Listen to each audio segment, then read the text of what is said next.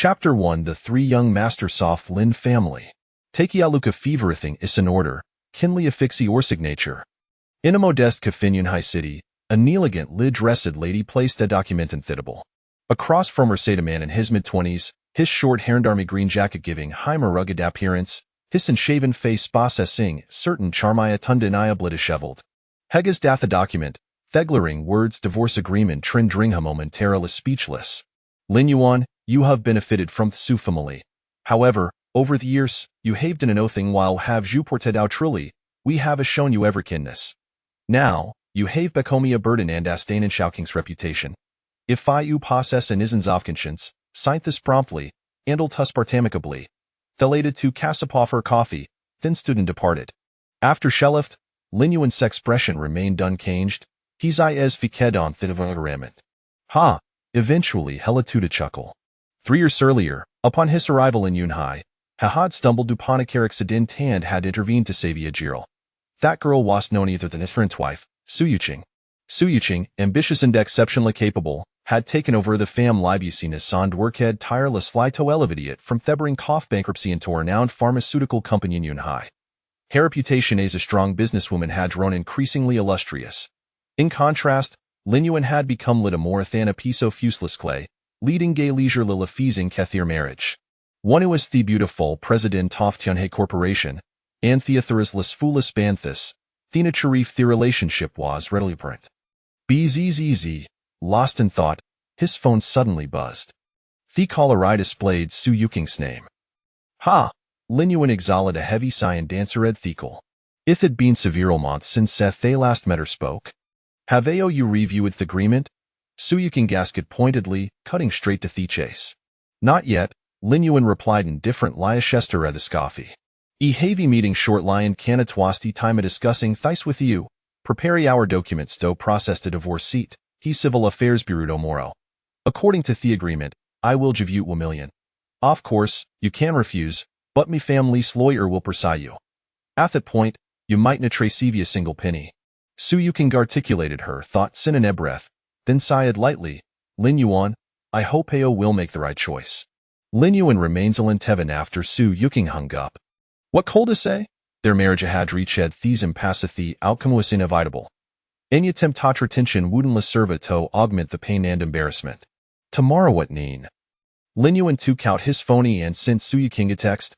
Hey thin rose and indifferent lamel didn't the crowed. Meanwhile, in Alex's serious vehicle, Su Yuqing, dressed impeccably, glanced at the forward text message, Asmala playing in her lips. Sis, what's going in? A girl, strikingly similar to her, asked curiously. Lin Yuan has agreed to the divorce, Su Yuqing replied with Asmal. With Lin Yuan Udo for life, Su Yuqing felt a weight lifted. A renewed sins of freedom coursing through her. Really? Su Yuqing exclaimed with delight. Heffinally recognizes the theist nummage for you. I always said, this marriage should have ended long ago. Su Yuqing turned at Hergazi towards the window, choosing not to respond. Sis, I've heard that du from a lice young master will athend, Thiskala. If we can't form a connection with a person of such stature, wouldn't that propeller familiar waits? Don't worry. As long as I meet the Aungmeng master, I am confident that he'll take Yalaking tome. Su Yuqing smiled confidently, fully aware of her charm. In an ancient tia house in Nanlu Ancient Street, Lin Yuan started at his steaming tiak up, momentarily lost in re. Click, at that moment, the door to the privateerums wung open. An elder lemon cladina traditional tang suit entered, his engineering 70. Young master, is the troll you? Upon seeing Lin Yuan, Fielder trembled with excitement. Fubo, have we not seen each other for but 4 years? Sorelio you recognize him? Lin Yuan replied with a gentle smile, returning to the present. Lin Yuan was the master of Tianxian Lin family. 4 years prior, dissatisfied with his family's arrangements, he had left Tinafito Fanger. Young master, your talentus and paralleled hey die you adhere to the master's arrangements, ya would undoubtedly have attained the foremost position, shenaf you express adretfully. From a youngage, Lin Yuan had demonstrated extraordinary talents, recognized as he top genius of Lin family, how to follow it the prescribed bead path, Hugh Dasser had lived the family's leading figure today, potentially commanding Lin family in the future, wielding immense influence across the nation. Yet, Lin Yuan remained a fresprit, de plia versa to familial obligations and expectations. 4 years ago, when the family arranged a marriage for him with the Dautierfinancient clan, it ignited his fury, leading him to leave without a word, and had no return since. The foremost position? Lin Yuan mused, a peculiar smile gracing his lips. Currently, the leading figure of Lin family is the eldest brother, Lin Feng. Over thepist years, has managed family affairs with 3 remarkable efficiency, gaining the prevalent, Shinan spoken hushed tones, wary of Lin Yuan's potential displeasure. Eldest brother Lin Feng was also a protege Lin family, equally gifted as Lin Yuan. More crucially, that brother Shad never shared a cordial relationship. Older brother possesses both virtue and talent, firmly deserving his position. Lin Yuan sepet histia, his expression undisturbed. Young master, the family intends to expedito Qingzhou, and the master wishes for auto led thys endeavor. In the 9 province of Longhua, the Lin family's primary influence spread across southern 3 provinces. 80 years ago, the family's power had stagnated, requiring expansion, with King Zhou ardent to find a sacrificial target. You should know by no thati havelet line tierston such mundane affairs, Lin Yuan replied, tapping his finger slightly on thitable. The master promises that should you agree, you will dissolve your betrothal, Shinan Fu added. Upon hearing this, Lin Yuan raised any brow. His departure from the family had been primarily due to a betrothal. Very well, you understand. Lin Yuan warrior a smile. If Fan Yuaner understood him completely, it was soon doubted lie the Ilderof Lin family. Young master, I will arrange a meeting with Thesany or management Tofflington Group tomorrow, and I will introduce you to everyone. Shinan Fu declared excitedly as Lin Yuan acquiesced. Longting Group was Lin Family's enterprise in Qingzhou.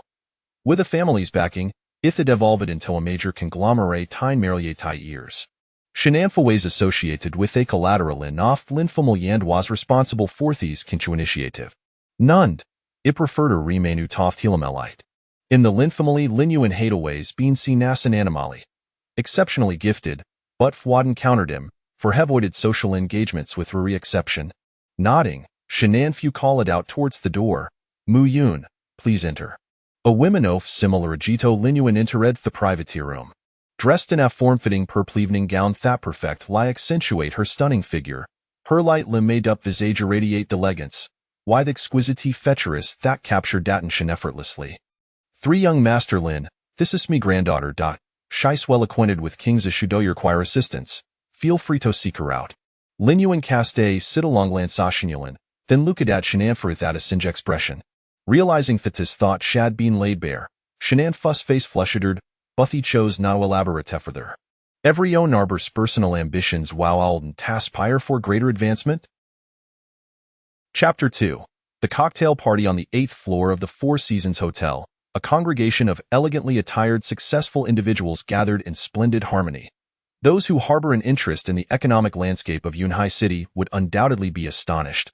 For the majority of attendees were the C-Army de la C-Army of business elites.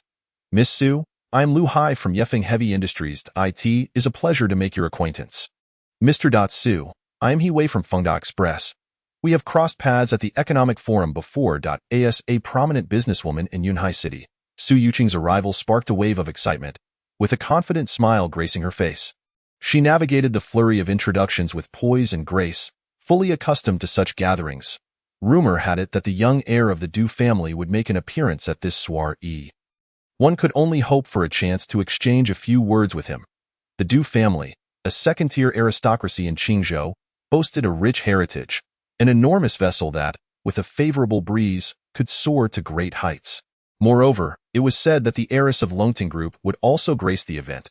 Having developed into a leading force in Qingzhou within just 8 years, Longting Group possessed a foundation and strength comparable to that of the most prestigious families. Whispers circulated regarding the influential lineage behind the Shen family. The atmosphere was abuzz with gasps of wonder and lively discussions. Outside the hotel, a luxury vehicle glided to a halt. The door opened, and a man and woman emerged in succession. Lin Yuan, I understand my grandfather's intentions, however, I hope you do not take it too seriously. The 2 individuals were none other than Lin Yuan and Shen Muyun. Unbeknownst to Shen Muyun, Lin Yuan held a significant identity, but her grandfather had continuously introduced her to various young talents. To her, Lin Yuan was merely one among many. While she did not harbor outright disdain for him, she certainly felt no fondness.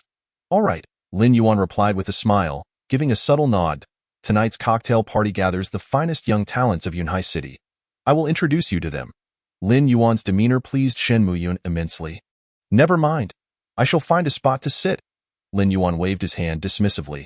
Initially, he had been reluctant to attend the party, disliking such social occasions. However, having faced setbacks in the realm of romance and now poised to take the helm of the Lin family's business in Qingzhou, he seized the opportunity to glean insights into the current state of Yunhai while enjoying a brief respite. Shen Muyun, being the heiress of Longting, would undoubtedly be the center of attention, and accompanying her would likely attract a share of that focus, possibly leading to unforeseen complications. Very well then, let us converse after the party concludes, Shen Muyun said with a gentle smile, stepping into the hotel. Upon her arrival, she instantly captivated every gaze in the room. Miss Shen, I am Fang Huayang from Huayang Group. I hope to explore potential collaborations. Miss Muyun. A throng of prominent figures approached, eager to ingratiate themselves with Shen Muyun. Upon entering the venue, Lin Yuan sought refuge in a quiet corner. Lin Yuan? Just as he found a morsel to nibble on, a familiar voice pierced the air. Turning, he was met with the astonished and disdainful gaze of Su Yusin, adorned in a beige gown. Surrounded by a cadre of young elites, Tio recount, Su Yusin was still his sister-in-law. However, having resolved to divorce, he had no intention of maintaining ties with the Su family. Lin Yuan cast her a passive glance before returning to his dessert. What are you doing here? Su Yusin inquired, her tone dripping with condescension. Do you even comprehend the significance of this gathering? How could someone like you even be present? It's merely a dining event. Is it not? Lin Yuan replied nonchalantly, finishing his morsel. Yusin, who is this person? What audacity! A young executive besides Su Yusin interjected. Who else could it be? My ex-brother-in-law. Su Yusin scoffed, her disdain palpable. The very same individual whom you have supported for 3 years. A complete wastrel? How could such trash be at a cocktail party? Could he be sneaking in under your sister's name? Su Yuqing had become the most sought-after businesswoman in Yunhai City, her accomplishments well known. Lin Yuan's presence was, indeed, not a secret. Upon hearing the remarks from those around her, Su Yusin's expression shifted abruptly. What status does Lin Yuan hold? Merely an inconsequential failure. How could such a person possibly be invited to an event of this caliber? Lin Yuan, let me make it clear. You and my sister now inhabit entirely different worlds. I advise you to cease your futile pursuits and let go. Your marriage is a foregone conclusion. Su Yusin said dismissively, her tone laced with contempt. Is that all you've got? Lin Yuan replied, unfazed, still indulging in his dessert without lifting his gaze. Su Yusin seethed, her frustration mounting. Tomorrow at 9, I will be there on time. Now, you may leave. With that, Lin Yuan disregarded Su Yusin and her entourage, focusing solely on his sweet treats. You possess little skill yet a grand temperament. You think you can order us to leave? Do you believe you are the young master do? Indeed, just a piece of trash, echoed another. The young men surrounding Su Yusin, all of whom were her admirers, naturally sought to impress her at this moment. Let's find the security personnel at the party and have this leech thrown out, suggested one of the young men. Absolutely. Such refuse must be expelled. Sharing a venue with him is nothing short of disgraceful. This sentiment quickly garnered unanimous agreement, with some already departing to summon security. Lin Yuan, out of respect for our past, I suggest you leave before you humiliate yourself, Su Yusin stated coldly. This cocktail party represented a golden opportunity for her sister to approach Du Zhampeng. Lin Yuan, as an unwelcome blemish, had suddenly surfaced at the event, surely with the intent to disrupt. Thus, Lin Yuan had to be swiftly removed. As she spoke, a young man accompanied by security approached Lin Yuan. Security, this is the one. I have no idea how this guy managed to sneak into the party. Upon hearing this, the head of security turned to Lin Yuan. Lin Yuan, typically indifferent to attire, wore a simple shirt that evening. His hair and beard only slightly groomed. He appeared neither disheveled nor polished, especially when juxtaposed with the extravagantly dressed young elites surrounding him. Sir, do you have an invitation? The captain inquired. None. This party was brought to me by Muyun. With her identity, she does not require an invitation. Apologies, but this is a private gathering. Please vacate the premises, the security captain stated sternly. Without an invitation, I must leave. Yet, Shen Muyun does not possess one.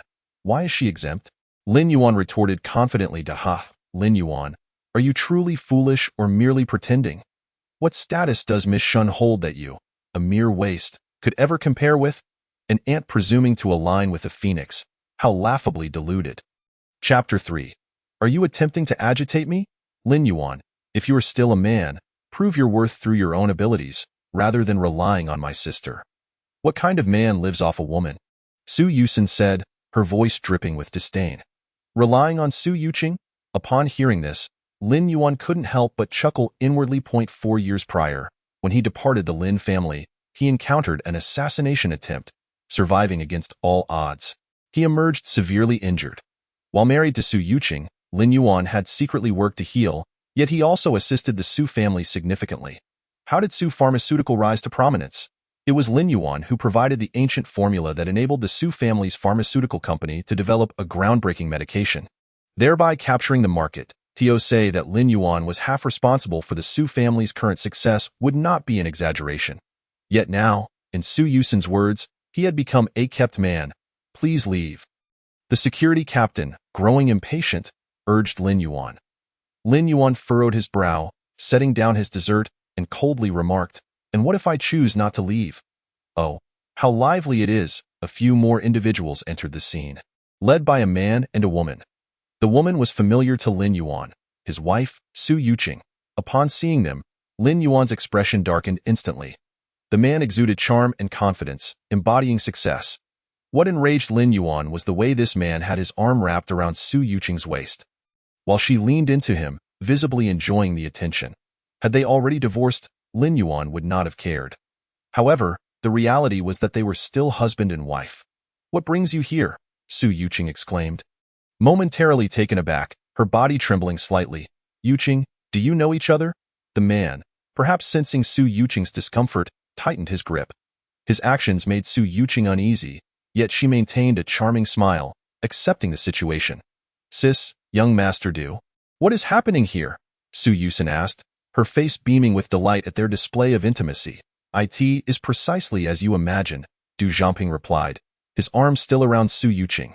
Though this is our first meeting, we have already developed a mutual fondness. Su Yuqing blushed, her expression revealing a mix of pride and satisfaction. Confident in her allure, she believed that even the most affluent heirs would fall at her feet if she desired it. Wow! Does that mean young Master Du will soon be my brother-in-law? Su Yusin, filled with excitement, reveled in the thought. With the Du family's heir as her brother-in-law, her future in Yunhai City seemed limitless. Su Yuqing, if I am not mistaken, we have yet to finalize our divorce, correct? A discordant voice interrupted the moment. Su Yuqing's expression shifted, fearing Lin Yuan might be reconsidering their separation. Lin Yuan, it is simply not meant to be. No matter how much you cling, it is futile. The ground-dwelling ant and the soaring phoenix exist in entirely different realms. If we were divorced, your actions would not concern me. But for now, that is not the case. Lin Yuan's voice was low and resolute. You are that useless husband of Yuqing? I have heard of you. Du Zhamping did not take Lin Yuan's words to heart. Instead, he provocatively lifted Su Yuqing's chin, exuding an air of arrogance, as if to say that such a woman was beyond Lin Yuan's reach. You are trying to provoke me, Lin Yuan remarked with an icy glare. Provoke you? Ha! I am terrified. Du Zhamping scoffed, dismissing the situation as if he had just heard the greatest joke. Was Lin Yuan out of his mind? Ha ha, what a clown. No wonder Miss Su wants a divorce. Living with someone like this is nothing short of disgraceful. The group of wealthy young men erupted into laughter and mockery. Lin Yuan, stop your unreasonable antics. Your behavior only makes me look down on you even more, Su Yuqing coldly stated. Sister, brother-in-law, why are you even wasting your breath on this garbage? Security, throw him out. We need to rid ourselves of his presence. As the head of security for tonight's gala, Du Zhamping was well acquainted with his authority. Get him out of here. He seized the opportunity to curry favor with the powerful. At that moment, the head of security moved swiftly, reaching for Lin Yuan's collar with a firm grip. Stop, a sharp voice commanded, causing everyone to pause and instinctively turn toward the source of the sound.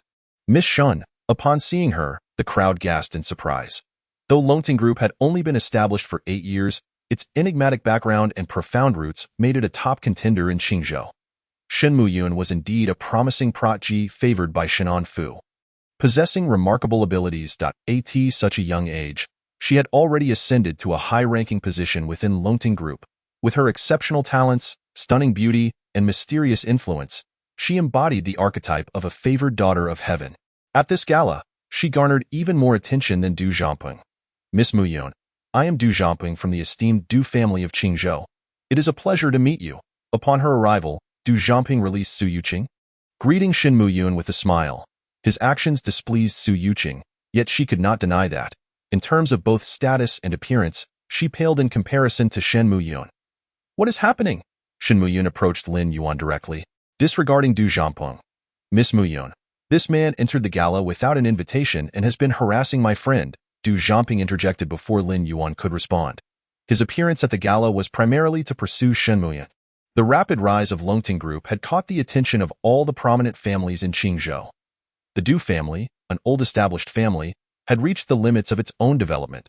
To advance further, they needed to either unite with or absorb a powerful entity. Thus, the meteoric rise of Longting Group came into the sights of the Du family's higher-ups.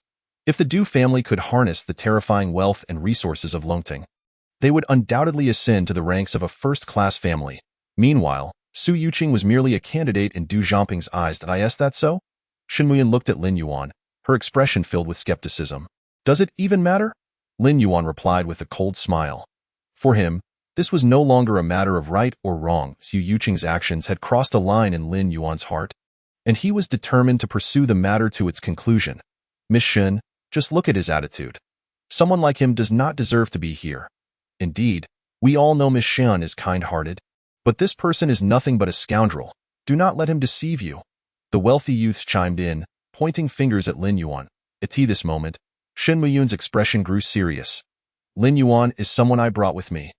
Yet, ultimately, she chose to support Lin Yuan. Although she did not know him well, nor was she aware of his background, he had garnered significant attention from her grandfather, which suggested his character was not lacking. Furthermore, during their previous interactions, Lin Yuan had shown little interest in her. How could he then become entangled with other women? Miss Shen, are you being deceived by him? He is nothing but a complete waste. Su Yuqing interjected. Entangled with her? From the beginning, have I ever sought her out? It seems it has been you who has been incessantly looking for trouble, Lin Yuan retorted. His purpose for attending the gala was to unwind, and had Su Yuqing not shown up, he would have remained oblivious to the presence of the sisters. Moreover, he had firmly stated his intention to divorce at 9 o'clock the next day.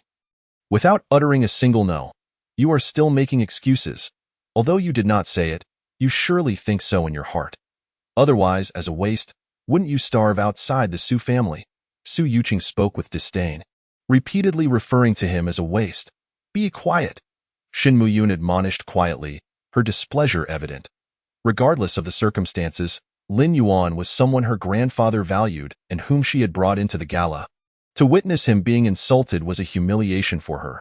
Miss Muyun, we know you are kind-hearted, but please do not let yourself be deceived by those with ulterior motives, Du Zhangping quickly interjected, sensing Shen Muyun's anger. Indeed, everyone here knows Lin Yuan is nothing but a smooth-talking parasite. He has been living off the goodwill of Mr. Su, enjoying a life of luxury within the Su family. The other wealthy youths chimed in, echoing his sentiments. Faced with this situation, Shen Muyun began to doubt. Although her grandfather valued Lin Yuan, she was unaware of the full story. The confident assertions of these young men made her gradually lose the little trust she had in Lin Yuan. If it becomes difficult, you may leave. I will handle this matter myself. Shen Muyun's expression was clear, and Lin Yuan perceived it all. He felt neither anger nor the need to explain. He was indifferent to Shen Muyun's thoughts. Although he had distanced himself from the Lin family and had kept his identity concealed over the years, the inherent pride within him, born of his association with a prestigious family, could not be easily erased. You? Shen Muyun's discontent with Lin Yuan's attitude was palpable. Miss Muyun, why waste time with someone like him? Security, throw him out immediately. Du Zhangping seized the opportunity and commanded security to expel Lin Yuan from the gala. With Du Zhangping's backing, the head of security hesitated no more, grinning menacingly as he reached for Lin Yuan. Towering and formidable, the head of security made Lin Yuan appear as insignificant as a chick. All the wealthy young men stood with their hands in their pockets, wearing mocking smiles as they awaited the spectacle. Humph! "You overreaching waste. If you continue to entangle with the Su family, I will break your legs." Su Yuqing was particularly thrilled that to her, Lin Yuan was a parasite within the Su family, an obstacle to their ascent. Once he was expelled, the Su family would soar to new heights. The head of security, with hands the size of grinding wheels, reached out to grab Lin Yuan. With a cold expression, Lin Yuan suddenly moved just as the security chief was about to seize him. He sidestepped effortlessly, evading the grasp of the large hands. Then, with a swift kick, Lin Yuan struck out. The kick was both sudden and swift, and the head of security had no time to react before being hit squarely in the chest. Bang! Accompanied by a dull thud, the head of security was sent flying backward. What? This scene left the young men in shock, particularly Su Yuqing and her sister, who stared wide-eyed, mouths agape, unable to believe what they had just witnessed. In their eyes, Lin Yuan was nothing but a complete failure. He would have been expected to beg for mercy in front of an average person, let alone the formidable head of security. Yet here he was, having kicked the muscular security chief away with a single strike. Lin Yuan, do you even know what you are doing? Su Yuqing's face darkened, her voice trembling. I merely did what needed to be done. Lin Yuan replied, his expression stoic. What you should do is quickly roll out of here. Du Zhanping was utterly furious. The head of security was acting on his orders, and Lin Yuan's behavior was a slap in the face. You want me to leave? Who do you think you are? Lin Yuan shot a glare at Du Zhanping, his eyes brimming with indignation. He was indifferent to the relationship between Su Yuqing and Du Zhanping. After all, there were scant feelings between him and Su Yuqing. Their marriage was merely a transaction. However, even in a business arrangement, Su Yuqing remained his wife. To see her flirting with another man in public was intolerable for any man. Moreover, as the third young master of the Lin family, it also pertained to the Lin family's reputation. You are courting death. Humiliated by a mere waste, Du Zhanping's rage surged within him. The Du family was a second-tier noble family, holding significant status in Qingzhou, and wherever he went, he received treatment akin to that of a VIP in all of Qingzhou, aside from the old guard, who would dare speak to him in such a manner? Enough! Sensing the atmosphere was becoming tense, Shen Muyun interjected, her expression stern. Although she had no fondness for Lin Yuan, he was still someone her grandfather had entrusted her to look after. Therefore, regardless of her reluctance, she had to protect him. Du Zhanping's face shifted between emotions, but he was still willing to give Shen Muyun face. Today, I will give Miss Muyun some face. Do not let me see you again. Du Zhanping gritted his teeth as he spoke. Miss Muyun, shall we move to the side for a drink? He then plastered a sycophantic smile on his face, extending an invitation to Shen Muyun. Did I permit you to leave? However, Lin Yuan was unwilling to let the matter slide. Lin Yuan, have you had enough of this ruckus? Shen Muyun was the first to express her anger. She had tried to help Lin Yuan, yet he remained ungrateful, daring to provoke Du Zhanping as a top power in Qingzhou. Shen Muyun had some understanding of Du Zhanping. Despite his lack of depth and meager abilities, he was the sole heir of the Du family and had won the favor of the family patriarch. Regardless of the mistakes he committed, the Du family would always provide him with a safety net. Over time, Du Zhanping became renowned as the notorious playboy of Qingzhou. Those familiar with Du Zhanping knew well that he harbored a petty spirit. Anyone who offended him would face his ruthless retaliation without hesitation. You wretched creature, do you wish to die? At that moment, Du Zhanping's gaze was icy, and his tone dripped with menace. Lin Yuan, Miss Muyun only pleaded for you out of pity. Do you truly believe yourself to be of such significance, a person of great stature? Su Yusin also hurled insults. Unfazed, Lin Yuan maintained his composure, advancing steadily toward Du Zhanping, his eyes fixed on him. With a swift motion, he approached Du Zhanping, a cold smile curling at the corner of his lips, before delivering a resounding slap across Du Zhanping's face. The impact reverberated through the air, causing all present to gasp in disbelief. Du Zhanping, the heir of the Du family, had been struck by this so-called worthless individual? Holding his cheek in shock, Du Zhanping could hardly comprehend the reality of the situation, yet the stinging pain on his face confirmed the truth of the matter. Chapter 5. You've caused trouble, Lin Yuan. I will have your life. As the shock subsided, Du Zhanping's expression morphed into one of pure rage. Never in his life had anyone dared to strike him, particularly in front of such a large audience. What are you all standing around for? Hurry up and capture this scoundrel. Today, I shall break his legs to teach him a lesson about the consequences of offending me. Consumed by fury, Du Jianping had lost all semblance of reason, his sole focus being revenge. The head of security, having risen from the ground, was determined not to make the same mistake again after suffering such a defeat at Lin Yuan's hands. With a wave of his hand, several security personnel promptly drew their batons, surrounding Lin Yuan cautiously. Attack! The head of security barked, and the guards swung their batons menacingly toward Lin Yuan. Humph! Lin Yuan scoffed. Unyielding in his counterattack, he stepped forward, launching a powerful punch. Bang! His first target was the head of security, who, having been previously humbled by Lin Yuan's kick, was now gripped by fear. As Lin Yuan charged, the head of security instinctively attempted to retreat, but Lin Yuan's speed was overwhelming, leaving him with no chance to evade the blow. One punch sent the head of security flying, and Lin Yuan did not relent. He unleashed a flurry of strikes, each impact resonating through the gathering. In no time, several security guards followed suit, falling to the ground just as their leader had. Lin Yuan, ignoring the moans of the incapacitated guards, continued his advance toward Du Jianping. What do you intend to do? As Lin Yuan approached, Du Jianping trembled, his voice quaking with fear. I do not care what future you and Su Yuqing may have, but until the divorce is finalized, you best keep your distance from her. Upon hearing Lin Yuan's words, Su Yuqing's eyes widened in disbelief. Lin Yuan, my choices in companionship are my own. What business is it of yours? After the divorce, you can pursue whomever you wish, but not before, Lin Yuan asserted firmly. What if you refuse to divorce and continue to cling to my sister? Su Yuqing retorted bluntly. Tomorrow at 9 o'clock. How many times must I repeat myself? Lin Yuan replied with a cold glare, a hint of irritation in his voice. He had never intended to entangle himself with Su Yuqing, otherwise, he would not have sent the message proposing a meeting at 9 tomorrow. Lin Yuan's injuries had largely healed 6 months prior, rendering his marriage to Su Yuqing devoid of significance. Initially, he had contemplated what compensation to provide Su Yuqing, but to his surprise, the Su family had taken the initiative to propose a divorce. Naturally, feeling belittled and forced into this situation, Lin Yuan was unwilling to accept it, yet he had no intention of clinging to the Su family. I will say this once more. If you wish to pursue romance, you may do so after the divorce. But today, that is not an option. Lin Yuan's icy declaration caused Su Yuqing to shudder. To her, Lin Yuan seemed a stranger. Compared to before, he appeared almost transformed. In truth, had she engaged in more communication with Lin Yuan over the past 6 months, she might have recognized the shifts in him. After recovering from his injuries, Lin Yuan had no intention of continuing to remain low-key and hidden. Otherwise, he would not have reached out to his family. Lin Yuan's resolute stance infuriated Su Yuqing, and her sister Su Yuqing glared at Lin Yuan, her heart brimming with disdain.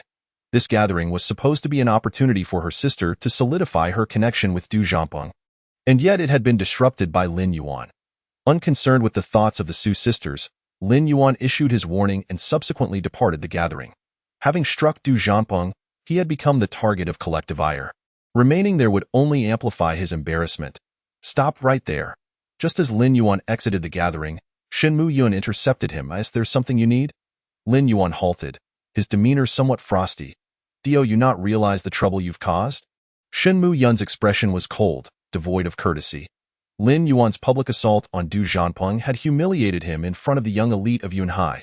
Given Du Jianping's vindictive nature, retaliation was inevitable. I am unaware. Lin Yuan understood Shen Muyun's implication, yet he was indifferent. The Du family may have held significant sway in Qingzhou, but in the grand scope of Long Country, they were of little consequence. Compared to the Lin family, they were mere minnows. Shen Muyun's frustration was palpable, her chest rising and falling as she gritted her teeth. If it were not for my grandfather's instructions to watch over you, I would not bother at all. I appreciate your concern, Miss Shen, but this is a personal matter that I will resolve myself. Shenan Fu had sent Shen Muyun to assist him in acclimating to the business landscape of Qingzhou, but he had also harbored intentions of a more personal nature. Lin Yuan was the third heir of the Lin family, a legitimate scion. If he were to take a liking to Shen Muyun, the Shen family's status as a subordinate branch would elevate dramatically. Lin Yuan did not resent Shen Fu's arrangements. Many families relying on the Lin family would often send their elite offspring to become companions or aides to the Lin heirs. This was a common survival tactic for such families. However, it was clear that Shin Mu-yun did not grasp her grandfather's intentions. She merely believed Lin Yuan to be a talent worthy of admiration. You will resolve this on your own? Do you have any idea of the Du family's influence in Qingzhou? Shin Mu-yun assumed a haughty demeanor. I know a bit.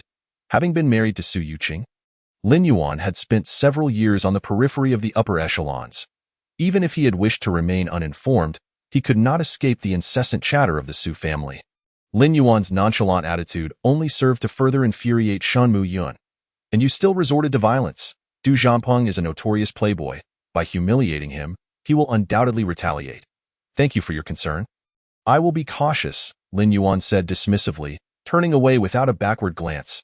Humph, this is all of your own making. Even if my grandfather seeks accountability, it will not fall upon me. Watching Lin Yuan's retreating figure, Shun Mu-yun let out a frustrated snort and returned to the gathering. I want him dead. At the gathering, Du Zhamping's face was a deep crimson, his furious gaze as if it could consume a person whole. This time, he was genuinely enraged. The esteemed heir of the Du family had been publicly humiliated by a mere man living off the fortunes of others. This experience was unprecedented in Du Zhamping's life. Brother-in-law, that scoundrel Lin Yuan is merely leveraging Miss Shan's influence, acting like a tyrant, Su Yusin exclaimed. You saw it for yourself. That fool is oblivious to his own mortality, showing no regard for his benefactor. Now that Miss Shan has seen through his facade, let us see how he maintains his arrogance without support. Su Yusin had never harbored any goodwill toward Lin Yuan. Coupled with the events of the evening, where her sister's prospects were disrupted by Lin Yuan, her animosity had only intensified. Chapter 6. Divorce in the western outskirts of Yunhai. At the Shin family estate, Shun Mu-yun, resplendent in a formal gown that accentuated her flawless figure, stormed inside. The elderly Shen patriarch, engrossed in a book on the sofa, glanced up at her. Oh my, who has dared to upset my little princess? It was none other than Lin Yuan. The mere thought of Lin Yuan's actions that evening reignited Shan Mu-yun's ire. What? The patriarch was taken aback by her words. However, Shun Mu-yun paid no heed to her grandfather's reaction, continuing her complaints. Grandfather, I truly do not understand what merits Lin Yuan's favor in your eyes. He is arrogant and reckless, and he had the audacity to strike Du Zhampeng, the heir of the Du family. Were it not for my intervention, he would not have made it out of the hotel. You haven't angered young Master Lin, have you? Shinan Fu inquired, a note of concern creeping into his voice. Not at all. Shun Mu-yun shook her head. It's the gathering. She had been defending Lin Yuan. Yet, it was Lin Yuan who had thoroughly vexed her. Young Master Lin is no ordinary individual. During this time, you must make an effort to communicate and build rapport with him. Shinan Fu was aware of Lin Yuan's temperament and refrained from disclosing his true identity to Shun Mu-yun. He insisted that she take good care of Lin Yuan and foster a closer relationship. Although Shin Mu-yun was reluctant, she dared not disregard her grandfather's words. In June, the weather in Yunhai was notoriously unpredictable. What had been a clear day yesterday had turned into a drizzle today. By 8:30 in the morning, the Su family, consisting of 4 members, had arrived early at the Civil Affairs Bureau. Today marked the day they would sever all ties with Lin Yuan. The family wore smiles that indicated their buoyant spirits. Where is that good-for-nothing Lin Yuan? Why hasn't he arrived yet? Su Mu, Lu Qin, glanced at the clock, her impatience evident. That fool wouldn't dare go back on his word and fail to show for the divorce. Would he? Su Yusin had never believed that Lin Yuan would follow through with the divorce agreement. Her skepticism cast a shadow over the Su family's expressions, for over the years, Lin Yuan's living expenses had all been covered by the Su family. To Lin Yuan, the Su family was merely a stable cash cow. He would never willingly relinquish it. Yuqing, contact our company lawyer. Have him prepare the documents. This marriage must end today. Lu Qin is already aware of what transpired at last night's banquet. Presently, Su Yuqing has solidified her relationship with the eldest son of the Du family. Therefore, without a doubt, Lin Yuan, this burden, must be cast aside. Very well. Su Yuqing was resolute, picking up her phone and preparing to call the lawyer. She had made up her mind. This marriage must be dissolved, and she would ensure that Lin Yuan left with nothing, not a single penny. Just as Su Yuqing was about to dial, a luxurious car came to a halt before them. Wow, a new model of Meilong. I heard it costs over 1.5 million. Su Yusin, knowledgeable about cars, immediately brightened with excitement. Click. At that moment, the car door swung open and a tall, well-proportioned man clad in an elegant black custom suit emerged from the luxury vehicle. As Su Yusin, filled with joy, prepared to greet him and introduce herself. Her steps suddenly froze. Lin Yuan? The man stepping out of the car was none other than her most despised brother-in-law, Lin Yuan. Let's go. Hurry up and complete the paperwork. I have matters to attend to shortly. Ignoring the astonished expressions of the Su family, Lin Yuan strode past them, his pace unbroken, entering the Civil Affairs Bureau. After a moment of bewilderment, the Su family regained their composure. Su Yusin remarked sourly. What's there to be proud of? He.s. merely a kept man, being supported by someone else. I truly don't understand what Shen Muyun sees in such trash. A good-for-nothing can't change his essence. No matter how fine his attire or how lavish his car. Reflecting on Shen Muyun's attitude towards Lin Yuan last night, Su Yusin naturally concluded that Lin Yuan was being kept by Shen Muyun. Trash is trash. No amount of fine clothing can alter that fact. Coldly, Su Yuqing entered the Civil Affairs Bureau as well. Both were determined to divorce, and the paperwork was processed swiftly. Within mere minutes, they emerged from the bureau. I will transfer your promised 2 million as soon as possible, Su Yuqing stated, tucking away the divorce certificate. No need. Lin Yuan waved his hand dismissively. I am not lacking in money. He then turned without a backward glance and entered his car, disappearing down the street in the blink of an eye. A petty person gaining success. Once Shen Muyun sees his true nature, she will undoubtedly kick him to the curb, Su Yusin said venomously. Enough, let us not concern ourselves with him. Yuqing's divorce is a joyous occasion for our family. We should celebrate. Lu Qin suggested. We must celebrate. Just in time, Du Xiao is still in Yunhai. We can arrange for a meeting with him. After leaving the Civil Affairs Bureau, Lin Yuan felt a wave of relief wash over him. For from this moment forth, a brand new Lin Yuan was born. The Longting Building, 30 stories high, is situated in the heart of Yunhai City. As the headquarters of the Longting Group, the building bustled with foot traffic. In the conference room on the 20th floor, the group's senior executives gathered. It was said that today's meeting would determine the selection of the project department manager. The project department is one of the most coveted divisions within our group. Due to fierce competition, the managerial position remained unfilled. It was uncertain who would ultimately ascend to this prestigious role. It should be Lu Hai. He is currently the deputy manager and has been diligent for years. Always striving for advancement, I've heard he has been quite generous with gifts lately. Several board members have already given him the nod. Before the meeting commenced, several mid-level executives huddled together, discussing company matters. Click! At that moment, the door to the conference room swung open, and the elder Shen Anfu entered with a smile on his face. Behind him was Shen Muyun, dressed in professional attire. With Shen Anfu's arrival, the meeting officially commenced. I believe everyone is aware that today's meeting is to decide the project department manager. As Shen Anfu began to speak, everyone held their breath, especially the candidates for the project department manager, who sat upright with anticipation. After careful deliberation, the group has decided to appoint Lin Yuan as the project department manager. Upon hearing Shen Anfu's announcement, all the senior executives were left in shock. Who is Lin Yuan? Was the question echoing in everyone's minds. It wasn't just the high-ranking officials. Even Shen Muyun was taken aback. Since its establishment, the Longting Group has always let performance and capability speak for themselves. Even she, a scion of the Shen family, had achieved her current status through hard work and talent. Yet now, her grandfather had directly appointed Lin Yuan as the project manager. She was perplexed about what merits Lin Yuan possessed to garner such favor from her grandfather. Shun, could there be a mistake? There is no senior executive by the name of Lin Yuan in our group. A board member couldn't help but voice his doubt. Just as the confusion spread, the door to the conference room opened once more. Lin Yuan, dressed in a suit and exuding confidence, walked into the room. Chapter 7, Project Department Manager. Ladies and gentlemen, I am Lin Yuan, and I will henceforth be the project manager of Longting Group. I look forward to our fruitful cooperation. The executives exchanged glances, and not a single person uttered a word. The room fell into an eerie silence. I object. After a moment of silence, a middle-aged man, somewhat portly and balding, voiced his discontent. This man was Lu Hai, the current deputy manager of the project department, and a strong contender for the managerial position. In pursuit of this role, Lu Hai had made numerous arrangements, and several board members had accepted his favors. He had believed the position was already in his grasp. only to be blindsided by an unexpected rival. Shindong, our Longting Group has always valued ability. If it were someone else with outstanding capability, I would have no objections. However, I firmly oppose appointing a young man with no achievements. Lu Hai argued resolutely. Indeed. Shindong, isn't this appointment a bit rash?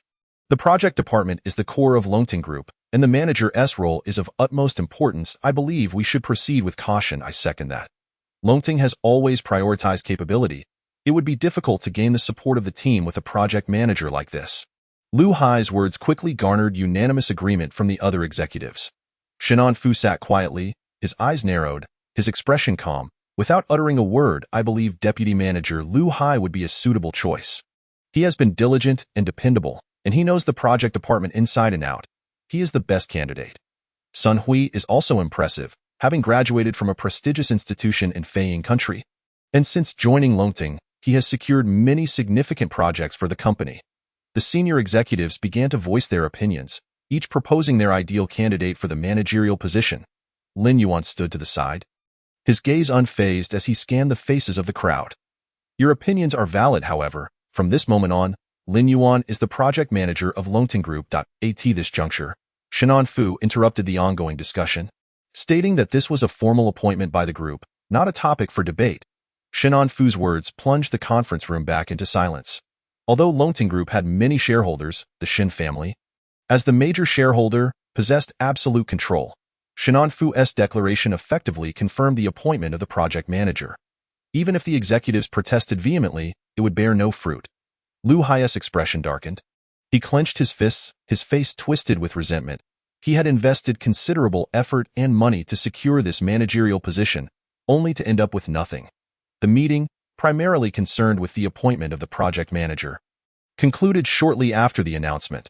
The senior executives of Longting returned to their respective duties, each preoccupied with their thoughts. In the chairman's office on the 30th floor, Lin Yuan and Shinan Fu sat on the sofa engaged in conversation. Third young master, I don't understand why you would want to take on the role of project manager.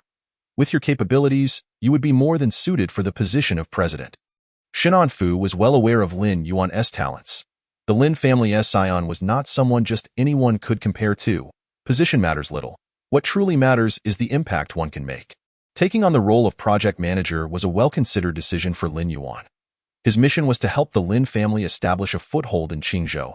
A position too low would lack decision-making power and fail to make an impact, while a position too high would require extensive networking, which Lin Yuan found unappealing. After much contemplation, he realized that the managerial role was just right. It afforded him some authority without the burden of extensive social obligations. After discussing with Shinan Fu, Lin Yuan proceeded to the 10th floor of the building. The Longting project department was located there. Deputy Manager Lu must truly feel like he has lost both his wife and his troops. After spending so much to curry favor, he ended up with nothing. You should have seen Lu's face. It turned a deep shade of anger. Who exactly is this Lin Yuan? How did he gain the chairman's favor?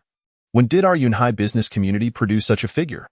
The news of the morning meeting had already spread, and before Lin Yuan even stepped into the project department, he overheard a group of employees discussing among themselves. Lin Yuan? Why does that name sound so familiar? Of course, it sounds familiar.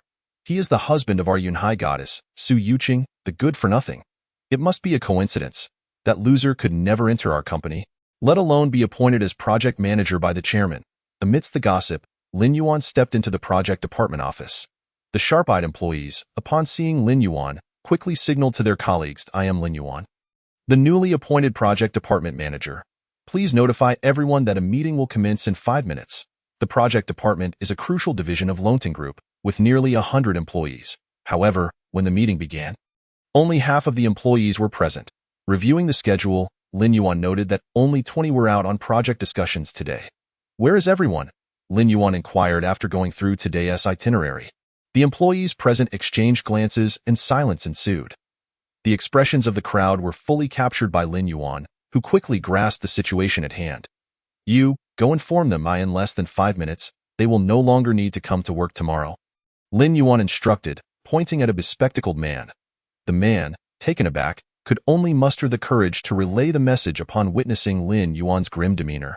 Manager, those individuals are in Deputy Manager Lu's office.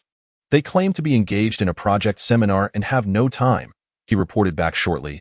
Returning to the conference room alone, in that instant, Lin Yuan understood that Lu Hai was demonstrating his authority. If that were the case, there was no need to wait any longer. Without lingering on the issue, Lin Yuan briefly introduced the agenda before commencing the meeting. The meeting was brief, concluding in half an hour. What a disappointment. I expected this new manager to be impressive, yet in the end, he seems powerless against Manager Liu. Deputy Manager Liu had deep-rooted connections in the project department after so many years.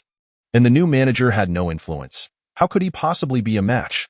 The meeting could be viewed as the first confrontation between Lin Yuan and Liu Hai.it. Was evident that the staff regarded Lu Hai as having the upper hand. Something has happened. Manager Lin and Manager Liu have had a dispute. However, just a few minutes later, the situation took a turn. After the meeting concluded, Lin Yuan approached Lu Hai directly. Did I hear correctly? You intend to terminate our employment? Lu Hai's office was filled with his loyal subordinates, who could hardly believe their ears. You heard correctly. You will not need to come to work tomorrow, Lin Yuan replied coldly. Haha, do you still not understand your position?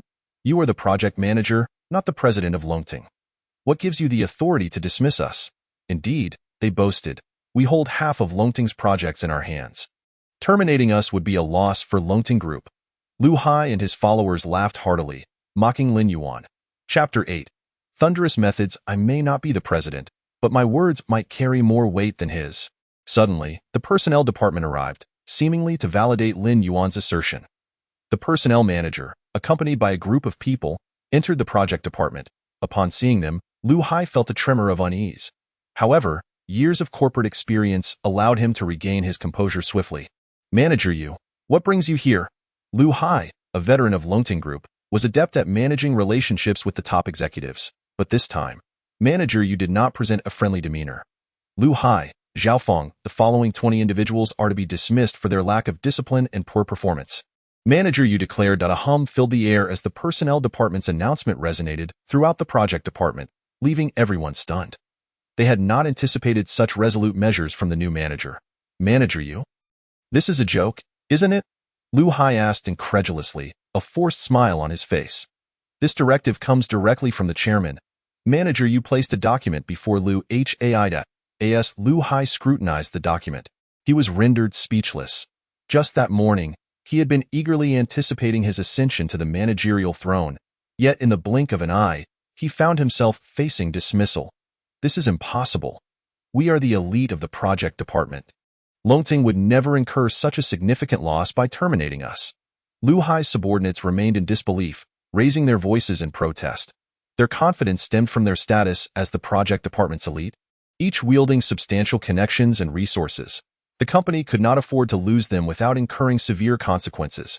You overestimate yourselves, Lin Yuan retorted with a disdainful smirk.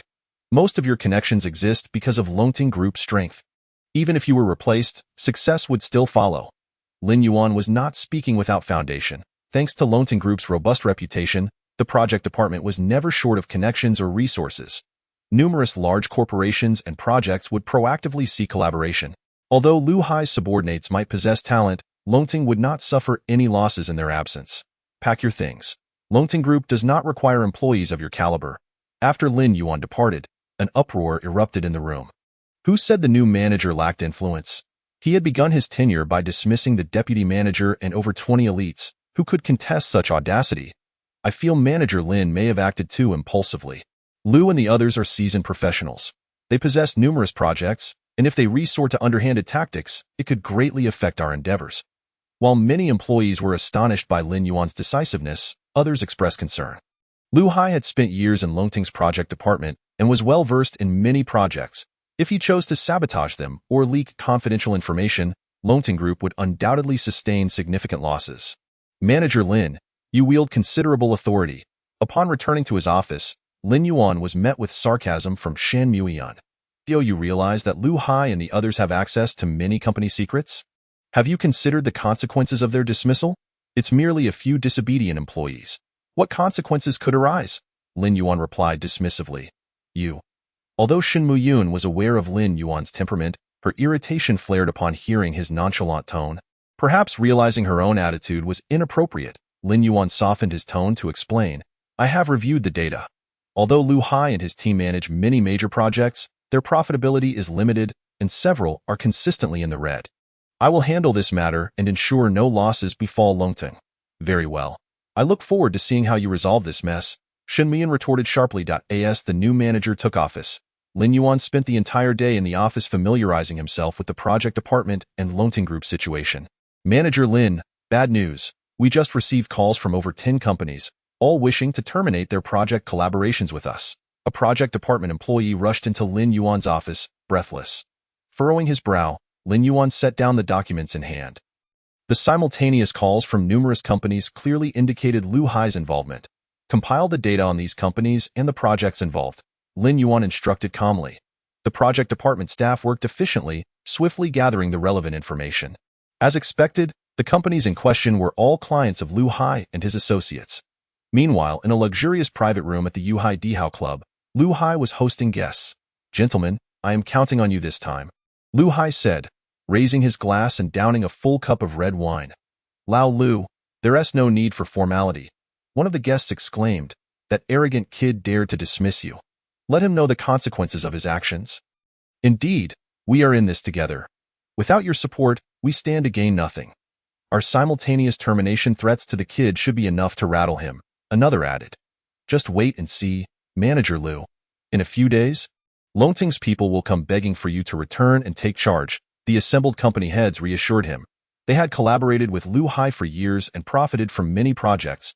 If Lu Hai were to leave Longting Group, it would represent a significant loss for them, as many benefits and hidden perks tied to their collaboration would vanish.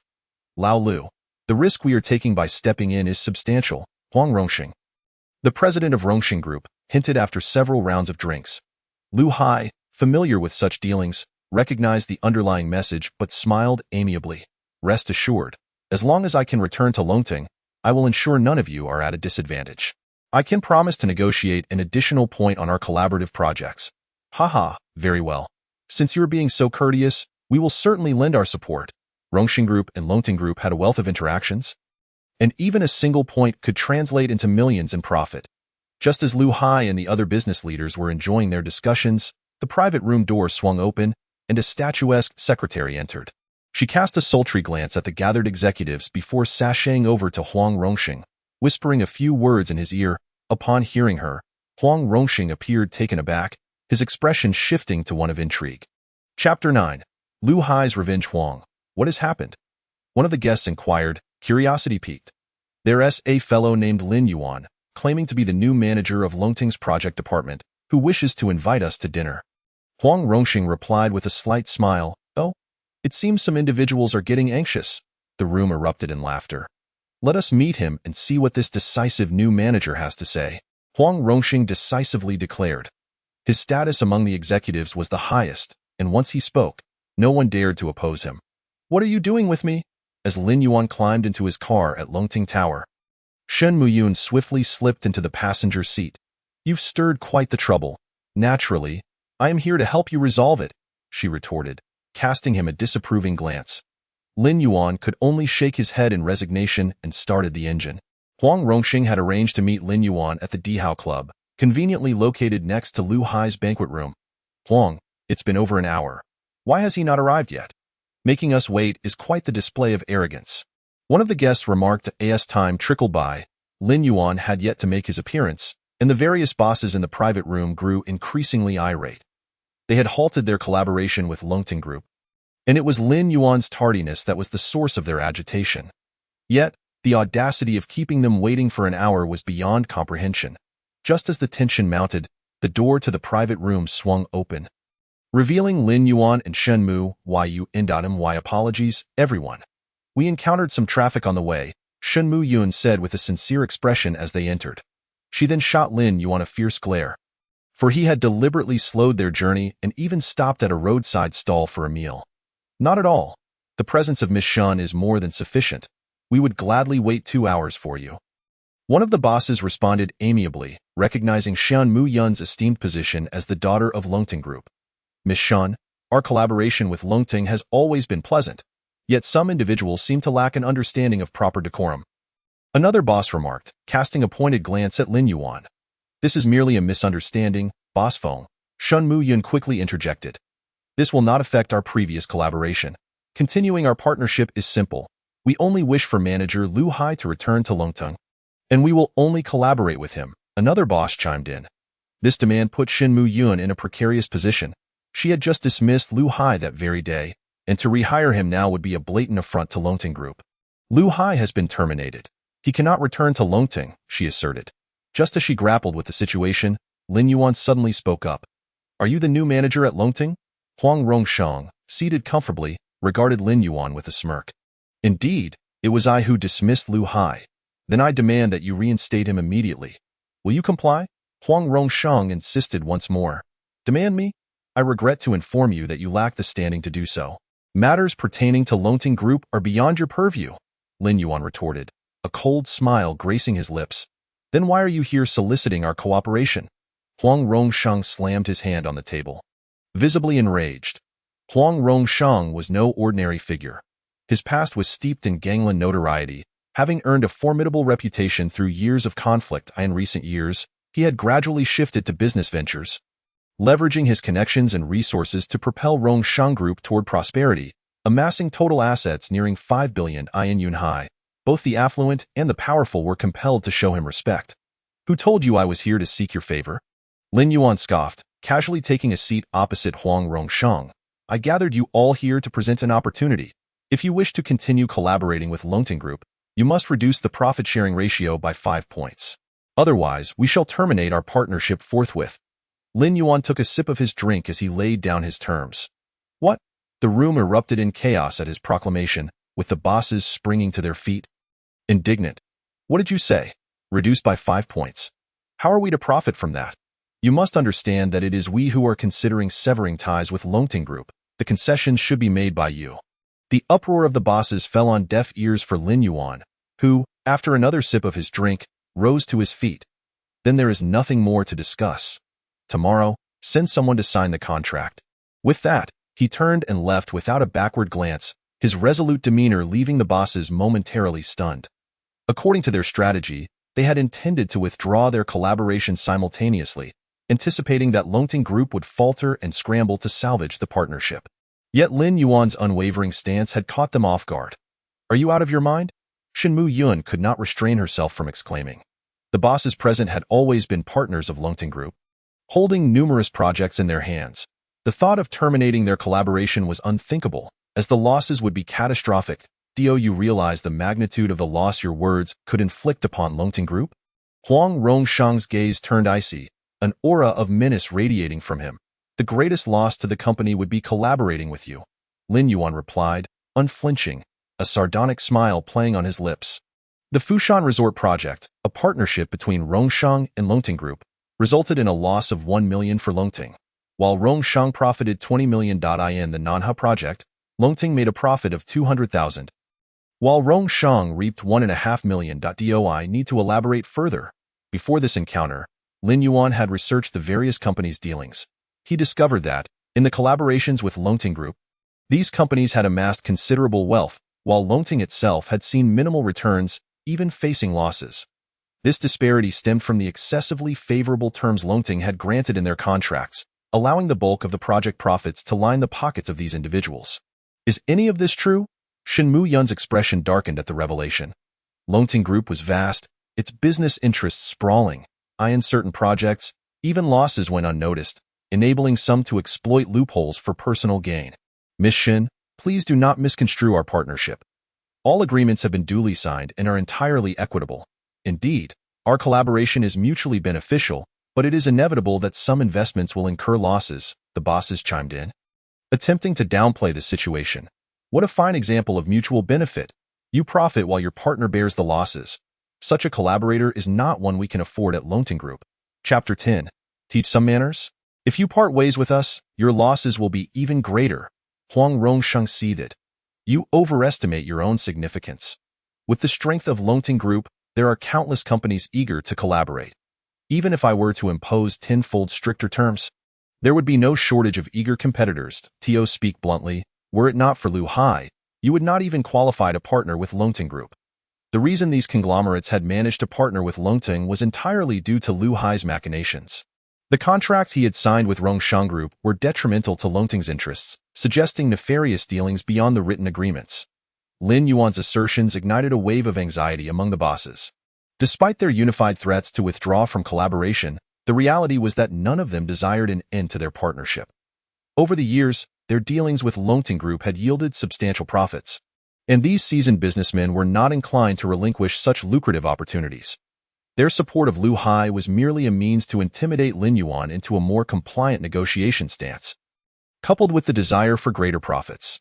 Yet they had not anticipated Lin Yuan's tenacity and his thorough investigation into their sordid connections with Lu Hai. "Manager Lin, if there are any issues, let us sit down and discuss them calmly," one boss suggested in a conciliatory tone. "Yes, indeed. We regret this situation and feel some trepidation," another added.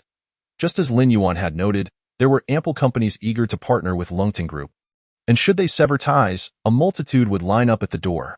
This was the advantage of strength and resources. Collaborators would never be in short supply and no need. "I have already stated my position. If you refuse to concede to a profit reduction, we must terminate our collaboration," Lin Yuan declared bluntly. With a bang, Huang Rongsheng, known for his notoriously volatile temper, kicked his chair aside, glaring at Lin Yuan with fury. "You re quite arrogant, aren't you? Have you ever heard of the name Rongyi?" Lin Yuan cast a sidelong glance at Huang Rongsheng, a cold smirk on his face. "Rongyi? Never heard of it.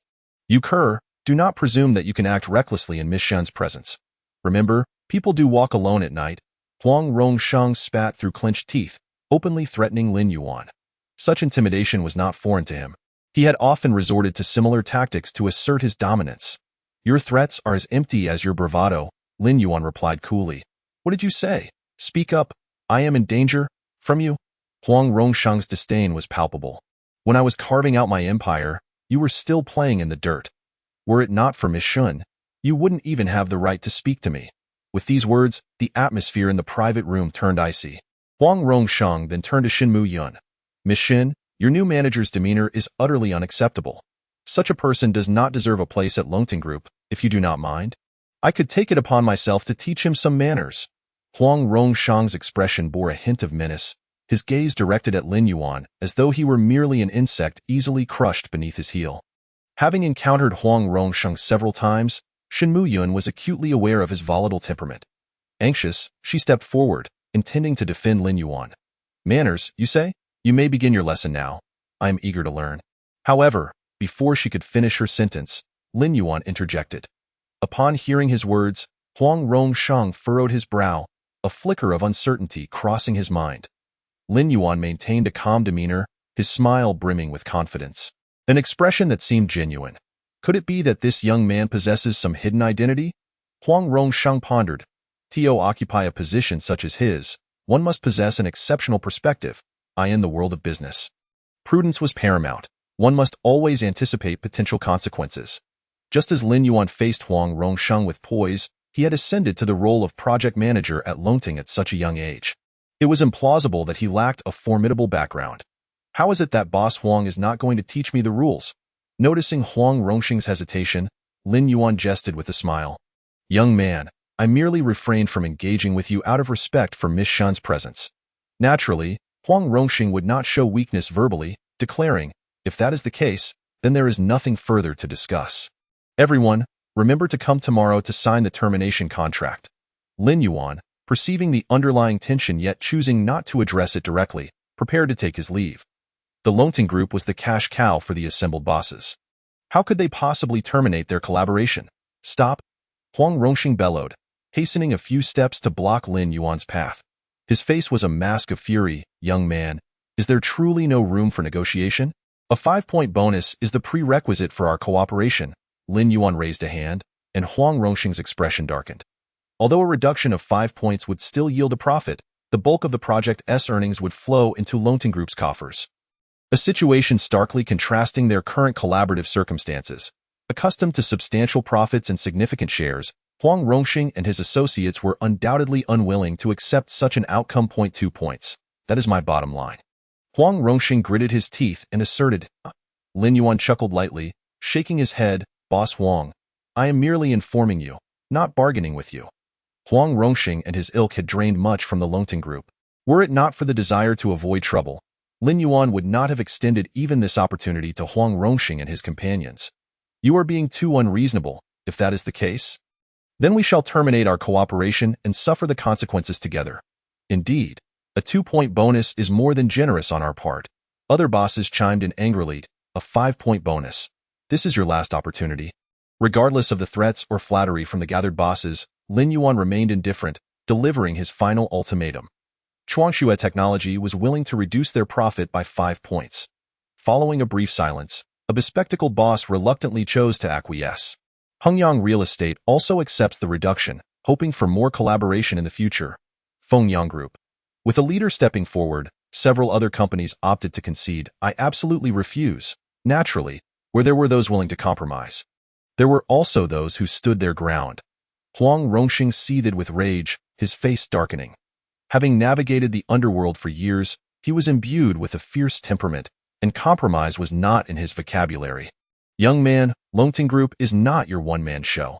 I am acquainted with numerous high-ranking officials who would never allow the group to suffer losses. Should I inform them of this matter, your position as manager will come to an end. Huang Rongxing had extensive connections, being familiar with many high-ranking officials within Longting Group. Chapter 11. The Reckoning of Lin Yuan. While I may not have a say in other matters, I certainly have authority over the project department. Lin Yuan retorted without reservation. Young man, you are courting death. Infuriated by being continuously disregarded by a junior, Huang Rongxing's fury surged. He roared and, disregarding all caution, lunged at Lin Yuan. With a disdainful expression, Lin Yuan stepped forward, delivering a powerful punch. Bang! Lin Yuan's strike was swift and unexpected. Huang Rongxing could not react in time and was struck squarely in the chest. Infamous for his ferocity, Huang Rongxing was sent flying, crashing to the ground, unable to rise for several minutes. Remember to come tomorrow to sign the termination contract.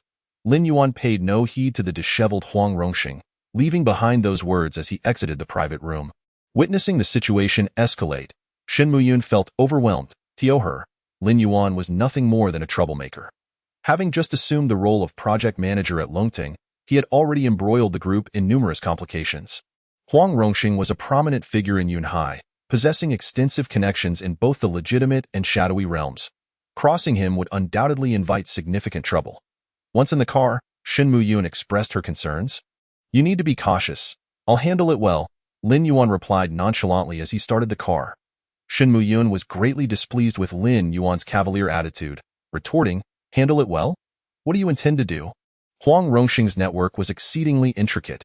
As long as he operated within the bounds of legality, we need not fear. However, he was known to act recklessly, employing any underhanded means necessary. The history of Huang Rongxing's rise to power was well known among the families of Yunhai with any degree of influence. Many families dared not provoke this relentless figure. The contract signed with Rongxing Group was laden with vast disparities in profit, severely undermining the company's interests. Regardless, such collaborative projects must either be terminated or revised.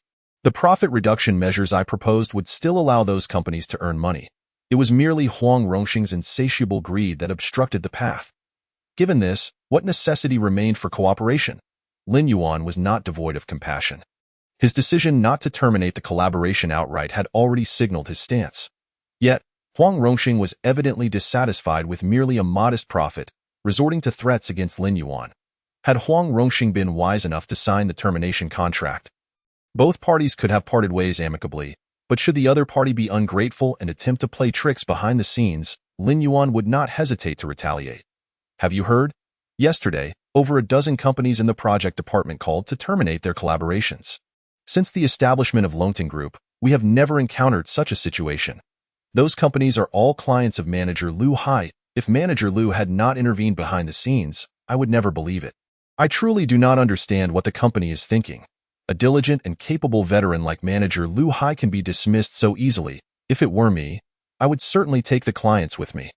The news of Huang Rongxing's companies terminating their collaborations spread like wildfire throughout Longting. Discussions of the matter echoed within the halls. I heard this manager named Lin Yuan is the ex-husband of our business goddess. Su Yuqing. Su Yuqing's ex-husband? That wasteful pretty boy? Deputy Manager Wang from the finance department met Lin Yuan before. He is indeed our new project manager, and no wonder he stirred up such a massive debacle upon his arrival. If he is indeed that wasteful individual, then everything makes sense. Unfazed by the mockery and the peculiar gazes cast in his direction, Lin Yuan entered his office. "Manager Lin, the chairman has summoned you to a meeting," an employee stated as he knocked on the door. Deputy Manager Lu's methods are truly impressive. Our new manager has barely settled in before delivering a thunderous blow. I suspect that after this meeting, our project department will return to its former state. Will the company rehire Manager Lu Hai? Of course. Deputy Manager Lu commands a wealth of resources. Regarding yesterday's incident, how could it have concluded without him? What significant losses would the company incur otherwise? It seems our new manager is not even a match for the crafty old fox that is Lu Hai. When Lin Yuan arrived at the conference room, the high-ranking officials of Longting had nearly assembled. Everyone is present. If there are any issues, please speak freely. Chairman Shinan Fu smiled at Lin Yuan before declaring the meeting open. Chairman, I presume you are already aware of the cancellation of partnerships by Rongxing Group and dozens of other large companies yesterday. In light of the considerable losses incurred by the group due to Manager Lin's actions, I propose termination of his employment, a director suggested as soon as Shinan Fu concluded. Manager Lu Hai is a veteran of Longting. Consistently diligent and selfless, it is utterly excessive for Manager Lin to dismiss him and numerous project elites due to personal grievances, resulting in irreparable negative impacts on our group. I echo this sentiment. We should terminate Lin Yuan's employment and reinstate Lu Hai. I second that. The suggestions from the two directors garnered widespread agreement from the majority of the senior executives. They had long harbored grievances against Lin Yuan. The parachuted manager. Once he made a mistake, they would undoubtedly seize upon it. Have you all finished speaking? As the voices gradually subsided, Lin Yuan straightened his posture and spoke. Lin Yuan, these are all facts. Do you still intend to argue? A senior executive rebuked. Facts? Lin Yuan scoffed coldly. Have you investigated the collaboration projects with Rongxing Group? Do you know what Lu Hai has been doing behind the scenes? Lin Yuan's inquiry left the crowd perplexed. What do you mean? You all sit in your offices daily, enjoying the wealth and glory bestowed upon you by Longting Group, yet remain oblivious to the filth hidden behind the group's radiant facade. Bang! One director, infuriated, slammed his hand on the table, pointing at Lin Yuan as he shouted, "Preposterous! On your first day of employment, you acted out of selfishness, excluding others and dismissing Lu Hai along with over 20 project elites, causing enormous losses for the group. Now, you even have the audacity to blame us.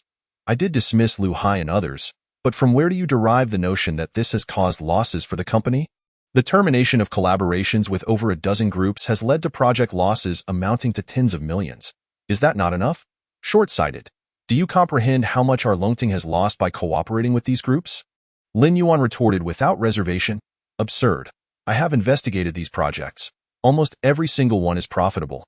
Indeed, they are profitable, generating annual revenues in the tens of millions. But do you know how much Rongxing Group profits from these projects each year? Several hundred million. Their profit margins are 10 times that of our group. Upon hearing Lin Yuan's words, the conference room fell into a hushed silence. The expressions of the senior executives and directors reflected disbelief. Chapter 12. An attack. This is impossible. The board of directors could hardly believe Lin Yuan's assertions. Dear colleagues, everything Manager Lin has stated is true. At that moment, Shen Muyun, who had remained silent until now, stepped forward. She distributed the materials in her hands to everyone present. This is the result of my investigation yesterday. The situation is even more dire than what Manager Lin described. After leaving the Dihao Club yesterday, she commenced her inquiry. Upon meticulously examining each project signed by Lu Hai, she was taken aback by the findings. Over the past 2 years, Lu Hai has collaborated closely with groups such as Rongxing, with joint projects amounting to 50. Among all these endeavors, Longting yielded a profit of 24 million, while Rongxing and other groups surpassed 400 million. Damn. As the executives perused the documents, their fury ignited. They had not anticipated such ugliness lurking beneath the rapid development of Longting Group. Do you still wish to rehire Lu Hai? Lin Yuan remarked with a tone of derision. The board members fell silent, lowering their heads in shame.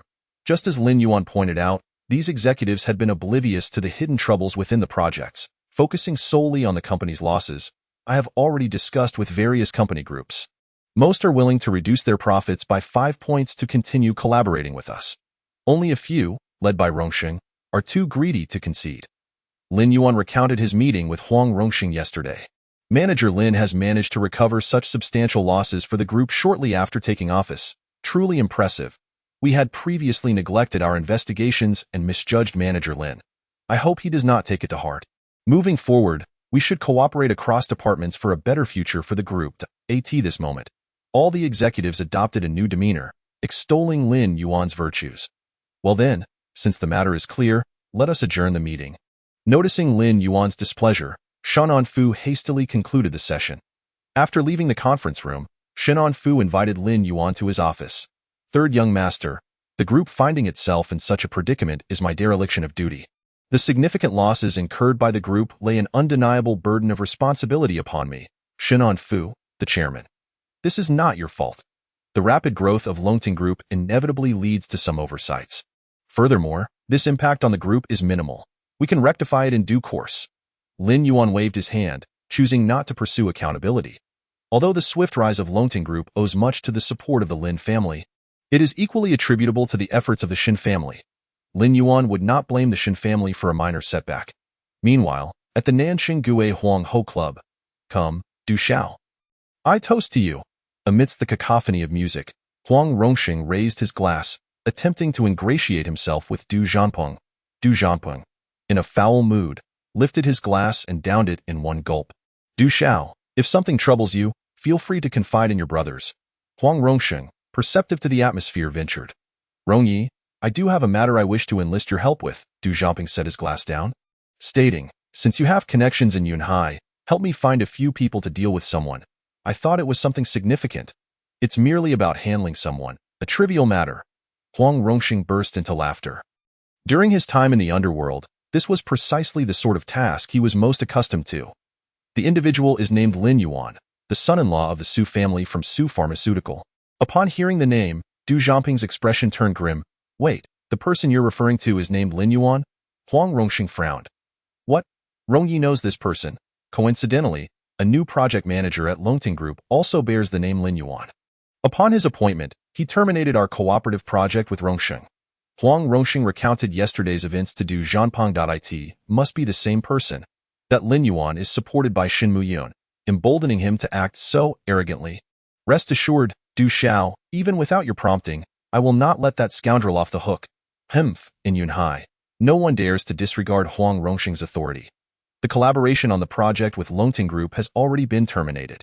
Having lost his primary source of income, Huang Rongxing was seething with fury. Even without Du Zhanpeng, he would not spare Lin Yuan, the instigator of his troubles. Good. As long as the task is accomplished, I shall not treat Rongyi unfairly. Du Zhanpeng, in high spirits, raised his glass. After completing a day's work, Lin Yuan departed from Longting Building. Following his divorce from Su Yuqing, Lin Yuan regained his previous identity. However, he refrained from extravagant spending. Through Shannon Fu, he purchased a modest apartment in a mid-range community. Shichuan community, nestled beside the tranquil Shichuan River, boasts a serene environment and picturesque scenery. Along the banks of the river lies a peaceful park, frequented by residents in the evenings for leisurely strolls. After dinner, Lin Yuan, in a rare moment of leisure, decided to take a walk in the park. Just as he prepared to return, two black vans suddenly barreled towards him. Lin Yuan's expression hardened, and he quickly retreated to evade the collision. Once the vans halted, a throng of individuals surged out. Armed with clubs, they swiftly encircled Lin Yuan. Are you Lin Yuan, the leader? A bald man tilted his head, brandishing a club while casting a sidelong glance at Lin Yuan. His direct address made it evident that they were indeed after him. That's right. Lin Yuan nodded. Responding coolly, the bald man scrutinized Lin Yuan from head to toe, then extracted a cigarette, lighting it before exhaling a puff of smoke towards Lin Yuan. I expected a significant figure, yet it turns out you're just a pretty boy. As Lin Yuan had surmised, these individuals were indeed sent by Huang Rongxing. I cannot fathom where you, such a piece of trash, derived the audacity to oppose Rong Yian Yunhai. Rongyi could extinguish you with a mere flick of his finger. The bald man grew increasingly animated in his taunts, yet Rongyi, in his mercy, has only commanded that you lose a leg this time. You know what to do next, I presume. With that, he gestured to his minions, signaling them to go for Lin Yuan's right leg, urging them to act swiftly. The thugs, emboldened, approached Lin Yuan with malicious grins. Swish! The club swung down fiercely towards Lin Yuan's right leg, rather than evade. Lin Yuan stood his ground, allowing the club to strike his leg. Crack! A resounding snap echoed. However, it was not Lin Yuan's leg that broke, but rather the thug's club. The thug stared in shock at the splintered club, rendered speechless. Bang! Naturally, Lin Yuan would not afford him the luxury of speech. With a cold smile, he retaliated with a swift kick. Crack! His kick aimed at the thug's right leg, which was evidently not as resilient as Lin Yuan's. It broke with a sickening crunch. The thug clutched his calf, howling in agony. The chilling wail sent shivers down the spines of his companions. Chapter 13. Storming and up, everyone, attack! Lin Yuan's thunderous display instilled fear in the bald man, who shoved his minions forward, urging them to strike. Despite their trepidation, the thugs obeyed, brandishing their clubs as they charged at Lin Yuan. Seeking death, Lin Yuan scoffed, no longer holding back. He charged forward. He resembled a ferocious tiger among sheep. His fists like thunder, his movements ghostly. Bang! In a single encounter, 2 thugs were sent flying by a single palm strike. These usual bullies, who preyed on the weak, were no match for Lin Yuan, and they fell before him like dominoes. In mere moments, all the thugs brought by the bald man lay sprawled on the ground. This scene horrified the bald man. The composure and arrogance he had moments ago vanished entirely. A misunderstanding, as he met Lin Yuan's gaze. The bald man's throat constricted, his lips trembled, and his legs quaked. He had been a subordinate of Huang Rongxing, initially believing he was fortunate to receive an easy task, but now he found himself against an unyielding force. Misunderstanding? When you broke my leg earlier, you certainly didn't express such sentiments. Lin Yuan slowly advanced towards him. As Lin Yuan closed in, the bald man instinctively sought to flee, but his trembling legs betrayed him, rendering him powerless. I am Rong Ye's man. You cannot touch me. The bald man desperately clung to the last shred of hope, invoking Huang Rongxing's name. Slap, however, before he could finish, Lin Yuan's palm struck his face. Lin Yuan showed no mercy. The force of the blow left the bald man looking like a swollen mess. If I dare to strike Huang Rongxing, why would I spare his underling? Yesterday, in the Dihao box, Lin Yuan had kicked Huang Rongxing away before the assembled bosses, showing no regard for the so-called authority of Yunhai's Rongyi. Get up, take me to see Huang Rongxing. Lin Yuan gripped the bald man's collar, yanking him off the ground. What? The bald man could hardly believe his ears. Huang Rongxing had sent people to deal with Lin Yuan, and now he was voluntarily walking into danger. Well, though he thought this, he kept his thoughts to himself and could only comply. Huang Rongxing holds considerable sway in Yunhai, possessing not only Rongxing Group but also various shadowy assets. The Gue Huang Ho Club is among them. Late at night, the club buzzed with vibrant revelry. The raucous music and restless crowd exuded an atmosphere of excess. On the 3rd floor of the Gue Huang Ho, in a private room exclusive to Huang Rongxing, he and Du Zhanpeng were embracing several scantily clad beauties, drinking and reveling. Aside from the two, several of Huang Rongxing's trusted aides were present. Rongyi, that bald man has been gone for 2 hours. Why hasn't there been any news? After a few drinks, one of Huang Rongxing's subordinates inquired. That guy wouldn't he have gone off to meet his old flame, would he? Ha ha ha. This comment elicited laughter from the room. Yet, Huang Rongxing did not join in. His expression was grave, and a sense of unease gnawed at him. He had first-hand experience of Lin Yuan's strength. Being kicked aside with such ease indicated exceptional skill. Huang Rongxing feared that the bald man might not be a match for Lin Yuan. Impossible, however, after some contemplation, he promptly erased the thought from his mind. Although the bald man was not particularly formidable, each of his companions was exceptionally skilled. With so many adept individuals confronting Lin Yuan alone, it should pose no significant issue. Bang! As time passed, suddenly, the door to the private room was forcefully swung open, and the bald man, whose face resembled that of a swollen pig's head, was unceremoniously shoved inside. Master Rong. Upon seeing Huang Rongxing, the bald man's eyes welled with tears. The sight of the bald man's pitiable state startled Huang Rongxing and his companions, causing them to rise in alarm. Oh, quite a few familiar faces here. Accompanied by a mocking tone, Lin Yuan strolled in with an air of nonchalance. Lin Yuan, upon encountering his nemesis, Huang Rongxing and Du Zhanpeng gasped in unison. Huang Rongxing's countenance darkened. He had dispatched men with utmost confidence to guarantee vengeance for Du Jianping. Yet now, not only had retribution not been achieved, but the adversary had also come knocking at their door. As Lin Yuan entered the private room, his gaze swept across the faces of the assembly before he leisurely approached the table laden with drinks, ignoring everyone as he poured himself a glass of liquor. "Hey, kid, are you seeking death?" The loyal subordinates of Huang Shangrong were oblivious to Lin Yuan's prowess. Seeing him so brazen, they began to bellow aggressively. "Master Rong, are these dogs you've raised incapable of biting?" Lin Yuan downed his drink in one go and remarked, "You cur, you're courting death." Lin Yuan's veiled insult incited the ire of Huang Shangrong's loyalists. One hot-headed man seized a bottle and hurled it towards him. Bang! With a cold smirk, Lin Yuan flicked his wrist, sending his glass hurtling through the air. It struck the man's face with pinpoint accuracy. The glass shattered, sharp shards slicing into the man's flesh, some even embedding themselves within. The once formidable henchman crumpled to the ground, clutching his bleeding face and wailing in agony. Lin Yuan paid no heed to the man's cries. His gaze remained fixed on Huang Rongsheng.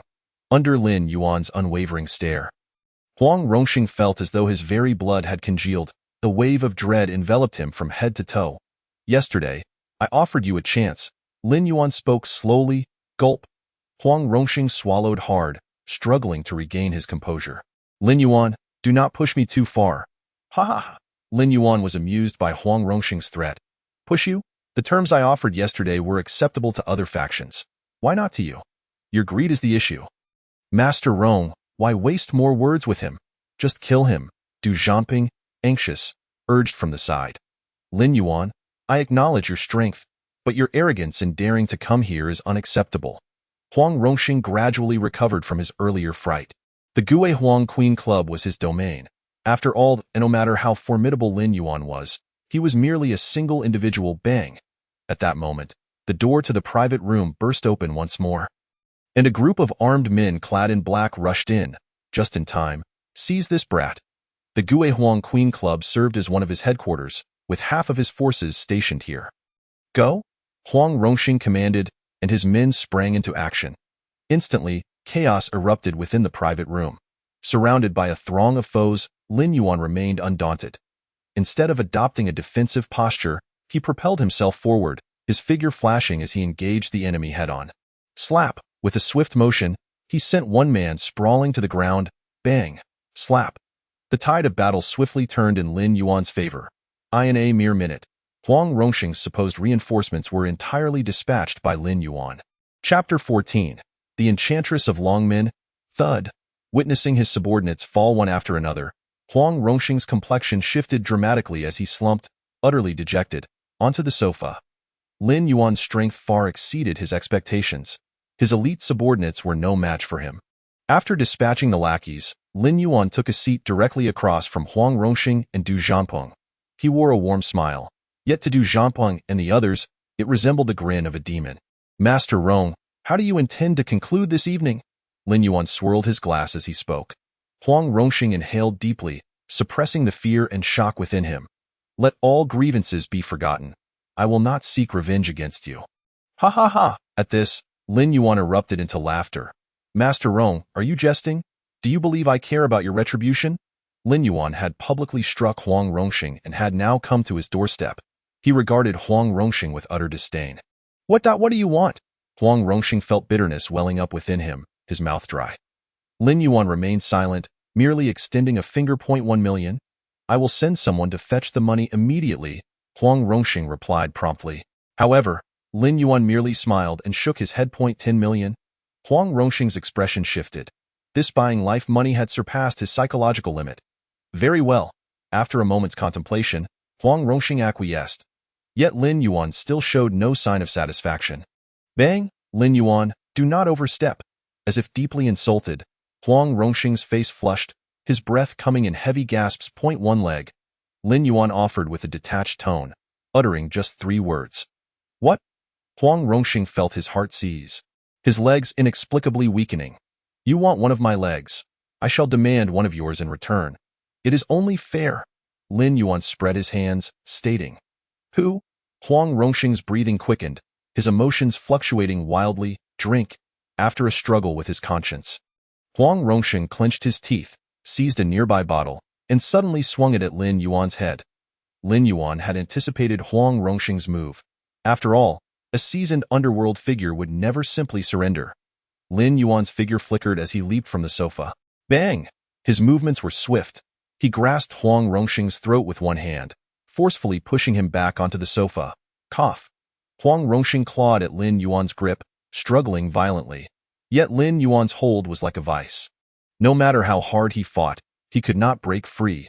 Gradually, Huang Rongsheng felt the air in his chest dwindle, his strength sapping away. Observing Huang Rongsheng's face turn a shade of crimson as he gradually ceased his struggles. Lin Yuan finally released his grip. However, while Lin Yuan's hands were free, his feet were not idle. Crack! He brought his foot down hard, directly shattering Huang Rongsheng's leg. With his breath already shallow, Huang Rongsheng fainted from the pain. Du Xiao, it is your turn now. After dealing with Huang Rongsheng, Lin Yuan shifted his focus to Du Zhanpeng. This moment, Du Zhanpeng was utterly paralyzed by Lin Yuan's brutal methods. I am the eldest son of the Du family. You cannot break my leg, Du Zhanpeng stammered, his mind in disarray. Rest assured, Du Xiao, I shall not break your leg, merely imparting a small lesson, Lin Yuan assured him, then delivered a palm strike to Du Zhanpeng's chest.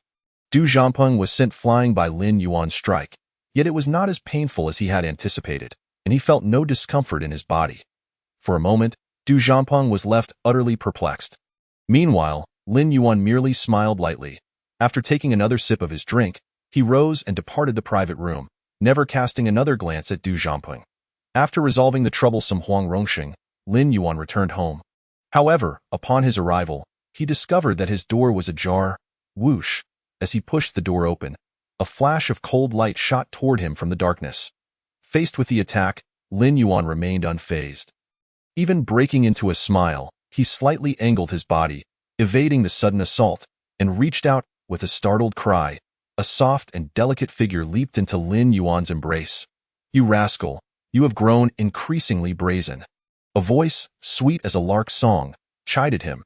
Hey, senior sister. You were the one who initiated the ambush, Lin Yuan chuckled, releasing the enchanting figure he had caught. As he turned on the light, a face, half pouting and half resentful, with eyes like glistening water, came into view.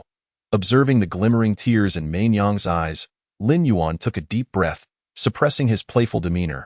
He stepped forward, enveloping the enchanting figure in his arms once more. Senior sister, I realize my mistakes. When Lin Yuan was 5 years old, he encountered a peculiar Taoist. The Taoist claimed he was a once-in-a-millennium martial arts prodigy. Naturally, as a bright child, Lin Yuan dismissed such deceptive tricks. Yet, the Taoist demonstrated his prowess by reducing a massive boulder to dust before Lin Yuan's eyes. From that moment on, the elusive Taoist became Lin Yuan's master. Mei Nyang was taken in by the master as a child, making her Lin Yuan's childhood sweetheart. Woo-woo, you scoundrel, disappearing for 4 years. Do you know how worried I was? Mei Nyang sobbed, her shoulders trembling as she buried her face in Lin Yuan's embrace, unsure how to console her.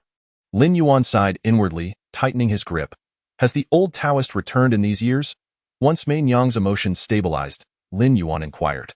Mei Nyang looked up, shaking her head sorrowfully. 5 years ago, her master had said Lin Yuan's skills had reached fruition and entrusted Mei Nyang to him before vanishing. Lin Yuan had previously used the Lin family's influence to search for the old Taoist, but had found no trace. Why master possesses unparalleled skills. He will be fine, Lin Yuan reassured her, patting her hand. Junior brother, when will you meet Adia and the others? In your absence, they have been seeking news of you. Upon hearing you have returned, they all clamored to come. Had it not been for my restraint, Long Min might have descended into chaos. Lin Yuan contemplated for a moment and replied, let Adia and the others come. Some matters need closure. Long Min was a force Lin Yuan had whimsically established 8 years prior. At its inception, Long Min consisted of only 6 members. In addition to himself and Mei Nyang, there were several brothers Lin Yuan had befriended. With Lin Yuan's remarkable intellect and cunning, the Long Min faction has been continuously expanding, and the reputations of the Dragon King and the 4 Dragon Generals have surged accordingly. Having vanished for 4 years, Lin Yuan finds himself reminiscing about his brothers and Long Min. he wonders whether they might forgive their seemingly irresponsible Dragon King. Chapter 15. Playing hard to get tonight at 6, you shall accompany me to a banquet. As Lin Yuan arrived at Longting Group, Shin Muyan approached him without delay. I shall not go, Lin Yuan replied decisively. Lacking any interest in such soirees. You must attend. Shin Muyan's demeanor was equally resolute. The banquet was hosted by the Zhao family, drawing many prominent families and powerful factions from Yunhai and Qingzhou. Rumor has it that the Qian family may be selling Zhilong Mountain. Zhilong Mountain? Upon hearing this, Lin Yuan realized he had no choice but to attend. Zhilong Mountain, situated to the north of Yunhai City, is not a picturesque tourist destination but rather a barren mountain. However, this desolate land is worth a fortune, as it is slated to become the city's development hub and a future commercial area according to Yunhai City's plans.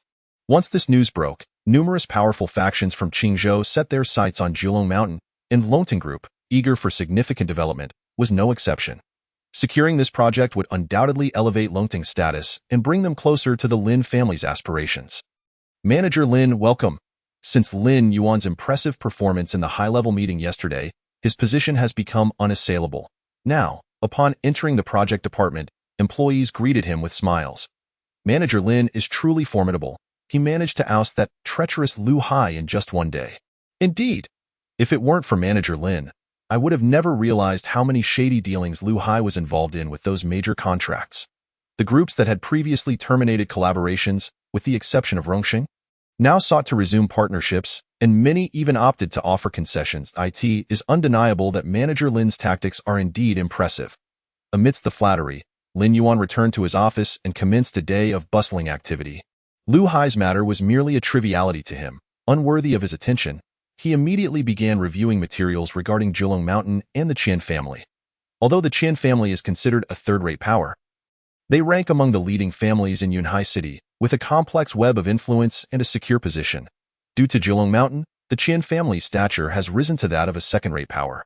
At this evening's banquet, whispers circulated that the Qian family might take action regarding Zhilong Mountain. The news instantly shocked all of Qingzhou, even stirring the interest of several first-rate factions. After perusing the materials, Lin Yuan smiled knowingly. He surmised that this so-called information was undoubtedly released by the Qian family, with the clear intention of creating a buzz. Sun Wanyu is truly stunning. I've been following the TV series she stars in. Our group is indeed bold, having invited Sun Wanyu to endorse our new product. Sun Wanyu, one of the four little flowers of Longhua, is rumored to command an endorsement fee as high as 15 million. Employees from various projects gathered in clusters, animatedly discussing the news. Longting Group manages numerous projects, and this time, Sun Wanyu is serving as the spokesperson for Longting Cosmetics, a division overseen by the project department. How are you managing your tasks? You can't even handle such a minor issue. Wanyu's schedule is packed. Can you afford to delay her? On the 18th floor of Longting Tower, in the photography studio, a slightly overweight woman was barking orders with an air of authority. Opposite her, a girl drenched in sweat wore a distressed expression, attempting to explain, I didn't. It was Miss Sun who asked for coffee, and I went to fetch it. Are you implying that Wanyu has wronged you? Do you not know that our Wanyu never drinks coffee? The overweight woman, who was Sun Wanyu's manager, retorted sharply, We're not filming anymore. Your employees at Longting are utterly irresponsible. At that moment, Sun Wanyu, seated in her makeup chair, suddenly expressed her irritation. Miss Sun, it's been a whole morning, and we haven't even taken a group photo yet. The head of the marketing department interjected anxiously. What is there to shoot? I'm not in the mood. Sun Wanyu angrily pushed aside her makeup artist and strode to the side. The head of the marketing department, feeling desperate, approached Tang Xinran and hurriedly apologized on behalf of Wanyu. With tears brimming in her eyes, Tang Xinran stubbornly shook her head. I did nothing wrong. Having just graduated from university this year, she secured her position in Longting's project department by outshining numerous competitors with her outstanding performance. She had hoped to showcase her talents and ambitions upon entering a large corporation. However, just 1 week into her job, she found herself unjustly treated. Today, tasked by the company to assist the marketing department in shooting promotional photos, she faced relentless difficulty from Sun Wanyu. For instance, when Wanyu wanted coffee, Tang Xinran dashed for 10 minutes, returning drenched in sweat, only for Wanyu to declare she couldn't drink coffee and to accuse her of trying to sabotage her. You little girl, do you think Miss Wanyu would wrong you? If you've made a mistake, then you ought to admit it. Have you considered the consequences of delaying the company's arrangements and causing losses? Can you bear that responsibility? The head of the marketing department, indifferent to right or wrong, darkened his expression and demanded Tang Xinran apologize. You little brat. The overweight manager was even more direct, reaching out to grab Tang Xinran. Stop. Tang Xinran's face paled, but at that moment, a booming voice rang out. Lin Yuan entered the studio, his expression grave. What is happening here? He had come to the marketing department to gather information on a project, only to stumble upon the scene unfolding in the photography studio. As the manager of the project department, Lin Yuan recognized all his employees, including the newcomer Tang Xinran, manager Lin. Upon seeing a familiar face, Tang Xinran recounted the entire ordeal to him with a sense of injustice. Lin Yuan's brows furrowed, his expression darkening with anger. The head of the marketing department, sensing the situation had turned unfavorable, quickly began to explain, Manager Lin, Miss Sun Wanyu's schedule is quite tight. We cannot afford to delay the shoot. Have this girl apologize and let this matter pass. Not only must she apologize, but she must also compensate for any losses incurred by Wanyu. The overweight manager chimed in, why employee has done nothing wrong. Why should she apologize? Lin Yuan replied coldly. Although Tang Xinran was a newcomer, Lin Yuan had learned about her diligence and eagerness to learn. Such an exemplary employee, he would not allow to be wronged. No apology? Then we will not accept this endorsement. The overweight manager resorted to threats. This tactic proved effective, as the head of the marketing department was taken aback, simultaneously comforting Sun Wanyu while attempting to persuade Lin Yuan. However, Lin Yuan remained unfazed. If you do not wish to proceed, then leave. I will notify the legal department to terminate the contract according to protocol.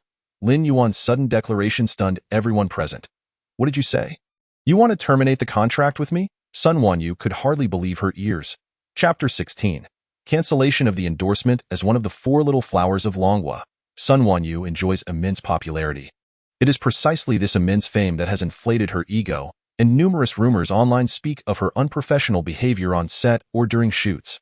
However, with Dinghua Entertainment backing her, these negative stories have been suppressed.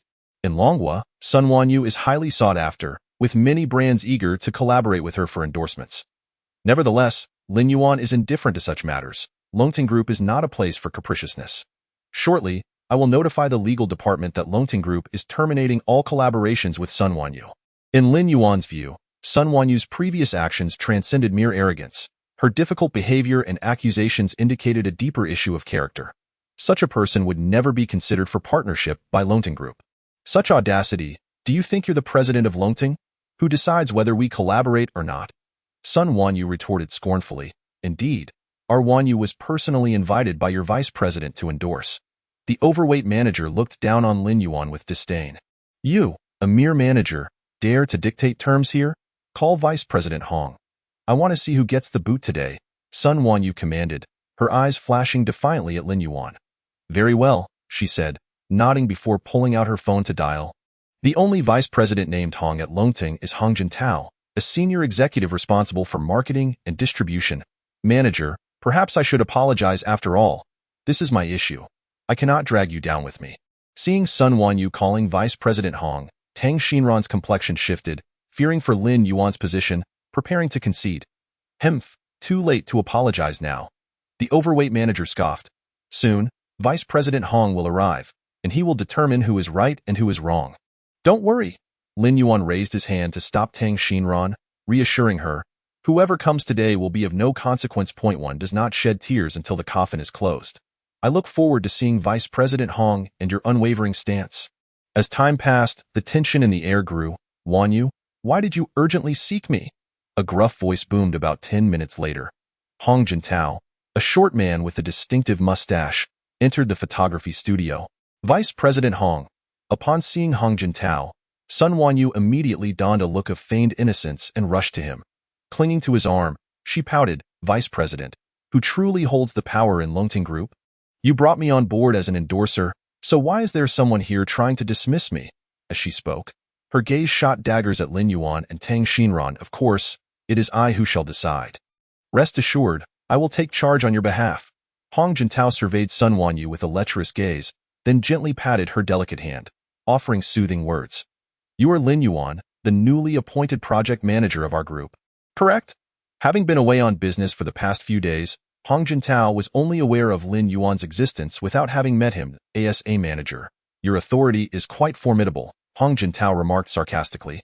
This Miss Sun Wanyu has carelessly slandered my employee from Longting, and her character is undoubtedly unworthy of being our brand ambassador. Lin Yuan replied with unwavering composure. Hong, are you not aware of who I am? Sun Wanyu said, her demeanor one of pitiable grievance. Enraged by the insult to the fair maiden, Hong Jintao retorted, Lin Yuan, do not presume that a minor achievement grants you the audacity to be arrogant. It is not your place to dictate matters at Longting. You will apologize to Wanyu this instant. As for that woman, she need not report to work tomorrow. His tone was imperious, leaving no room for negotiation. Upon hearing this, Tang Xinran's face turned pale. This job was hard won, and her entire family depended on her income. If she were to be dismissed, they would all suffer. You do not have the authority to terminate my people. Just as despair threatened to engulf Tang Xinran, a warm and resolute voice rang in her ears. Lin Yuan stood firm, offering no deference to Hong Jintao. You? Hong Jintao's expression darkened with anger as he glared at Lin Yuan. Are you truly intent on opposing me? As the vice president of Longting, his status was elevated, and no one in Yunhai City dared to speak to him in such a manner. Think as you wish. However, Sun Wanyu's character is indeed lacking, and she is unfit to represent Longting. Lin Yuan dismissed Hong Jintao's authority entirely, rendering him speechless. You are insolent. Hong Jintao's face flushed with fury. He never anticipated that a mere project manager would be so audacious as to challenge him in front of so many witnesses. It is I who declares that Sun Wanyu is unsuitable as a spokesperson for Longting. If you disagree, take it up with the chairman. Lin Yuan ceased to engage with Hong Jintao, and with that declaration, he led Tang Xinran out of the studio. This is outrageous. Watching the two depart, Hong Jintao fumed. Hong, what is Longting playing at? Are you mocking our Wanyu? Did you hear what that manager just said? Wanyu has never faced such humiliation, the irate agent exclaimed.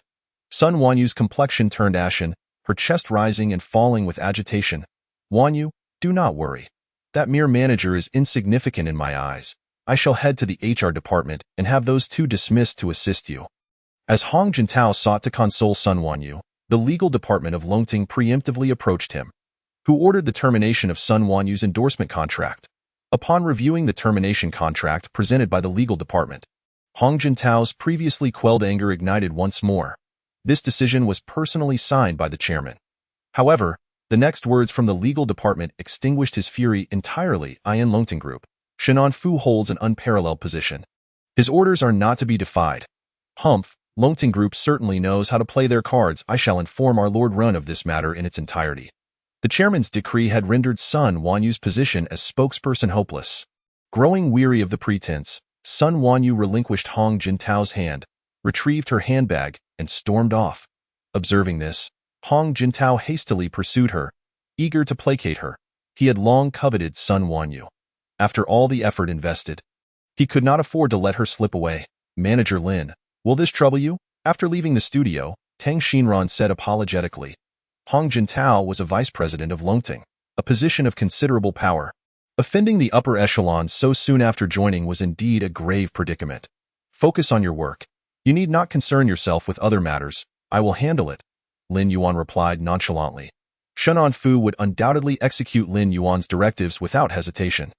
A mere vice president could not stir significant turmoil. Chapter 17. Qin Yue the night in Yunhai remained lively and opulent. Particularly outside the Qian family manor, luxury cars flowed like a river, with esteemed guests arriving in droves. Look, another car has arrived. It appears to be the head of the Liu family from Rongqing. The Liu family has seen remarkable development in recent years. Director Li from Fuchang Group has also arrived. He is quite the prominent figure, and no grand banquet would be complete without him. The young master of Huading Entertainment, Ren Tingzong, and the starlet Sun Wanyu were also present. Ren Tingzong was known for his extravagant lifestyle, and many actresses in the entertainment industry had been linked to him romantically. Luxury cars lined the entrance of the Qian family manor, with influential figures whose mere presence could shake the business world attending the evening's event. Tonight, the Qian family is truly making a grand statement. Just look at these guests. It rivals an economic symposium. Need it be said?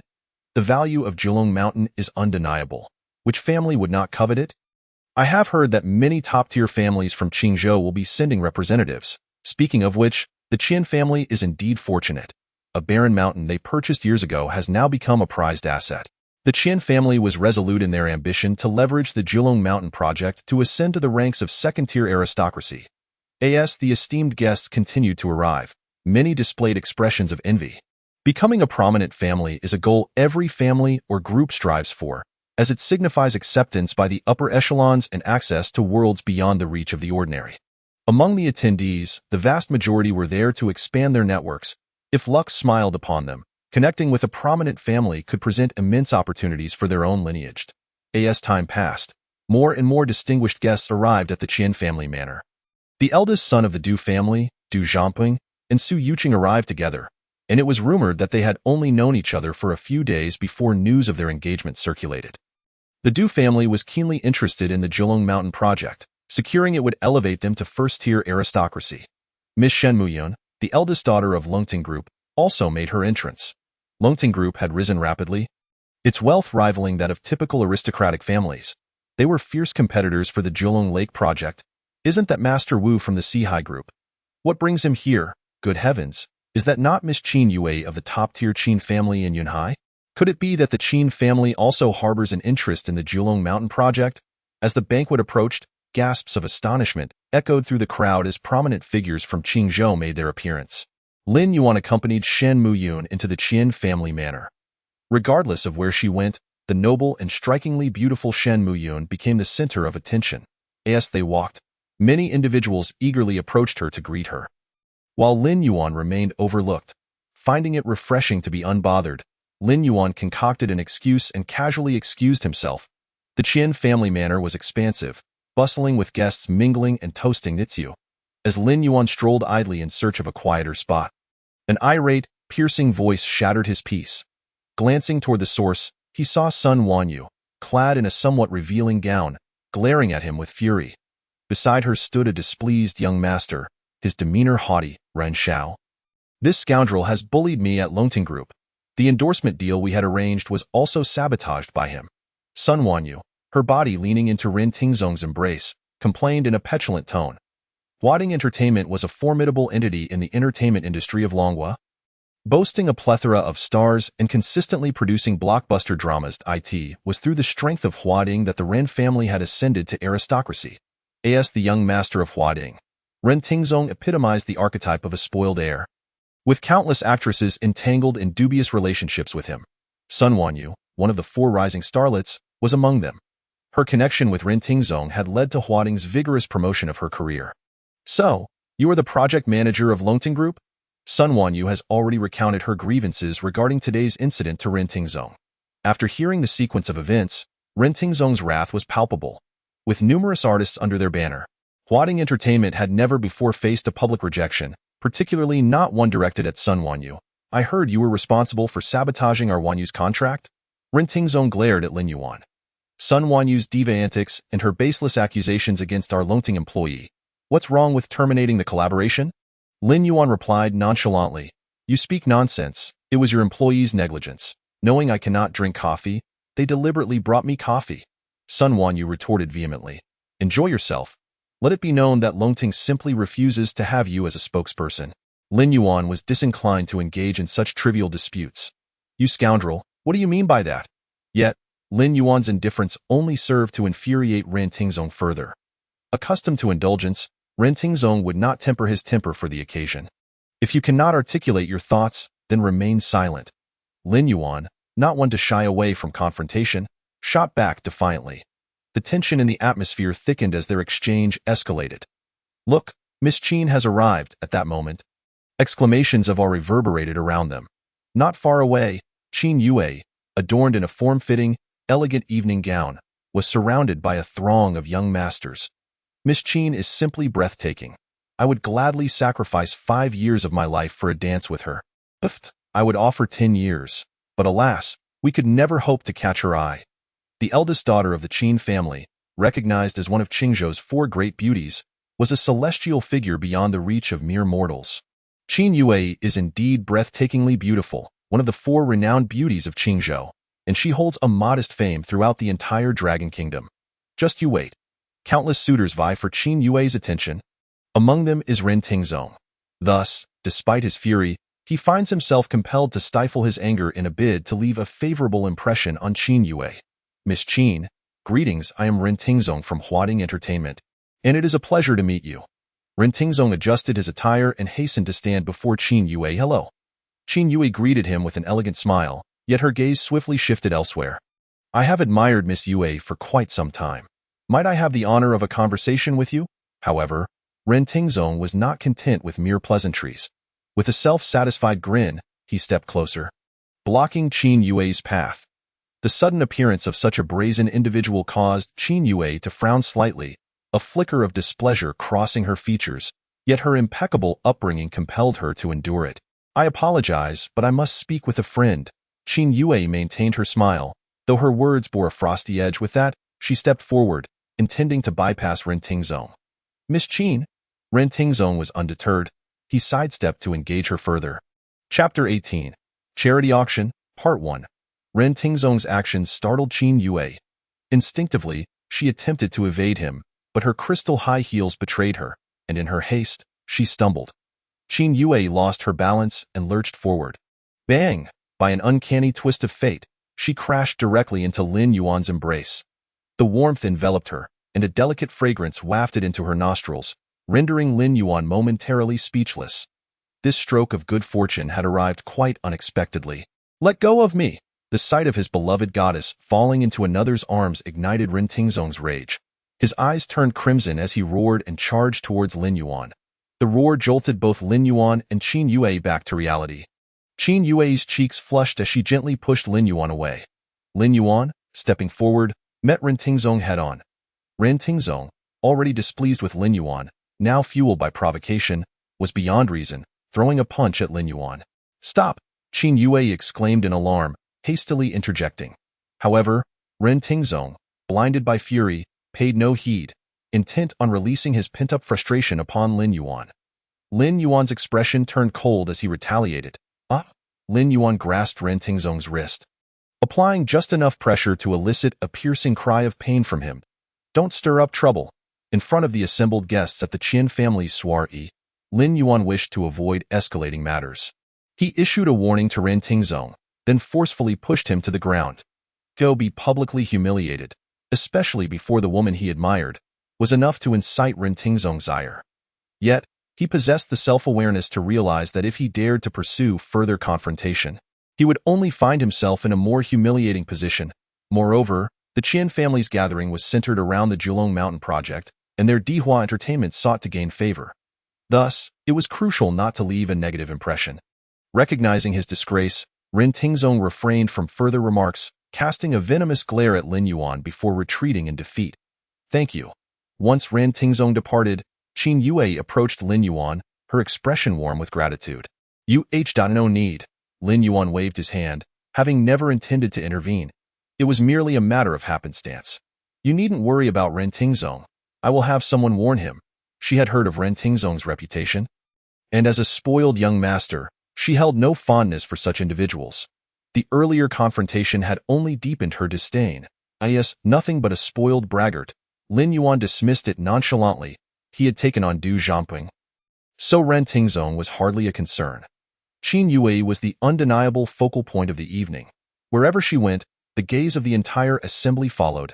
That moment, as the two engaged in polite conversation, they were surrounded by a throng of admirers. Lin Yuan felt uncomfortable under the weight of such attention. He exchanged a few casual remarks with Qin Yue before preparing to depart. Is this the infamous good-for-nothing Lin Yuan from Yunhai? A mocking voice interrupted. Lin Yuan frowned, halting his steps and turning to see Du Zhamping swaggering towards him, his arm wrapped around Su Yuqing's waist, exuding arrogance. Humph! Lin Yuan scoffed coldly. It seemed fate had conspired to gather all his adversaries in one place today. What is going on? Noticing Du Zhamping's hostile demeanor, Qin Yue stepped forward, her brow furrowed in inquiry.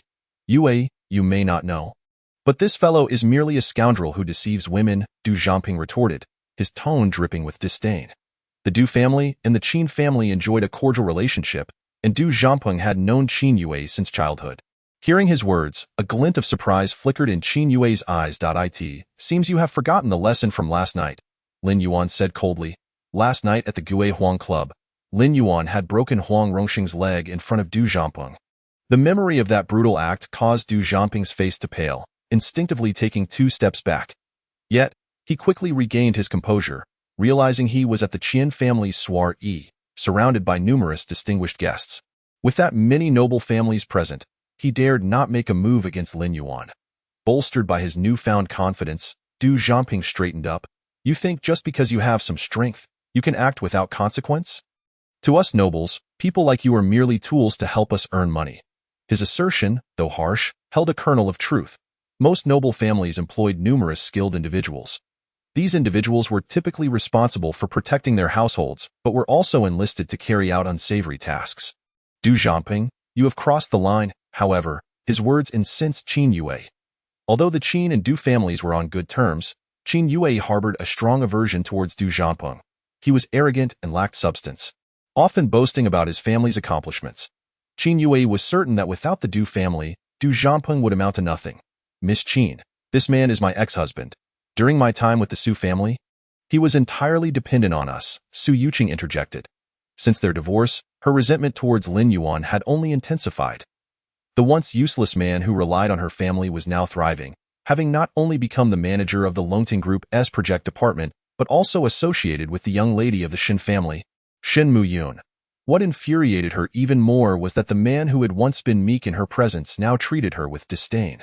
Such behavior was utterly unacceptable to the proud Su Yuqing, whose expectations dictated that Lin Yuan should be groveling for her forgiveness post-divorce. Sister Qin. At that moment, Shin Muyun approached, beaming with warmth.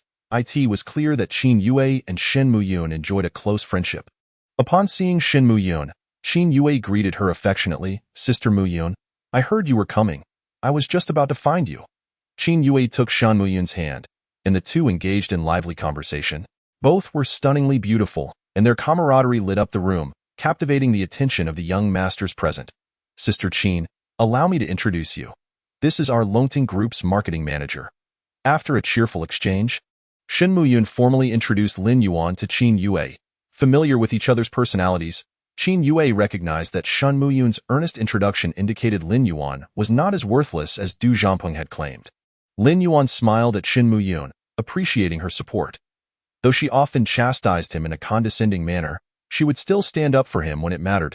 As Lin Yuan conversed amiably with the two ladies, Su Yuqing and Du Jiangping found themselves in an increasingly awkward position. Despite their earlier disparagement, Lin Yuan now garnered the attention of two of Qingzhou's most illustrious beauties.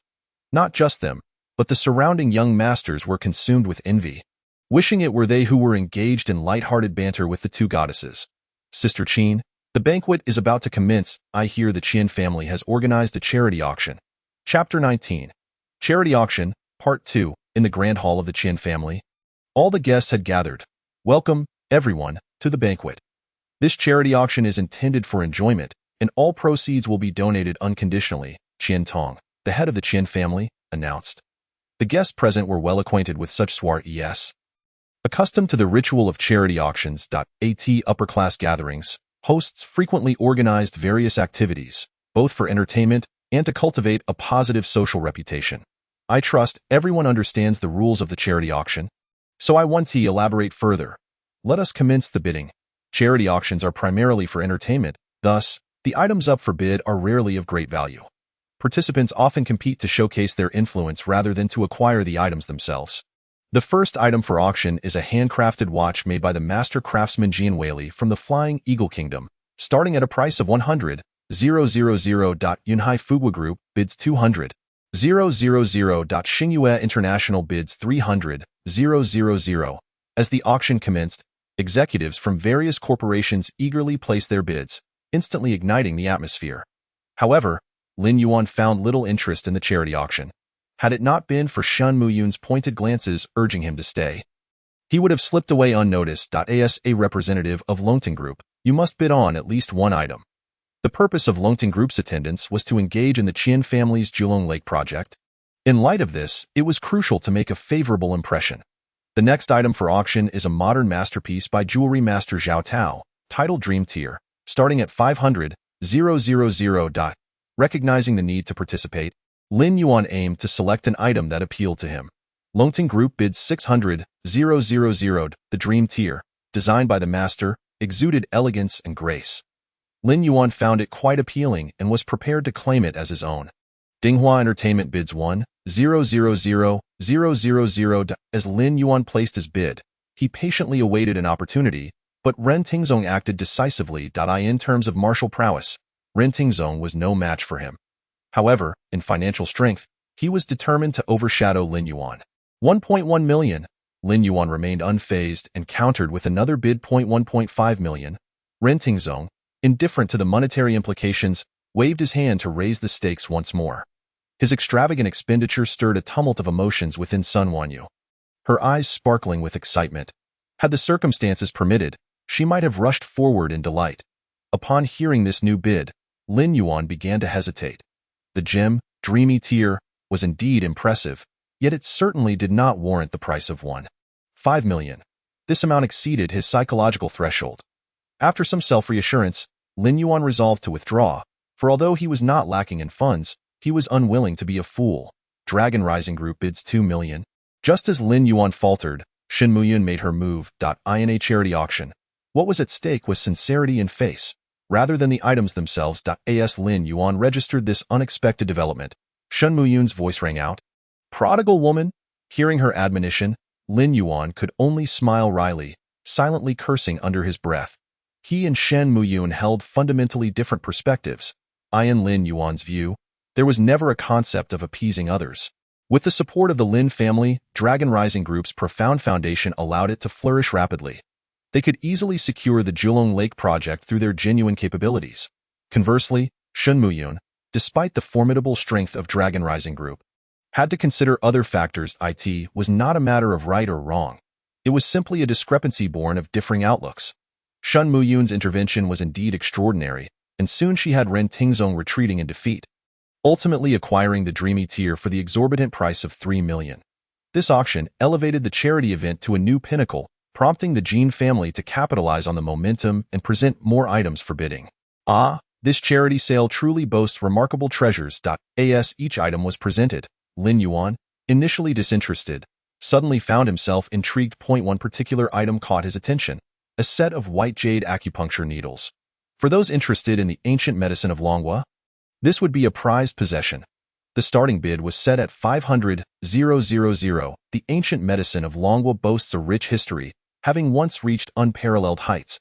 However, due to unknown reasons, its transmission has suffered a discontinuity, leading to a decline in its prominence. Lin Yuan's interest in this set of white jade needles stemmed from the fact that his master was a practitioner of this ancient medical tradition. After years of apprenticeship, he had not only honed his skills but also cultivated a medical prowess that was almost supernatural. Currently, Lin Yuan found himself in need of a set of white jade needles. 800,000. Without hesitation, Lin Yuan placed his bid. His sudden offer caused Shin Muyun, standing beside him, to pause in surprise. She could not comprehend why Lin Yuan would pursue such seemingly useless items. 1 million, as expected. Ren Tingzong immediately countered Lin Yuan's bid. He cared not for the item's value nor the monetary implications. His intentions were clear, to trouble Lin Yuan. Lin Yuan felt both frustrated and helpless at Ren Tingzong's antics. These wealthy scions lacked nothing but were certainly not short of cash. Of course, Lin Yuan could easily bid tens of millions to secure the white jade needles, yet that was entirely unnecessary. Help me secure this set of white jade needles. I will compensate you. Reluctantly, Lin Yuan turned to Shin Muyun for assistance. Though puzzled, she nodded in agreement. 1.2 million. Upon hearing Shan Muyun's bid, Ren Tingzong cursed her silently in his heart. 1.5 million. Gritting his teeth, Ren Tingzong decided to go all out today, even at the risk of offending Shin Muyun. He was determined to hinder Lin Yuan. 1.8 million. At this juncture, another bid emerged, not from Lin Yuan or Shin Muyun, but from Qin Yue. Damn it. Ren Tingzong cursed inwardly, his face turning a shade reminiscent of liver. While he could disregard Shin Muyun, he dared not offend the Qin family. Thank you. With the assistance of Shin Muyun and Qin Yue, Lin Yuan effortlessly obtained the white jade needles. If you wish to express your gratitude, a meal would suffice, Qin Yue said with a bright smile, her eyes sparkling with anticipation. And of course, I would be delighted to treat two lovely ladies to dinner. Lin Yuan readily agreed. Himph, I have yet to consent, Shin Muyun interjected haughtily. You not agreeing is just perfect. I know of several delightful places, ideal for two. You dare, Shin Muyun retorted angrily. The playful banter among the trio drew the attention of many in the vicinity. Some were envious, others dismissive, while a few gazed on in astonishment. I in a corner of the venue. An elderly gentleman donned in traditional attire observed Lin Yuan thoughtfully. Ting Ting, do you know that young man? The elder pondered aloud before turning to inquire. Feng Guantang was momentarily taken aback, glancing at Lin Yuan. Grandfather, why do you ask about him? He.S. merely a waste, rumored to be the son-in-law of the Su family from Yunhai. Chapter 20. I am truly a divine doctor. This elderly gentleman in traditional garb was no ordinary individual. He was Master Wu, the chairman of the Sihai group, and Feng Guantang was his granddaughter. Upon hearing her response, Master Wu was momentarily taken aback, his eyes reflecting a hint of confusion. The moment he laid eyes on Lin Yuan, a sense of familiarity washed over him, conjuring an image in his mind.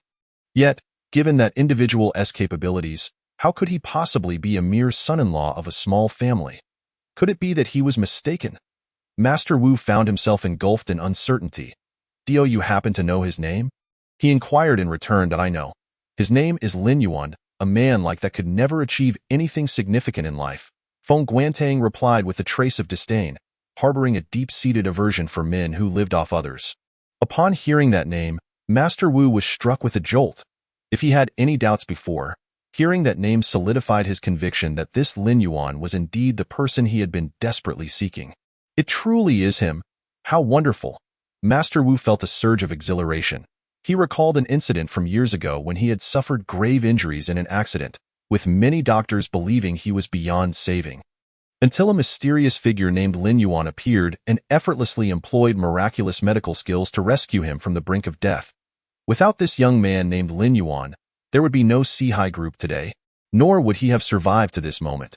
Noticing her grandfather's peculiar demeanor, Feng Guantang curiously asked, Grandfather, what is the matter? Master Wu waved his hand, suppressing his excitement. I'm fine. Are you certain he is the Su family's son-in-law? Of course. Many were discussing him just moments ago. Feng Guantang replied, puzzled, unable to grasp why her grandfather was so fixated on Lin Yuan. Master Wu's mind raced, and after a moment of contemplation, he addressed Feng Guantang. Ting Ting, please help me get in touch with him. Tell him I wish to meet. Feng Guantang could hardly believe her ears. Her grandfather was the chairman of Sihai International, a prominent figure in Qingzhou, who typically ignored countless elites vying for his attention. Today, however, he was taking the initiative to meet with the so-called waste. Grandfather, you're not joking, are you? You want to meet this waste? Feng Guantang expressed her reluctance, unwilling to associate with someone she deemed useless. Master Wu's expression darkened. What do you understand? Just follow my instructions. Furthermore, be humble in your approach when inviting him. Feeling unjustly reprimanded by her grandfather, Feng Guantang felt a wave of indignation wash over her. Throughout her life, her grandfather had always treated her as his precious jewel. He had never raised his voice at her before.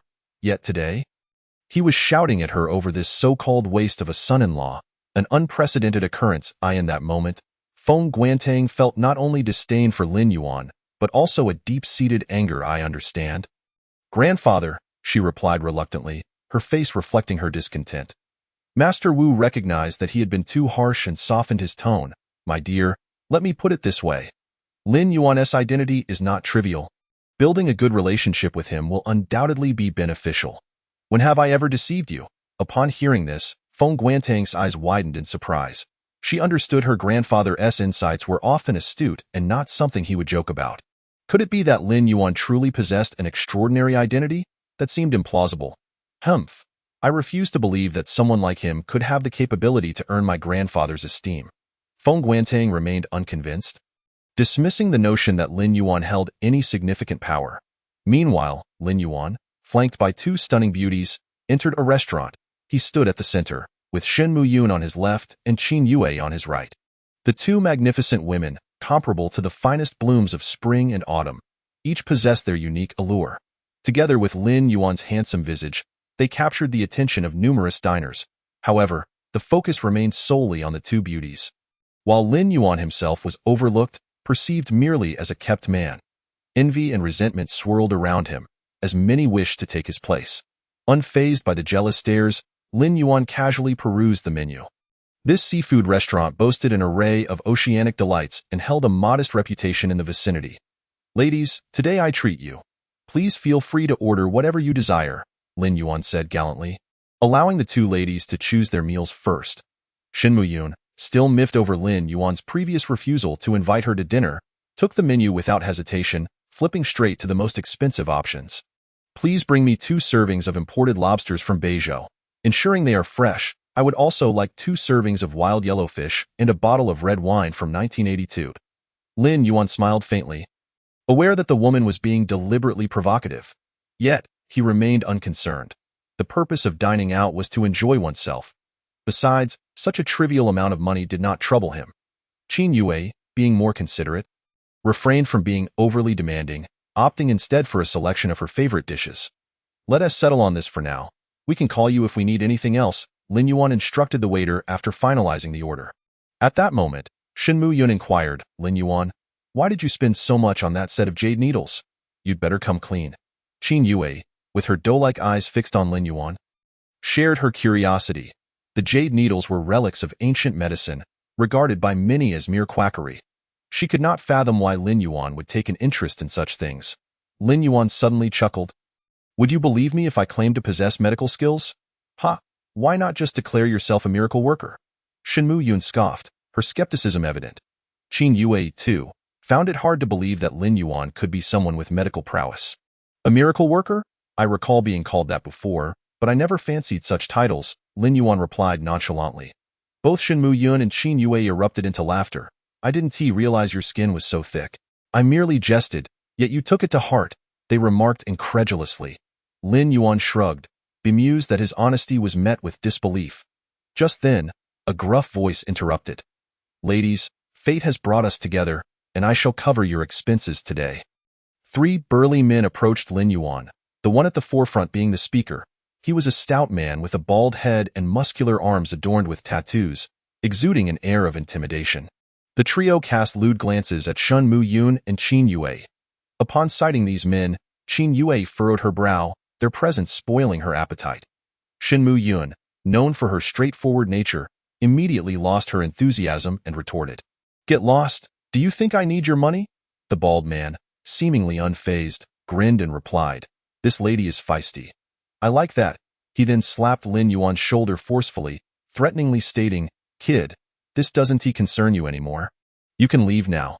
Throughout the exchange, the bald man's gaze never left the 2 women, ignoring Lin Yuan completely. Lin Yuan felt exasperated. It seemed he could not escape troublesome situations, even when simply seeking a meal. "You still have time to leave," he said, taking a sip of red wine, his tone unperturbed, though. "You've got quite the mouth on you. I wonder if your bones are as tough," the bald man sneered, reaching to grab Lin Yuan's shoulders in an attempt to throw him out. However, no matter how hard he pulled, Lin Yuan remained as immovable as a rock. The bald man's expression shifted dramatically. Lin Yuan smiled calmly, placing his hand over the bald man's and applying slight pressure. The bald man gasped, a wave of excruciating pain coursing through him. He realized he had encountered someone formidable. With great effort, he forced a strained smile and said, "Brother, you're right, I won't disturb your meal any longer." Shin Muyun, who had been worried, erupted, "If you have poor eyesight, go see a doctor. Which eye of yours saw me being friendly with him?" Like an irate kitten, she bared her teeth and claws. It was absurd to think that she, Shin Muyun, would settle for someone as insufferable as the man before her. The bald man, akin to a deflated balloon, dared not retort and merely stood there, grinning foolishly. Lin Yuan released his grip on the bald man, warning, "Scram, and don't let me see you again." The bald man, as if granted a reprieve, nodded submissively, "Yes, I'll leave right away." With that, he abandoned his meal and hurriedly departed with his companions, leaving the 2 women bewildered. Qin Yue questioned, "What was that all about? Is he mentally sound?" Shin Muyun scoffed, "Humph, I thought he was impressive with his stature, yet he fled after a few words from someone. He is just a coward, like some people, looks good but is utterly useless." After saying this, she cast a pointed glance at Lin Yuan, her tone dripping with sarcasm. Lin Yuan smiled faintly, considering the recent incident merely a trivial interlude. Ignoring Shan Mu Yun's antics, he redirected the conversation. What are your thoughts on the Jilong Mountain project? Following the Money Family's banquet tonight, Lin Yuan and Shan Mu Yun had sought to gauge the Money family's stance. However, the family head, cunning as a fox, had evaded their inquiries, clearly playing his cards close to his chest. It goes without saying. The group has issued orders to secure it at all costs. Although Longting Group had rapidly developed, amassing considerable resources and wealth, such swift growth also harbored numerous risks. If Longting could maintain its momentum, all would be well. But should they encounter a bottleneck, these issues would magnify. Longting Group urgently needed an opportunity to deepen and solidify its position. And the Jilong Mountain project stood as the prime candidate. Qin Yue, intrigued, added, "Our Qin family is equally interested in that land. I doubt there's any power in Qingzhou that wouldn't be." Shin Muya nodded in agreement, continuing, "According to the information I've received, Yunhai City plans to develop a new commercial financial center centered around Jilong Mountain. Once the project is completed, the Jilong Mountain area will become the city's new darling. And urban development will inevitably shift in this direction." Qin Yue concurred, stating, "Indeed, the Jilong Mountain project is no mere real estate venture. It involves far greater interests." Pausing, she glanced at Lin Yuan and Shan Mu Yun before proposing, "This will certainly attract a multitude of talents vying for a stake. Would you be interested in collaborating with our Qin family? Together, we could develop Jilong Mountain." While the Qin family was a top-tier aristocracy in Qingzhou, Qin Yue could not guarantee victory amidst numerous competitors. A partnership with Longting Group could bolster their chances of securing the Jilong Mountain project.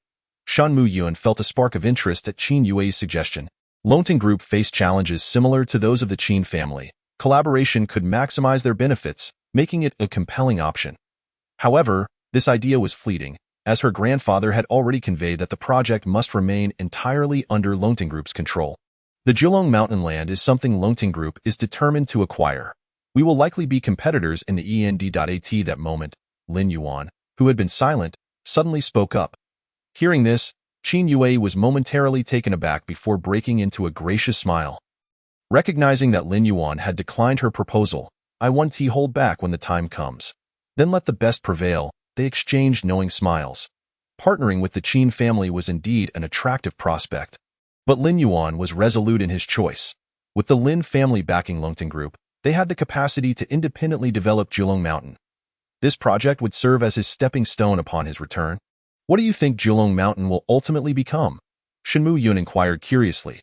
"If the project were developed by our Qin family, I would transform Jilong Mountain into a comprehensive urban center, integrating finance, commerce, and leisure." Qin Yue replied confidently. She had conducted extensive research prior to her arrival in Yunhai City and had concrete plans for the development of Jilong Mountain, which she believed in wholeheartedly. "As our project manager, what are your plans?" Shinmu Yun unexpectedly turned to Lin Yuan for his thoughts. "A new city." Lin Yuan paused momentarily before articulating the two words slowly. At this, both women felt a shiver of surprise. They had not anticipated Lin Yuan's ambitions to be so grand as to propose the development of an entirely new city. Noticing their astonishment, Lin Yuan smiled slightly as he shared his perspective. Yunhai has experienced rapid growth in recent years, and the current urban area can no longer meet the demand for development. Jilong Mountain boasts a prime location, close to two national highways and adjacent to Jinling City, with excellent transportation and environmental conditions. If I were in charge, I would expand Jilong Mountain and its surrounding areas into a new city. Impossible. Expanding a new city requires an astronomical amount of funding, far beyond what Longting Group can handle. Shinmu Yun, regaining her composure from the shock, dismissed Lin Yuan's proposal. Building a new city is not the same as developing a residential project. The financial and resource requirements are astronomical. Even with Longting Group's rapid growth, such an endeavor is unattainable. How can we know without trying? Lin Yuan raised his glass of red wine, taking a gentle sip before smiling as he spoke. In the Jilong Mountain project, the Qin family inherently lacks the advantage over the Longting Group. Now, with Lin Yuan orchestrating so many alluring proposals, competition has inadvertently intensified. Moreover, her rivals extend beyond just the Longting Group. Numerous affluent families are also eyeing the Jilong Mountain project with keen interest. It seems that the Qin family's quest to secure this project will be exceedingly challenging. At this moment, the waiter has already brought the North State lobster ordered by someone. Once the dishes are served, Lin Yuan, displaying a complete lack of decorum, immediately begins to eat. However, just as he reaches for the lobster, another pair of hands swiftly snatches it away. Sister Yue, this lobster is a specialty of North State, bursting with exquisite flavor. You must try it, Shin Muyun cheerfully declares, placing the lobster onto Qin Yue's plate. Lin Yuan can only smile helplessly and shift his attention to other seafood. Yet, Shin Muyun seems intent on thwarting him at every turn, seizing whatever he attempts to take. Miss Shun, it appears I am the one footing the bill for this meal. Lin Yuan remarks with irritation, and what of it? This was ordered for my sister Yui. If you wish to indulge, you should order for yourself. Besides, being treated to a meal by you is a privilege in itself.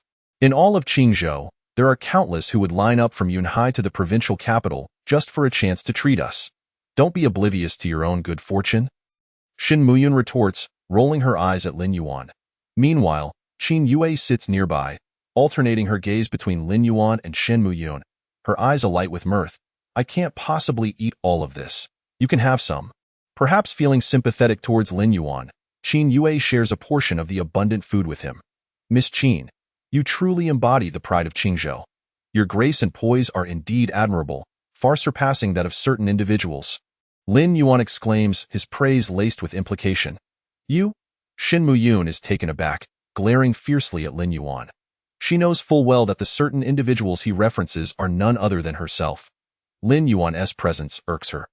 As the eldest daughter of the Shin family, she is exceedingly popular in Yunhai, with many young masters and elites eager to curry her favor.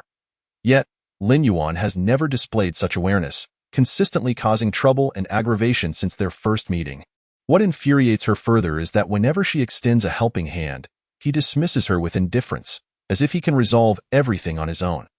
Lin Yuan had previously been a kept man, and she finds it baffling where he derives his sense of superiority. In contrast, Qin Yue possesses a different perspective. Born into a prestigious family and renowned for her beauty, she has never lacked for exceptional suitors. However, their gazes are often clouded by greed. Some covet her beauty, while others seek resources and status, all with ulterior motives. Yet, for reasons unbeknownst to her, Lin Yuan leaves a distinct impression. During the previous banquet, when she stumbled and fell into his embrace, she sensed in his eyes not excitement, but a sense of burden. It is this unique perception that prevents her from rejecting him outright. Just as the three are enjoying their meal, a convoy of over a dozen black luxury vehicles arrives at the entrance. The door of one vehicle swings open, and a bald man steps out first. After descending, he swiftly opens the rear door, respectfully stating, "Brother Dao, this is the place." A burly man with a scar across his face emerges, exhaling smoke rings, his gaze sharp and exuding a menacing aura. With a cigar clenched between his teeth, Brother Dao coldly declares, "I want to see who dares to disrespect me and lay hands on my people." At that moment, 2 to 3 dozen others disembark from the vehicles, surrounding him with an air of arrogance, completely disregarding those around them. Armed with wooden clubs and pipes, their intimidating presence turns the faces of ordinary onlookers pale with fear, prompting them to flee. The bald man scurries ahead, determined to settle the score after being humiliated by Lin Yuan. Upon entering the hotel, his arrival sends shockwaves through the establishment. Lin Yuan immediately spots the bald man at the forefront, causing him to furrow his brow slightly. Shen Muyun and Qin Yue exchange worried glances, as they can easily discern that the bald man has come seeking trouble. Nevertheless, the two women are not overly concerned. Given their status, a simple phone call could resolve any issue. This time, I intend to see whether you will remain defiant, Shun Muyun muses, though she has no intention of merely standing by. Lin Yuan's demeanor has been irksome to her. She cannot stand his aloofness, as if he takes nothing seriously. This time, she is determined to teach him a lesson, ensuring he experiences some hardship that, of course, she won't let him suffer too gravely. She will step in at a critical moment. As Brother Dao approaches the trio, his eyes light up upon seeing the two stunning beauties, and he licks his lips hungrily. Upon hearing from the bald man about the two exquisite women, he had been skeptical, but witnessing them in person confirms their unparalleled beauty. The prospect of being with them brings him immense pleasure, but first, he must deal with Lin Yuan. Without a care, he plops down next to Lin Yuan and growls, "You re the one who injured my brother for no reason, aren't you?" Lin Yuan's expression remains unfazed as he glances at the bald man, calmly responding, I merely taught an unwise fly a lesson. Although the bald man feels some trepidation towards Lin Yuan, the presence of Brother Dao instills confidence in him. You little brat, daring to act tough in front of Brother Dao? Are you seeking death? Lin Yuan inquires, so, what exactly do you wish to accomplish? Brother Dao glances at the two women, his interest piqued. He then reveals a lewd smile, saying, have your two friends accompany me for a meal, and then compensate me with 500,000. We'll consider this incident as though it never occurred. Upon hearing this, both women's expressions turn icy, their eyes brimming with fury. Even Lin Yuan's gaze flashes with coldness as he stands up slowly, stating, this is not the place for discussions, let us step outside. Brother Dao is momentarily taken aback, then grins wickedly, all right, there's a construction site not far from here. Let us chat there, it's spacious and secluded. We can shout as loud as we like without anyone hearing. Chapter 23. My boss is the young master of the Du family. Before Lin Yuan could respond, Shen Muyun immediately stood up, declaring, no way. She understands that if Lin Yuan follows them, he will undoubtedly face a dire fate, likely getting beaten to a pulp. She only intended to teach him a lesson, not to let him be severely harmed. He's staying right here. You're not taking him anywhere. Realizing the situation escalated too quickly, Shen Muyun hurriedly takes out her phone, preparing to intervene. Lin Yuan chuckles softly. Though she incessantly bickers, her heart is still kind. This trifling matter doesn't require a phone call. However, in the next moment, Lin Yuan raises a hand to stop Shen Muyun. She halts her action, her anger flaring. What are you doing? Why are you still being stubborn at a time like this? This very expression and tone infuriate Shen Muyun. Rest assured, I can handle it, Lin Yuan replies with a gentle smile. Nonchalantly, I had no intention of letting you suffer, but since you insist on courting trouble, I shall not intervene. If you get beaten, it serves you right. Shen Muyun, thoroughly exasperated by Lin Yuan, puts away her phone and sulks on the side, genuinely ignoring him. Qin Yue finds the situation both amusing and exasperating. Even now, they are still squabbling. Meanwhile, Brother Dao watches Shen Muyun defend Lin Yuan with a twinge of jealousy. Hey, stop dragging this out and get out immediately, or don't blame me for making you look foolish in front of your friends. Lin Yuan stands up and strides towards the exit, with Brother Dao and his entourage following suit. As they leave, Qin Yue can no longer contain herself, asking, Muyun, are you really not going to help him? Shen Muyun, clearly still fuming, retorts, he's acting all aloof. Why should I offer help? Why should I stick my warm face against his cold backside? That Brother Dao is notorious. If you don't intervene, Lin Yuan could be in real danger. Qin Yue expresses her concern, hastily encouraging her. It's this. Shen Muyun's expression falters, her breath quickening. Humph. It would be just fine if he gets beaten. It would save us from his daily posturing. It's utterly tiresome. Despite her harsh words, she hesitates not a moment before dialing a number. Observing this, Qin Yue can only shake her head in exasperation. These two are indeed a pair of adversaries. Meanwhile, Lin Yuan, under the escort of Brother Dao and his men, arrives at an expansive construction site. It's this moment, the bald man, with a smug expression, steps beside Lin Yuan, ominously stating, you're as good as dead.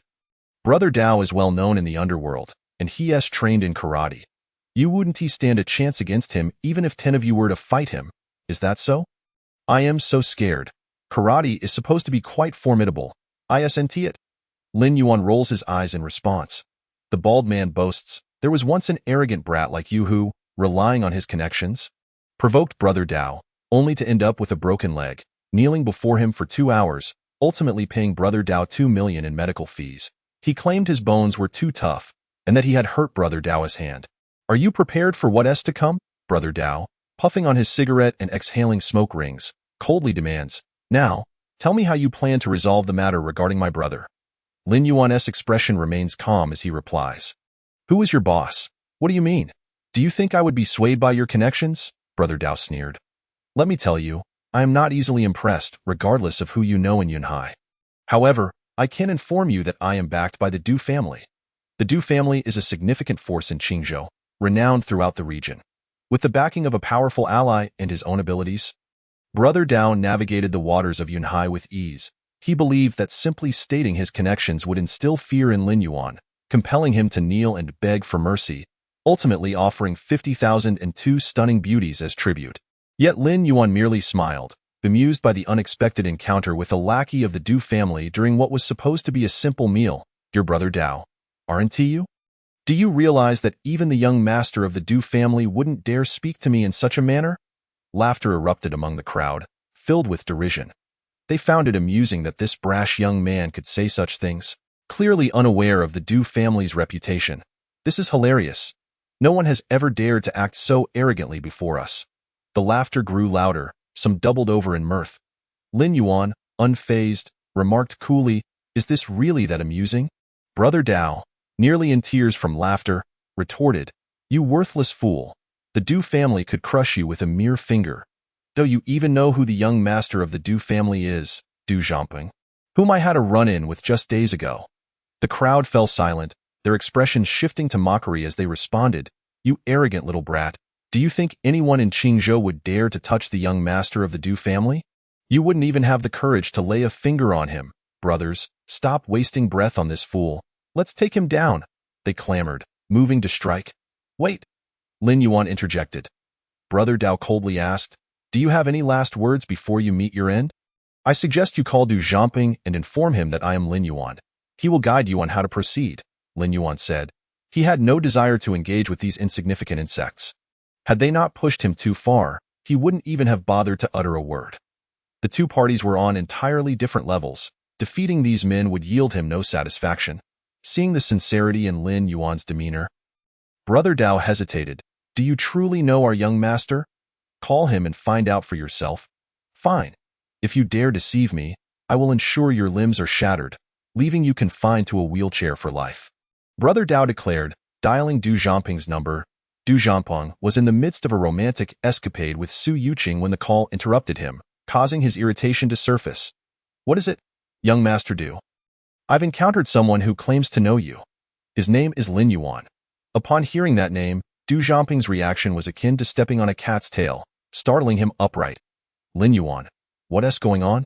he ground out through clenched teeth. Su Yuqing, hearing the name, also lost her composure. Brother Dao briefly recounted the altercation with Lin Yuan. Du Zhamping's face darkened. "Are you saying he is accompanied by two beauties? Describe them to me." Brother Dao provided a vague description, and Du Zhamping immediately deduced the identities of Shun Mu Yun and her companions. "End this immediately. Tell your men to leave." Brother Dao, puzzled, protested, "Young master." "Why? I still wish to incapacitate this brat." Du Zhamping's voice rose in anger. "Damn it. Have you ceased to heed my words? Get your men out of there at once and spare us the embarrassment." Though he harbored intentions of dealing with Lin Yuan himself, the presence of Shun Mu Yun and Qin Yui complicated matters. Moreover, he lacked absolute confidence in his ability to handle Lin Yuan. He did not believe Brother Dao's crew could subdue him. Rather than face humiliation, it was better to retreat. Brother Dao, chastised, felt his mood sour, yet he dared not defy Du Zhamping's orders. "Consider yourself fortunate. But remember this, next time, luck may not be on your side. We're leaving." Chapter 24. A call from the Sihai group. Qin Yue and Shun Mu Yun, feeling uneasy, quickly followed. However, upon their arrival, they saw Brother Dao and his men departing. While relieved, Shun Mu Yun felt a twinge of dissatisfaction. She had expected that even if Lin Yuan avoided a beating, he would still appear disheveled. Yet, Lin Yuan's expression remained calm, as if nothing had transpired. She had already made a call, prepared to rescue Lin Yuan if necessary. Now, her plans lay in ruins. "Did you give him 50,000? What happened?" Shun Mu Yun asked, perplexed. Brother Dao, a prominent figure in Yunhai, was not one to walk away without achieving his goals, unless compelled to do so. Realizing the situation, Shun Mu Yun huffed, "Humph, spineless. You spoke so boldly. But it seems you are not as formidable as you claimed." Lin Yuan chuckled, shaking his head. "The meal is finished. Let us return." There was no need for further explanation. "Sister Yue, let us go. We shouldn't have agreed to this meal." Shun Mu Yun, still fuming, pulled Qin Yue away. Yet, Qin Yue's eyes flickered with doubt. Though she had only recently met Lin Yuan, he had left an impression unlike any other. He exuded a calm composure, remaining unflappable in any situation. Such a person hardly fit the mold of a spineless individual seeking to appease others. Moreover, In a perilous situation, he had managed to turn the tide, leading her to suspect that Lin Yuan was far more than a mere project manager. Meanwhile, on the other side, Su Yuqing felt a surge of frustration upon hearing Lin Yuan's name. Since their separation, he seemed to have been thriving, contrary to her imagined scenario of him groveling at her feet. What infuriated her most was that Lin Yuan was now in the company of two heiresses. Shinmu Yun and Qin Yue were both stunning beauties, surpassing her in both background and capability. This good-for-nothing was willing to play the kept man just to spite her. At that moment, an unfamiliar call came through. Su Yuqing hesitated, but eventually answered. "Is this Su Yuqing? Miss Su?" A woman's voice inquired. "Yes, who is this?"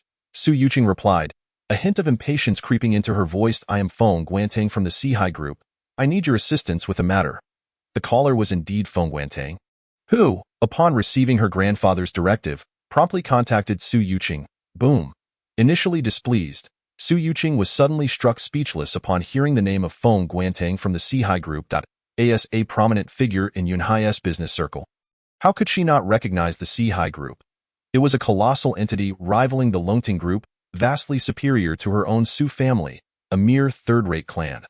The mere thought of establishing a connection with such a power was beyond her wildest dreams. Now, the Sihai Group had reached out to her. Moreover, it was a heavyweight like Feng Guantang personally calling to request her assistance. How could she not be thrilled? Su Yuqing trembled with excitement, stammering, "Why you truly Feng Guantang from the Sihai Group?" Nearby, Du Zhangping tensed up at the mention of her name, moving closer as his breath quickened. "Yes, my grandfather wishes to meet your partner," Feng Guantang confirmed. Upon hearing this, Su Yuqing's heart raced. Wasn't he her partner, Du Zhangping? "What do you want with him?" Feng Guantang replied curtly, "That is a matter for my grandfather. And he also mentioned that you may present any requests you have, and we will do our best to accommodate them." Su Yuqing's mind reeled. What did this mean? Were they looking to collaborate with the Du family? Was that why they were offering such tremendous incentives? Suddenly, she recalled the Zhilongshan project and, almost instinctively, blurted out, "We want the Zhilongshan project. Can that be arranged?" As soon as the words left her mouth, she felt a wave of unease. Even she recognized the absurdity of her request. Feng Guantang paused, caught off guard by Su Yuqing's audacity. Although they were not there specifically for the Zhilongshan project, they had heard much about the fierce competition surrounding it. One moment, she murmured to her companion, "Master Wu. Grandfather, she wishes for us to support her in securing the Zhilongshan project." Master Wu contemplated briefly before responding, "Agree to it. Lin Yuan possesses exceptional medical skills. This extraordinary individual must be courted. Facilitating this matter will strengthen our ties, making future requests easier." This was precisely why he wished to offer a significant gesture before even meeting the other party. Feng Guantang, increasingly puzzled, could not fathom why her grandfather would place such importance on a son-in-law. Reluctantly, she conveyed her grandfather's decision to Su Yuqing. "My grandfather has consented. The Sihai Group will support your efforts to secure the Zhilongshan project. Please arrange a time and place for a meeting tomorrow." Su Yuqing was left utterly stunned. She could hardly believe that her offhand remark had actually been met with agreement. She even forgot how to respond to Feng Guantang. Standing there in a daze until Du Zhangping nudged her back to reality. "Tomorrow, let us meet at the Dihao Hotel." Feng Guantang had already hung up. Du Zhangping, brimming with excitement, exclaimed, "Yuqing, how could the Sihai Group come to you?" Su Yuqing exclaimed with great excitement, "Zhangping, this time we are destined for great success." Subsequently, she recounted Feng Guantang's words verbatim. Du Zhangping could no longer contain his laughter, exclaiming, "Haha, even the heavens have decided to assist me.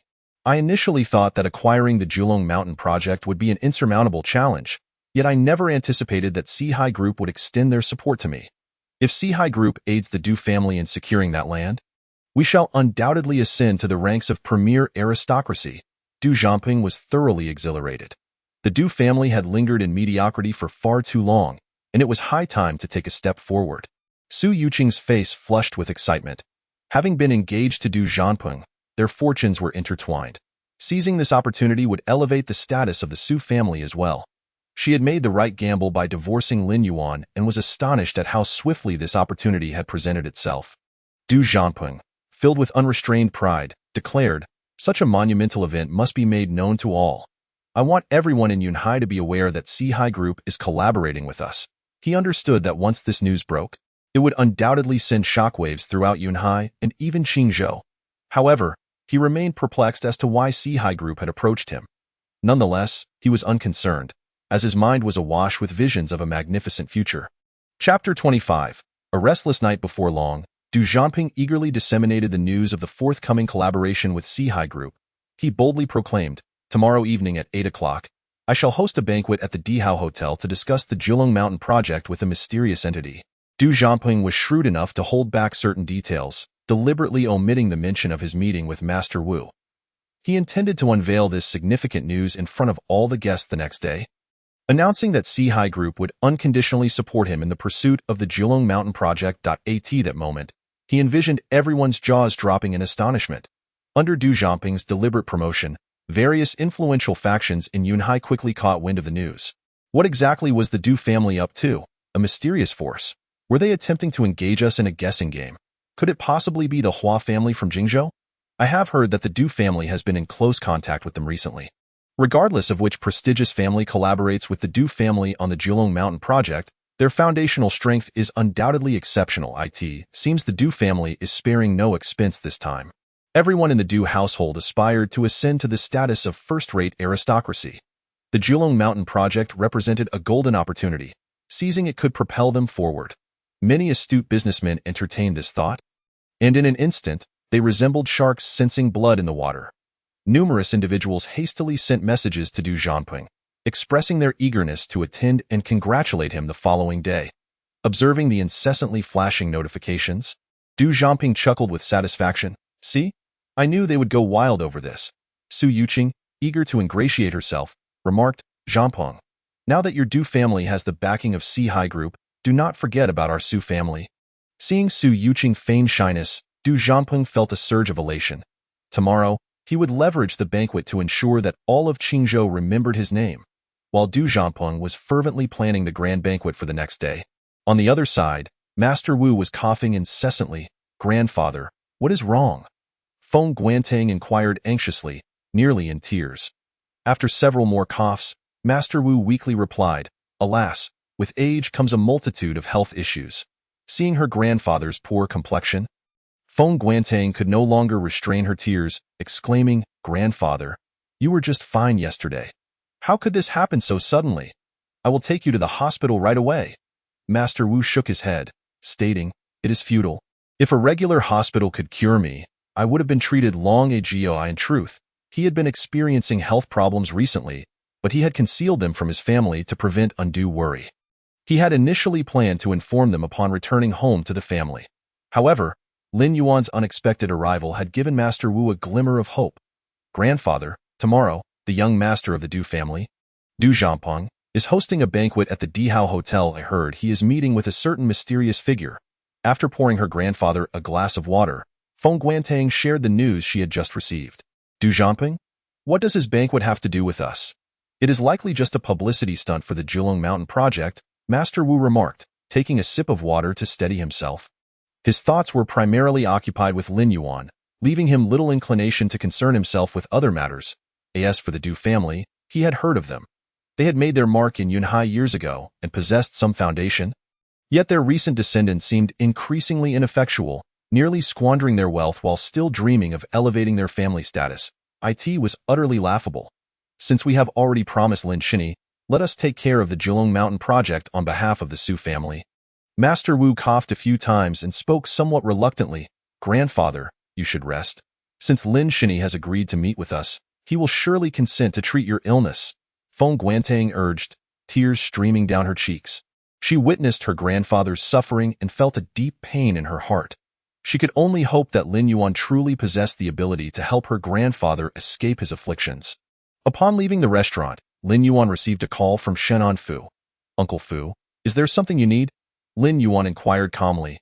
"Young master, I have purchased a villa for you at Shuiyun residence. The environment is quite pleasant and, most importantly, befitting your status," Shenan Fu replied respectfully. "Shuiyun residence?" Lin Yuan smiled lightly.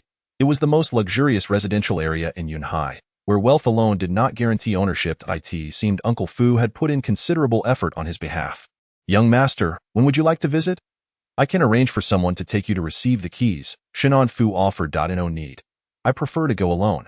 Just send the property information to my phone. Lin Yuan replied. Understood. Please hold on. Shinan Fu was overjoyed and hung up the phone. Lin Yuan's response clearly indicated his acceptance of his goodwill, suggesting that the grievances between the third young master and Lin Yuan might not be insurmountable after all. Soon, Lin Yuan received a text message containing the location of the villa Shinan Fu had purchased for him, along with a QR code for an electronic key. This key would grant him direct access to the villa. Villa number 1, Lin Yuan murmured to himself as he set off for Shuiyun residence. As its name suggests, Shuiyun residence was built on the mountains, overlooking the picturesque Yunhai Lake, offering an unparalleled environment. Those fortunate enough to reside there were either exceedingly wealthy or of noble birth. Upon arriving at the entrance of Shuiyun residence, Lin Yuan was immediately stopped by a security guard. The guard scrutinized Lin Yuan's attire, which paled in comparison to his own uniform, and impatiently declared, "Private property, no trespassers allowed. Be ye on your way." Lin Yuan, naturally unwilling to stoop to the guard's level, replied in a calm tone, "I am the owner of Villa number 1. Kid, are you looking for trouble? Villa no. 1. Not only is it currently unoccupied, but even when it has an owner, it would be someone of immense wealth, at least the richest person in Yunhai. How could a pauper like you afford it?"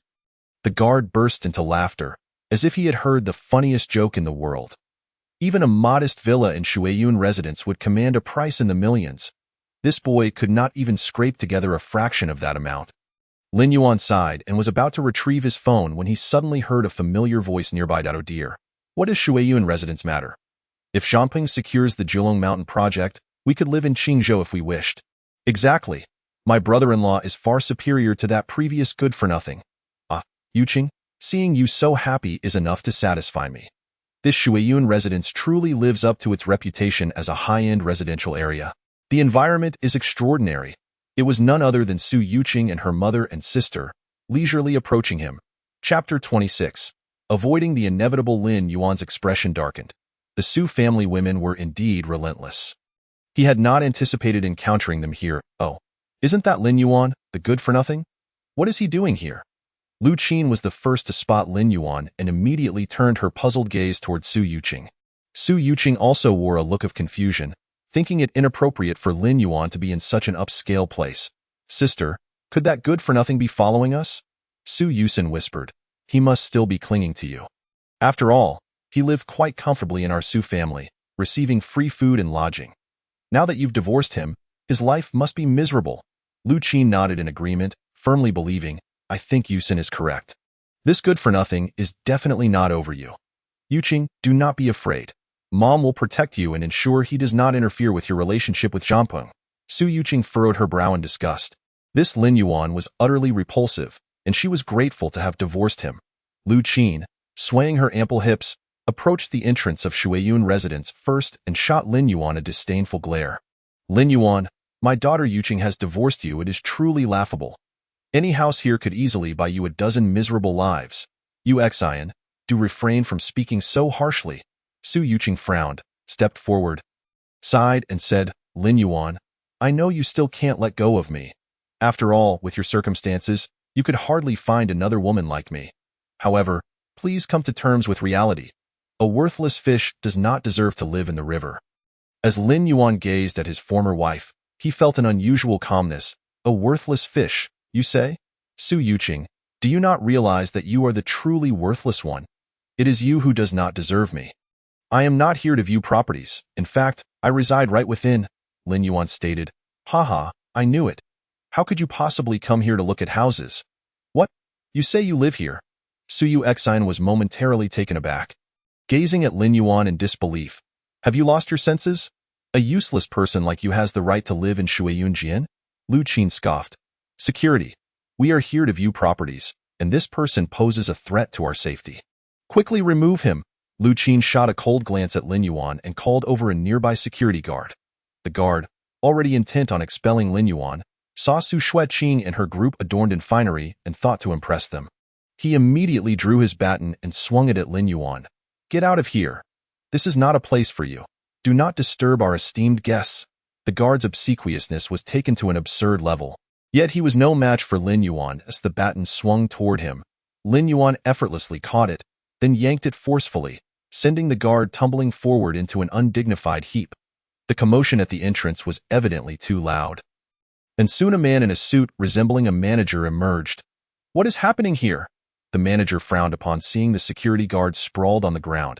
Suuxian, seizing the opportunity, declared, "Hello, it is like this.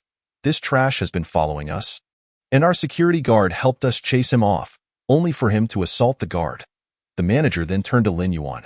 "Sir, I am the property manager of Shuiyunjian. Is this how the situation unfolded?"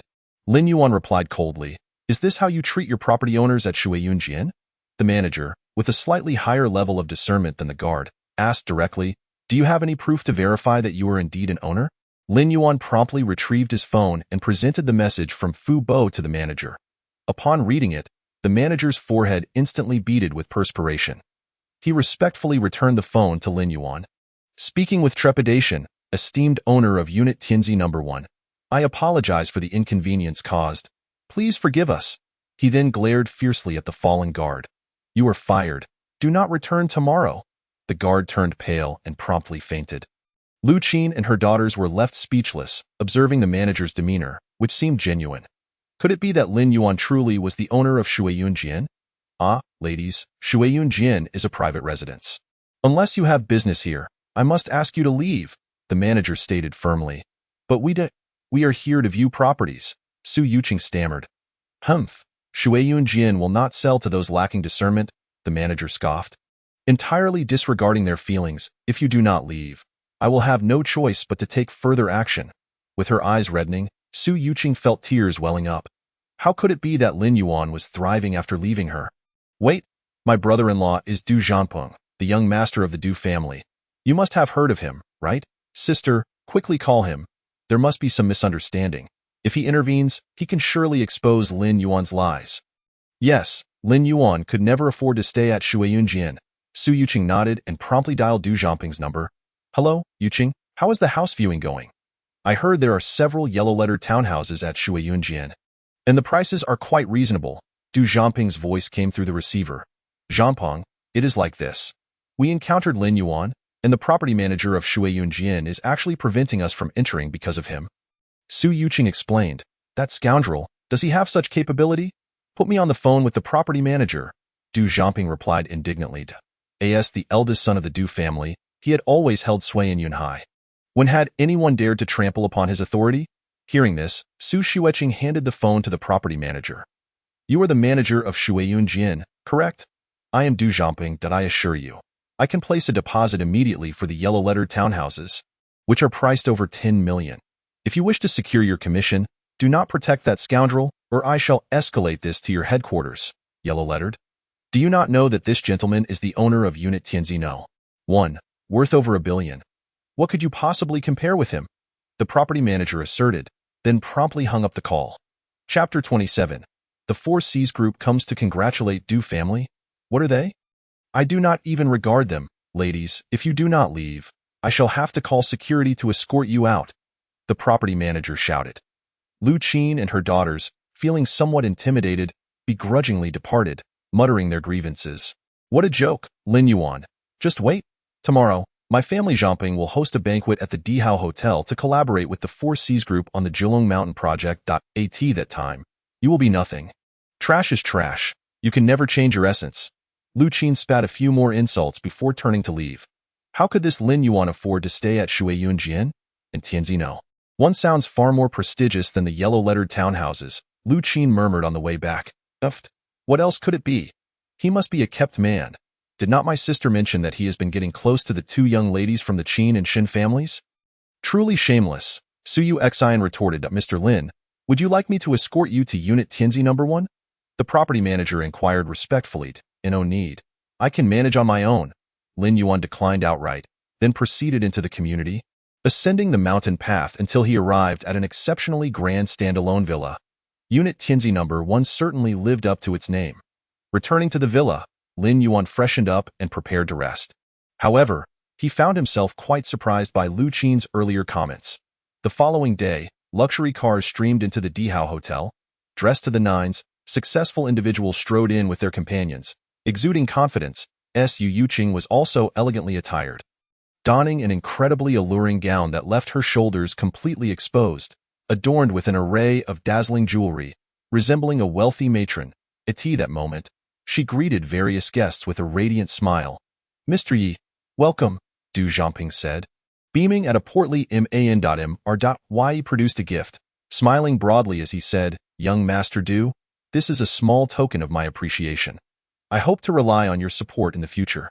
With that, he opened the gift in front of everyone, revealing an enormous luminous pearl, clearly of considerable worth. Su Yuqing's eyes sparkled with excitement. She had never seen such a large luminous pearl in her life. Mr. Yi, being astute, naturally sought to please, promptly presenting the luminous pearl to Su Yuqing. "Only a woman as exquisite as Miss Su deserves such a treasure," Su Yuqing exclaimed. "Mr. Yi, you are too generous." Without hesitation, she accepted the lavish gift. At that moment, a new wave of guests entered through the main entrance, each carrying various gifts, their faces adorned with smiles.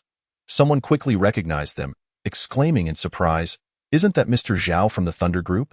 Isn't that Mr. Wang from the Shengtian Real Estate Company? I can't believe he took the time to come to the Du family. Mr. Wang from the Bank of the People is here too." Each of these individuals had the power to shake Yunhai City with their mere presence, yet they had all gathered here together. "Young Master Du, congratulations," the crowd chimed, offering their well wishes, which immensely gratified Du Jiangping's vanity.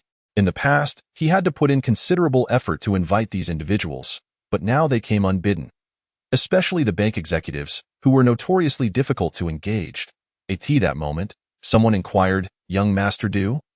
Which prestigious family does that mysterious force belong to? Can you give us any hints?" Du Jiangping did not respond, merely smiled with pride. "They should be arriving shortly, then you will all know." He was well aware that many of these guests had come primarily for the mysterious force and the Zhilong Mountain project. They were eager to make an impression at the banquet, hoping to align themselves with the Du family and the enigmatic power. Just then, 13 individuals clad in black entered the banquet hall. The leading man in black wore sunglasses, flanked by 12 others who formed two lines behind him, each carrying a red tray covered by a red cloth, concealing the contents within. The moment these 13 made their entrance, they captured everyone's attention. The leading man announced loudly, "May I ask, who is Miss Su Yuqing?" Upon hearing her name, Su Yuqing's face immediately lit up with joy. These individuals must be here to present her with gifts. "I am, and you are?" she inquired. The man in the lead replied, "I am here on behalf of Mr. Wu from the Four Seas Group to deliver a gift. Mr. Wu will arrive shortly." Upon hearing that the esteemed Wu Yi from the Sihai Group had arrived, the expressions of all present immediately shifted, revealing astonishment on their faces. Previously, Du Jiangping had not disclosed whom he would be meeting today, yet the sudden arrival of a grand gift from Wu Yi left everyone in awe.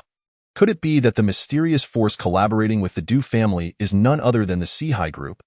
As this thought crossed their minds, the guests became visibly excited. If that were indeed the case, they had truly come to the right place. Du Jiangping felt a jolt of exhilaration. The main character was finally arriving. At that moment, the leading man in black clapped his hands, and the 12 individuals behind him promptly unveiled the red cloth covering their trays.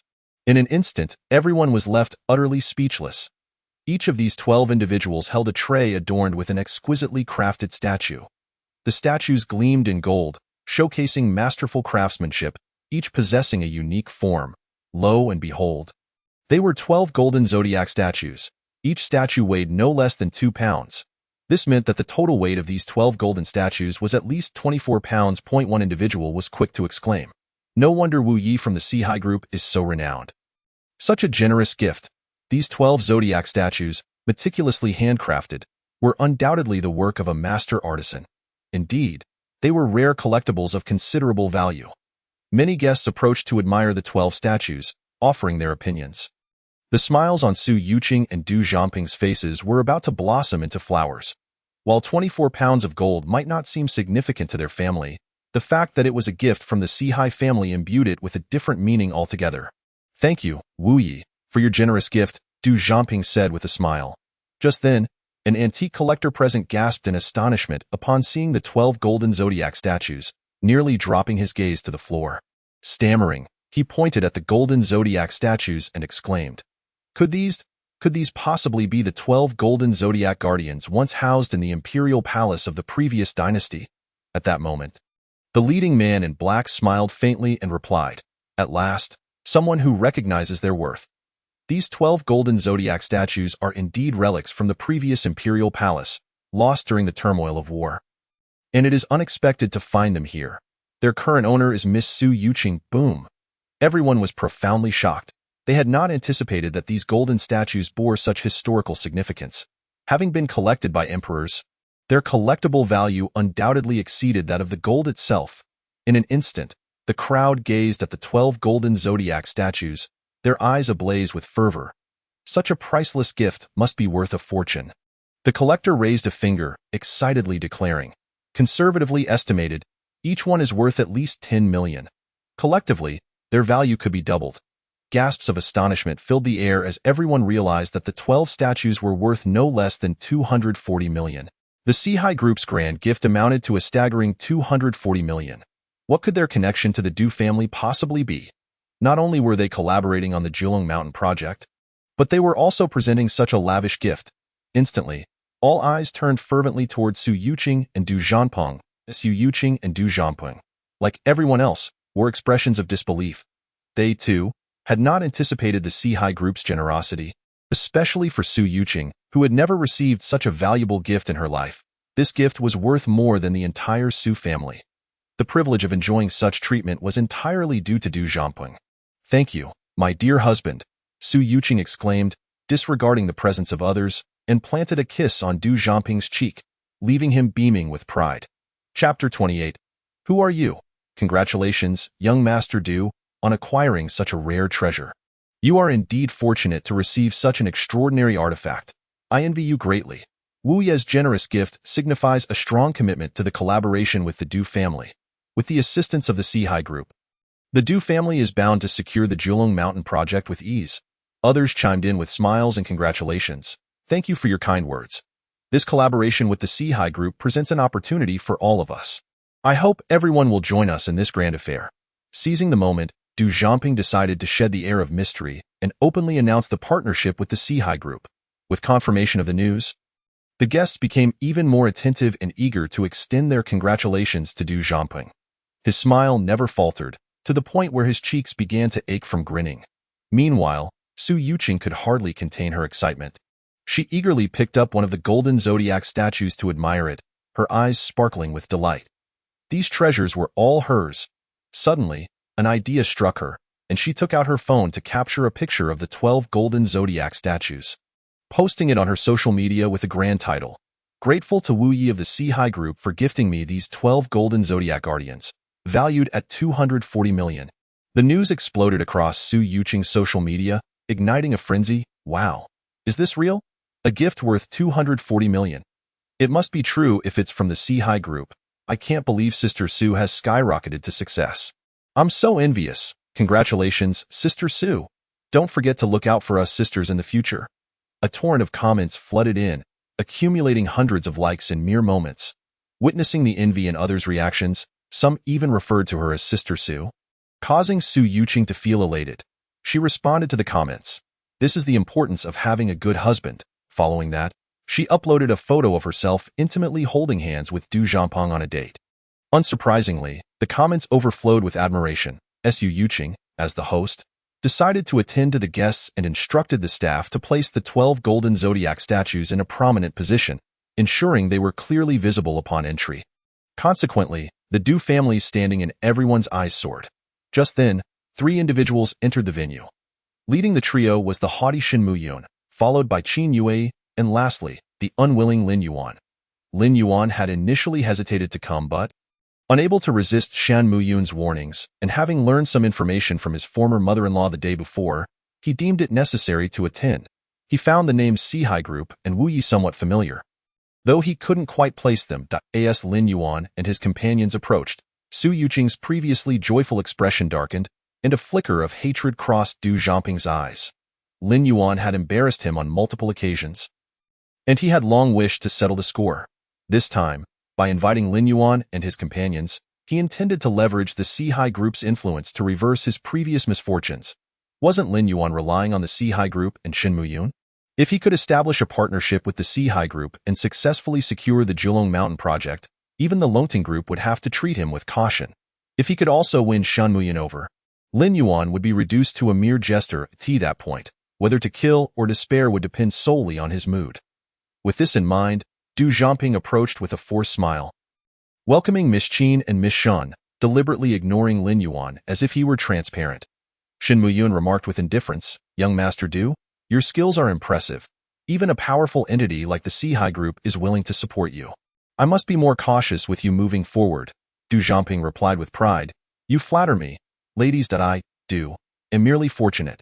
He then gestured for 3 glasses of red wine to be brought forth, offering one to Qin Yue and Shan Muyun, while keeping one for himself. "Allow me to toast to both of you." Out of courtesy, Qin Yue and Shan Muyun clinked glasses with him and drank, while Lin Yuan was completely overlooked. He had anticipated this scenario and casually wandered to the side, sipping his drink slowly. The onlookers were well aware of the tensions among them, casting glances of schadenfreude at Lin Yuan. No one was willing to engage with him, avoiding him as if he were a plague. Clearly, Lin Yuan had been ostracized. At that moment, Su Yuqing strutted over with her chin held high, exuding arrogance. "Lin Yuan, no matter when, you will always be worlds apart from me, you worthless fool. Look at my man now. He is 1,000 times better than you. In the future, our Su family will become a top-tier family in Yunhai, and you won't even be qualified to carry my shoes. My decision to divorce you was the wisest choice of my life. While you will only be a plaything for the wealthy." Su Yuqing's gaze was filled with disdain. To her, Lin Yuan's current success was undoubtedly linked to some dubious relationship with Shan Muyun. Otherwise, with his abilities, he could never enjoy such treatment. Lin Yuan calmly replied, "Are you finished?" "You." Su Yuqing seethed with anger, believing Lin Yuan would surely be furious and regretful, perhaps even attempting to curry favor with her. However, seeing Lin Yuan unfazed only infuriated her further. She pointed at the 12 zodiac statues and declared, "These are the gifts the Sihai Group bestowed upon me today, worth a total of 240 million. You will never earn this much money in your lifetime, and I, merely by being young Master Du's woman, can receive such a precious gift. That's the difference." Unable to contain himself, Lin Yuan retorted, "To be honest, I do feel quite regretful." Hearing this, Su Yuqing finally smiled, saying, "Even if you regret it, it doesn't matter. I could never be with someone as worthless as you again, so just give up on that thought. Don't get me wrong. I mean, I truly regret ever being with you. That was the greatest mistake of my life." Lin Yuan replied coldly. "You?" Su Yuqing's face contorted with rage. "You don't need to pretend. I know you must be regretting it deeply. You're just trying to provoke me. Don't think I can't see through your act. Engaging in conversation with someone like you is nothing short of an affront to my intellect. I urge you to take a moment this evening to truly comprehend the chasm that exists between us." Upon delivering her words, Su Yuqing arrogantly turned on her heel and departed. Lin Yuan was left speechless, pondering how such a narcissistic and foolish woman could exist in this world. At that moment, a loud commotion echoed from the entrance. "Master Wu has arrived." The voice resonated powerfully, instantly silencing the entire venue.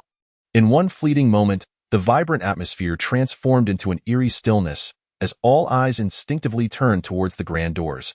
The protagonist of the evening had finally made his entrance. Both Su Yuqing and Du Zhangping stood tall, their faces adorned with the most cordial smiles.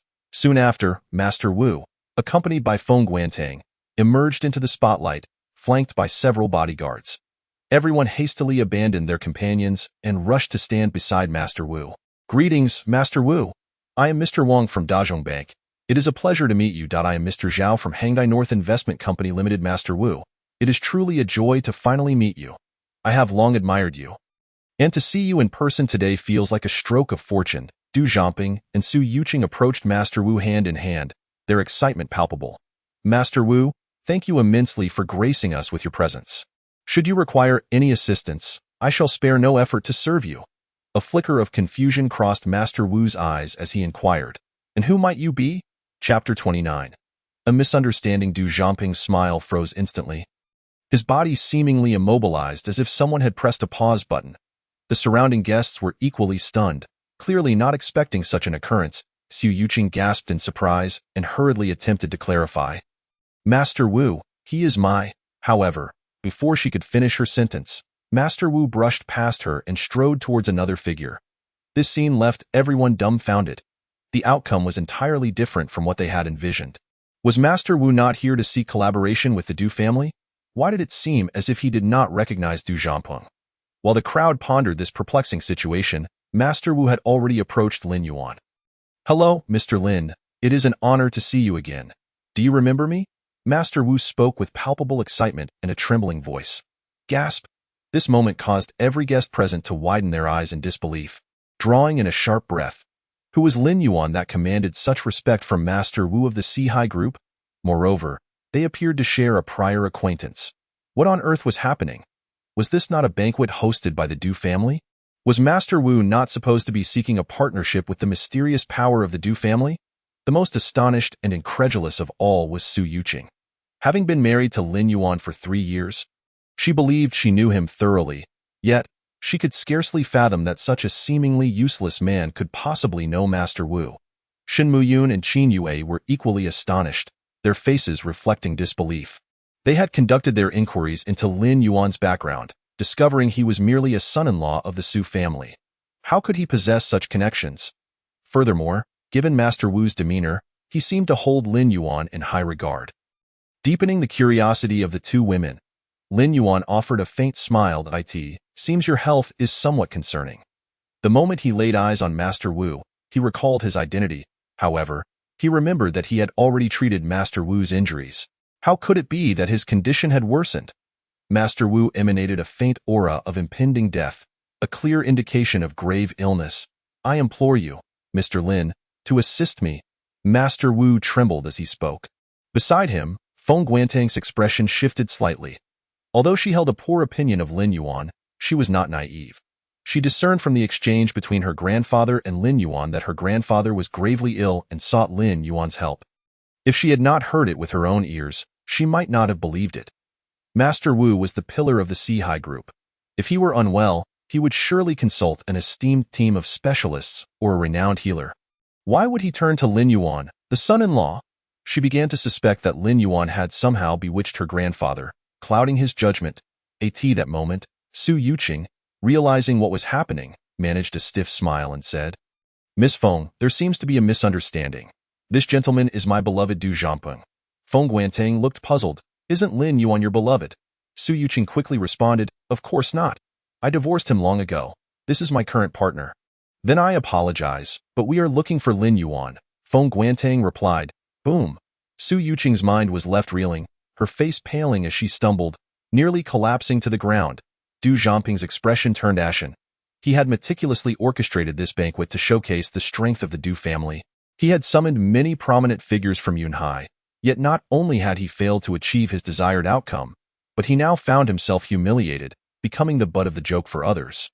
Du Zhangping would undoubtedly become a laughingstock in the entire Qingzhou. How could he ever show his face again? The expressions of those around him shifted dramatically. Some struggled to suppress their laughter. Others seethed with anger, while some simply reveled in the spectacle. The unfolding situation left me utterly bewildered. Just moments ago, Du Zhangping had enthusiastically announced that the mysterious force was the Sihai group, and that the Du family would be collaborating with them to seize the Julong Mountain project. Yet, judging by Master Wu's expression, it seemed he was entirely unaware of such arrangements. Perhaps this was all a misunderstanding. Look at Du Zhangping's face. It appears as though he has swallowed a fly. Lin Yuan was purportedly the Su family's son-in-law, so how could Master Wu seek him out? Furthermore, they seemed to share a close rapport. Damn it! I spent millions hoping to leverage this opportunity to connect with the Du family and the Sihai group. Now it seems I stand to lose everything. Listening to the murmurs of the guests around them, Qin Yue leaned in close to Shen Muyun and whispered, "Muyun, do you truly know Lin Yuan?" Shen Muyun glared at Lin Yuan, feeling a mix of resentment and frustration. "I've investigated his background. Who could have known he was hiding such depths? When my grandfather recruited him into the group, I thought my grandfather had lost his mind. Now it seems he must be privy to information that we are unaware of." Qin Yue smiled slightly, echoing her sentiments. "From our first meeting, I sensed he was enigmatic. Through our interactions over the past few days, he has indeed proven to be quite extraordinary." Shen Muyun was taken aback. You don't mean to say you have developed feelings for him? Do you? Not quite love, but I certainly don't harbor any aversion," Qin Yue replied with a smile. as one of the elite young women of Qingzhou. A renowned beauty, she had countless admirers, yet none had intrigued her quite like Lin Yuan. Her words ignited a peculiar feeling within Shan Muyun. Humph. I truly do not understand what is so special about this self-important, pompous individual. Overcome by this feeling, Shan Muyun felt a rush of anxiety and quickly masked it with a tone of disdain. Meanwhile, Lin Yuan and Master Wu engaged in jovial conversation, while others dared not approach. As the evening's hosts, Su Yuqing and Du Zhanpeng, who were supposed to be the center of attention, now found themselves overshadowed. Treated like discarded players, ignored by the guests, Du Zhanping gritted his teeth in fury, thinking, Lin Yuan, it's you again. You wretched creature. Time and again you sabotage my endeavors. I will ensure your suffering is profound. Beside him, Su Yuqing's animosity was equally palpable. This useless man, knowing Master Wu yet never mentioning it during their 3 years of marriage, now flaunted his connections post-divorce. This ingrate had been nurtured by the Su family for 3 years. Moreover, Master Wu must surely be suffering from dementia, having been deceived by Lin Yuan's charade. Su Yuqing seethed internally. At that juncture, she seemed to have an epiphany, hastily retrieving her phone to delete the recent post she had made. Thanks to Lin Yuan, she had suffered a tremendous humiliation, and she could already envision the mocking laughter of those insufferable people when they next crossed paths. Our Sihai Group will fully support Longting Group in the competition for Julong Mountain. Boom! The guests were left astounded by this groundbreaking announcement. Du Zhanping and Su Yuqing's faces turned ghostly pale. Chapter 30. Treating Master Wu. The guests gradually regained their composure from this astonishing revelation, their faces lighting up with enthusiastic smiles as they approached Lin Yuan and Master Wu. Congratulations, someone exclaimed. Manager Lin, we wish Longting Group success in securing Julong Mountain. With the two powerhouses joining forces, it seemed there would be no rivals left in all of Qingzhou. Shan Muyun's heart raced with excitement, her cheeks flushed with joy. This news was a tremendous boost for Longting Group, greatly enhancing their strength. The competitive obstacles would diminish significantly, increasing their chances of acquiring Julong Mountain. Shan Muyun felt confident that they could indeed secure this project. Once accomplished, Longting Group would solidify its foundation and greatly enhance its power. Qin Yue sighed, genuinely congratulating her. Muyun, I'm thrilled for you. Who would have thought this banquet would yield such results? I apologize, but Master Wu and I have some matters to discuss, so we must take our leave. Lin Yuan stated, feeling no inclination to linger in such a superficial atmosphere. Though the guests felt regretful, they dared not protest due to Master Wu's imposing presence, and thus they stepped aside to let them pass. Shan Muyun and Qin Yue followed closely behind as they made their way towards the exit. Without needing to be instructed, the bodyguards accompanying Master Wu promptly carried away the 12 golden statues. Su Yuqing's face was a tumultuous canvas of emotions, a vivid mixture of crimson and pallor, as if she longed to sink into the depths of the earth. Only after Lin Yuan and the others departed did the remaining guests approach. Du Xiao, there are matters at my company. Let us reconvene another day. My wife is calling for me to return home early. We shall discuss this another time. One by one, the guests expressed their desire to leave the banquet. Some even mimicked the earlier guests, taking their congratulatory gifts with them as they exited. The once vibrant gathering descended into an eerie silence, and Du Zhanping's countenance darkened, his fury simmering like a volcano ready to erupt. He kicked over the table and sent the champagne and desserts crashing to the ground. With a resounding slap, he struck Su Yuqing. Damn you! It is all your fault, you wretched woman. You have stripped me of my dignity. How am I to survive in Qingzhou after this? You hit me. Su Yuqing fell to the ground, disbelief etched across her face. Hitting you is a mere trifle. Had you inquired properly, I would not have suffered this humiliation. Du Zhanping's face contorted with rage, channeling all his resentment towards Su Yuqing. In a fit of hysteria, she shouted, This is not my fault. Blame Lin Yuan, that good-for-nothing. He is the one who has brought us to this state. The mention of Lin Yuan shifted Du Zhanping's animosity, and through clenched teeth, he vowed, Lin Yuan, you have brought this upon yourself. I shall ensure that you pay 100-fold for this humiliation, and those fence-sitters. I will make them regret their choices today. In this age of information, news travels swiftly. Within an hour, the events at Longquan Hotel had spread throughout Yunhai City. The rumors of the Longting Group and Sihai Group joining forces to vie for the Zhelongshan project began to circulate. Many factions, upon first hearing the news, thought they had misheard, But as the details emerged, the realization dawned on them. The Du family has suffered a tremendous disgrace. They held a banquet claiming to partner with the Sihai group, only to have Master Wu ignore them entirely and instead collaborate with Su Yuqing's ex-husband. How utterly humiliating. I was present at the scene. Master Wu's "who are you?" left me feeling mortified. However, some factions with vested interests in the Zhelongshan project wore grave expressions. The Longting group was already a formidable adversary. Now, with the Sihai group in alliance, the stakes were even higher. If they did not act decisively, they risked losing the Zhelongshan project altogether. Indeed, we must thwart this alliance at all costs. They recognized that the landscape of the Zhelongshan project had shifted dramatically. All factions began to prepare in secret, hoping to seize a piece of the lucrative PIE.AT's certain estate in Yunhai. A young man leisurely sipped his tea while an elderly man with white hair remarked, "We already have a plan. We need someone to execute it. I happen to have an excellent candidate in mind. Someone who has significant grievances with Lin Yuan of the Longting group. I believe he would be more than willing to accept our assistance." Upon hearing this, the young man smiled and inquired, "Oh, who is this individual?" The elder replied, "Du Zhanting." Meanwhile, Lin Yuan and his companions arrived at the entrance of a hotel. Lin Yuan said, "You two head back first. I have some matters to discuss with Master Wu." Although Shin Muyun had many questions for Lin Yuan, she recognized that this was not the time for confrontation. She shot him a fierce glare before taking Qin Yue and departing. Once inside the hotel, Master Wu addressed Feng Guantang, saying, "Ting Ting, I have matters to discuss with Mr. Lin. Do not allow anyone to disturb us." Feng Guantang retorted, "Grandfather, am I not allowed to be present?" "No.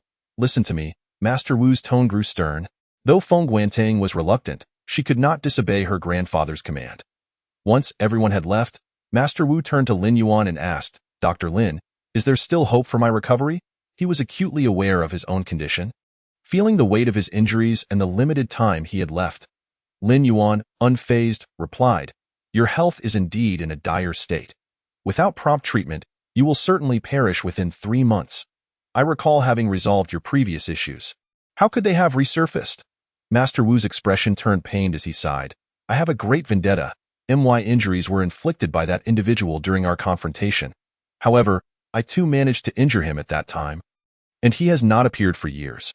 Recently, I received news that he has not only recovered but has also made significant advancements in his strength, breaking through to the Mingjing level, and he may seek revenge at any moment. This news has kept me awake at night, yet I find myself at a bottleneck, unable to make the final leap. In desperation, I attempted a forced breakthrough. I was too hasty, and now my cultivation has been severely compromised, and my body has sustained further injury." Lin Yuan's expression remained calm. The term Mingjing refers to the classification of martial artists. They are categorized as entry-level, Mingjing, Anjing, and the legendary Grandmaster level. Grandmasters are exceedingly rare in the Dragon Kingdom. Lin Yuan produced a jade needle and stated, "Your qi and blood are currently in turmoil. Allow me to assist you in regulating your qi first, after which I will prescribe a few herbal remedies to restore your health. A week of recuperation should suffice for your recovery." Master Wu exclaimed in excitement, "Thank you, Dr. Lin." Lin Yuan waved his hand dismissively. "No need for gratitude. We are now partners. Your recovery will benefit me greatly as well." Master Wu immediately declared, "For the Zhelongshan project, the Sihai group will undoubtedly lend our full support." His life was saved by Lin Yuan. Any monetary sacrifice was trivial to him. He would not hesitate to part with half of his fortune. At this moment, Lin Yuan suddenly suggested, "Master Wu, I have a method that may allow you to break through to Mingjing within a month." Master Wu's body trembled at this proclamation. His level. Advancing even a single step was exceedingly difficult. Martial arts depend on talent and comprehension. At his age, failing to reach Mingjing meant that hope for further advancement was slim. Hearing Lin Yuan's words ignited a spark of hope within him. Every martial artist yearns to elevate their strength, to glimpse a broader horizon. Moreover, entering Mingjing would enable him to neutralize the threat posed by his enemies. "Lin Xiao, from this day forth, my life is yours. Whatever you command, I, Feng Guantang, will follow without hesitation." Master Wu was overwhelmed and knelt before Lin Yuan. The gratitude he felt was akin to being reborn. He had no doubts about Lin Yuan's capabilities, as his previous injuries had been healed by him. Additionally, Lin Yuan's status was undoubtedly extraordinary. A prodigy of such youth could not be cultivated by ordinary factions. Thus, from any perspective, aligning with Lin Yuan would bring immense benefits to the Sihai group. Lin Yuan replied earnestly, Master Wu, this method carries certain risks, with only a 60% chance of success. Should you fail, you may lose your life on the spot. Furthermore, utilizing my method to break through will permanently cap your strength at Mingjing, preventing any further advancement. Are you certain you wish to proceed? Master Wu shuddered. For most, the risk of breaking through to Mingjing was already 50%. If he could achieve even a 30% chance, he would dare to take the risk. 60% was certainly within the realm of possibility. At his age, breaking through to Mingjing was his lifelong aspiration. As for reaching the higher Anjing level, he dared not even dream of it, as that was a realm reserved for true geniuses. Please, Lin Xiao, grant me this opportunity. What must I do? Just give the command. Lin Yuan nodded. I will provide you with a prescription. Once you have gathered the necessary herbs, I will combine them with my divine needle to enhance your strength. However, you must enter seclusion for a month to ensure your breakthrough is successful. You may make the necessary arrangements. Subsequently, Lin Yuan wrote out a prescription detailing the rare and precious herbs required, many of which were nearly extinct on the market and could not be found in ordinary herbal shops. Handing the prescription to Master Wu, the latter treated it as a treasure, his hands trembling with excitement. Upon reviewing the list, he was taken aback by the rarity of the herbs listed, such as the century-old Tianshan snow lotus, 10-year-old Huanhuan grass, and frost grass. You should procure these herbs as soon as possible. I will then assist you in formulating the concoction. Master Wu nodded vigorously, feeling an overwhelming sense of urgency. Rest assured. I will gather these herbs in the shortest time possible. The rest is up to you, Dr. Lin.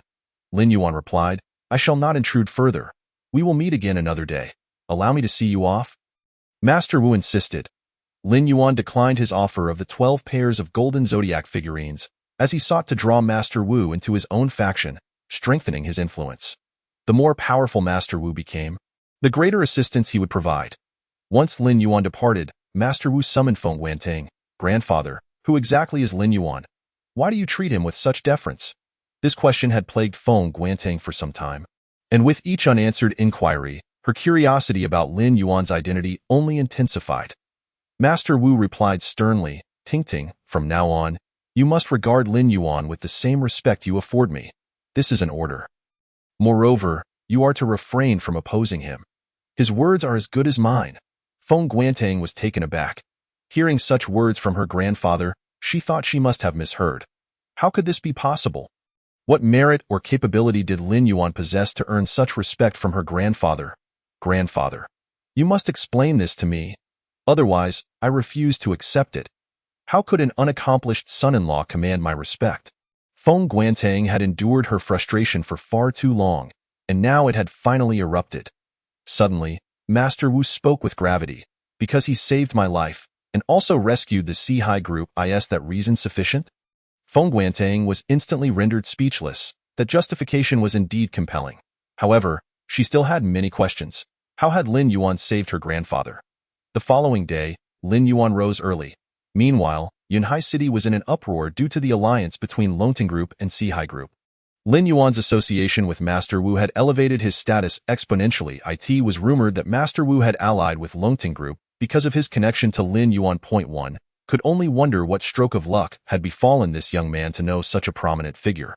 Some envied him, while others harbored jealousy. Surely, this young man must have won over Feng Guantang, prompting Master Wu's support. He must be relying on past glories to ascend. Others speculated maliciously, but no one truly understood the nature of Lin Yuan and Master Wu's relationship. Meanwhile, the most uncomfortable duo in Yunhai was undoubtedly Du Zhanping and Su Yuqing. They had become the laughingstock of the city, too ashamed to step outside for fear of encountering acquaintances, convinced that every glance directed their way was steeped in mockery. All the resentment in Du Zhanping's heart morphed into fury. Damn it, this is all your fault. He shoved Su Yuqing onto the bed, violently tearing at her clothes to vent his frustrations. Su Yuqing felt deeply wronged, but had to suppress her own anger and attend to Du Zhanping's needs. Darling, please don't be angry. I will make you happy right now. However, Du Zhanping's expression grew increasingly grim. Could it be that he was under excessive stress lately? He refused to accept such a notion. Yet after half a minute, His countenance resembled that of someone who had just consumed something vile. Xu Yuqing sensed something was amiss, but dared not voice her concerns. This moment, she finally couldn't help but glance up at Du Zhamping, her eyes seemingly conveying the message. You are utterly useless. Du Zhamping's heart raced with confusion. A man could falter in many endeavors, but this particular aspect was non-negotiable. Perhaps I've just been overly fatigued. Give it another try. 10 minutes later, Du Zhamping dressed himself, his expression still stormy. What are you doing? Call Director Xiao immediately and have him come to my house, Du Zhamping bellowed, his heart in turmoil. Everything around him appearing irksome, Xu Yuqing could only comply, feeling wronged as she made the call. Soon, Director Xiao hurried to his residence for a private meeting. Director Xiao, what is happening to me? Just a few days ago, everything was fine, and now, Du Zhamping queried anxiously. Based on your description, I preliminarily suspect you may have contracted a certain ailment. If you wish to ascertain the specifics, I recommend a discreet examination at our hospital. Rest assured, I will ensure your privacy, Director Xiao replied. Upon hearing this, Du Zhamping's face drained of color. He dreaded hearing those two words. He couldn't rest easy until he received a definitive answer. All right, I will go with you for the examination. After several hours at the hospital, Du Zhamping received the test results. As he gazed at the report, his face turned pale, and his hands trembled. The glaring diagnosis nearly caused him to lose his balance. Director, can this illness be treated? If you can cure me, I will pay any price, he exclaimed urgently. Director Xiao said, generally, this type of ailment is not particularly difficult to treat. However, your case is somewhat unique, and we cannot guarantee a successful outcome. Du Zhamping's expression darkened considerably upon hearing this. I demand you assure me that you will cure this affliction, or I will have your hospital dismantled. Do you still wish to remain in your position as director? Director Xiao was taken aback, hastily responding, Young Master Du, your symptoms are unusual. All other functions appear normal, save for that particular area. May I inquire if you have experienced any recent trauma? Listening to Director Xiao's words, Du Zhamping calmed down. He suddenly recalled an incident. That night at the Dihao Club, Lin Yuan had broken Huang Rongxing's leg but had only struck him lightly. At the time, he had assumed Lin Yuan was too intimidated by the Du family to retaliate severely. Now, he suspected Lin Yuan had indeed tampered with his body. Lin Yuan, I shall not rest until I avenge this grievance. Du Zhamping's hatred for Lin Yuan surged anew. Clutching the medication prescribed by Director Xiao, Du Zhamping exited the hospital with a dark expression. Just as he contemplated how to retaliate against Lin Yuan, several vehicles suddenly blocked his path. A group of imposing individuals emerged from the cars. Mr. Du, our boss wishes to meet you. Du Zhamping, already in a foul mood, retorted, if your boss wants to see me, why doesn't he come over himself? I'm not in the mood for this nonsense. The group's expressions turned icy at his words. Mr. Du, are you certain you want to deny an audience with the esteemed Gao Xiao of the Black Forest Group? Gao Xiao of the Black Forest Group, could it be the renowned Gao Tian, one of the 4 young masters of Qingzhou? Du Zhamping was taken aback. The Gao family of the Black Forest Group was a prestigious lineage, and Gao Xiao was the leading figure of the younger generation, handsome, capable, and shrouded in mystery. He had not anticipated such an illustrious personage would come to Yunhai. Very well, I will accompany you to meet Gao Xiao. Du Zhamping quickly acquiesced, realizing the gravity of the situation. Follow me. The men clad in black ushered Du Zhamping into a vehicle and drove him to a villa on the outskirts. They brought him to a pavilion where a strikingly handsome young man was engaged in a chess match with an elderly man with white hair and a bald head. Du Zhamping recognized that the dashing young man must be the fabled Gao Xiao, while the elderly gentleman was unknown to him. Gao Xiao seemed oblivious to Du Zhamping's presence, continuing his game with the elder. At this moment, Gao Xiao smiled faintly. Mr. Zhuge, I graciously accept your concession. I have one apiece. The man addressed as Mr. Zhuge chuckled lightly. The tides of time push the waves forward. I am old, and now it is the world of the young. Upon hearing the name Mr. Zhuge, Du Zhamping was instantly shocked. Though he had never heard of this individual, anyone who could stand alongside Gao Xiao and earn his respect was undoubtedly extraordinary. He suddenly found himself unable to underestimate this seemingly decrepit old man. At last, Gao Xiao turned his gaze towards Du Zhamping and asked, Are you Du Zhamping? Yes, I am. I am curious as to why Gao Xiao summoned me, he replied, forcing a smile and bending slightly forward in deference. Gao Xiao responded, There is no grand matter at hand. Our Black Forest group wishes to enter the Yunhai market, and we are seeking a familiar ally. I wonder if the Du family would be interested in collaborating? Du Zhangping was utterly astonished. Previously, he had tried his utmost to curry favor with Master Wu for assistance, only to end up as a laughingstock. Yet who could have imagined that in losing one opportunity, he would gain the favor of the even more formidable Gao Xiao? Gao Xiao, I am more than willing to collaborate with you. However, I believe you are aware that my family has encountered some issues recently, and my reputation has suffered somewhat. What is it about me that piques your interest? Du Zhangping felt a surge of excitement, yet having learned from past mistakes, he was determined to be cautious this time. He did not want to become the butt of jokes in Qingzhou again. I am someone who relishes the unexpected, who does what others deem improbable. I see great potential in you. You merely lack an opportunity, and I am here to provide that opportunity, Gao Xiao replied with an air of calm. Seated across from him, Mr. Zhuge appeared to be engrossed in his tea, seemingly oblivious to their conversation. Suddenly struck by inspiration, Du Zhangping boldly declared, Gao Xiao, I am honored by your regard. I am willing to follow your lead. Excellent, Gao Xiao smiled gently. There is an opportunity at hand. What do you think of the Zhulong Mountain project? The Zhulong Mountain project. Du Zhangping's heart raced with astonishment before erupting into elation. With your backing? Do you believe I can secure this project? Gao Xiao sipped his tea nonchalantly. If I wish to secure Zhulong Mountain, do you think you can manage it? Du Zhangping probed cautiously. If you support me, I am confident in my ability to secure it. Moreover, the Du family would only take a 30% stake. The remainder would belong to the Black Forest group. Good, that is precisely what I wanted to hear.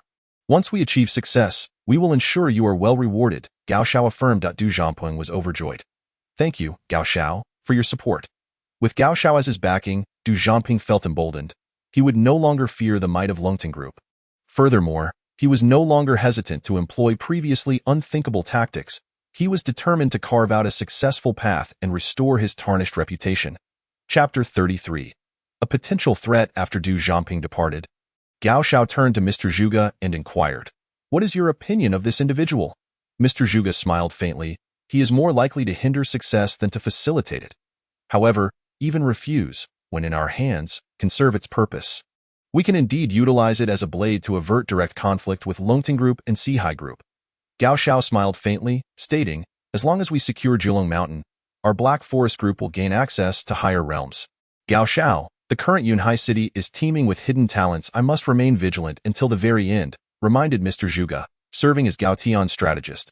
Gao Tian, unfazed, replied, Mr. Zhuge, you are overthinking it. In all of Yunhai, the only entities that pose a threat to us are the two major groups and the Qin family. If they stand alone, I hardly regard them as worthy adversaries. At that moment, Mr. Zhuge suddenly interjected, Gao Xiao, I wonder if you have noticed a certain individual named Lin Yuan.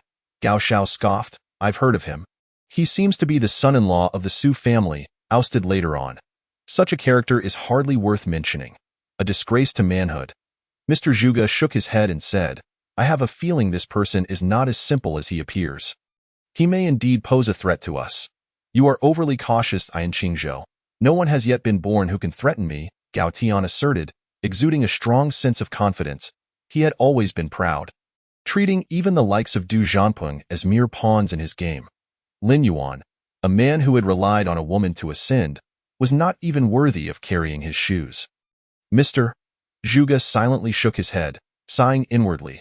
Gao Tian had many admirable qualities, yet his arrogance prevented him from recognizing the world's worth. Such a person could achieve great things, but it would be challenging for him to rise above others. Understanding Gao Tian's character, Mr. Zhuge knew that incessant warnings would only yield the opposite effect. If Gao Tian chose to ignore the situation, he would discreetly assign someone to keep watch. That was the duty of a strategist. Hey, what were you and Master Wu up to last night? Early in the morning, Shen Muyun confronted Lin Yuan in his office, demanding answers. Lin Yuan leisurely sipped his coffee, not bothering to look up. It's a matter for us men. It's best you refrain from prying. It must have been something unsavory. What good could two grown men possibly discuss? Shen Muyun retorted, her face filled with disdain.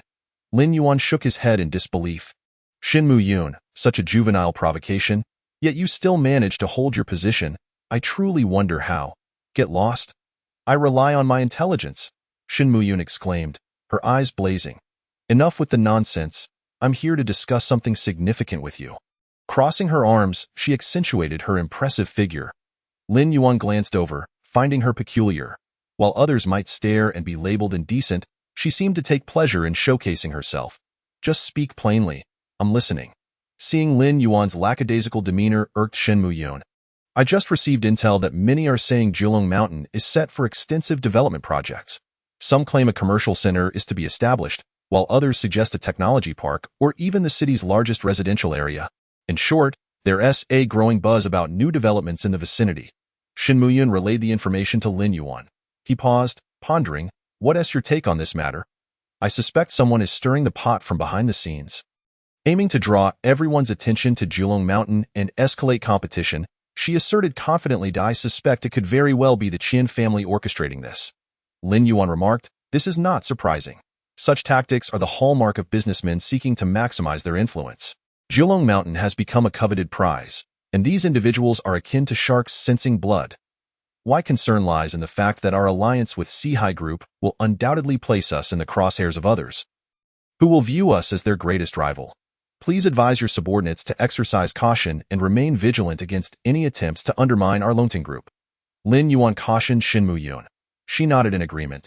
Despite her usual tendency to oppose Lin Yuan, she remained rational when it came to serious matters. At that moment, Shen Muyun's assistant entered. Ms. Shen, here's your package. Lin Yuan curiously leaned over, spotting the label that read Rose Women's Fragrance. If memory served him right, this brand was renowned for its suggestive lingerie. He couldn't help but chuckle at the thought that this seemingly aloof woman harbored such passionate tastes. This brand is quite effective, he remarked. Upon hearing this, Shen Muyun felt a wave of embarrassment wash over her, her face turning crimson. What are you staring at? Haven't you seen someone buy lingerie before? She quickly snatched the package and dashed into her office. What bad luck! How did he manage to see that? She hastily opened the package. A piercing scream echoed from Shen Muyun's office. Lin Yuan, having keen hearing, immediately sensed the distress and rushed into her office. There he found a pale Shen Muyun charging towards him, trembling as she pointed at the package, exclaiming, blood. Blood. I'm so scared. She was visibly shaken, her words stumbling over each other. Lin Yuan felt an unusual softness against his chest, accompanied by the tremors of the beauty in his embrace. However, he had no inclination to relish the moment. A bloodied knife? There's nothing to fear, Lin Yuan reassured her, patting her back while simultaneously sealing the package again. Yet, a chill crept into his heart. The presence of a bloodied knife within the package was undeniably a threat. Clearly, the collaboration between Longting and Sihai had ruffled some feathers, and certain individuals could no longer contain their agitation. In Lin Yuan's embrace, Shen Muyun gradually calmed down. However, upon realizing her position, she felt both anger and embarrassment. She punched his chest, scolding, "Get your hands off me!" Lin Yuan, speechless, thought to himself that women were truly incomprehensible beings. She had initiated the embrace and was now accusing him. All right, enough of this. Let me see what else is in there. Shen Muyun, still apprehensive, protested. What is there to see? Just toss it out. This matter is far from simple. Lin Yuan insisted, reopening the package. Indeed, alongside the bloodied knife was a note. Chapter 34. The winds of change. Lin Yuan unfolded the note, his expression growing increasingly grave. Shen Muyun, noticing his discomfort, cautiously approached and inquired. What's wrong? Take a look at this. Lin Yuan handed the note to Shen Muyun. As she read it, her expression shifted dramatically. The note contained a chilling message. Withdraw from the Julong Mountain competition, or next time, it may be a bomb. A skull was drawn above, laden with ominous warnings of death. Lin Yuan stated coldly, it appears someone is eager to take action against us. Shen Muyun, seasoned and composed, quickly regained her composure. I will inform the others that we must handle package deliveries with extreme caution, ensuring they undergo rigorous security checks to prevent any potential bomb threats. Who do you think is behind this? Shen Muyun pondered, struggling to imagine the audacity of anyone who would dare issue such a threat. The allure of the Julong Mountain project could drive many factions to take desperate measures. Our collaboration with Sihai Group has undoubtedly agitated these individuals. Yet, they lurk in the shadows, making it impossible for us to identify them. Presently, Yunhai City is a cauldron of power struggles, with various factions vying for Julong Mountain. Every entity seeking to claim it could potentially be the mastermind behind this threat. One thing is clear. We are now under intense scrutiny, becoming the focal point of attention for all factions. We are in the light while they remain in the dark. During this period, you must exercise caution and ideally bring a few more bodyguards. Shen Muyun declared fiercely, I will not let this matter slide. No one has ever dared to threaten me, and I will ensure that those responsible pay dearly. The Longting Group has risen to its current stature, undoubtedly due to its formidable nature. The Shen family secretly employs numerous skilled operatives. She immediately called her grandfather, relaying the events that transpired. Shen Anfu erupted in fury, investigate. If I find out who dared to threaten my granddaughter, I will have their skin flayed. He promptly arranged for family experts to come and safeguard Shen Muyun. Meanwhile, Lin Yuan had disposed of the bloodied knife into the trash and extracted the other contents from the package. It was indeed lace-trimmed lingerie. Just as Shen Muyun finished her call, she witnessed this astonishing sight and was filled with indignation. Exclaiming, pervert! Haven't you ever seen women's items before? Lin Yuan chuckled. I merely wish to check for any clues. Do you still want this? He asked, holding up a piece of fabric.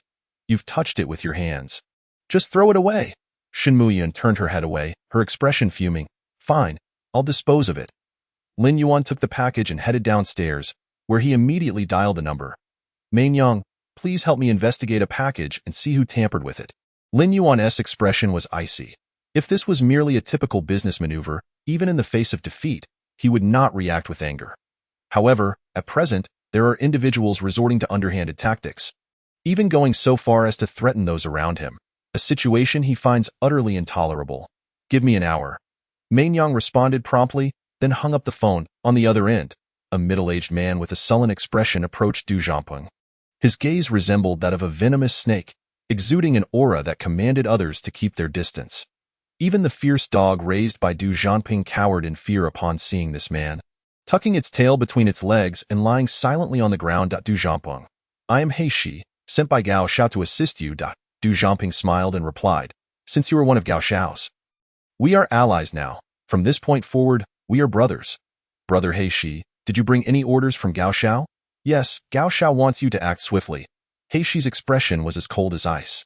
Du Zhangpeng chuckled, I have already begun my actions. Subsequently, he informed He Shi about his covert plans to sabotage Shen Muyun's delivery service. He Shi scoffed, is that all? Do you really believe that with the power of Longting Group, such intimidation would deter them? How naive. Du Zhangpeng was taken aback. Brother He Shi, do you have any good suggestions?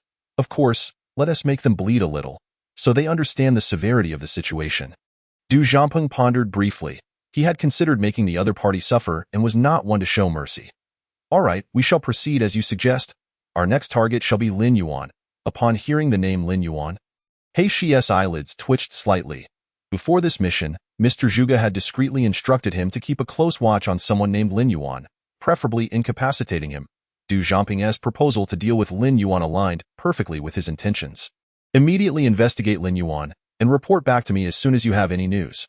Not long after, Du Zhangpeng discovered Lin Yuan's frequent haunts. He then gathered a group of thugs to surveil Lin Yuan at various locations. The moment an opportunity arose, he would not hesitate to order them to incapacitate Lin Yuan in the evening. Lin Yuan exited the headquarters and instantly sensed several malicious gazes fixated upon him. With a cold smirk, he realized he had drawn attention from others. These individuals were intriguing. Through their methods of surveillance, Lin Yuan discerned that they were no ordinary foes. They were seasoned operatives. Had it not been for Lin Yuan's acute senses, he might have failed to notice their murderous intent. Although aware of being followed, Lin Yuan remained unconcerned. He even deliberately altered his route, venturing into a relatively quiet and secluded street. Sure enough, as soon as Lin Yuan entered the lane, 5 or 6 menacing figures rushed towards him, wielding clubs and blocking his path. Upon glancing back, he noted several more individuals trailing behind, effectively cutting off his escape. These men were formidable, exuding an intense aura of hostility. Unmistakably thugs nurtured by a certain faction. Kid, my boss sent me to deliver a message. Abandon the Julong Mountain project, or we will break one of your legs today. The leader, a burly man, pointed his weapon at Lin Yuan. As soon as he finished speaking, the other thugs bared their teeth, ready to strike. Surrounded, Lin Yuan showed no sign of fear. He merely smiled faintly and retorted, "Who is your boss? Why should I heed his words?" Lin Yuan's defiance incited the burly man's wrath. "You insolent brat, you dare to provoke me. If you seek death, I shall grant it." With a roar, the burly man commanded his crew to attack. The thugs charged at Lin Yuan like wolves. Their combat prowess far exceeded that of ordinary ruffians. However, to Lin Yuan, they were no different from common thugs. With a powerful kick, Lin Yuan sent the most aggressive thug flying. At that moment, the remaining thugs closed in, their clubs slicing through the air towards him with ferocity. Each strike aimed directly at Lin Yuan's vital points. Maintaining a calm demeanor, he gracefully evaded their onslaught. Moving like a startled swan, with a sudden burst of energy, he accelerated, launching a punch straight at one of the thugs. Chapter 35. The Chain Scheme, Part 1. His fist bore down on the thug's face. The thug was taken aback, yet his body could not keep pace with his vision. With a dull thud, Lin Yuan's powerful punch landed squarely on the thug's face, sending him sprawling. Within mere moments, Lin Yuan had incapacitated 2 men, while the attacks from the remaining thugs had all missed their mark. "How dare you retaliate? Hit him harder." Seeing his comrades fall, the leader roared furiously, intensifying the assault. The other thugs, seemingly stirred into a frenzy, lunged at Lin Yuan with relentless and rapid strikes. A swarm of ants. A hint of murderous intent flickered in Lin Yuan's narrowed eyes, in an instant. He seized one thug by the arm. Crack! With a surge of strength, Lin Yuan snapped the thug's arm with a resounding crack. The agonizing pain pierced through the thug's bones, eliciting a chilling scream that sent shivers down the spine. Kill! This spectacle did not instill fear in the remaining thugs. Rather, it escalated their aggression. The leader's eyes turned crimson as he roared and swung a club at Lin Yuan's head, clearly intent on murder. Lin Yuan's expression darkened as he skillfully evaded several attacks. Then, with a swift motion, he revealed a slender white jade needle in his left hand. Swish! With a light push off the ground, Lin Yuan transformed into a shadow. Darting towards the thug, he struck swiftly, his right hand lightly touching the thug's chest. Having witnessed Lin Yuan's brutality, the thug instinctively panicked. However, this strike felt merely like a mosquito bite, devoid of any real sensation. Lin Yuan cared little for the thug's experience. After that single strike, he lunged at the other thugs. He danced through the fray like a leaf in the wind, dodging and countering with fluid grace. Yet, Lin Yuan's slippery movements only served to infuriate the burly leader. "Damn rat, is dodging all you can do?" he bellowed. Thud! Lin Yuan's hand pressed against the last thug's chest. He then broke free from the melee. Stopping to smile at the burly leader, "Here I stand. Feel free to strike." The thugs, seeing Lin Yuan standing still, assumed their taunts had provoked him. With sinister grins, they raised their weapons and charged at Lin Yuan. However, as they approached, they suddenly felt a wave of weakness wash over them. Thud! Even their weapons fell from their grasp. "What is happening? Why do I feel so weak? Me too. Why can't I muster any strength?" The thugs wore expressions of shock. Before they could comprehend the situation, their legs grew weak, and they collapsed to the ground. "What did you do to us?" Even the dimmest of the thugs could deduce that this was somehow connected to Lin Yuan. "You bastard, you actually poisoned us, resorting to such despicable means." Lin Yuan stepped forward, slowly approaching the burly leader. Looking down at him with disdain, he scoffed, "Poison? You overestimate yourselves." As a descendant of ancient medicine, Lin Yuan possessed knowledge of toxins. However, why would he need to poison mere ants? "I merely made a few insignificant adjustments to you. And as for what happens next, that depends on your choices." As he spoke, Lin Yuan leaned closer, coldly asking the leader, "Tell me, who is the mastermind behind this?" Yet, none of the thugs responded. Lin Yuan smirked, knowing that these thugs had been coddled and would not readily divulge information without suffering. "Lin Yuan, do not be too arrogant. You will pay for your treachery. Remember my name, Zhu Xiong." The burly leader roared. This Zhu Xiong was no ordinary character. He had once mingled in the underworld, engaging in all sorts of unsavory dealings. Later, he encountered Du Zhanping and became a loyal enforcer for the Du family. Over the years, he had aided the Du family in numerous illicit activities, resolving many troublesome matters. When tasked with eliminating Lin Yuan, he was brimming with confidence. believing the intel that Lin Yuan was merely a pretty boy with slight martial prowess. Little did he expect that Lin Yuan was not only capable, but also resorted to treachery. If word of this spread, where would he hide his shame?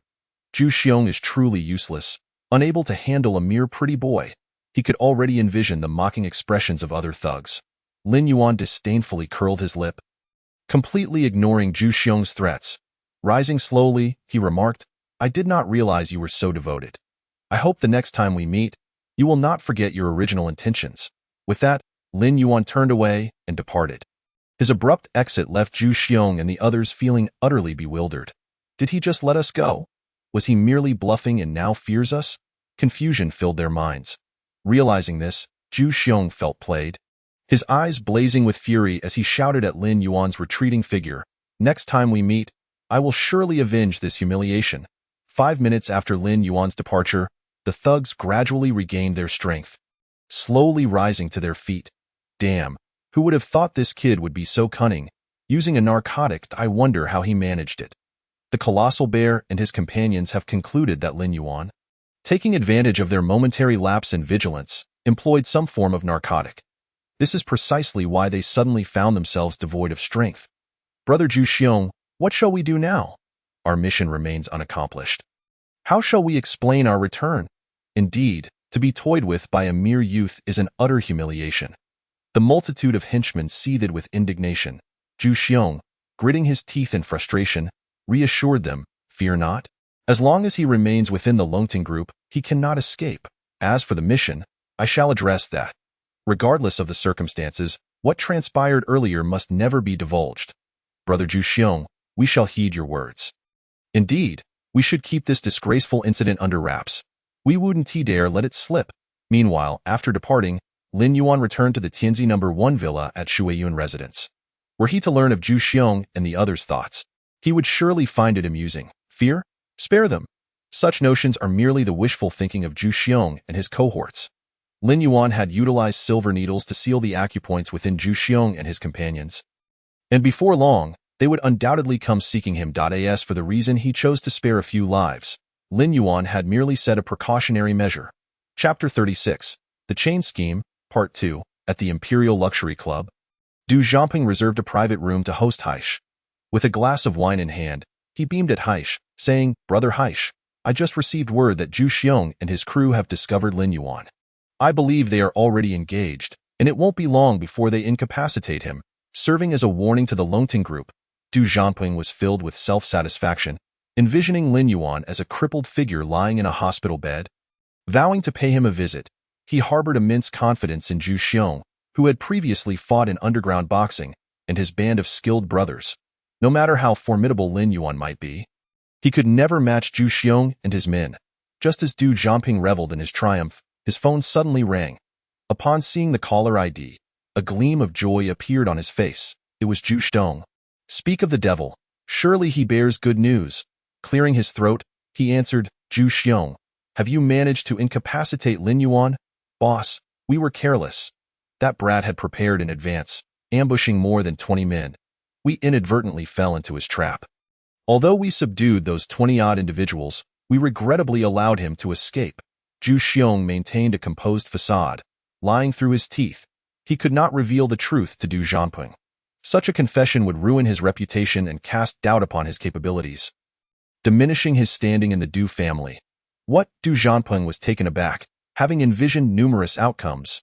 "But not this one. I apologize, Du Xiao. I underestimated that scoundrel.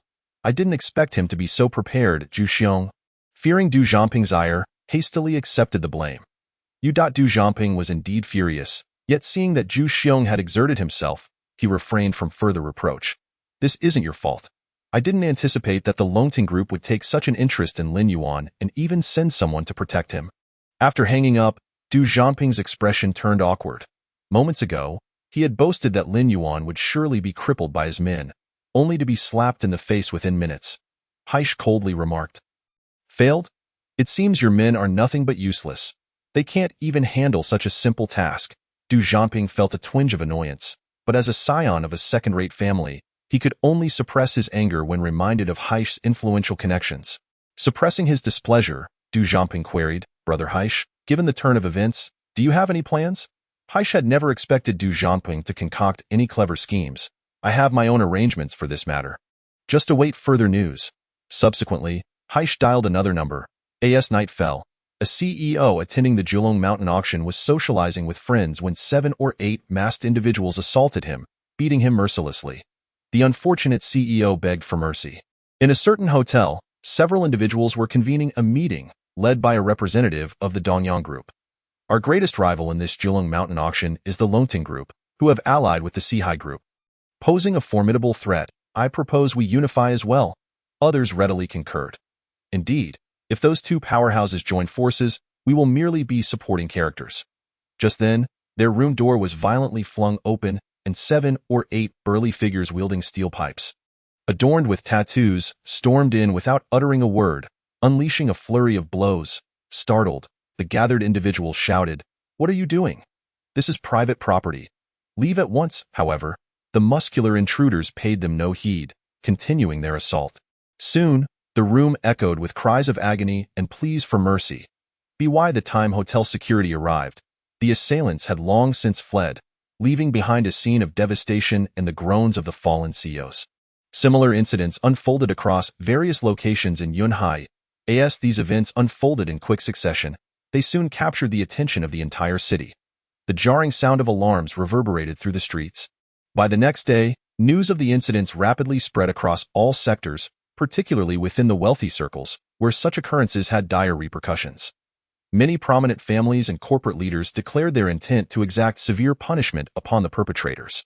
Chairman Yang Chong of Huatian stated, last night, "For violent incidents occurred in Yunhai, and the common thread among the victims is that they were all participants in the Julong Mountain auction." President Zhang of Gaoli Investment Company, Ltd. Remarked, "It seems someone intends to retaliate against their rivals." These elite individuals quickly discerned the underlying issues and, given their familiarity with such circles, could easily surmise the implications behind these unscrupulous tactics. The Julong Mountain opportunity was simply too enticing. Were it not for their limited strength, they would have eagerly participated. Let us be realistic. The waters here are perilous. If you dive in, you might well find yourself among the bones of the deceased. Du Zhanping was also within this circle of elites. Observing their discussions, a smirk of satisfaction crept onto his face, for this was precisely the handiwork of Haish. Haish's first step had succeeded. Now it was Du Zhanping's turn to act. He promptly mobilized his resources, discreetly disseminating information. In no time, the entire Yunhai was abuzz with speculation. Is this news credible? The Longting Group has maintained a decent reputation. Surely they wouldn't engage in such vile acts. Even in fair competition, their odds of securing the Julong Mountain project were substantial. What do you know? This is about clearing all obstacles. As long as there are no rivals, the Longting Group is virtually assured success. The allure of the Julong Mountain project is too great to resist employing some underhanded tactics. The Longting Group is utterly contemptible. Having allied with the Sihai Group, they resort to such despicable measures. If the Julong Mountain project falls into their hands, it will spell disaster for society. With the news circulating, the Longting Group quickly became the target of widespread condemnation. Numerous factions fanned the flames behind the scenes. The alliance between the Longting Group and the Sihai Group significantly heightened the competitive pressure faced by others vying for the Julong Mountain project. With such an opportunity to undermine their rivals, how could they let it slip away? Watching the public sentiment shift in accordance with his plan, Du Zhanping couldn't help but smile with satisfaction. Should events unfold smoothly, the Longting Group's reputation would be tarnished. A group with a sullied name, reviled by all, regardless of its vast assets, would have no claim to the Julong Mountain project. Once this formidable adversary was ousted, he would be able to seize the Julong Mountain project with a flourish. At that point, all the humiliations he had endured would be swept away. Chapter 37. The Chain Scheme, Part 2, At dawn, with the sky painted in hues of pale light, Lin Yuan was roused from his slumber by a ringing phone. "Lin Yuan, we are in big trouble." The moment he answered, he heard Shin Muyun's anxious voice. "Don't panic. Take your time and explain," Lin Yuan replied, still groggy. Shin Muyun collected her thoughts and said, "Several significant incidents occurred last night. A number of representatives participating in the Julong Mountain project bidding were assaulted, and now rumors are spreading that it was our Longting Group behind it." Upon hearing this news, Lin Yuan's expression sharpened. Shaking off his drowsiness, Please provide me with the full details of what transpired. Soon, Shin Muyun relayed everything she knew to Lin Yuan. The entire city of Yunhai is condemning us, claiming that we resorted to unscrupulous means to secure the Julong Mountain project. Some individuals are even publicly boycotting our company's products. If this continues, the Longting Group will suffer substantial losses. Lin Yuan remained calm after hearing her words, connecting the dots with the warning package and the group of henchmen from yesterday. A coherent narrative began to form in his mind. Shin Muyun, given the severity of the situation, we cannot remain idle. We must hold a press conference to clarify that the violent incidents last night had no connection to the Longting Group. Allowing public opinion to spiral out of control would be detrimental to us, and the Longting Group's reputation in Yunhai would plummet. Shin Muyun expressed her concerns. All right, I will make preparations immediately. I'm heading to the group headquarters now. Shin Muyun was not a fool. After hanging up, she promptly set about organizing the press conference. The current bidding for Julong Mountain has sent shockwaves throughout Qingzhou.at. This critical juncture, there are individuals targeting Longting Group, and even a fool can discern their intentions. After finishing a call, Lin Yuan's eyes glinted with a hint of coldness as he remarked, "It seems that some people can no longer contain themselves. However, no matter what malevolent forces arise, they shall not impede me. Julong Mountain is destined to belong to Longting Group. The Julong Mountain project holds immense significance, and Lin Yuan will not allow anyone to disrupt it." He took out his phone, where discussions regarding the incident of violence were already trending fervently online. Casually, he clicked on a video and was met with a plethora of comments. The people of Longting Group are utterly shameless. In their quest for success, they resort to unscrupulous means, even employing such despicable acts of violence. How contemptible! Products from such a company are bound to be subpar. We must boycott them. So domineering. Let us sue them for illegal and malicious competition. There were numerous similar remarks. Longting Group was thrust into the limelight of controversy. Moreover, the speed at which public opinion spread was astonishing. If there wasn't someone orchestrating it from behind the scenes, one would have to wonder. Just then, a call came in from Master Wu. "Young Master Lin, is there something I can do for you?" Master Wu stated his intentions directly. He was aware of the events from the previous night, but believed that Lin Yuan was certainly not the type to engage in such behavior. Furthermore, he felt that Lin Yuan would not require such underhanded tactics to compete, and no need for that. "Do not waste your energy on this matter. Please assist me in gathering all the necessary medicinal materials as soon as possible." Lin Yuan declined the offer and proceeded to the company headquarters. Meanwhile, Shin Muyun hurriedly convened a press conference, with all personnel from the Public Relations Department in attendance. Many reporters had also arrived on site. However, according to the scheduled time, Lin Yuan was due to arrive soon, yet he had not shown up, leaving the reporters increasingly impatient. "Miss Shun, what is the meaning of this? You called us here, and yet it's already this late without a start. How long do you intend to delay? If you do not wish to hold this press conference, just let us know, and we shall take our leave. Indeed, if you are going to hold it, then do so promptly. Why the delay?" Many were visibly dissatisfied, having waited for a full hour. Shin Muyun felt a surge of anger. According to their agreement, Lin Yuan should have arrived half an hour ago. Helplessly, she steeled herself and addressed the crowd. "I sincerely apologize. There has been a minor issue that has caused a delay. First and foremost, I wish to thank all the guests and reporters for attending this press conference. Although the preparations have been somewhat rushed, we at Longting Group have a significant matter to clarify. Regarding the violent incident that occurred last night, we at Longting Group have no connection whatsoever. Longting Group would never engage in actions that harm others for personal gain. We have always advocated for fair competition and would never resort to illegal activities. Please trust in the efforts and contributions Longting Group has made over the years. We have always exercised great caution in maintaining our reputation." However, before she could finish, a reporter stood up to question her. "Miss Shun, villains do not wear badges that say villain. Have you ever seen someone commit a wrongdoing and voluntarily come forward to admit it? What evidence do you have to prove that this was not your doing? If you cannot present evidence, we have reason to suspect that this was indeed your doing. Yes, this incident was indeed orchestrated by you." Other reporters also rose to express their doubts, turning the atmosphere chaotic. The press conference was being broadcast live, and at Du Zhanting's villa, 3 individuals were watching the event unfold: Du Zhanting, Haish, and Su Yuqing. Du Zhanting chuckled sinisterly. "I am eager to see how you will respond."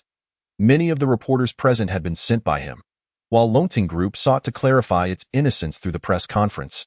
He seized the opportunity to further muddy the waters, aiming to tarnish Longting Group's reputation irreparably. Du Jianting smugly declared, "If Longting Group cannot weather this storm, its reputation will only continue to decline, making any future attempts at redemption exceedingly difficult." Haish added, "Moreover, Sihai Group will never collaborate with a company whose reputation is in tatters. They will surely distance themselves, leading to the collapse of their alliance." This plan had originated from Mr. Zhuge, who had previously conducted investigations on Sihai Group, understanding that Master Wu was a man who greatly valued his reputation and would never partner with a disreputable Longting Group. Unfortunately, he had underestimated the bond between Master Wu and Lin Yuan on stage. Shun Muyun desperately tried to explain, "This is a misunderstanding. Longting Group has truly not engaged in any wrongdoing. Although I currently cannot present evidence to prove anything, I assure you on the honor of Longting Group that we have no part in this matter." Yet, the reporters remained unconvinced. Chapter 38. The Chain Scheme, and, at that moment, a reporter stood up and loudly declared, "Miss Shin, there is no need for further evasion. We have received information that this incident was instigated by a manager named Lin Yuan from your group. Bring him out to explain." "Yes, summon Lin Yuan to face us." Shin Muyun was taken aback. Lin Yuan? That was impossible. Almost instantly, she dismissed the claim, believing that Lin Yuan, despite his seemingly laid-back demeanor, possessed a prideful nature that would find such actions beneath him. "Lin Yuan is our newly appointed project manager at Longting, and he facilitated our collaboration with Sihai Group. Acts of violence and intimidation are certainly not his style." Shin Muyun hurriedly explained. One reporter interjected fiercely, "If he did not do it, then who did? We only believe in evidence. Bring him out to face us." This reporter was one of Du Jianting's agents, having been paid to ask such pointed questions. Shun Muyun felt an immense headache. Dealing with these individuals was more exhausting than her actual work. Seeing the reporters adamantly demanding Lin Yuan's presence, Shin Muyun had no choice but to say, "I apologize, but Lin Yuan has not yet arrived at the company. He will be here shortly. Please give us a moment, and we will ensure he addresses your concerns." The earlier reporter scoffed, "He is absent when trouble arises. I suspect he is feeling guilty and afraid to face us." It seems the rumors circulating outside were not unfounded. It was indeed Lin Yuan's doing. Hearing such baseless accusations, Shun Muyun, usually mild-mannered, could no longer contain her anger. "You claim to possess evidence. Then please present it. Otherwise, you are merely slandering us, so kindly be silent." The reporters and attendants were momentarily taken aback, not expecting Shen Muyun to erupt in anger. However, they quickly regained their composure, shamelessly retorting, "It is Lin Yuan who must provide evidence to prove his innocence. If he cannot present anything, then he is undoubtedly guilty." Shin Muyun trembled with rage, unable to fathom how these reporters could be so brazenly immoral, turning truth into falsehood, just as she was at a loss for how to proceed. A thunderous voice resonated through the press conference. "I am Lin Yuan. If there are any questions, feel free to address them to me." The crowd parted, creating a pathway for a man with a calm demeanor and a faint smile to walk up to the podium. Upon Lin Yuan's arrival, Shun Muyun felt an inexplicable calm wash over her. Even she could not understand how she had transitioned from furious to tranquil. Shun Muyun sighed in relief, chiding Lin Yuan internally for his tardiness. Had he arrived sooner, she would not have had to endure such frustration. As soon as Lin Yuan appeared, the reporters shifted their focus entirely towards him. Microphones and cameras aimed his way. One reporter boldly asked, "Lin Yuan, can you explain why you ordered people to assault those competitors?" The reporter's inquiry was malicious, immediately placing the blame on Lin Yuan. Lin Yuan smiled slightly and responded, "I ordered people to assault someone? My dear reporter, were you present at the scene? Did you witness me instructing anyone to commit violence?" The reporter remained unfazed, stating, "I heard it from others. You still haven't answered my question. Please respond directly." Lin Yuan coldly retorted, "Since you heard it from someone else, then let that person come forward for a confrontation. I wish to ask them directly whether they saw me instruct anyone to commit violence." The reporter was left speechless, feeling embarrassed and unsure of how to proceed. Observing this, Lin Yuan simply smiled and said, "As a journalist, one must adhere to the principle of factual evidence. A mere "I heard" does not suffice." The reporter, humiliated by Lin Yuan's words, wore a grim expression, with a flicker of malice in his eyes. "Lin Yuan, while I cannot produce evidence, you are still the prime suspect in this matter. Many believe this incident to be your doing." Lin Yuan couldn't help but laugh. astonished that a journalist would utter such an unprofessional statement. To accuse someone without evidence while speaking so confidently was absurd. If investigations were conducted without evidence and solely based on suspicion, individuals like him would have been executed many times over. The reporter was rendered speechless, struggling to find words in response. Meanwhile, at Du Jianting's villa, Heish coldly observed Lin Yuan. This man is indeed cunning and eloquent. He should not be underestimated. Du Jianping, upon seeing Lin Yuan appear on the live broadcast, was already quite displeased and remarked, no matter how cunning and sly he may be, this time he cannot escape his fate. Su Yuqing observed Lin Yuan's face twist into an expression of sheer malevolence and bitterly exclaimed, "This worthless fool must have stumbled upon some fortuitous luck. Now he is soaring high. Just looking at his smug face makes me want to slap him," Du Jianping sneered. "Just wait and see. He won't bask in glory for long." At that moment, at the Longting Group's press conference, Lin Yuan's appearance and his sharp retorts left the audience in awe. Shen Muyun felt a sense of satisfaction. She had been infuriated by a reporter's earlier confrontation, and now witnessing their embarrassment felt like a sweet act of revenge. Nevertheless, other reporters were not inclined to let Lin Yuan off the hook. Although handling cases requires evidence, reasonable suspicion is also justified under the law. In this instance, all suspicions pointed towards the Longting Group. One reporter boldly stepped forward and questioned, "You're right. But suspicion is merely a possibility, not a predetermined fact. Therefore, when posing questions, it should be inquiries rather than accusations." After finishing his statement, Lin Yuan's gaze swept across the reporters. "You are all here for the truth. Now, let me present you with the truth. This incident was not orchestrated by the Longting Group, but rather someone aimed to frame us." His words left the room in stunned silence. This was contrary to their expectations, and the reporters immediately sprang into action, invigorated. "What evidence do you have to claim that others have wronged the Longting Group? Are you not attempting to divert our attention?" One reporter pressed. "You seem so certain. Do you possess any evidence?" The reporters, harboring ill intentions towards the Longting Group, retorted sharply. "Please do not change the subject. It is evident that this matter was instigated by your group, and you are merely fabricating excuses to evade responsibility." Lin Yuan smirked coldly and replied to the reporter who had just questioned him, "You see, I haven't even made a statement yet, and you are already so eager to stand up and slander the Longting Group, dismissing my words. Should I reasonably suspect that you are receiving monetary compensation from certain factions to deliberately tarnish our group's reputation?" The reporter was rendered speechless by this rebuttal. After stammering for a while, he finally mustered the courage to say, "We journalists uphold a sacred profession and possess a code of ethics. Your words are an insult to us." Lin Yuan scoffed disdainfully. "A code of ethics? What is it worth, 100,000 or 200,000? Moreover, I am merely expressing reasonable suspicion. Just as you suspect the Longting Group, Mr. Lin, I suspect you are attempting to divert attention. Your Longting Group has developed too rapidly in recent years. If it were through normal means, I find it hard to believe you could achieve such scale." The reporter continued. "The only explanation is that the Longting Group has employed underhanded tactics to maliciously suppress competitors. The violent incident last night is the perfect example." The reporter's indignation only fueled the fire, and soon, others chimed in with their questions. "To my knowledge, the Zhelongshan project is of immense value. Not only are local investors very interested, but even investors from other cities have come to bid in our city. Fearing competition, the Longting Group resorted to such despicable means to suppress its rivals. Is that not true?" Faced with these unfounded accusations, Shen Muyun, filled with rage, retorted, "You are spitting blood. The Longting Group's success is built upon our relentless efforts and dedication.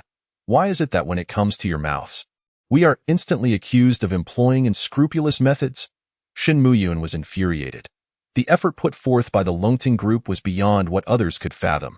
She had even sacrificed much of her personal life, leaving no time for her own relationships. Within the group, there were many employees who worked as diligently as she did at IT. Could be said that the Longting Group's current standing was inseparable from the hard work of these employees. Yet, their struggles were rendered worthless in the eyes of these reporters, twisted into accusations of suppressing competition. How could she possibly swallow this insult? Seeing Shen Muyun fuming, the reporters pressed even harder. "Anyone can speak beautifully, but clever arguments cannot obscure the truth," one reporter said. Lin Yuan's icy gaze fell upon that reporter, and he replied slowly, "Dear reporter, if I can prove that the real perpetrator is someone else, and that we, the Lonting Group, are also victims, would you be willing to pay the price for your slander?" Lin Yuan had no intention of stooping to the level of these reporters, but their actions were intolerable. As if on cue, a group of people burst through the entrance. The leading man was tall and robust, adorned with a thick gold chain and sunglasses, exuding an air of arrogance. Behind him followed 7 or 8 others. Upon entering, he pointed at Lin Yuan and shouted, "Lin Yuan, I F your mother. You promised us $1 million once the job was done, and now you only offer 30,000. What do you mean by that? Do you think we are mere monkeys to be toyed with?" This man, known in the underworld as Knife, was notorious for his ruthless methods. His presence here was orchestrated by Du Zhanpeng, of course. Du Zhanpeng could not foresee such long-term implications. He was merely following the orders of Black Snake, who was in turn backed by Master Zhuge. Thus, the mastermind behind this intricate plan was actually Master Zhuge. He had anticipated that the Lonting Group would inevitably hold a press conference to clarify their position, and he had strategically arranged for individuals to come and tarnish the group's reputation. As soon as Knife appeared, regardless of whether Lin Yuan was involved, everyone would assume he was behind it, showcasing the sheer malice of the plan. Lin Yuan's expression shifted. He had not anticipated the opponent's meticulous planning and forethought. The reporters, sensing blood in the water, swarmed around Knife, eagerly asking, "What did you mean by your previous statement? Can you elaborate on the dealings you have with Mr. Lin Yuan? Did he instruct you to carry out last night's incident?" "Sir, please respond to my question." The reporters pressed on relentlessly. Feigning anger, Knife loudly declared, "You are correct. Everything that happened last night was our doing. Lin Yuan promised me 1 million if I could drive those people away or make them withdraw from the Zhelongshan auction. However, this scoundrel reneged after the job was done, offering only 30,000, threatening us not to speak of it, or we would face legal repercussions. But I cannot remain silent. Even if I face legal consequences, I must expose this scoundrel's hypocritical face. He will stop at nothing to acquire the Zhelongshan land. Such a person and company should not exist in Yunhai." Upon hearing this, the reporters were invigorated, as if they had been given a shot of adrenaline. Shin Muyun trembled with rage, her heart seething with anger. She could hardly believe this was true, now that both witnesses and physical evidence had emerged. Even if Lin Yuan denied it, the facts remained unchanged. Previously, she held a favorable impression of Lin Yuan. Despite their frequent banter, she never expected him to commit such an act. His actions not only harmed others, but also jeopardized the Lonting Group's future. Shin Muyun exclaimed, "Lin Yuan, you have deeply disappointed me. Why would you engage in such actions?" Calmly, Lin Yuan replied, "If it were me, there would be no need to resort to such underhanded tactics." Shin Muyun was utterly disillusioned. She no longer believed Lin Yuan's words. "You should explain this to them." At this moment, the reporters turned their cameras towards him. Watching the live broadcast of the press conference, Du Zhanpeng and his cohorts were elated. Du Zhanpeng gleefully chuckled, "Ha ha, this time Lin Yuan will never recover. Brother Black Snake, your strategy is brilliant. Not only has the Lonting Group's reputation been tarnished, but my enemy Lin Yuan has been thoroughly trampled upon. Even making a fool of himself before Shin Muyun, it feels absolutely delightful." Black Snake smiled, secretly admiring Master Zhuge's tactical genius, able to maneuver the situation so that the opponent was trapped without knowing how they fell into the trap. The victory was assured from 1,000 miles away. Xu Yuqing was equally triumphant, her heart brimming with satisfaction. She had long wished for Lin Yuan's downfall. "I never expected you to end up like this. Lin Yuan, let us see how long you can remain proud." With a slight smirk, Xu Yuqing's face radiated delight. Once this press conference concluded, Lin Yuan would undoubtedly be infamous, unable to remain in Yunhai, forced to flee like a stray dog, and even face legal repercussions. At the press conference, the reporters resumed their questioning of Lin Yuan. "Mr. Lin, now that the evidence is irrefutable, do you have anything to say? Can you explain why you resorted to such unethical means to compete? Please answer our questions directly." In response to this dramatic scene, an overwhelming sense of shock and indignation enveloped everyone present. The CEO of a certain conglomerate remarked, "I never anticipated that Lonting Group would resort to such despicable tactics. I had previously believed their operations to be above board, yet they are worse than us." Indeed, Shenan Fu, known for his principled approach, had seen the atmosphere at Longting Group deteriorate ever since Lin Yuan's arrival, which had led to a toxic environment. It was rumored that on his very first day, he had purged many talented individuals from the project department. If this continued, it wouldn't be long before he brought Longting Group to its knees. Many corporations and families expressed their disgust towards Longting Group's actions, particularly those attending the auction at Julong Mountain, who were filled with rage. The reputation of Longting Group plummeted, leaving a profoundly negative impression on the public. Even ordinary citizens condemned the company. During the live broadcast of the press conference, countless viewers sent messages in fervent opposition to Longting Group. This is the true face of capitalists, resorting to any means to achieve their ends. How disappointing. I once thought highly of Longting Group, but it seems they are just as contemptible as the rest. I resolutely oppose and call for a thorough investigation by the relevant authorities. The press conference, faced with the journalists' relentless questioning and the torrent of insults from the crowd, Lin Yuan maintained a calm demeanor. Everyone was perplexed as to how he could remain so composed at such a moment. Just then, Lin Yuan raised his hands to silence the uproar, smiling faintly as he said, "One must acknowledge that the mastermind behind this is malevolent, with a meticulously crafted plot leaving no escape route. I believe that individual is likely watching this live broadcast, relishing their own handiwork." His words left the audience bewildered, even Shen Muyun, who was utterly confused. At such a critical juncture, why was Lin Yuan still spouting such irrelevant remarks? Shouldn't he be striving to clear his name? Only two individuals appeared taken aback, Gao Fei and the mastermind of the entire affair, Mr. Zhuge. Gao Fei chuckled. This fellow isn't foolish. He has some wit. But even if he has guessed something, what difference does it make? In the face of this intricate trap, both he and Longting Group are doomed. Mr. Zhuge smiled faintly, confident in his plan, which was intricately devised to ensure Lin Yuan could not escape this snare.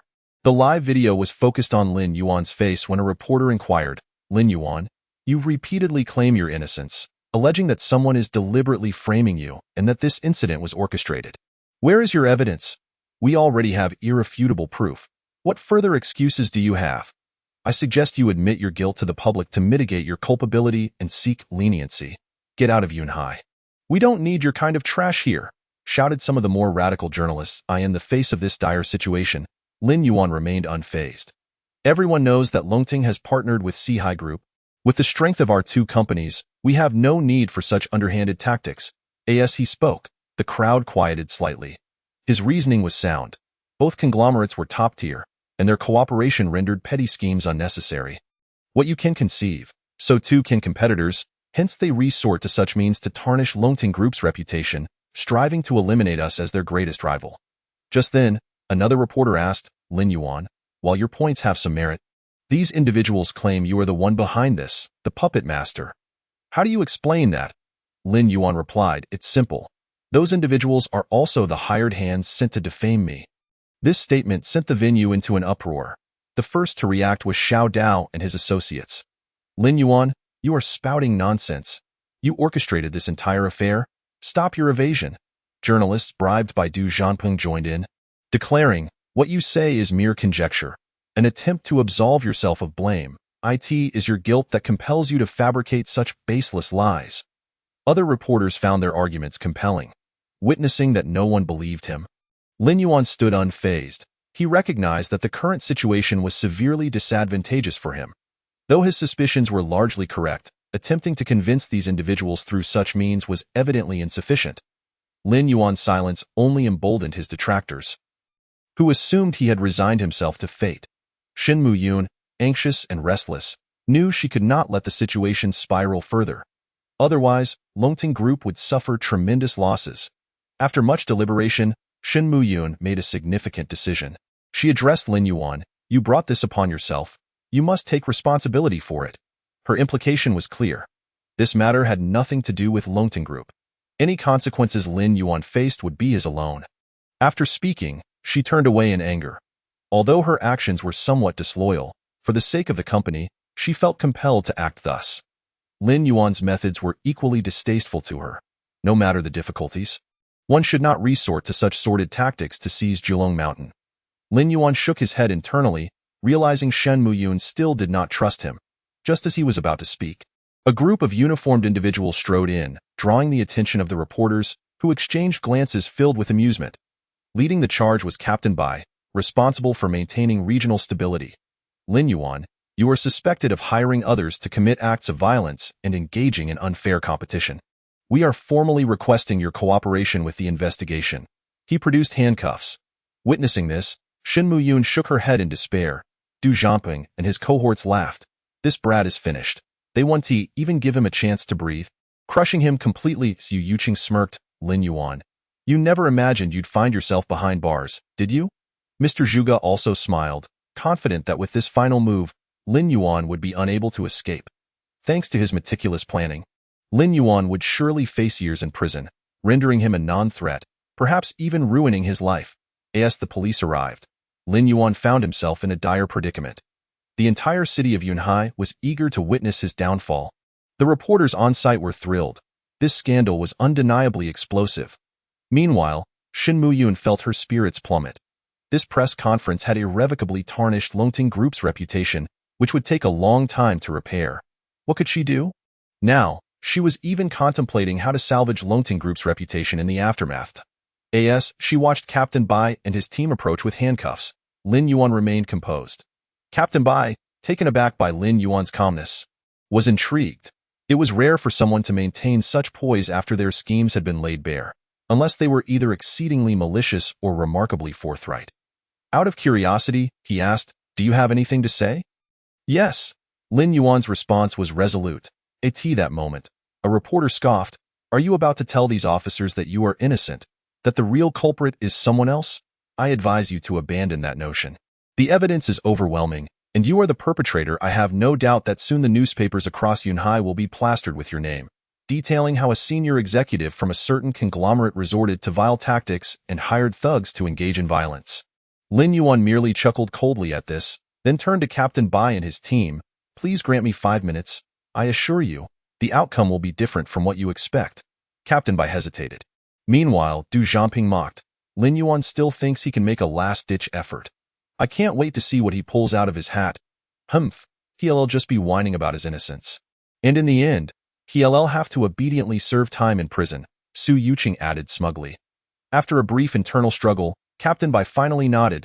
"All right, but please do not take too long." With that, silence fell over the room as everyone awaited what Lin Yuan had to say. He clapped his hands and suddenly addressed the crowd. "Come out." The audience, perplexed, watched as a dozen individuals entered from outside, exuding an unmistakable air of menace. Upon their arrival, Du Jiangping's expression shifted dramatically, a sense of foreboding rising within him as he grew tense, even trembling slightly, straining to watch the television. The figures on screen were none other than the enforcers Du Jiangping had dispatched to deal with Lin Yuan. What could the arrival of these enforcers signify? As they approached Lin Yuan, he instructed, "Now you may reveal what you know." One of them cleared his throat and proclaimed loudly, "Everyone, the true mastermind behind this is Du Jiangping." Shin Mu-yun was left speechless, utterly bewildered by this turn of events. Had Lin Yuan orchestrated this spectacle? The journalists, witnessing this unexpected twist, were divided in their reactions. Some were thrilled, while others wore grim expressions. The unfolding events left many astonished. The Du family was a prominent force in Qingzhou, with deep roots. If they were implicated, the ramifications would be explosive. Numerous reporters aimed their cameras at the enforcers, eager to capture the next developments. Meanwhile, Du Jiangping's face turned an ashen hue, his body trembling uncontrollably. If this matter is substantiated, not only will his plans be rendered futile, but the reputation of the Du family will also plummet to the depths. The expression on Black Snake's face instantly darkened, filled with discontent as he cast a glance at Du Jiangping. At the press conference, one journalist boldly proclaimed, "You allege that the mastermind behind this is young Master Du Jiangping of the Du family. Do you possess any evidence?" The giant bear thundered, "Because Du Jiangping once instructed me to deal with Lin Yuan, I am fully aware of this matter." "Humph, on the basis of your one-sided assertion? Why should we believe you? Perhaps you and Lin Yuan are colluding to deceive us." "Yes, we are all skeptical, unless you present evidence to persuade us, otherwise you are merely slandering." Those journalists bribed by Du Jiangping rose in support of him. At that moment, the giant bear produced his phone and declared, "This is the evidence." He promptly played a recording from his device. A man's voice echoed from the phone. "Giant bear, I need you to do something for me." Lin Yuan from Longting Group is quite bothersome. Find someone to teach him a lesson, ideally sending him to the hospital so that he can never rise again. Upon hearing this voice, everyone was taken aback. If their memory served correctly, it was indeed Du Zhangpeng's voice. Shun Mu Yun was also stunned. It turned out that while the giant bear seemed devoid of guile, he had taken precautions. During his clandestine conversation with Du Zhangpeng, he had secretly recorded it, fearing that should anything happen to him or if he were silenced, he would still have a fallback. The recording continued with the giant bear's voice, as long as the money is in place. I will do whatever you say, even if it costs his life. Then, Du Zhangpeng's voice came through again. Remember not to touch Shun Mu Yun. Young Master Du, do you have an interest in this girl? Heh, of course. Shun Mu Yun's figure is truly 1 in a million. One day I will thoroughly enjoy her, making her aware of my prowess, ensuring she remains beneath me forever. Rest assured, young Master Du. I will handle this matter. Very well, once it is accomplished, I will reward you handsomely. Moreover, I now have confidence in dealing with Longting Group, but before that, I must first dismantle their strength. Just follow my lead, and you will undoubtedly reap the benefits. The recording concluded, leaving the room in stunned silence. Shun Mu Yun trembled with rage, realizing the depths of Du Zhangpeng's malicious intentions. She now understood that she had misjudged Lin Yuan. The recording revealed numerous shocking details. Meanwhile, Du Zhangpeng's face turned pale. It was a disaster. The trap he had set for others had ensnared himself. He now harbored a deep-seated hatred for the giant bear, who had stabbed him in the back at a critical moment. Given such a scenario, he would likely become the target of public scorn. Giant bear, how dare you betray me? I will not let you go unpunished. He could only lash out at the screen, fuming. Black Snake's expression darkened further as he declared, Young Master Du, this incident stems from your actions. You are responsible for our plan's failure. Hearing this, Du Zhangpeng was immediately terrified. His situation was already dire, and further antagonizing the Black Forest Group would likely lead to his demise. Brother Black Snake, this cannot be entirely blamed on me. It was the giant bear who betrayed us. You must speak a few kind words on my behalf before the higher-ups. Black Snake ignored his pleas, redirecting his gaze back to the television. The press conference. The giant bear had suddenly become the focal point, with many journalists eagerly questioning him. Giant bear, since you had such dealings with Du Zhangpeng, why did you stand up for Lin Yuan at such a critical moment? Was he the one who bribed you? Chapter 42. The truth revealed. The giant bear felt a pang of suffering in his heart. He did not wish to betray Du Zhangpeng, yet he had compelling reasons to do so. A few hours earlier, he and his companions had suddenly experienced excruciating chest pains, akin to being bitten by countless ants. They rushed to the hospital for examinations, yet nothing was found. When someone mentioned the location of the pain, they were astonished to discover that it was precisely the same place where Lin Yuan had attacked them the previous day. In desperation, the pained giant bear sought out Lin Yuan at that moment. Lin Yuan was en route to the press conference, and it was the obstruction posed by these individuals that had caused his delay. Tormented by their agony, the giant bear and his companions divulged everything they knew before Lin Yuan could even inquire further. Upon discovering who was orchestrating the chaos, Lin Yuan devised a plan, leading to the earlier theatrics. The night before, he had merely left a contingency plan with the giant bear and his associates, not anticipating its necessity would arise so soon. However, the giant bear, of course, could not reveal this. He awkwardly smiled and stated, I felt a pang of conscience and thus chose to expose Du Zhangpeng's malevolence. This excuse was flimsy, and many were skeptical. Yet the giant bear's assertive demeanor left reporters momentarily speechless. The crux of the matter was clear. The true mastermind was indeed Du Zhangpeng, Lin Yuan pronounced emphatically, and the situation at the scene erupted into a tempest of revelations. All those in the upper echelons who were following this incident were left utterly astonished. Goodness! Initially, I thought Lin Yuan from Longting Group was the perpetrator.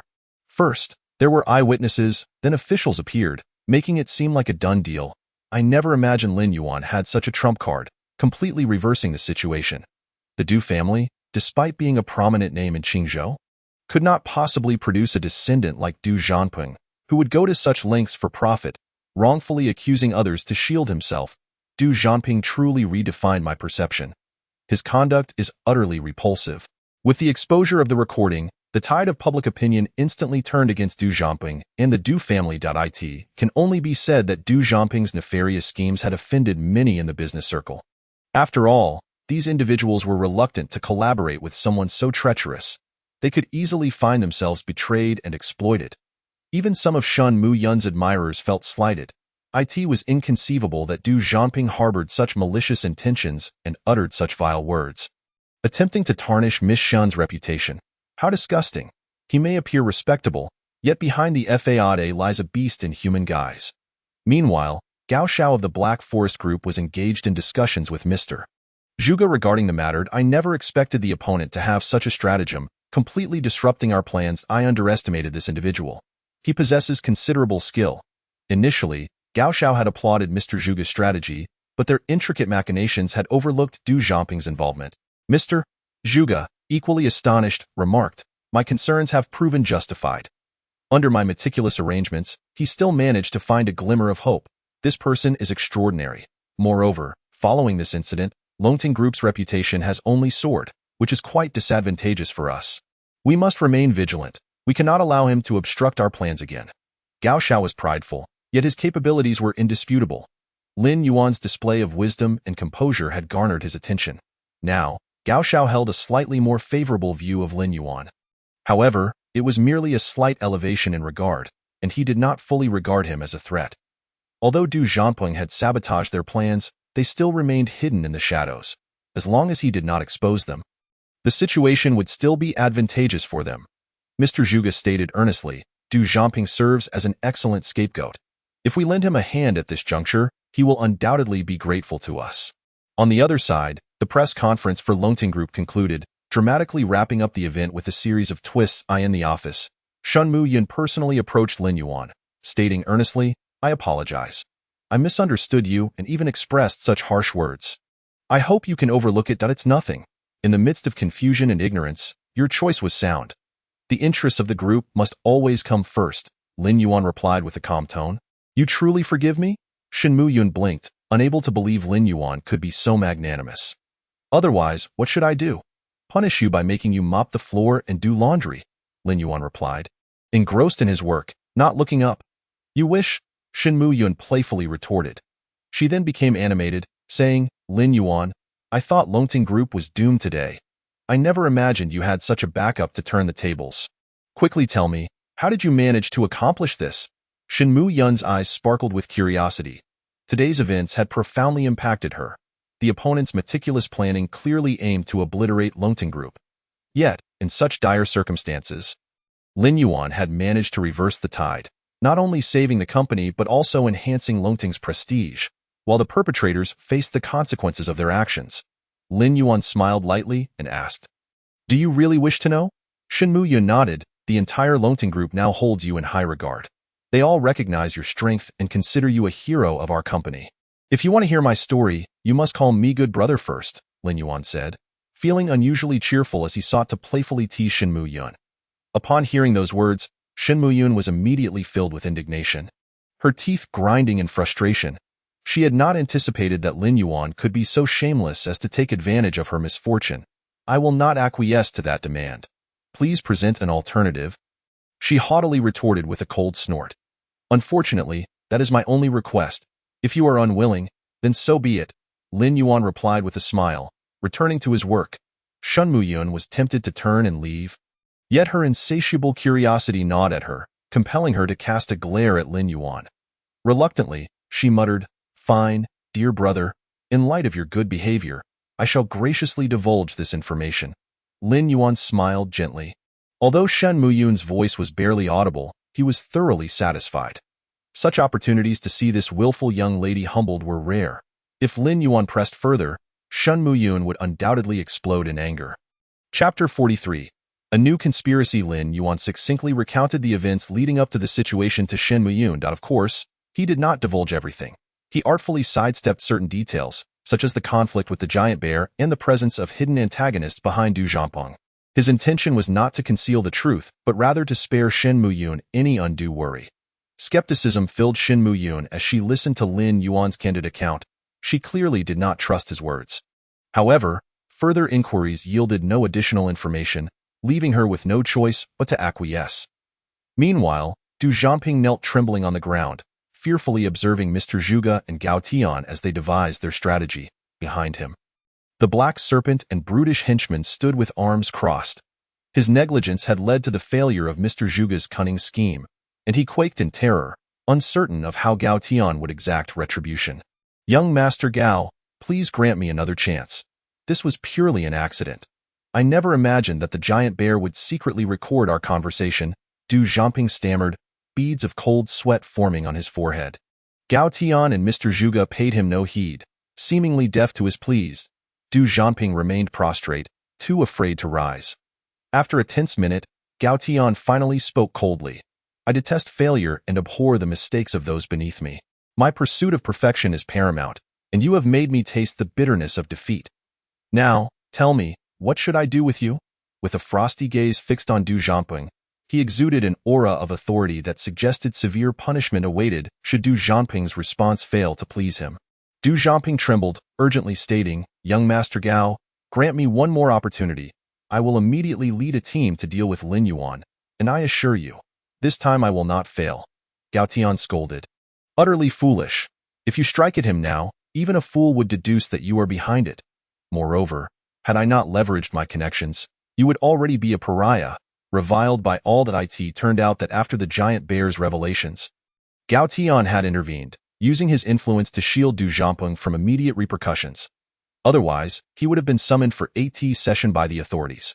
"Thank you, young Master Gao, for your timely assistance," Du Jiangping expressed his gratitude, realizing the extent of Gao Tian's covert support. Although his family held some sway in Qingzhou, compared to Gao Tian's network, they paled in significance. "Humph, as you serve me, I shall not stand idly by while you face peril." Gao Tian remarked with a disdainful snort. "As for the matter concerning the Longting Group, I will devise another strategy. Your sole focus should be on preparing for the Zhelongshan project and awaiting my instructions. Should you err again, do not blame me for my ruthlessness." Gao Tian's demeanor was icy. Were it not for Du Jiangping's residual usefulness, he would have shown no concern for his fate. Subsequently, the black serpent led Du Jiangping away. Mr. Zhuge then spoke up, "Young Master Gao, what are your intentions?" A smile crept onto Gao Tian's face. "One must consider the master when striking a dog. Having struck mine, I cannot let it go unpunished." Mr. Zhuge grinned in understanding. "I see your point, and it aligns with my thoughts. I have summoned several experts from my family. Once they arrive, we shall execute our plan without delay. This time, we will ensure that the Longting Group is utterly disgraced." Unbeknownst to all but the two of them, a storm was brewing in the underworld of Yunhai City. Following the recent altercation, many competitors now ventured out with numerous bodyguards, fearing to frequent less crowded areas. Du Jiangping had brought disgrace upon his family, and their business suffered a significant blow. Though not fatal, it was nonetheless debilitating, resulting in a 20% reduction in overall profits. Du Jiangping seethed with rage. "It's all that damned Lin Yuan's fault. Were it not for him, I would not be a pariah, shunned by all. Now everyone in Yunhai's business circles treats me like a leper, scurrying away upon sight of me." Su Yuqing stood by, frightened into silence, acutely aware of Du Jiangping's foul mood. Witnessing her demeanor only fueled his anger further. He shoved her onto the bed and tore at her clothing. However, he soon discovered with horror that the previous issue had resurfaced. He was unable to perform. How could this happen?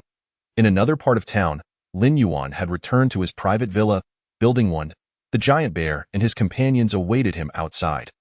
Upon his arrival, they rushed over like eager puppies.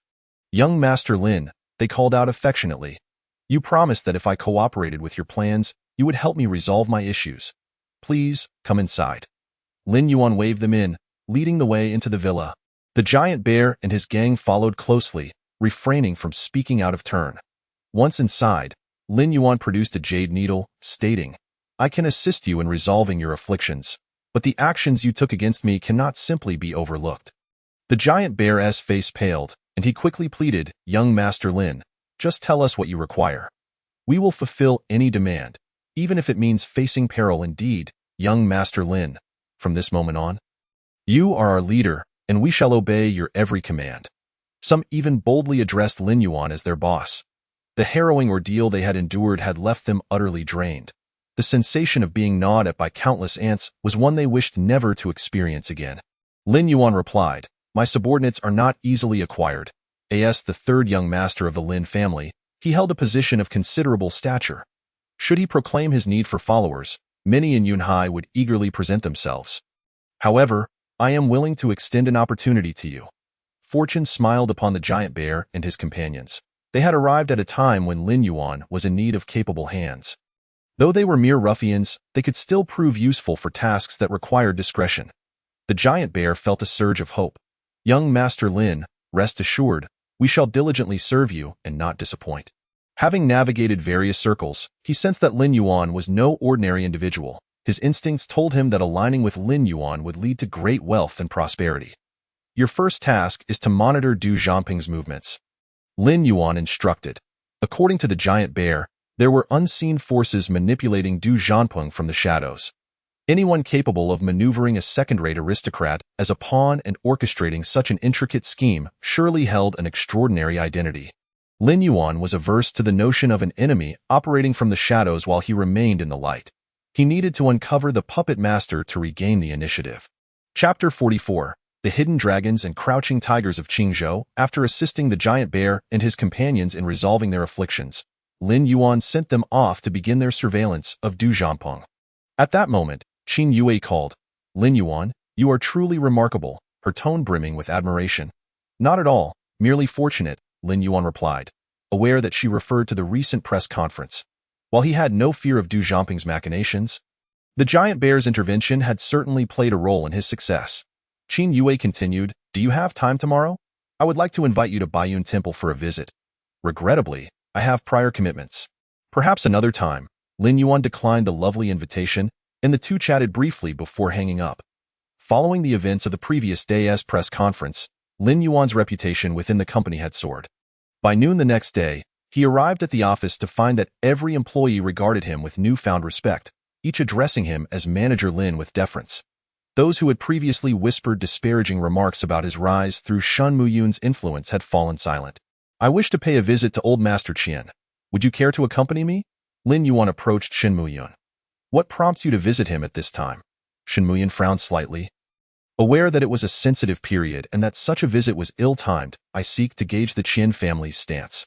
Currently, the Zhelongshan project has the entire Qingzhou abuzz, yet there has been no word from the Qian family," Lin Yuan explained. His intention was to discern the underlying motivations of the Qian family, eager to understand their true intentions regarding the Zhelongshan venture.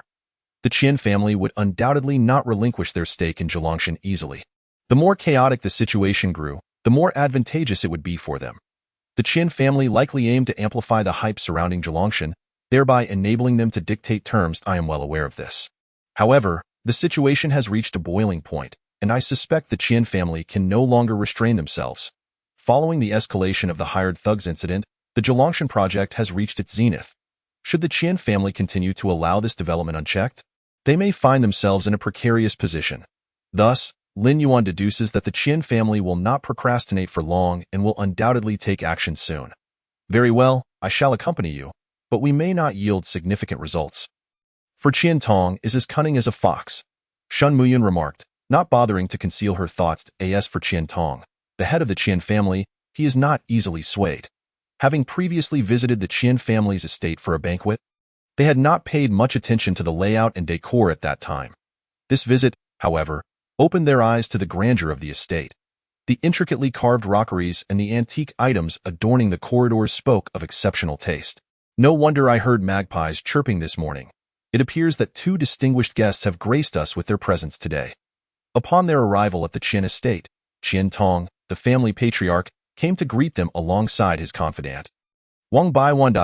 We younger generation cannot possibly compare to you, esteemed elder," Shen Muyan humbly stated. Lin Yuan, standing beside her, handed a gift to Wang Bai Wan. "This is a small token we brought along. I hope Mr. Qian will not find it lacking," he added with a smile. "How could I? Your presence alone brings me great joy. The entire Yunhai has been abuzz with discussions about your Longting group, especially you. Young Master Lin, your rise to prominence is nothing short of astonishing," Qian Tong replied with a beaming smile, clearly aware of Lin Yuan's recent achievements. After exchanging pleasantries and engaging in light commercial banter, They turned to the main topic. Lin Yuan smiled and said, Mr. Qian, as Zhelongshan has become a matter of public interest, when does the Qian family plan to enter the bidding? Qian Tong's expression shifted slightly, a knowing smile spreading across his face. He had anticipated Lin Yuan's intentions upon learning of his visit, thus it came as no surprise. Before Qian Tong could respond, Wang Baiwan interjected, Mr. Lin, I fear I must disappoint you. We cannot provide an answer to that question. Just why is that your opinion or Mr. Qian's? Lin Yuan inquired with a smile. His sentiments align with my own. The implications of Zhelongshan are substantial, and we must consider every aspect thoroughly. However, we will act swiftly. You need not wait too long, Qian Tong assured him. You are right, I was presumptuous, Lin Yuan conceded with a slight smile. Though he did not receive a definitive timeline, the information he acquired was already sufficient. As he had surmised, the Qian family would not delay for long.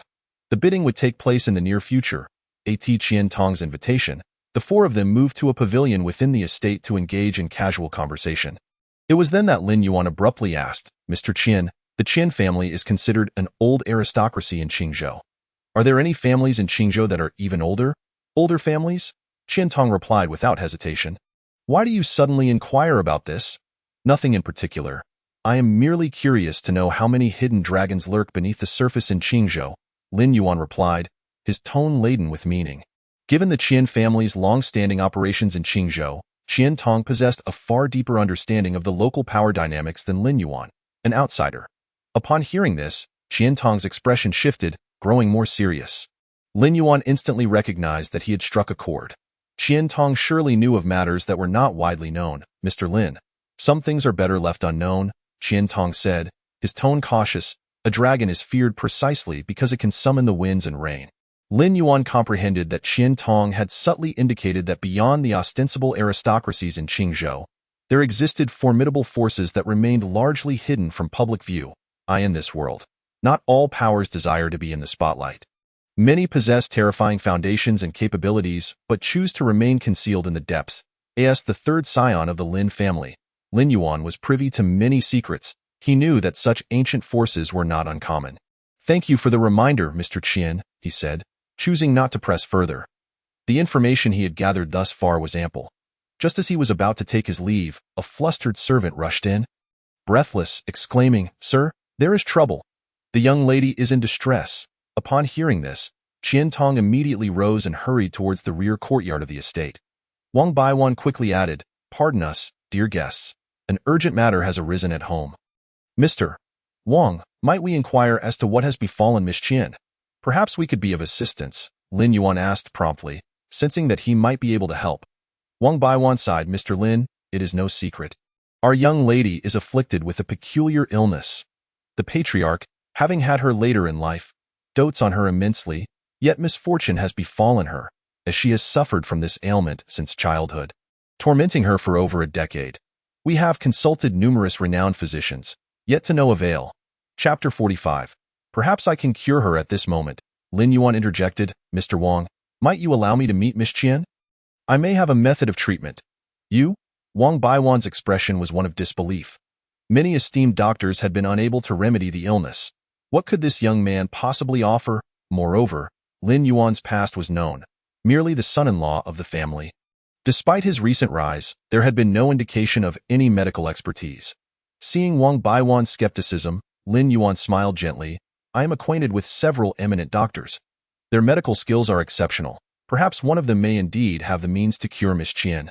Wang Baiwan, realizing Lin Yuan's intentions, understood that he likely sought to strengthen ties with the Qian family through this matter. Very well, follow me, he relented. Though Wang Baiwan held little hope for Lin Yuan's success, he led him to see the elder Qian's daughter. After all, the renowned physicians they had consulted were at a loss. It was worth a shot, for who knew if Lin Yuan might be of assistance? Upon entering the room of Qian Tong's daughter, they found the patriarch's face etched with worry. On the sickbed lay a pale young woman devoid of color, her eyes sunken, her body frail and emaciated, her skin ghostly white from lack of sunlight. Lin Yuan estimated her to be around 16 or 17 years old, an age brimming with the beauty of youth, yet she lay confined to her bed. Dr. Ma, when will he arrive? Qian Tong inquired anxiously. A servant responded, He said he would be here in about 10 minutes. Qian Tong, restless and agitated, paced the room, seemingly indifferent to Lin Yuan and the others. Lin Yuan, recognizing the gravity of the situation, refrained from disturbing Qian Tong. Just then, a look of astonishment crossed Lin Yuan's face. Noticing this change, Shen Muyun quickly asked, "What is it?" Lin Yuan remained silent, his gaze fixed on Miss Qian. The reason for his astonishment was that the girl's malady was a rare and fabled illness, known as the 9 severed pulse. Those afflicted with the 9 severed pulse were doomed to live no longer than 18 years. In other words, without intervention, she had at most a year left to live. This is troublesome, Lin Yuan pondered. While he could easily treat ordinary ailments, the 9 severed pulse was a different matter altogether. Remedies for this affliction were exceedingly rare, and despite poring over numerous ancient texts, he had only stumbled upon one possible solution. This remedy was quite demanding, requiring several exceptionally rare and precious medicinal herbs. For instance, the century-old Tianshan snow lotus, which thrived only in frigid, inhospitable regions. This herb was nearly extinct on the market, and even when it did appear, it commanded astronomical prices. A 10-year-old Tianshan snow lotus could fetch a price of $1 million, while a 100-year-old specimen could soar to tens of millions, and even wealth could not guarantee its acquisition. Observing Miss Qian on the sickbed, Wang Baiwan lamented, "She is a young beauty, in the prime of her youth. Yet, fate has dealt her a cruel hand, leaving her to languish in bed without enjoying the beauty of life. I may have a way to treat her illness," Lin Yuan suddenly declared, his voice soft yet clear enough for all present to hear. Everyone exchanged incredulous glances, unsure if they had misheard. Even Wang Baiwan looked bewildered. When they had come, Lin Yuan had claimed to know doctors, yet now he asserted he could cure her. What was going on?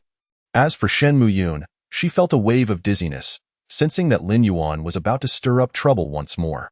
Could he not remain composed? The first to react was Qian Tong, who fixed his gaze on Lin Yuan, saying, "You can cure my daughter's illness?" The matter was grave and not to be taken lightly. A flicker of impatience, even anger, flashed in his eyes. He found it hard to believe that Lin Yuan possessed any medical knowledge, let alone the ability to heal his daughter. In his mind, he suspected Lin Yuan was merely trying to ingratiate himself with the family, hoping to gain leverage in the Zhulongshan bidding.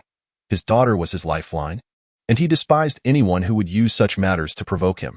Shen Muyun discreetly tugged at Lin Yuan, signaling him to refrain from making further statements that might provoke Qian Tong. Fearing the repercussions, internally, she chastised him for his recklessness. However, Lin Yuan appeared oblivious to any warnings, continuing unabated.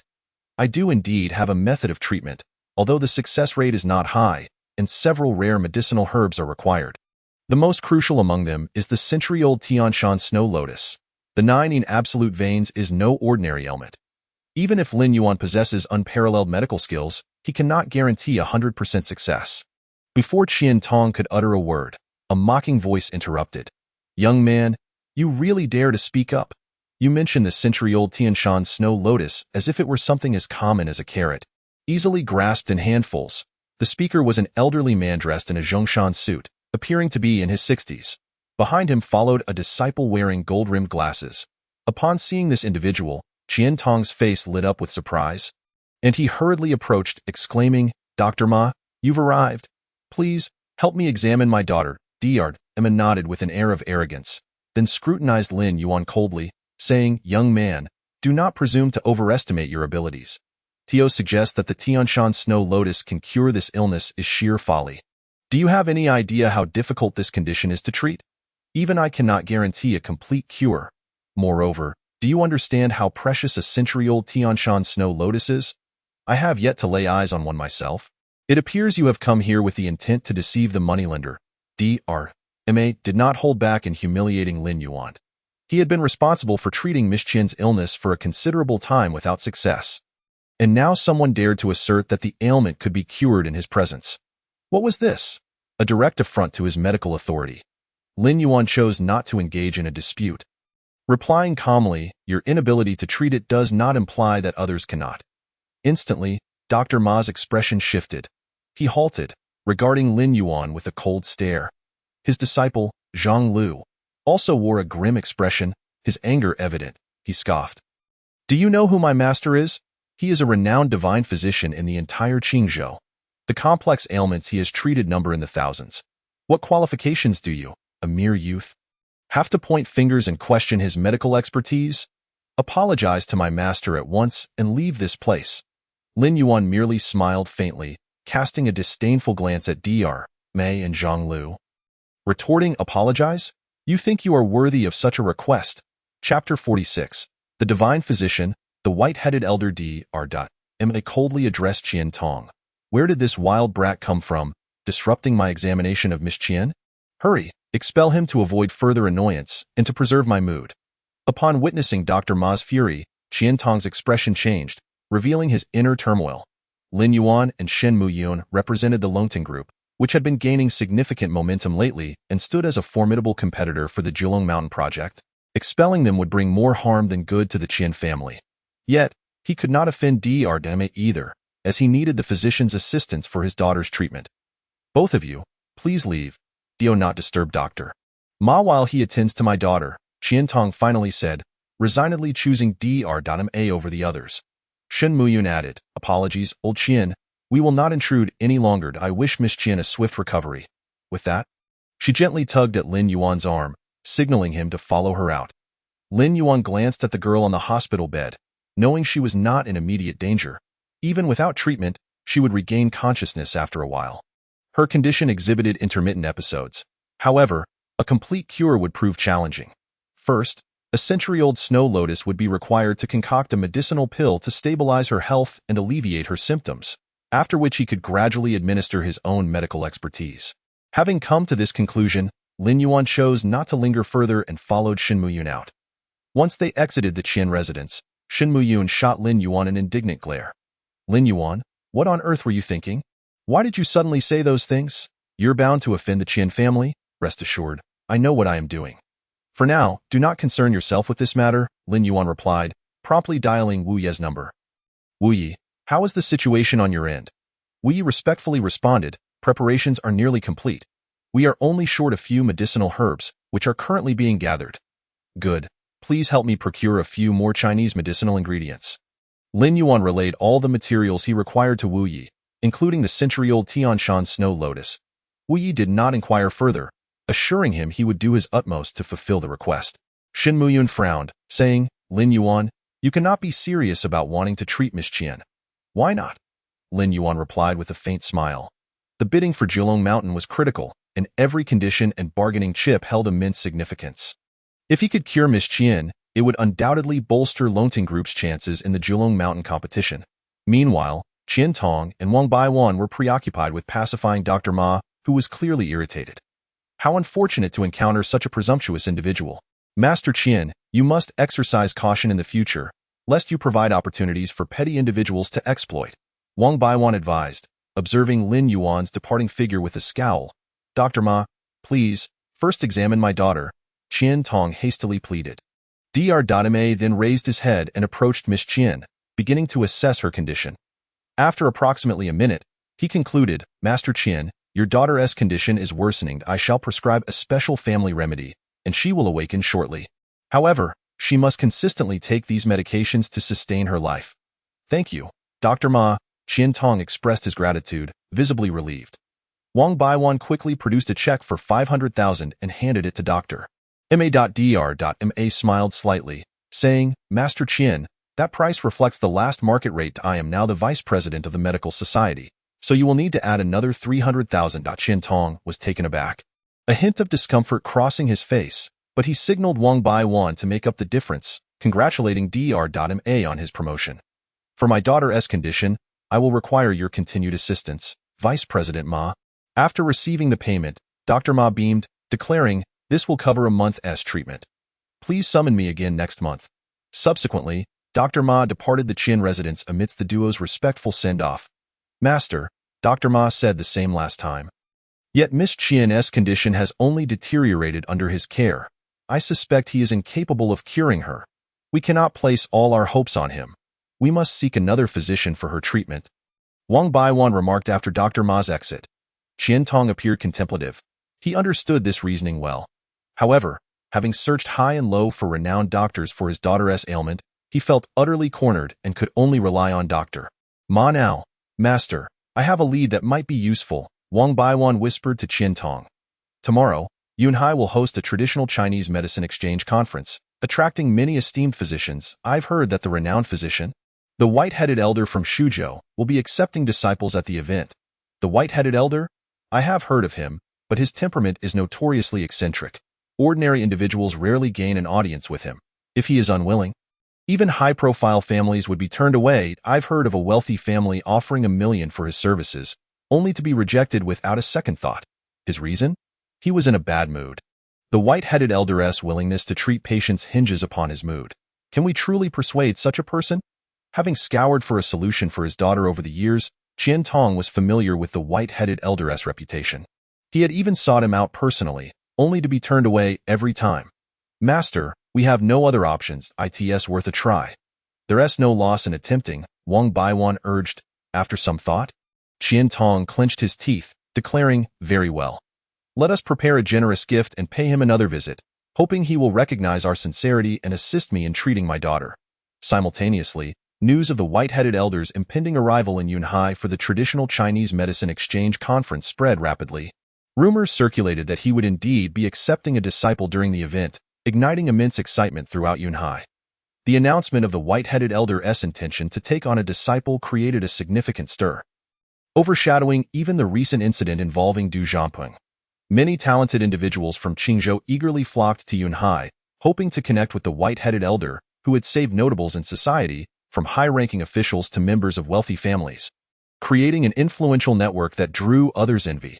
Consequently, Yunhai buzzed with activity as affluent merchants, noble families, and influential figures sought information regarding the white-headed elder, secretly preparing gifts to curry favor with him. Shen Muyun also felt a surge of excitement. Turning to Lin Yuan, accompany me to the traditional Chinese Medicine Association exchange tomorrow. Let us make an introduction to the esteemed white-headed elder. Chapter 47. Who is the useless one? The name white-headed elder momentarily startled Lin Yuan. He recalled a distant memory that a few years prior, someone named the white-headed elder had sought his master, requesting a formula. At that time, his master had already departed, so Lin Yuan had hastily given the individual an ancient formula to send him on his way. After that, they had no further interaction, and Lin Yuan had not thought of him again. Now, years later, the connection resurfaced, and Lin Yuan found it somewhat amusing that he would be the one seeking an audience with the white-headed elder. Considering that, back then, the elder had to rely on connections to request a formula and had no chance of meeting him. Lin Yuan, are you going to say something? Or are you just going to stand there in a daze? Noticing Lin Yuan's distraction, Shen Muyun grew annoyed. This individual often seemed lost in thought when she spoke to him. Was her charm truly so lacking? Oh, where were we? Lin Yuan asked, returning to the conversation. Lin Yuan regained his senses and, with an apologetic expression, inquired. Shen Muyun, exasperated, rolled her eyes and replied, You must accompany me tomorrow to meet the renowned Bai Tu Wang, the divine doctor. However, I must lay down 3 rules. No taking the lead, no speaking indiscriminately, and you must obey my commands without question. Lin Yuan shook his head in resignation, saying, All right, fine, I will heed your wishes. At this, Shen Muyun displayed a satisfied smile and declared, Now, let us go purchase a respectable outfit. Your current attire tarnishes the reputation of our Longting group. Buy clothes, but I think what I'm wearing is quite fine, Lin Yuan responded, glancing at his outfit in confusion. Fine. This ensemble is clearly from a street vendor. I refrained from commenting on your appearance at the previous banquet, Shen Muyun retorted sharply. As long as it's comfortable, isn't that sufficient? Lin Yuan had never been particular about his clothing. No, it is imperative that we go, Shen Muyun insisted with unwavering determination. With no choice left, Lin Yuan acquiesced to her wishes. Meanwhile, Du Zhanpeng was equally exhilarated. Wai Yuqing, Bai Tu Wang is coming to Yunhai for the National Medicine Exchange Conference, and he may even take on disciples. We should seize this opportunity to observe. Su Yuqing expressed her astonishment, asking, What sort of status does Bai Tu Wang hold to excite you so? Is he truly that influential? Du Zhanpeng, with an admiring gaze, explained, You don't understand. Bai Tu Wang's medical skills are extraordinary, and his connections are extensive, known by many prominent families. If we can cultivate a relationship with him, our fortunes could change. Perhaps he could help us secure Jilong Mountain. However, he kept to himself another thought. He wished to consult Bai Tuwang regarding his own health issues, as he had seen numerous doctors and tried countless secret remedies, yet his condition remained unresolved. Jean Pong, I feel I have nothing suitable to wear for such a grand occasion, Su Yuqing said, playfully hinting. All right, I need to buy a few items anyway. I'll get you some elegant dresses as well. It was evident that Du Zhanpong was in high spirits, readily agreeing, you're the best, Su Yuqing exclaimed, planting a kiss on his cheek.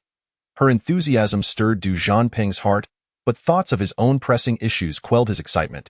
He clenched his fists, resolved to resolve his health concerns swiftly.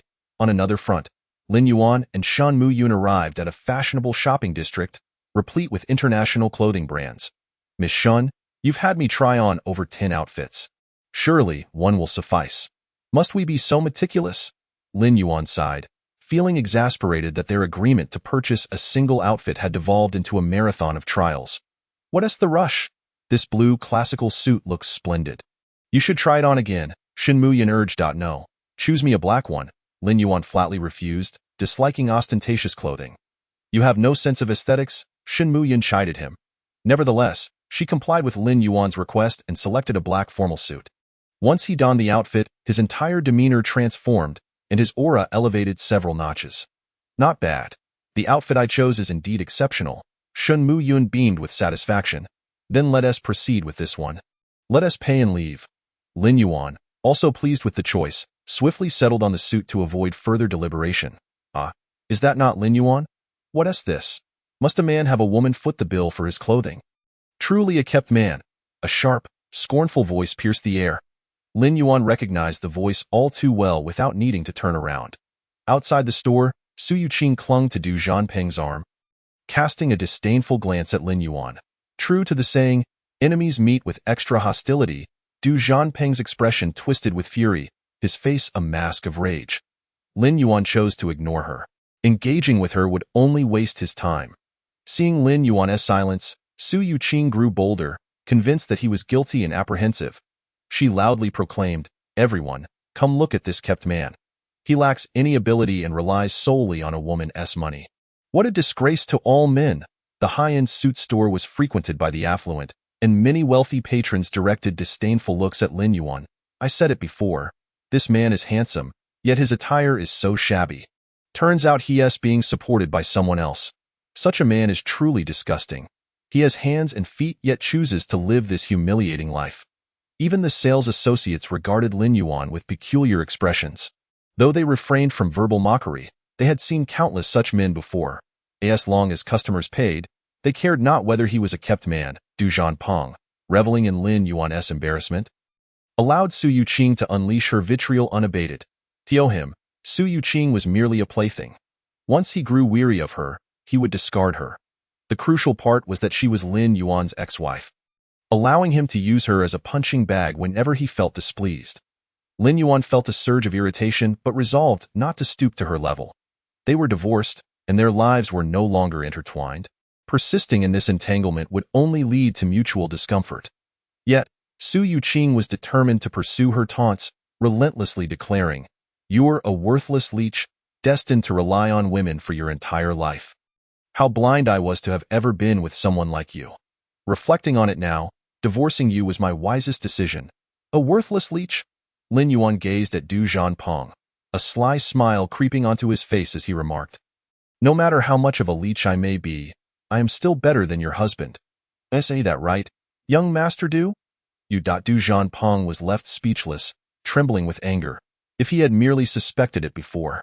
He was now certain that Lin Yuan was behind his health issues. Chapter 48, National Medicine Exchange Conference. At that moment, a cold voice interjected, "Divorcing a woman like you is indeed wise. Lin Yuan, the woman of your caliber, is only fit for someone like Du Zhanpong. You two together are simply a match made in disgrace." The speaker was Shan Muyun, who had been listening to the exchange nearby. Su Yuqing was so appalled that she could hardly contain her disgust. "President Shen, I thought you were pure and noble. Who knew you would associate with such a person? It seems even you have your moments of desperation." Du Zhanpong sneered. In the past, he would have never dared to speak to Shen Muyun in such a manner, but emboldened by his newfound backing and the complete severance of their relationship, he no longer felt the need for pretense, revealing his insidious nature. Shun Mu Yun cast a disdainful glance at Du Zhanpeng, harboring an intense dislike for him. Lin Yuan, let us go. I cannot bear to remain in the presence of such disgusting individuals. She took Lin Yuan's hand and prepared to leave. Behind them, Su Yuqing's biting words rang out, "Humph, you two are the real disgrace." Due to this incident, the young lady of the Shen family lost all desire to continue shopping and returned home with Lin Yuan. By midday, the National Medicine Exchange Conference in Yunhai was bustling with activity, as renowned national physicians from across Qingzhou gathered, alongside esteemed doctors from other provinces who had also been invited. At that moment, a venerable elder with flowing white hair made his entrance. He was Bai Tu Wang. Upon sighting this elder, everyone showed him great respect. Dr. Bai, welcome to Yunhai for this National Medicine Exchange Conference. The president of the Yunhai National Medicine Association, Zhuo Feifan, an elderly man in his 70s wearing reading glasses, stood beside Dr. Ma Xiaotian. Behind them were members of the Yunhai National Medicine Association, each a notable physician from Qingzhou. Dr. Bai did not stand on ceremony. He nodded and said, "Thank you all for coming to welcome me. An old man, I apologize for the disturbance." The crowd quickly reassured him. "Not at all. It is our honor to have you here. Dr. Bai, please take a seat." After Dr. Bai was seated, he bore a smile and slowly addressed the assembly. "Dear friends, our national medicine has fallen into decline. I take great comfort in seeing you all developing such a scale here. I hope everyone continues to strive to uphold the banner of our national medicine, so that those in Western medicine will recognize our value." President Zhuo Feifan's expression turned somber as he lamented, "Dr. Bai, you may not be aware, but Western medicine has now taken over nearly 98% of the market in major hospitals. Our national medicine is only present in a few hospitals and has been thoroughly sidelined. If this continues, we will be completely defeated by Western medicine. It pains me deeply. Our country's culture, thousands of years in the making, is being abandoned by our own people." Every physician present felt a profound sorrow as they discussed the state of national medicine. At this juncture, Dr. Bai finally spoke. "One of my purposes for coming to Yunhai is to help restore the prestige of our national medicine." The crowd was taken aback, collectively gazing at Dr. Bai and asking, "Dr. Bai, do you have a plan?" Dr. Bai nodded and stated, "I wish to utilize this exchange conference to hold a large-scale free clinic, allowing the public to receive medical care at no cost, thereby expanding the influence of our national medicine." Zhuo Feifan nodded in agreement. "That's an excellent idea. I will ensure it is implemented promptly." Others echoed their agreement.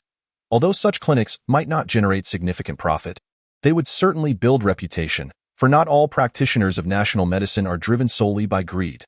At this moment, the vice president of the association, Ma Xiaotian, chuckled, "Old Bai, I have heard that you intend to select a disciple in our Yunhai city. Is that true?" The elderly man nodded and replied, "Indeed, I have such intentions. With my advancing years, I do not wish to take my knowledge to the grave. Therefore, I propose that we find a successor soon, lest the art of traditional Chinese medicine be lost." The crowd was elated. If one of their kin could be chosen by the venerable elder, it would surely solidify their connections. Moreover, becoming a disciple of the old master would undoubtedly elevate their status. Garnering respect from all quarters, "Old Bai, I shall disseminate this information immediately. I believe it will create quite a stir in Yunhai City, attracting numerous talented youths to compete for the opportunity. Very well. I entrust this matter to you all." Before long, a sensational piece of news swept across Yunhai City. The renowned healer, Old Bai, was to select an official disciple, known for his extraordinary medical skills and having saved countless lives. Studying under him would undoubtedly enhance one's standing in the medical community. Furthermore, it was rumored that Old Bai possessed a long-lost technique involving silver needles, capable of unblocking blood vessels and regulating the body. Acquiring such a skill would surely attract many dignitaries seeking his expertise. Previously, only the wealthy and powerful were privy to this news, but now the entire city was abuzz, especially among the doctors of various hospitals. Each was filled with excitement and fervor. By the way, I also heard that the National Medical Association is organizing a free clinic, set to take place tomorrow. Anyone with health concerns can attend for complimentary medical consultations. Is that true? Countless common folk may not have felt the impact of the first piece of news, but the second announcement struck them with tremendous force. They had long suffered the burden of medical expenses, where a simple cold could cost hundreds or even thousands. Now that free consultations were being offered, How could they not be thrilled? Moreover, these practitioners were all esteemed experts of traditional Chinese medicine. Thus, throngs of citizens hurriedly boarded vehicles, heading to the headquarters of the National Medical Association in Yunhai. Even Du Jianpeng made an appearance. Not only him, many dignitaries also attended, all drawn by the allure of old Bai. Luxurious cars streamed toward the association's headquarters, and the usually elusive elite were now out in force. The free clinic outside catered to ordinary people, managed by the association's traditional medicine experts, while inside, distinguished guests were attended to. Old Bai, I have long admired your reputation. I am Vice Yang, and it is a pleasure to meet you. He presented his business card, adding, should you require anything in the future, do not hesitate to call upon me. I will be more than obligated to assist. Many faces radiated warmth as they approached Old Bai with their cards, accustomed to the nuances of power dynamics. Old Bai, well versed in such encounters, responded with polite yet cordial smiles. Thank you all for your support, he said with a grin. Others appeared restless, clearly wishing to speak with Old Bai in private. Aware of their intentions, which he had encountered countless times before, Old Bai directly stated, if anyone wishes to seek medical attention, please line up one by one. With that, he entered a consulting room, ensuring the patient's privacy was respected. The crowd rejoiced and indeed formed a queue, allowing only one person at a time to enter Old Bai's consultation room. Chapter 49. The Medical Contest, Part 1. After a brief interval, those who entered emerged with beaming smiles, their concerns addressed. Among the line, Du Jianpeng was present, as were Qian Tong and his daughter. It seemed Qian Tong also wished to seize this opportunity for Old Bai to examine his daughter. When Lin Yuan and his companions arrived at the National Medical Association headquarters, they did not rush inside but instead stood silently outside, observing the proficiency of the practitioners attending to patients. Many individuals were queuing, predominantly middle-aged and elderly folk, with not a single young person in sight. This was due to the generational gap in the transmission of traditional Chinese medicine, leading to its declining status and the onslaught from Western medicine. The younger generation often dismissed traditional medicine as outdated. Beside Lin Yuan, Shen Muyan glanced at him, teasingly remarking, Lin Yuan, do you want to consult a traditional doctor? Perhaps there is something amiss with your health? Lin Yuan chuckled lightly, rest assured, I am in excellent health. If you have matters to attend to, please go ahead. I shall wander about. He could tell that Shen Muyan seemed somewhat distracted, clearly not merely here to stroll but rather to approach Old Bai. Very well, I will inform you if anything arises, Shen Muyan said, departing promptly, leaving Lin Yuan alone. At that moment, Lin Yuan casually selected a consulting traditional doctor, surrounded by a small group of people. The patient seated before the physician was an elderly man, likely in his 60s. The doctor remarked, your body is suffering from excess heat. You should pay attention to your diet, drink plenty of water, and avoid staying up late. I will prescribe you some Chinese medicine for you to take home and regulate your condition. Take it twice daily, once in the morning and once in the evening, and remember to minimize spicy foods. He then issued a prescription containing over 10 types of medicinal herbs. Lin Yuan glanced at it and quickly recognized the herbs listed. Thank you, doctor. My health issues have been numerous. I have spent a fortune on treatments over the years. Your provision of free consultations is truly wonderful. The elderly man expressed his gratitude. The doctor replied. Next, as the elderly man rose, he suddenly heard someone call out, wait a moment. It was Lin Yuan. All eyes turned toward him, curious about his intentions. Elder, your ailment is not merely excess heat. It is a different condition altogether. Taking his medicine will not yield results. His words left the crowd momentarily stunned, including the elderly man, who appeared perplexed.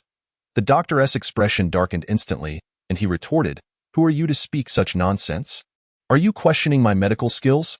This doctor, named Li Chong, had studied traditional medicine for over a decade and held considerable confidence in his abilities. He could not fathom how he could misdiagnose such a minor ailment.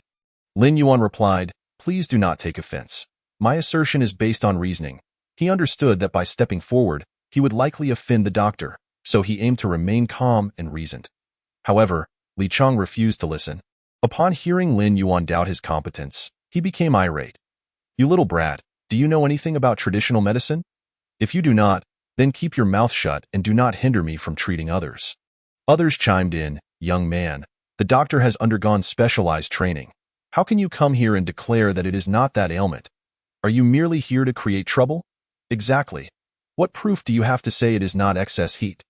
You seem intent on causing disruption. Are you here to make trouble for the clinic? The crowd surrounding Lin Yuan was clearly displeased with his interference. Lin Yuan coldly smiled at the doctor and stated, "You want me to provide proof? Very well. I will now tell you what the ailment is." Li Chang scoffed. "Are you also a practitioner of traditional medicine? You seem quite young, yet your words are bold. I am eager to see what skills you possess to speak so arrogantly. Should I be wrong in my diagnosis, I shall promptly apologize to him. However, if you are merely speaking nonsense, do not blame me for being unkind." "Agreed. Let it be settled," Lin Yuan replied readily, producing his jade needle. "Elder, your condition is not as simple as excess heat. It is merely one of the symptoms. The doctor is partially correct, but not entirely." Li Chang laughed. "I have practiced medicine for over 10 years. How could I possibly misdiagnose such an ailment? You are quite amusing, asserting that it is not excess heat while simultaneously stating it is merely one of the symptoms. What exactly do you mean?" Noticing Lin Yuan's jade needle, Li Chang's expression turned to one of disdain. The art of acupuncture was something even he did not master, and those who possessed such skills typically achieved considerable success in traditional medicine, requiring decades of dedication to truly master the craft. Given Lin Yuan's age, Li Chang found it hard to believe he had attained such proficiency. As the commotion attracted greater curiosity from onlookers, Lin Yuan addressed the elderly man. "Sir, I will now examine your condition, but I will need to administer a few acupuncture needles. I hope you do not mind." Upon hearing that Lin Yuan intended to use needles on him, the elderly man became alarmed, hastily shaking his head. No, I cannot allow you to treat me. Who knows if your skills are up to par? What if you end up harming me?" Li Chang seized the opportunity to mock. "Even he does not trust you. The public's eyes are discerning." Unperturbed by the rejection, Lin Yuan inquired, "Elder, do you often feel weakness in your legs when walking, requiring you to pause and rest?" The elderly man was taken aback, exclaiming, "How did you know?" Lin Yuan smiled. "Not only do I know this, but I can also predict that if you squat for more than a minute, you will definitely feel dizzy when getting up." The elderly man was further astonished. "Indeed, you are absolutely right. You have hit the nail on the head." The reactions of those around shifted dramatically, their gazes toward Lin Yuan transformed with newfound intrigue. Could he truly discern what ailments afflicted him? Yet, he appeared to be merely in his 20s, and certainly did not seem like a person of remarkable abilities. The crowd buzzed with speculation. Meanwhile, Li Chang's expression gradually grew grave. If this individual had accurately described the old man's condition on the first attempt, it might have been dismissed as coincidence. However, to articulate the elder's symptoms a second time could not be mere chance. It indicated genuine skill. But why was it that he could perceive what Li Chang could not? Chapter 50. Medical Contest, Part 2. Could it be that this fellow possessed extraordinary medical prowess, able to ascertain a person's ailments with just a glance? This seemed implausible. Li Chang's heart was filled with shock, yet also a sense of indignation. He was determined to see whether Lin Yuan truly possessed such remarkable abilities.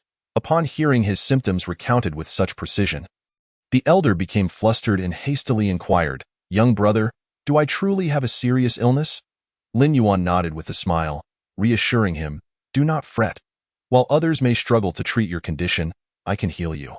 The elder expressed his heartfelt gratitude, excitement mingling with apprehension. "I cannot thank you enough. You aren't going to charge me, are you?" Upon hearing this, Li Chang's countenance darkened. Lin Yuan had audaciously stated that others could not cure the old man's affliction, implying Li Chang's medical skills were inadequate. "Who is this young brother's master?" Li Chang asked, intrigued. Given that traditional Chinese medicine was in decline and lacked systematic training institutions, most practitioners had mentors who guided their learning. Hence his inquiry. Lin Yuan chose not to respond, instead addressing the elder, "Your primary issue lies in insufficient blood circulation and a weakened heart rate, leading to inadequate blood supply. This is the fundamental ailment affecting your health. The false fire you experience is merely a symptom of this disease." The old man gasped, "Doctor, is my condition severe?" Upon hearing Lin Yuan articulate so many symptoms, the elder felt a twinge of fear, unconsciously shifting to address him as doctor. "Not excessively severe. However, if left untreated, you could face life-threatening risks within 6 months," Lin Yuan stated candidly. This revelation frightened the elder significantly, prompting him to plead, "Doctor, you must help me." "Rest assured, do not become overly agitated. I will fulfill my promise, Lin Yuan quickly reassured him. That moment, Li Chang scoffed. What nonsense! You are merely spouting baseless claims. He is clearly suffering from false fire. Just then, an elderly man approached, surveying the chaotic scene. What's going on here? Upon recognizing the newcomer, Li Chang's spirit soared, and he immediately reported, Dr. Ma, this fellow is causing a ruckus. I assert that the patient's condition is merely due to false fire. Yet he insists that the patient suffers from a serious illness that could lead to death within 6 months. Please, offer your judgment. The newcomer was none other than Ma Xiaotian, vice president of the National Medical Association. The others, upon hearing Ma's name, instantly shifted to a posture of utmost respect, their gazes filled with admiration. That is Dr. Ma, renowned for his exceptional medical skills. He has never erred in diagnosing a case. Indeed, and it is exceedingly difficult to secure his services. Who would have thought to encounter him here? It would be wonderful if he could offer me a consultation. Dream on. To engage his services even once costs thousands. Dante, hold your breath. The surrounding crowd buzzed with excitement. Upon hearing Li Chang's words, Ma Xiaotian's expression darkened, and he coldly regarded Lin Yuan. Who are you? Why have you come here to disrupt? Lin Yuan replied. This physician failed to discern the elder's issues. If allowed to progress, it could jeopardize his life. I am intervening to save a life. What is wrong with that? Ma Xiaotian was not interested in explanations. He stepped closer to the elder, instructing, do not move. Let me examine you. After assessing the old man's condition, he fixed a stern gaze on Lin Yuan. He is merely suffering from false fire. It is not a major issue. Why do you insist on cursing him with dire prognosis? You appear to have dabbled in traditional Chinese medicine and now presume to make such loud proclamations about other serious ailments. What is your true intent? Hearing Ma Xiaotian's words, the crowd erupted in indignation. Dr. Ma's words were deemed authoritative. He had never misdiagnosed a case. Could it be that this young man was fabricating lies, and the elder's condition was not as grave as claimed? Surely, Ma Xiaotian was correct. Given the youth's age, how could he possess any substantial knowledge of traditional medicine? Typically, those skilled in the field were of advanced years. Those who initially believed in Lin Yuan began to waver in their conviction. Observing the scene, Li Chang grew increasingly smug, deriding, You, a mere novice, dare to play at traditional medicine? You are merely embarrassing yourself and tarnishing the reputation of our practice. It is precisely because of imposters like you that the reputation of traditional medicine has been sullied. Li Chang cast this grave accusation upon Lin Yuan. Even the elder, who had earlier sought Lin Yuan's assistance, was now incensed. You dare deceive me, old man? I nearly believed you. You aren't trying to use me as a test subject, are you? Lin Yuan furrowed his brow, realizing that unless he neutralized these two physicians, he would be unable to focus on treating the elder. If he failed to administer aid, the elder would undoubtedly perish within 6 months. I believe the title of doctor is ill-suited to you, Lin Yuan remarked coldly to Ma Xiaotian. Ma Xiaotian's expression shifted. What do you mean by that? Lin Yuan replied with a chilling detachment. I mean, you are unworthy of the title doctor. You are merely a charlatan, unable to recognize such a straightforward ailment. You treat lives as if they are trifles. Ma Xiaotian's countenance darkened, and he retorted icily, You dare challenge my medical skills?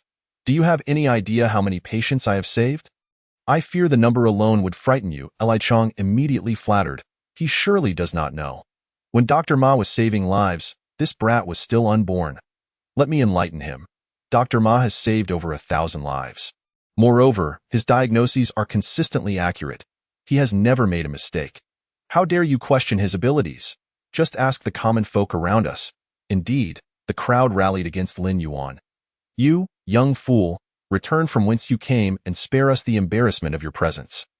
How dare you question Dr. Ma's expertise? This young man must think he has learned a thing or two, attempting to show off at such a gathering. He must feel quite foolish now. Leave at once. Do not impede our consultations. There are still many waiting. The crowd derided Lin Yuan, eager to see him depart. He remained unfazed, even feeling a twinge of pity for their ignorance. Chapter 51. Medical Contest, Part 2. Observing the crowd's support for Ma Xiaotian, he felt a surge of triumph. He pointed at Lin Yuan, haughtily declaring, Today's youth truly lack awareness of their own limitations. Instead of grounding themselves, they seek fame and fortune, possessing neither talent nor virtue. Dr. Ma, Shall we engage in a live demonstration of our medical skills? Lin Yuan, filled with resentment, found Ma Xiaoyan's arrogance intolerable. He had approached with a spirit of respect, yet the man believed he could bully him.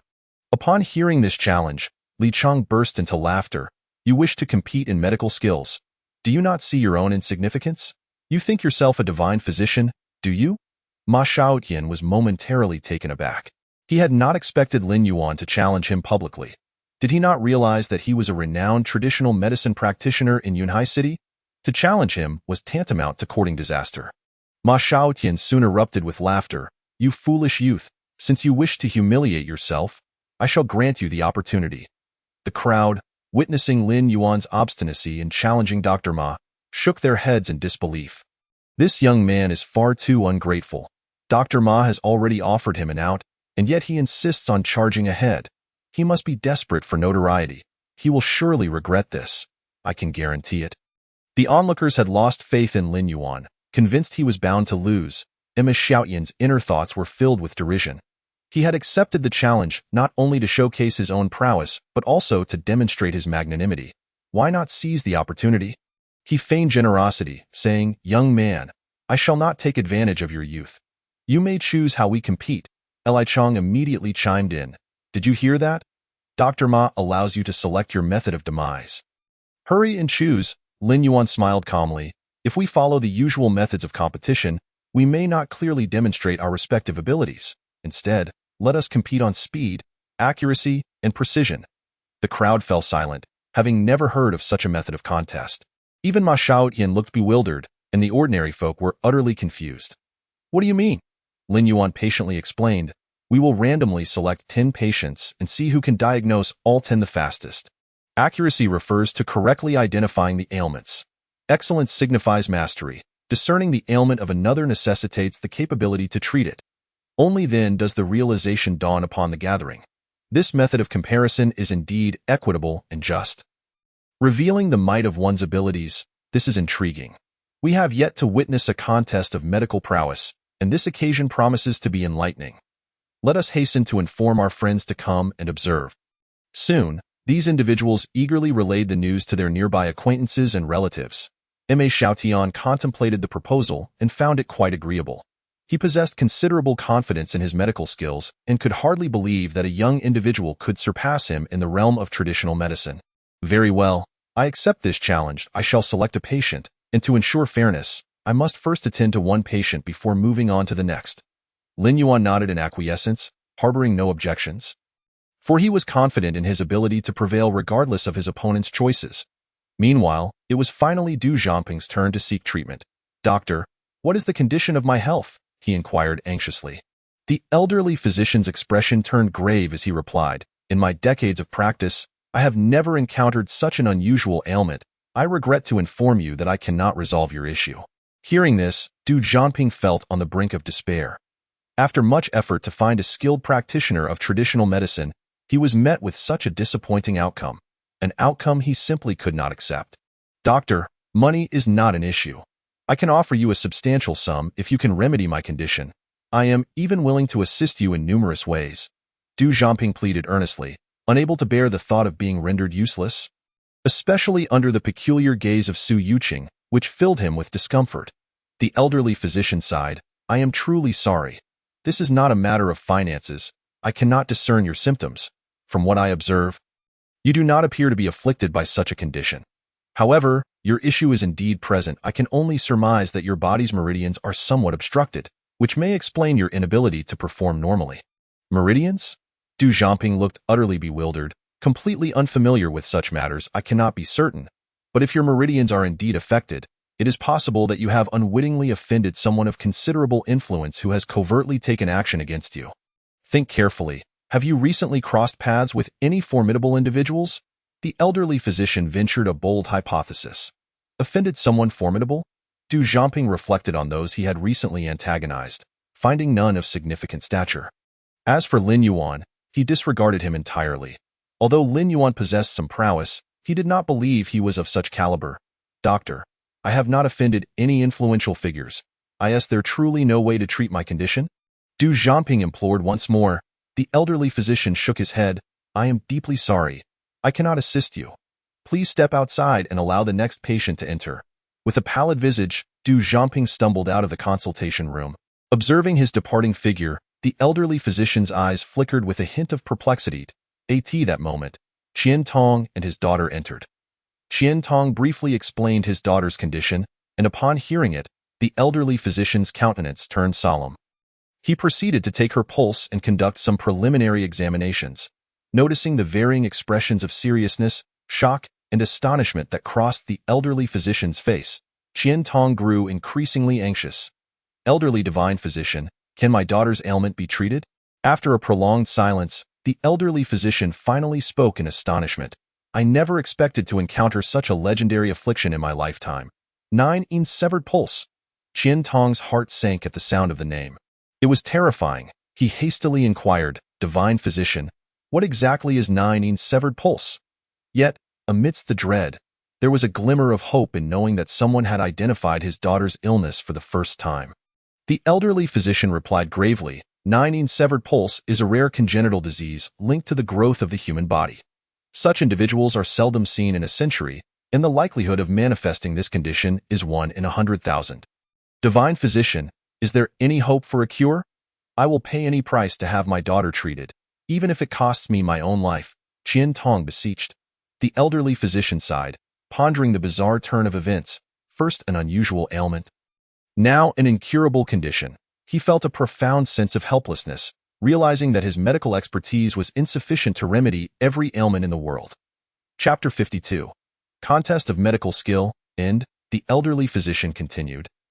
This disease is one I learned of through ancient texts. It is my first encounter in reality, and I have no prior experience in treating it. According to the ancient records, those afflicted with this condition rarely live beyond the age of 18. How old is your daughter? She is 17. Qian Tong trembled, realizing that his daughter had but a year left to live. This revelation struck him like a bolt from the blue, leaving him unable to accept such a harsh reality. His daughter, Qian Xiaoxiao, maintained a calm demeanor, having relinquished all hope regarding her condition over the past decade. Rather than fear death, her heart ached at witnessing her father's sorrow. Father, life and death are fated. I am content to have lived this long, but I regret that I can no longer stay by your side. Facing her impending demise, Qian Xiaoxiao remained composed, her long suffering having fortified her spirit. Yet upon hearing the grim news of her limited time left, she could not help but shed tears of sorrow. Qian Tong knelt, bowing his head in supplication. Elderly divine physician, you are the first to recognize my daughter's illness. And you have consulted the ancient texts. You must devise a way to save her, I implore you. Consider my advanced age and the fact that she is my only daughter. Please save her. Qian Tong disregarded his own dignity, fervently pleading, while Qian Xiaoxiao, overwhelmed with emotion, tugged at her father's arm, weeping, Father, please do not do this. Yet, Qian Tong remained kneeling. The elderly physician, alarmed, quickly assisted him to his feet, saying, No, no, no, you needn't do this. You do not have to beg. If there is a way to treat her, I will do my utmost. Qian Tong's humble supplication profoundly moved the elderly physician, who was touched by the sacred glow of paternal love emanating from him. Alas, ancient texts mention a method that could save your daughter, but I fear I am unable to achieve it. Upon hearing this, Qian Tong was electrified with anticipation. Whatever it takes, I will find a way to make it happen. Please, tell me. The elderly physician inwardly shook his head, knowing the conditions were exceedingly arduous, rendering any advice futile.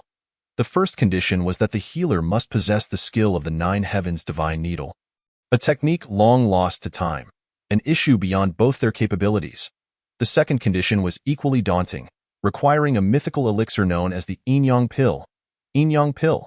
Qian Tong was utterly perplexed, having never heard of such a thing, let alone sought it out. The elderly physician explained, this elixir is exceedingly difficult to concoct, and the formula has long been lost. To acquire these 2 essential requirements would be more challenging than ascending to the heavens.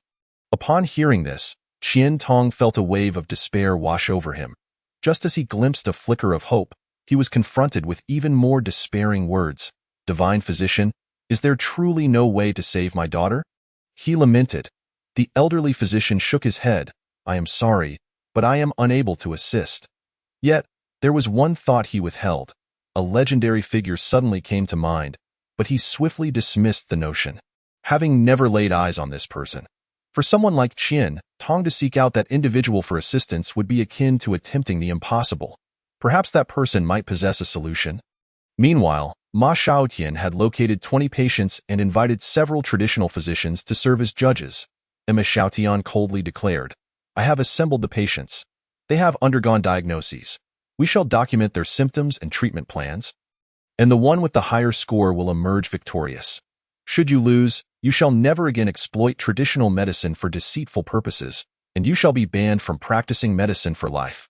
Very well, should I win, you will immediately apologize and acknowledge your inferiority in medical skill, confessing that you are unworthy of being called a divine physician." Lin Yuan also stipulated his conditions. Ma Xiaotian readily agreed. Agreed. Let us prepare to commence. A fierce confidence radiated from his demeanor. Traditional medicine prizes the accumulation of time and experience, and in this regard, he was absolutely certain. Even if his opponent possessed some knowledge of traditional medicine, he remained unfazed, firmly believing in his impending victory. The lineup of patients awaiting diagnosis was established, with 10 individuals positioned before both Lin Yuan and Ma Xiaotian. The crowd of onlookers swelled, composed of ordinary citizens seeking medical attention. Unable to contain their curiosity, some spectators voiced their opinions. Who do you think will win this medical contest? Isn't it obvious? It will surely be Divine Physician Ma. He is the vice president of the National Medical Association and has decades of experience. Look at that young man. He probably hasn't even reached 25 yet. By the time Divine Physician Ma began his practice, he hadn't even been born. Indeed, this young man is far too overconfident. Divine Physician Ma is destined to triumph. Though the surrounding murmurs were soft, Ma Xiaotian heard them clearly, and a confident smile crept across his lips as he glanced at Lin Yuan. Young people, have you heard the voices of the common folk? It seems that many harbor doubts about you. After this matter concludes, you ought to engage in some serious self-reflection. Lin Yuan said calmly, "May we commence?" Ma Xiaotian, who had just faced a setback, expressed his displeasure with a cold snort and retorted, "Let's prepare to begin. I intend to show this young man the prowess of our National Medical Association." He promptly arranged for the timing to commence. The patients gradually formed a line, taking their seats before them. Xiaotian, wary of being careless, immediately began to pulse-check the patients. In stark contrast, Lin Yuan did not directly check the pulses of the patients. Instead, he picked up a pen and paper from the table and began to write, casually announcing the next patient. His peculiar approach left those around him utterly bewildered. What is happening? Doesn't he need to check the pulses first, observe other symptoms, or inquire about the patient's conditions? Why is he writing answers right from the outset? Surely, he must be putting on an act, likely scribbling nonsense. No one examines patients like he does. The crowd readily concurred with this sentiment. Ma Xiaotian scoffed. Does he truly believe he is a miraculous doctor, capable of discerning others' ailments with just a glance? Observing Lin Yuan's method of treating the patients, Ma Xiaotian felt increasingly confident that victory in this contest was assured. Even the judges from the National Medical Association furrowed their brows. Lin Yuan's manner of diagnosis was evidently a ruse. They held a strong disdain for such individuals, deeming them utterly irresponsible towards patients. Chapter 53. Shocking the audience in the face of the crowd's derision, Lin Yuan remained unfazed, now attending to his second patient. Do you ever wake in the middle of the night, drenched in cold sweat? Lin Yuan inquired. The patient, taken aback, replied, "Yes." "Good. I have already concluded your diagnosis," Lin Yuan stated succinctly. "You have diagnosed my condition already? You did nothing but ask me a single question and that suffices?" The patient was astonished, questioning whether he had misheard. "I asked that it." When seeking other doctors, one often has to endure a lengthy inquiry, with examinations conducted before arriving at a conclusion. Yet this young doctor had concluded matters with merely a single query. Lin Yuan smiled. "Your ailment is not particularly severe. It does not require such complexity." Next, nearby, Li Chang mocked, "You can boast all you like, I'll tell you. I am the one who understands his condition well. I know exactly what ails him. If your answers do not align with mine, it will be utterly laughable." Lin Yuan paid Li Chang no mind. Soon, the third patient took a seat before him. Before the patient could speak, Lin Yuan interjected, "Do you occasionally experience cramps in your limbs?" The patient was taken aback. He had said nothing, Yet Lin Yuan accurately identified his symptoms, prompting an instinctive nod and affirmation. "You may leave," Lin Yuan announced, then began to jot down the patient's condition. Igniting the ire of the individual. "Do you even know how to treat patients? You've drawn conclusions based on a mere question, and such a person should never diagnose others. Otherwise, it could lead to fatal outcomes." Infuriated, he stood up and stormed off, cursing under his breath, and Xiao Tian held him in contempt, thinking to himself, "Does this fool believe that speed alone can secure victory in diagnosis? How laughable! If he cannot accurately identify the patient's symptoms or prescribe effective remedies, then speed is of no consequence. Only those who achieve precision alongside swiftness can emerge as the ultimate victor." Observers shook their heads at Lin Yuan's antics. It was utterly absurd. The esteemed Ma Shan-yi had only just finished with one patient, while Lin Yuan was already attending to his fourth. Who would dare entrust their health to such a person, for fear that the prescriptions he issued might prove fatal? The surrounding populace gradually began to regard Lin Yuan with disdain. His approach to diagnosis seemed to show a blatant disregard for human life. 3 minutes later, Lin Yuan had already attended to his sixth patient, while Ma Xiaotian had only just completed his second. By the time Lin Yuan concluded, the clock indicated a mere 4 minutes and 30 seconds had elapsed, while Ma Xiaotian was still on his third patient. Lin Yuan had meticulously recorded the results for all 10 patients. Neatly arranged before him on the table, Xiaotian remained unperturbed, confident that Lin Yuan's rapidity was indicative of recklessness. It was entirely plausible that Lin Yuan lacked a clear understanding of the patient's conditions, and thus, defeating him would be an effortless task. At that moment, Li Chang approached to taunt, "Do you truly believe that speed alone will earn you accolades? Let me tell you, if you cannot precisely articulate the ailments of these individuals along with their treatment methods, your swiftness is of no value." "Foolish," Lin Yuan replied coolly, "you are quite amusing. How can you ascertain my answers without having seen them? Your limitations do not imply mine." Li Chang sneered, "Anyone can feign expertise. Do you genuinely believe you are exceptional, able to discern ailments with a mere glance? Do you fancy yourself a living miracle worker? I am eager to witness the extent of your abilities." As he spoke, Li Chang reached for Lin Yuan's answers, but Lin Yuan swiftly blocked him. "Until the competition concludes, the answers are off limits. You wouldn't be ignorant of the rules, would you? Very well, I shall eagerly await the moment you disgrace yourself." Li Chang retorted before turning away. It wasn't until half an hour had passed that Ma Xiaotian completed the diagnosis for 10 patients, producing 10 written answers. Once the preliminary round concluded, Ma Xiaotian refrained from hastily announcing the results, smiling instead at Lin Yuan. "Young man, one must remain grounded and not reach for unattainable heights. Your method of diagnosis is misguided. You appear to possess some talent. How about this? Once you lose, you may come to me as a disciple. I could reluctantly impart a few of my techniques." Lin Yuan discerned the intent to humiliate him, showcasing his supposed magnanimity. "You should consider how you will apologize to me later. Enough of this time wasting. Let us promptly reveal the results." Ma Xiaotian snorted, and the judges began to approach. One judge examined Ma Xiaotian's answers, while another scrutinized Lin Yuan's.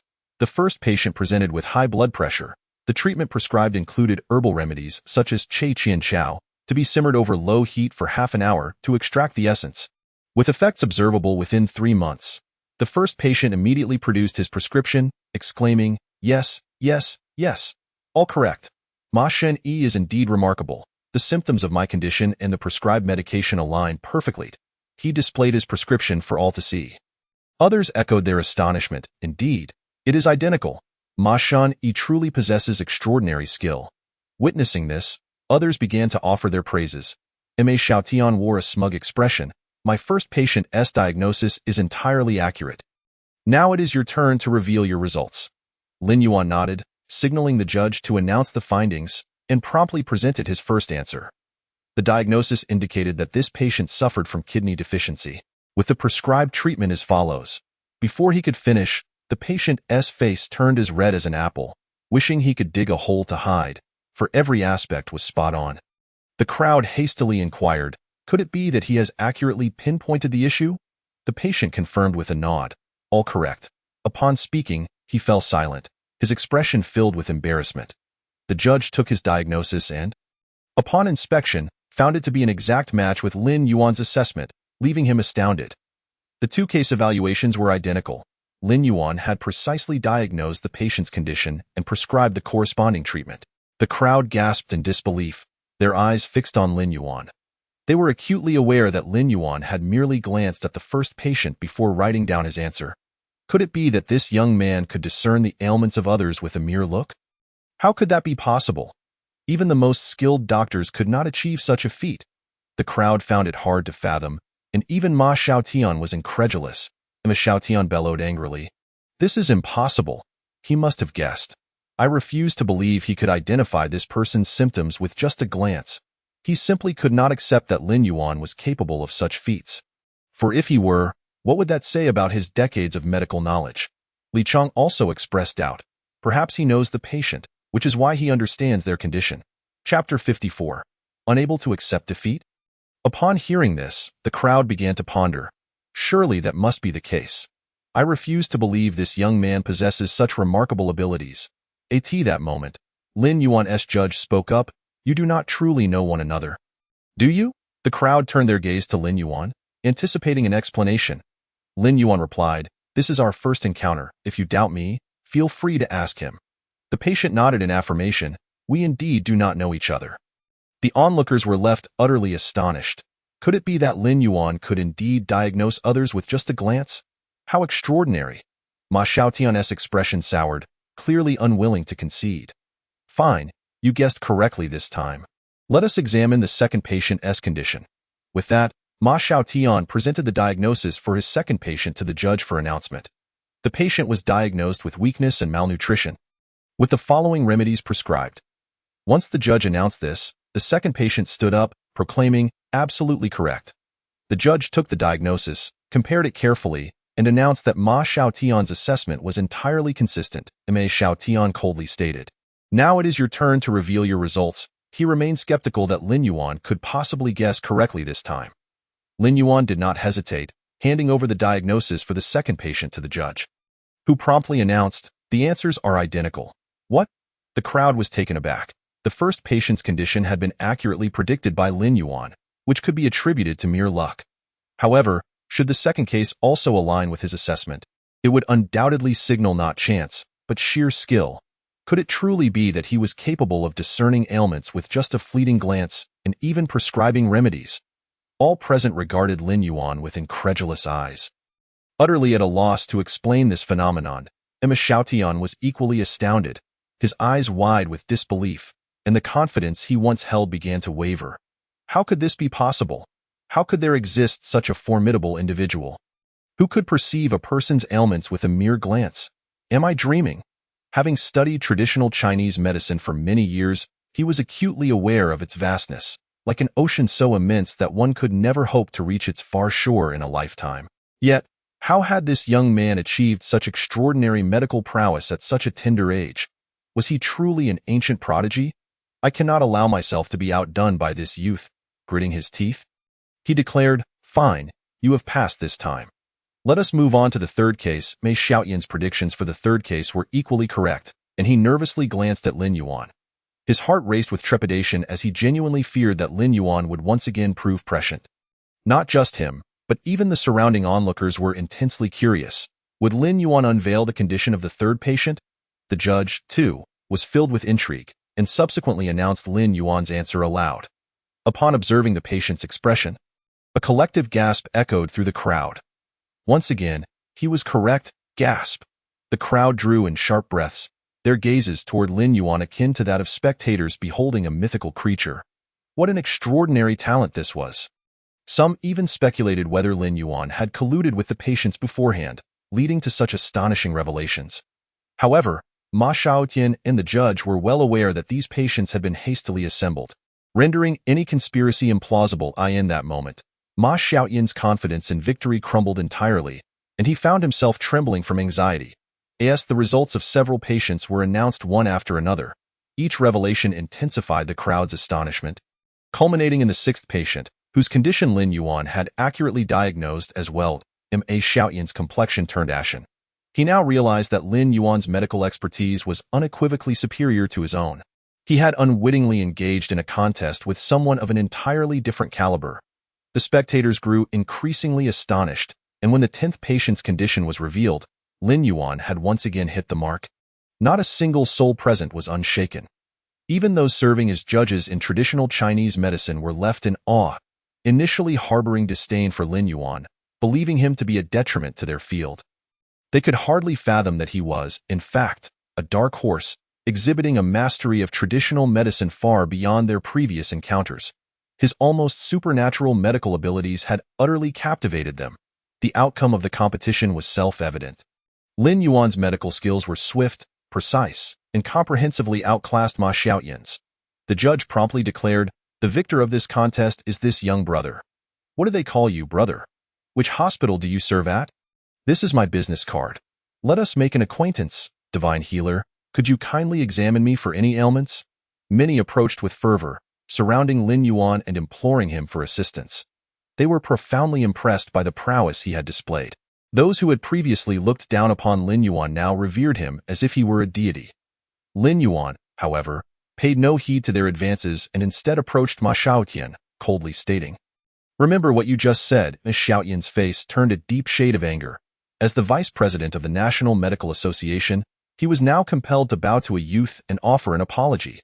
A profound humiliation indeed. The surrounding crowd began to jeer. "A bet is a bet. Hurry up and apologize." Yes, a man must be able to accept defeat. Losing to a divine healer is nothing to be ashamed of. The crowd clamored to curry favor with Lin Yuan, elevating him to a pedestal of reverence. Meanwhile, Ma Xiaotian plummeted from grace. Witnessing this scene, his heart brimmed with fury, yet he found himself cornered into conceding. "Fine, I admit defeat. I apologize to you. I should not have underestimated you." As he uttered these words, Ma Xiaotian felt as though he might go mad. He had never endured such humiliation. Lin Yuan dismissed it, stating coldly, "In the future, remember not to look down upon others." With a face darkened by rage, Ma Xiaotian turned and departed without a backward glance, unable to endure the shame any longer. As for Lin Yuan's visage, it was now etched into his memory, and he silently vowed that this matter would not go unaddressed. "Divine healer, could you check if I have any illnesses? I was here first. Please do not rush me." "I have already stated I was here first." Numerous citizens clamored for Lin Yuan's attention, particularly the individual whom Lin Yuan had foretold would not survive beyond 6 months, now filled with regret. Desperately pushing forward to plead, "Divine healer, do you remember me? I am the one you predicted would soon perish." He was consumed by a sense of urgency, fearing that Lin Yuan would refuse to aid him due to their prior encounter. Lin Yuan nodded, showing no signs of resentment. His status had shifted dramatically, and the respect he received was palpable, resulting in a lengthy queue forming before him. Chapter 55. Celestial Snow Lotus. After examining several patients, word spread that an extraordinarily gifted healer had emerged, capable of diagnosing conditions with just a glance. The crowd flocked to Lin Yuan as bees to honey. He felt a sense of helplessness. If this continued, he would find himself overwhelmed, unable to attend to all in need for days on end. Lin Yuan politely apologized to the throng and hurriedly made his exit, but the citizens relentlessly pursued him, forcing him to flee in disarray. "Divine healer, wait a moment. Please examine me again." Upon entering the premises of the National Medical Association, the security personnel finally managed to halt the frenzied citizens. Lin Yuan sighed with relief. He had merely wished to observe the situation and never intended to create such a commotion. Meanwhile, Ma Xiaotian seethed with indignation. He felt utterly humiliated to have lost to a youth. This bitterness festered within him. Refusing to dissipate, beside him, Li Chong cautiously remarked, "Vice President, we cannot let this matter rest. It is not merely a personal affront but a slight against our association as well as that not evident?" Ma Xiaotian retorted angrily. Who could this young man's master be, to have trained such a prodigy? For now, they could only keep this incident under wraps, instructing their subordinates to prevent any leaks regarding the day's events, as it would jeopardize the association's reputation, a matter of utmost importance, especially for Ma Xiaotian's own standing. Fortunately, the wealthy and influential individuals had all entered the association premises, seeking connections with the venerable Bai Tu Wang. While the throngs outside comprised only ordinary citizens, before long, Lin Yuan arrived at the conference hall, where his presence immediately attracted attention. His recent notoriety was undeniable, while ordinary folks may not recognize him. Those in affluent circles certainly would. Mr. Lin, what a pleasure to meet you. I am Mr. Wang, an investor with the Angel Admiration Group. I would like to invite you for tea sometime. As he entered, individuals greeted him warmly, and Lin Yuan reciprocated the pleasantries, forging connections that would undoubtedly prove advantageous in the future, as one should never slight those who extend a friendly hand. Amidst the crowd, Lin Yuan spotted Shen Muyun engaged in conversation with others and chose not to intrude. At that moment, Qian Tong emerged with his daughter Qian Xiao, greeting the assembly before departing, his expression decidedly grim. Shortly after, another wealthy patron entered to seek an audience with Bai Tu Wang. It appeared that those outside were taking turns waiting to consult him, some genuinely seeking medical advice, while others sought to network under the guise of illness. Then, a middle-aged man beside Lin Yuan smiled and inquired, "Manager Lin, are you here to consult the divine healer Bai Tu Wang?" Lin Yuan smiled lightly, "Not at all. I merely wish to witness the esteemed Bai Tu Wang in person. I have no need for a consultation myself." The man replied, "Is that so? It seems many are here not solely for medical reasons, but to forge connections with the divine healer. However, I fear they may be disappointed." "Oh? Why is that?" Lin Yuan asked with curiosity. "The revered Bai Tu Wang is not here to network, but rather to promote traditional Chinese medicine. Thus, these individuals may be wasting their efforts." After conversing for a while, Lin Yuan's phone rang. Upon checking the caller ID, he saw it was a call from Wu Yi. He quickly excused himself and found a quiet spot to take the call. "Divine Healer Lin, I have found a lead on the century-old Tianshan Snow Lotus you requested. It is set to appear at an auction in Shuzhou, though I fear it may come at a steep price. This auction will take place in 2 days. Would you like to join in the excitement?" Lin Yuan's eyes lit up upon hearing this. Securing the century-old Tianshan Snow Lotus would enable him to concoct the Yin-Yang Pill. With the Yin-Yang Pill in hand, acquiring Jilong Mountain from Qiantong would be a certainty. "Yes, I will head over immediately," Lin Yuan replied without hesitation. He then approached Shen Muyun and whispered, "Be cautious over the next few days. I must temporarily leave Yunhai. Please do not disclose this to anyone." Shen Muyun was taken aback. "What matter requires your personal attention? Can it be entrusted to someone else? Do not inquire further. Suffice it to say that it plays a pivotal role in our bid for Jilong Mountain." Lin Yuan replied, having no intention of elaborating, as the situation would only grow more convoluted. Upon hearing the mention of Jilong Mountain, Shen Muyun refrained from pressing further, urging him to return swiftly. Soon, Lin Yuan boarded a flight to Donghai City. Shuzhou. Master Wu personally arrived at the airport, dispatching a special vehicle to escort Lin Yuan. "This is not Qingzhou. You may simply address me as Lin Xiao," Lin Yuan remarked. He preferred not to be referred to as Divine Doctor by Master Wu in public, as maintaining a low profile could mitigate unnecessary troubles. Master Wu nodded. "Lin Xiao, here are the documents pertaining to the auction. Kindly peruse them." He handed over the auction materials to Lin Yuan, which included antiques alongside rare medicinal herbs.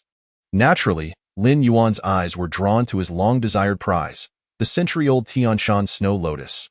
The accompanying image allowed him to recognize it instantly, and judging by its depiction, this particular Tianshan Snow Lotus was at least 150 years old, possibly closer to 160 beyond that. Nothing else held his interest. In the hands of a competent individual, the Tianshan Snow Lotus could be worth a fortune, yet in the hands of the inept, it would be utterly worthless. "Master Wu, are there any potential competitors for the Tianshan Snow Lotus at this auction?" "Indeed. I have heard that someone from Baikatang is determined to acquire the Tianshan Snow Lotus. Securing it will likely require considerable effort," Master Wu replied. The mention of Baikatang startled Lin Yuan. Baikatang was a significant pharmaceutical conglomerate, specializing in the production and wholesale of various traditional Chinese medicines, commanding nearly 20% of the market share in Longhua. They even owned their own medicinal herb gardens, cultivating on numerous mountaintops. Moreover, they had a cadre of experts dedicated to researching various plants in pursuit of new herbal formulations. It could be said that Baikatang was a formidable entity. "Do you have any information on who is leading the Baikatang team?" Lin Yuan inquired. Master Wu responded, "I was just about to mention this. The individual of note is Morong Fei, the third son of Baikatang. He is quite influential and exceedingly proud. Competing with him for the Tianshan Snow Lotus will surely offend him. In no matter," Lin Yuan declared. "I am resolute in my desire to possess the Tianshan Snow Lotus. even if it means antagonizing the entire Baikayatang. I must have it. Chapter 56. The Old Man of Shishan. At that moment, Master Wu interjected, Lin Xiao, I have prepared the other medicinal herb you requested. Lin Yuan replied, very well. Once matters here are settled and I return to Kinzhou, I will assist you with your issues. Upon hearing this, Master Wu's face lit up with elation. He had long awaited this day. With Lin Yuan's assistance, not only could he resolve his own troubles, but also achieve a breakthrough in strength. The following day, the Guangming auction house commenced. Master Wu and Lin Yuan entered the venue smoothly, where the opulent hall was filled with numerous affluent business owners, merchants, and private collectors. Lin Yuan noted the presence of several exclusive VIP rooms, where the occupants were concealed from the outside world, yet they could observe those outside. Clearly, these were individuals of considerable wealth and influence. This was not Master Wu's territory, and he had no acquaintances here. Lin Yuan was even less known. Upon their arrival, they attracted little attention. A slender female host took the stage, addressing the crowd. Welcome, esteemed guests, to the Guangming auction. The auction is now officially underway. Please bring forth the first item. Shortly thereafter, an individual presented a bronze-colored sword. This is a bronze sword from the spring and autumn period, with an opening bid of 2 million and a minimum increment of 50,000. Lin Yuan found no interest in this artifact. Nor did Master Wu, and it ultimately sold for 6 million. Subsequently, several more treasures were auctioned. Yet the attendees displayed a clear lack of interest, with bids trickling in sporadically. At that moment, a red box was brought to the stage.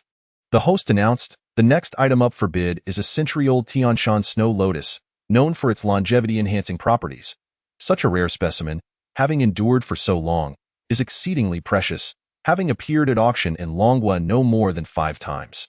Furthermore, it could be kept as a collectible or utilized when necessary, with an opening bid of 500,000 and a minimum increment of 10,000. Lin Yuan's gaze sharpened. He had finally awaited this moment. The auction hall buzzed with excitement. Is this truly the century-old Tianshan snow lotus? A remarkable tonic. It could enhance one's constitution. 550,000. I bid 600,000. The previously lackluster auction experienced a surge of fervor due to the Tianshan snow lotus. As those present were not short on funds, for them, enhancing their health was a trivial matter. Just then, a venerable voice emanated from the 9th VIP room. I bid 1 million. Gasps of surprise rippled through the crowd as all eyes turned toward the source. To raise the bid by such a sum was bold, and while the Tianshan snow lotus was indeed precious, this price seemed excessive. Some who had shown interest in the lotus shook their heads. Though they could afford the million, they were not foolish. Yet, others remained unwilling to relinquish their pursuit. A portly gentleman boldly declared, I bid 110,000. My friend, could you grant me a favor and allow me to acquire the Tianshan snow lotus? I am Boss Mei from Sandong Group. If you consent, I shall owe you a favor. The rotund man introduced himself, only to be met with a disdainful snort from the 9th VIP room. What worth is your favor? You lack the standing to make such a request. Boss Mei's face darkened at this rebuff, and he felt animosity toward the occupant of the 9th room. At that moment, the voice from the 9th room declared, I bid 2 million. Boss Mei, unwilling to concede, retorted, might I inquire who is behind the 9th VIP room? His intent was transparent. Should the opponent be of little significance, he would continue to compete, determined to reclaim his pride. If they were of considerable stature, he would retreat to avoid conflict. The Old Man of Shishan. The aged voice resounded once more from the 9th room. Upon hearing the title, every face in the hall turned pale with shock and disbelief. The Old Man of Shishan. Rumor had it that he operated a martial arts school in Shuzhou, boasting a formidable disciple with connections in both the underworld and the upper echelons of society. His disciples wielded considerable influence, and offending them was unwise. It was said that those who crossed one of his disciples faced dire consequences, often resulting in severe reprisals, including family annihilation. Their methods were ruthless. The lightest punishment could cripple a person, while the gravest could lead to death. Who would dare oppose him? Better to offend the king of hell than the Old Man of Shishan. Upon hearing this, those who had contemplated bidding fell silent, including Boss Mei, who quickly withdrew his interest. I apologize, esteemed elder. I meant no disrespect. I shall retract my bid on the Tianshan snow lotus. The Old Man of Shishan coldly replied. You have shown wisdom. Ladies and gentlemen, I kindly ask for your consideration and refrain from contesting my claim to the Tianshan Snow Lotus. It holds great significance for me. Should anyone dare defy this request, they shall not find mercy." The old man's words were delivered with an air of authority. The crowd shifted uncomfortably, but none dared to challenge him. Not even the auction house staff. It seemed inevitable that the Tianshan Snow Lotus would belong to the old man of Shishan. Just then, a bold voice broke through. "I bid 5 million. A collective gasp arose. Who was this audacious individual willing to confront the old man of Shishan? All eyes turned to the source of the voice, revealing a calm young man seated among them. Lin Yuan. A moment of confusion swept through the assembly. Who was this person? I have no recollection of him. Could he be unaware of the old man's fearsome reputation? Perhaps he is an outsider, oblivious to the gravity of the situation. Were he aware, he would surely tremble in fear. Such folly! How could a young man speak so recklessly? Some derided Lin Yuan for his naivety, while others lamented his impending misfortune. Within the 9th VIP room, the old man of Shishan's expression darkened. Chapter 57. Conflict resurfaces. How dare someone disregard him? Such insolence had not been encountered in years. Enraged, the old man of Shishan emerged from the 9th room, demanding, "Who just spoke? Who dares to contend for my Tianshan Snow Lotus? Speak again." "It was I," Lin Yuan replied calmly. An auction is a realm of fairness and justice, where everyone possesses the right to participate. Old man, if you lack the financial means or strength, it would be better for you to refrain from embarrassing yourself. The elder from Shishan, furious yet amused, retorted, "You ignorant child, how dare you claim I am without wealth?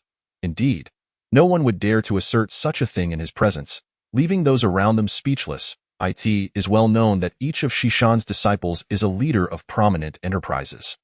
Should he desire money, acquiring it is merely a matter of uttering a single phrase. Furthermore, I shan't be accused of bullying you. Whatever price you offer, I shall simply add 1 million more. I wish to see just how much you can outbid me." The elder from Shishan was incensed.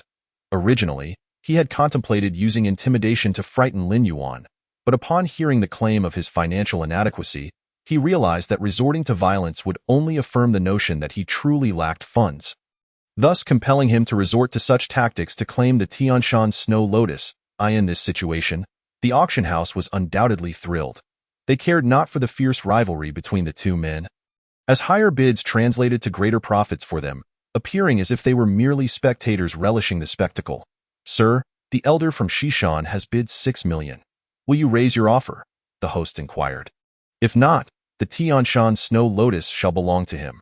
Lin Yuan shifted his gaze from the elder and addressed the host. "I bid 10 million. A gasp rippled through the crowd.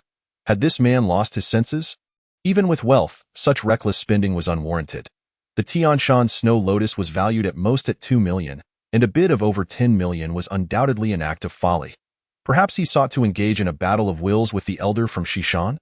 Alas, he remained oblivious to the elder's formidable prowess, and should he fail, he would lose both his fortune and the elder's favor. The onlookers were eager for the unfolding drama. They were all curious whether the elder would raise his bid by another million after Lin Yuan's audacious offer. Indeed, the crowd observed the elder's expression darkening ominously, his gaze fixed on Lin Yuan, as if he yearned to flay him alive. While he could certainly afford 10 million, paying 11 million for the Tianshan Snow Lotus would render him a colossal fool. Others would mock him, yet if he did not counter the offer, how would he face others in the future? After a moment of contemplation, the elder coldly declared, "I bid 11 million." However, before he could finish, Lin Yuan interjected, 20 million. This time, the surrounding spectators widened their eyes in disbelief. The audacity to raise the bid by 9 million in a single breath. Had the value of the Tianshan Snow Lotus skyrocketed beyond comprehension? Had he truly lost his mind to spend such a fortune? The elder from Shishan was equally taken aback, unable to fathom Lin Yuan's audacity in raising the bid by such an amount. Moreover, the determination in Lin Yuan's demeanor suggested he would not relent until he achieved his goal. Who was this young man? What was his background? Could he possibly be a disciple of some powerful faction? With this concern lingering, the elder regained his composure and inquired, "Young brother, might you reveal which family you hail from in your name?" Lin Yuan coldly replied, "My surname is Lin. You may refer to me as Lin Xiao." What sort of introduction was that? The elder's face darkened. Are you unwilling to divulge your family name? Lin Yuan cast him a sidelong glance and stated, "It is now your turn to bid. Should you choose not to, the Tianshan Snow Lotus will belong to me." The elder's expression twitched.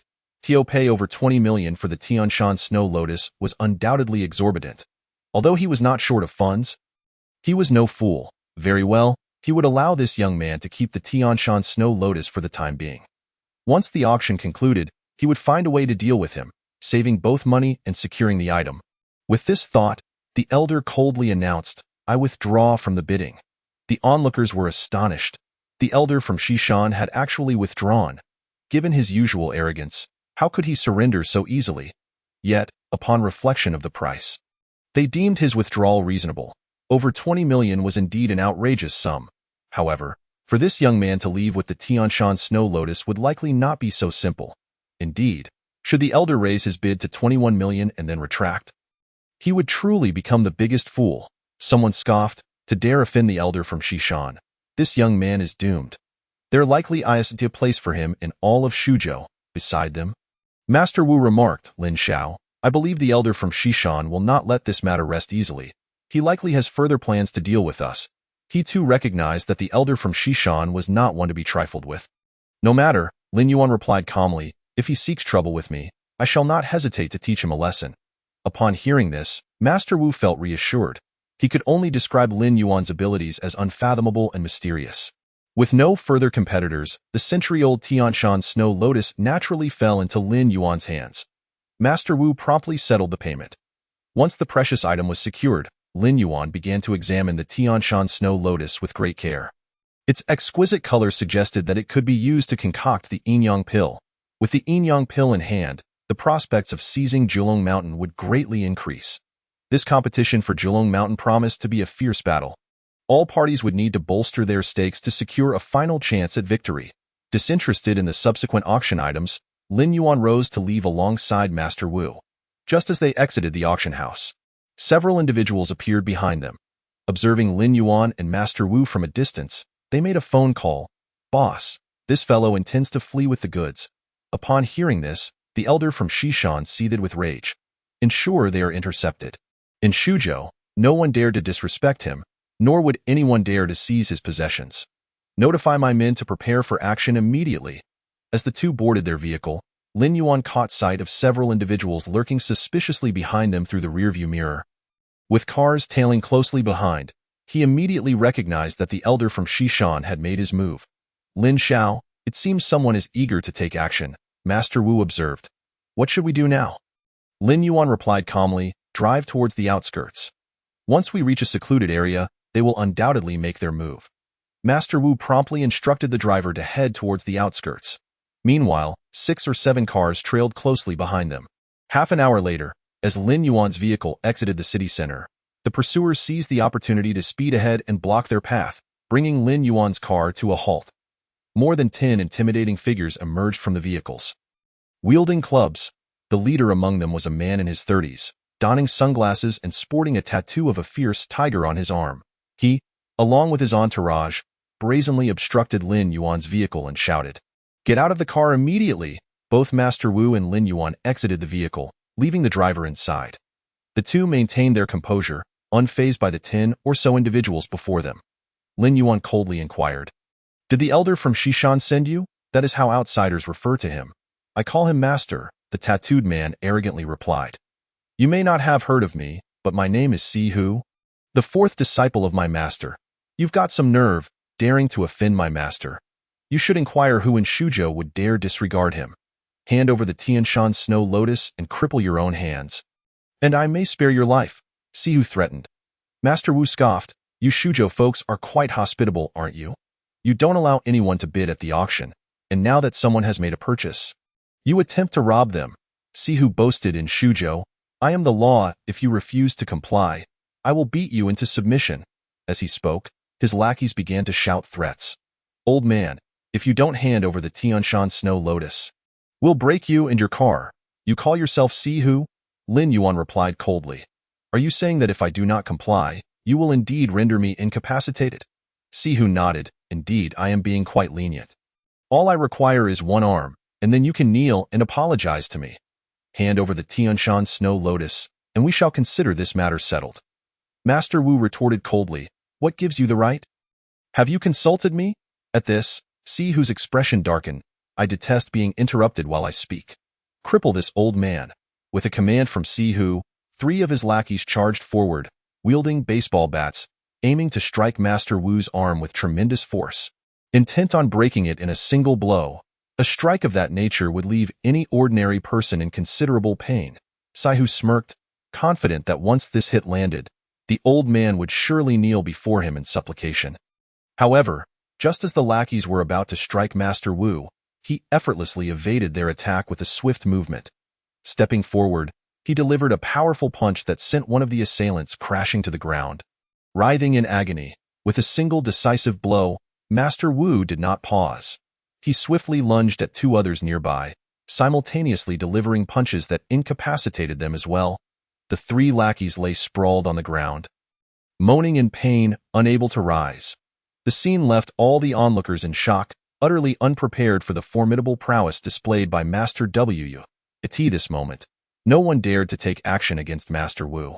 Their eyes were filled with trepidation. Si Hu was momentarily taken aback, unable to fathom the extraordinary prowess displayed by Master Wu. Soon, however, his demeanor regained its composure and cruelty. I knew there had to be some backbone behind your audacity to oppose us. It appears you possess a modicum of skill. Despite his astonishment at Master Wu's strength, Si Hu remained unperturbed, having also trained in martial arts under the old man of Shishan. He promptly removed his upper garment, revealing bulging muscles, and tossed it to a nearby subordinate. With a provocative gaze fixed on Master Wu, he declared, Old man, not bad at all. You've got me itching for a spar. Are you bold enough to exchange a few blows with me? I wish to see whose fists are mightier, yours or mine. Why would I hesitate? I fear you might be a pretty face with no substance, Master Wu retorted disdainfully. Enraged, Si Hu shouted, I'll make you pay. With that, he lunged at Master Wu, his fingers aiming viciously at his eyes. Master Wu's heart seethed with indignation. Your strikes are indeed vicious. He swiftly took 2 steps back to evade the malevolent assault. Si Hu laughed maniacally. Ha! You'd best tread carefully. Otherwise, I shall claim your life. He then lifted his foot, aiming a kick at Master Wu's vulnerable spot. A glint of murderous intent flashed in Master Wu's eyes as he resolved to show no mercy. You seek death. The full extent of his peak entry-level prowess surged forth, his speed astonishingly swift. Master Wu unleashed a powerful palm strike towards Si Hu's chest, the air whistling with force. Si Hu's expression changed dramatically, terror seizing him as he exclaimed, a master. Although Si Hu himself was at the entry-level, he was still a novice. In contrast, Master Wu had reached the apex of this stage, practically 1 foot in the realm of Mingjin. Si Hu's master was merely at the Mingjin level, implying that this old man before him was on the verge of matching his mentor's expertise. Unfortunately, this realization came too late. Master Wu's palm struck Si Hu squarely in the heart, delivering a devastating blow that sent him reeling 3 meters backward, a mouthful of blood spewing forth. This scene left the surrounding lackeys dumbfounded, paralyzed by fear and no longer daring to advance. They understood all too well that Si Hu's strength far surpassed theirs. A single individual could easily take on 7 or 8 of them. Yet, the formidable Si Hu had been defeated by this old man with a single strike. At that moment, even the dimmest among them comprehended that this elder was not someone they could provoke. Si Hu spat blood twice, gazing at Master Wu with terror as he inquired, Who on earth are you? He realized he had encountered a formidable opponent.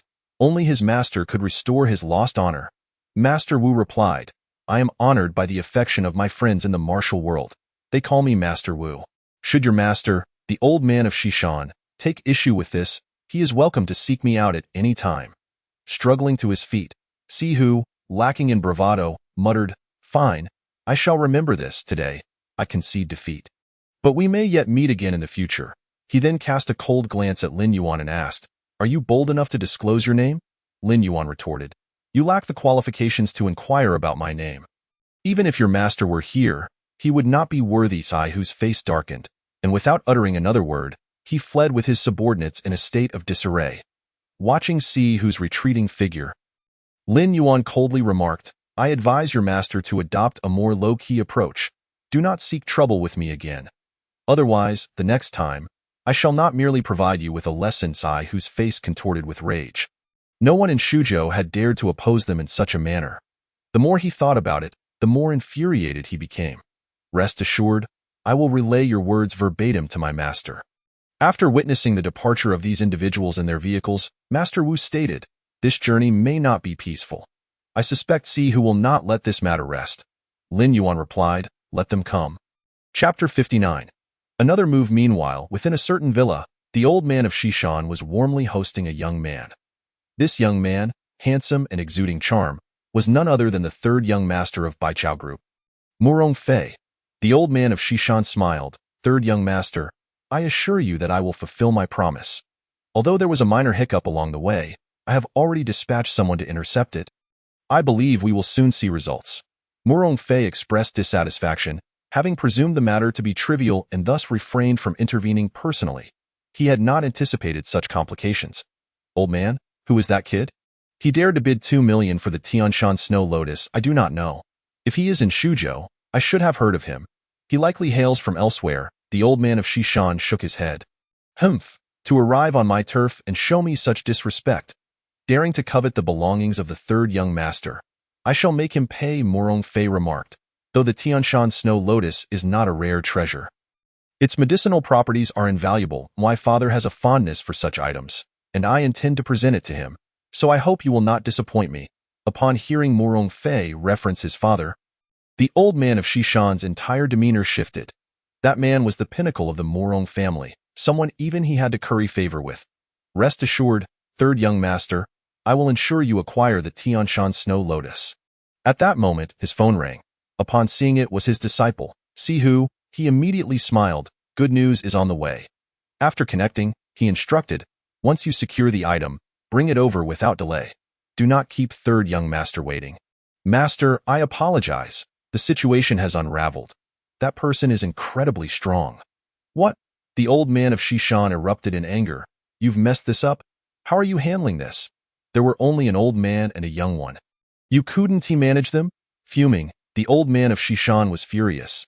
He had just assured Murong Fei that he would handle this matter with finesse. Now, to hear that it had fallen apart was inconceivable. He turned to see Murong Fei's expression darken upon hearing this news. Noticing the shift in Murong Fei's demeanor, the old man of Shishan barked into the phone. Quickly, explain what transpired. Si Hu, startled, sensed the fury emanating from his master and stammered. Master, that old man is a peak entry-level master. I am no match for him. Both the old man of Shishan and Murong Fei were taken aback. In the secular world, martial artists were exceedingly rare, and a peak entry-level master had few equals. Most of these individuals came from remarkable backgrounds. If they were affiliated with a powerful organization, the situation would not be simple. A peak entry-level master? Are you certain? The old man of Shishan's breath quickened. Suddenly, he recalled that Lin Yuan had been able to offer over 20 million, coupled with the fact that he had a peak entry-level master as a bodyguard. This indicated that Lin Yuan's background was likely significant. Master, I am quite certain. That man is extraordinarily powerful. I was defeated by him in a single strike. The old man of Shishan's expression shifted. Although he could defeat his disciple in one move, it required a formidable technique. For someone to best his disciple in one strike indicated that this individual's strength was indeed considerable. After a brief conversation, the old man of Shishan ended the call, his expression serious as he turned to Murong Fei, third young master. What are your thoughts on this matter? Hearing this, Murong Fei understood the need for caution. To be honest, I came to Shujo to acquire the Tianshan Snow Lotus on my father's orders. He said it is of great importance to him and instructed me to bring it back at all costs. At this point, he had no choice but to reveal the truth. This was a direct command from his father. The old man of Shishan pondered the implications. If he wished to deal with such a master, he would have to take matters into his own hands. However, this could potentially offend a significant power, while the Murong family was not someone he could afford to offend. Murong Fei, sensing the old man of Shishan's hesitation, promptly assured him, if you can help me with this, rest assured, our Murong family will not forget your contributions and will fully support you. Upon hearing these words, the old man of Shishan made up his mind. That was precisely the assurance he sought. With the Murong family's backing, he could act without reservations. Very well, in that case, I shall take matters into my own hands. He then immediately made a call. Old friend, I need your assistance. Temporarily block off certain traffic routes and help me intercept a vehicle. As the old man of Shishan took action, Morong Fei's heart began to ease. A plot against Lin Yuan was unfolding. A vast web slowly enveloping him. Unbeknownst to Lin Yuan and Master Wu, who were en route on the highway, their path was soon obstructed. A dozen agents from the Zhangfeng Bureau appeared, representing the state, each armed with weapons. Please exit the vehicle and cooperate with our inspection. Master Wu remarked, Mr. Lin, the situation seems a bit off. This inspection has come rather unexpectedly. Lin Yuan also recognized the anomaly and whispered, Everyone, be cautious. Do not act rashly. They are armed. Lin Yuan, Master Wu, and the driver were escorted from the vehicle and stood to the side as the agents commenced a thorough search of their belongings. Before long, the box containing the Tianshan Snow Lotus was uncovered. Commander, we have made a discovery. The captain of the Zhangfeng Bureau opened the box and found the Tianshan Snow Lotus, immediately stating with gravity, This is the Tianshan Snow Lotus, a nationally protected plant. I now suspect you of illegally harvesting a state-protected species. Please accompany me to the Bureau for further investigation. Lin Yuanjin was acutely aware that there was likely more to this matter than met the eye. He spoke calmly, Sir. I believe you've misunderstood. This item was acquired through an auction, not through illicit excavation. If you doubt my words, feel free to inquire further. However, the captain of the Zhangfeng Bureau paid no heed to his protestations. Any explanations can wait until we reach the Bureau. Everything you say now could potentially be used as evidence. Please cooperate with us. With that, the captain unceremoniously moved to place handcuffs on the three individuals. Wu Yi, infuriated, retorted, You people don't even bother to ascertain the truth. We haven't committed any crime. Why should we be subjected to handcuffs? Just because of this, the captain replied, leveling his gun at Wu Ye's head. His gaze icy. Wu Yi seethed with rage.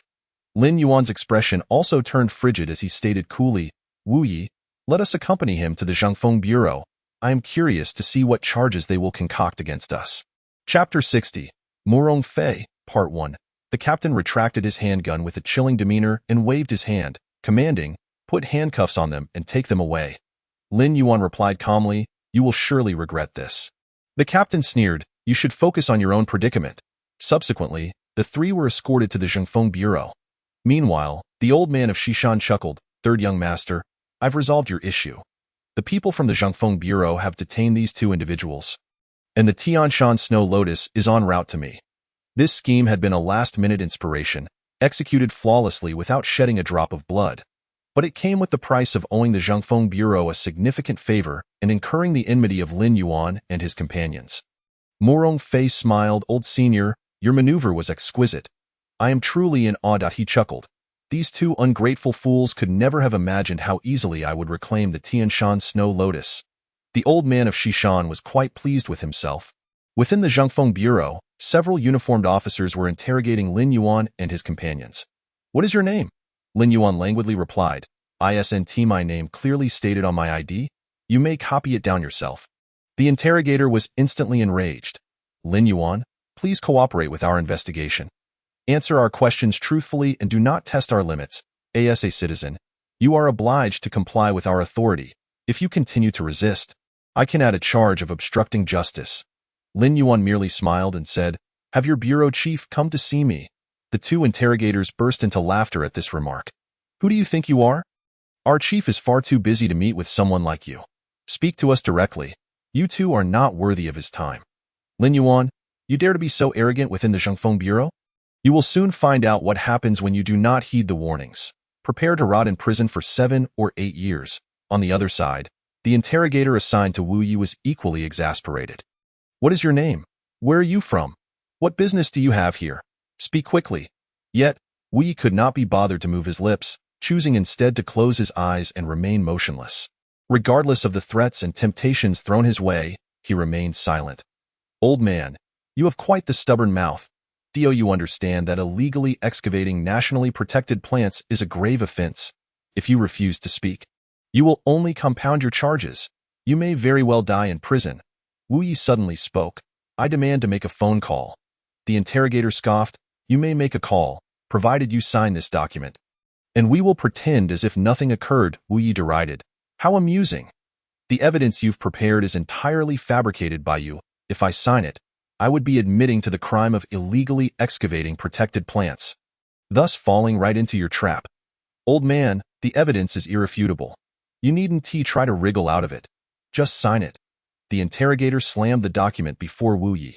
Meanwhile, seeing no progress, the interrogator left the interrogation room only to return shortly to Lin Yuan. Lin Yuan, your other companion has already confessed and signed. He claims you both were engaged in the theft of nationally protected plants. It would be wise to stop feigning ignorance and confess how you procured these plants. Lin Yuan ignored the two fools. Not inclined to speak, are we? Very well. You may remain here until you decide to admit to your crimes. At that moment, the door to the interrogation room was flung open with force, and in walked the chief of the Shangfeng Bureau.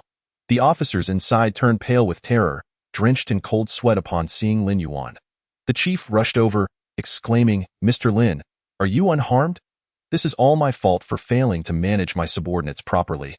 I beg for your forgiveness." Upon noticing the handcuffs on Lin Yuan's wrists, the chief turned angrily to his bewildered subordinates, shouting, "What are you two standing there for? Release Mr. Lin at once and apologize." The two interrogators were already in shock, realizing the gravity of their blunder upon hearing the chief's words. They understood they had offended someone far beyond their standing. Trembling, they hastily produced the keys to unlock Lin Yuan's cuffs. Stammering, "Mr. Lin, it was our error. We failed to recognize your significance. Please forgive us. We sincerely apologize." Lin Yuan coldly retorted, "You were quite arrogant earlier, attempting to wrongfully accuse me. I do not wish to see such trash within the Zhangfeng Bureau again." The chief grasped Lin Yuan's intent immediately and coldly commanded the two, "Remove your uniforms and leave this place." The two, pale as death, realized they had finally reached a point of no return. They could not afford to cross someone like Lin Yuan. "Leave immediately," the chief barked. Filled with regret, they departed with ashen faces, having realized they had angered someone they could not afford to offend. Once they had left, the chief smiled at Lin Yuan. "Are you satisfied with this resolution, young sir? If not, I can be even stricter." Lin Yuan replied coolly, "It will suffice, but you must provide me with a satisfactory explanation for this incident. Also, return the Tianshan Snow Lotus you seized immediately." The chief nodded vigorously. "I will attend to this right away. Allow me to escort you to the reception room at the same time." The interrogator handling Wu Yi received the order for immediate release, and soon after, they brought Wu Yi before Lin Yuan. Not long after, the chief, drenched in sweat, rushed back to Mr. Lin. "I deeply apologize. The Tianshan Snow Lotus is no longer in our custody." The chief's face was filled with panic. Losing such a valuable item could jeopardize his position. Shortly after Lin Yuan had been detained, a mysterious call had come from above, demanding Lin Yuan's immediate release or the chief would have to resign. Furthermore, the caller specifically instructed that they must treat Lin Yuan with utmost respect. The chief understood that Lin Yuan's connections were formidable and that he could not afford to offend such a person. Upon hearing this news, Lin Yuan's expression darkened. The Tianshan Snow Lotus was of great significance to him, and such a situation was infuriating. Who currently possesses the Tianshan Snow Lotus? It is in the hands of the old man of Xishan. The chief hesitantly replied, knowing that if he continued to conceal the truth, he would face even greater repercussions. Chapter 61. Murong Fei, Part 2. Hearing this name, Lin Yuan's expression soured further. He had suspected the other party's involvement in this matter, but he never imagined they would resort to using state resources against him. Regrettably, they had underestimated his capabilities. He was aware that in this arena, his power was even more formidable. Very well, once he reclaimed his belongings, he would settle both old and new scores. After retrieving his property, Lin Yuan and Wu Yi departed the Zhangfeng Bureau and headed straight for the old man of Xishan's villa. With the information provided by the chief, he effortlessly located the villa. At that moment, the old man of Xishan was presenting a red box with reverence to Murong Fei, third young master. "I have accomplished the task you entrusted to me. I hope you will look favorably upon me in the future."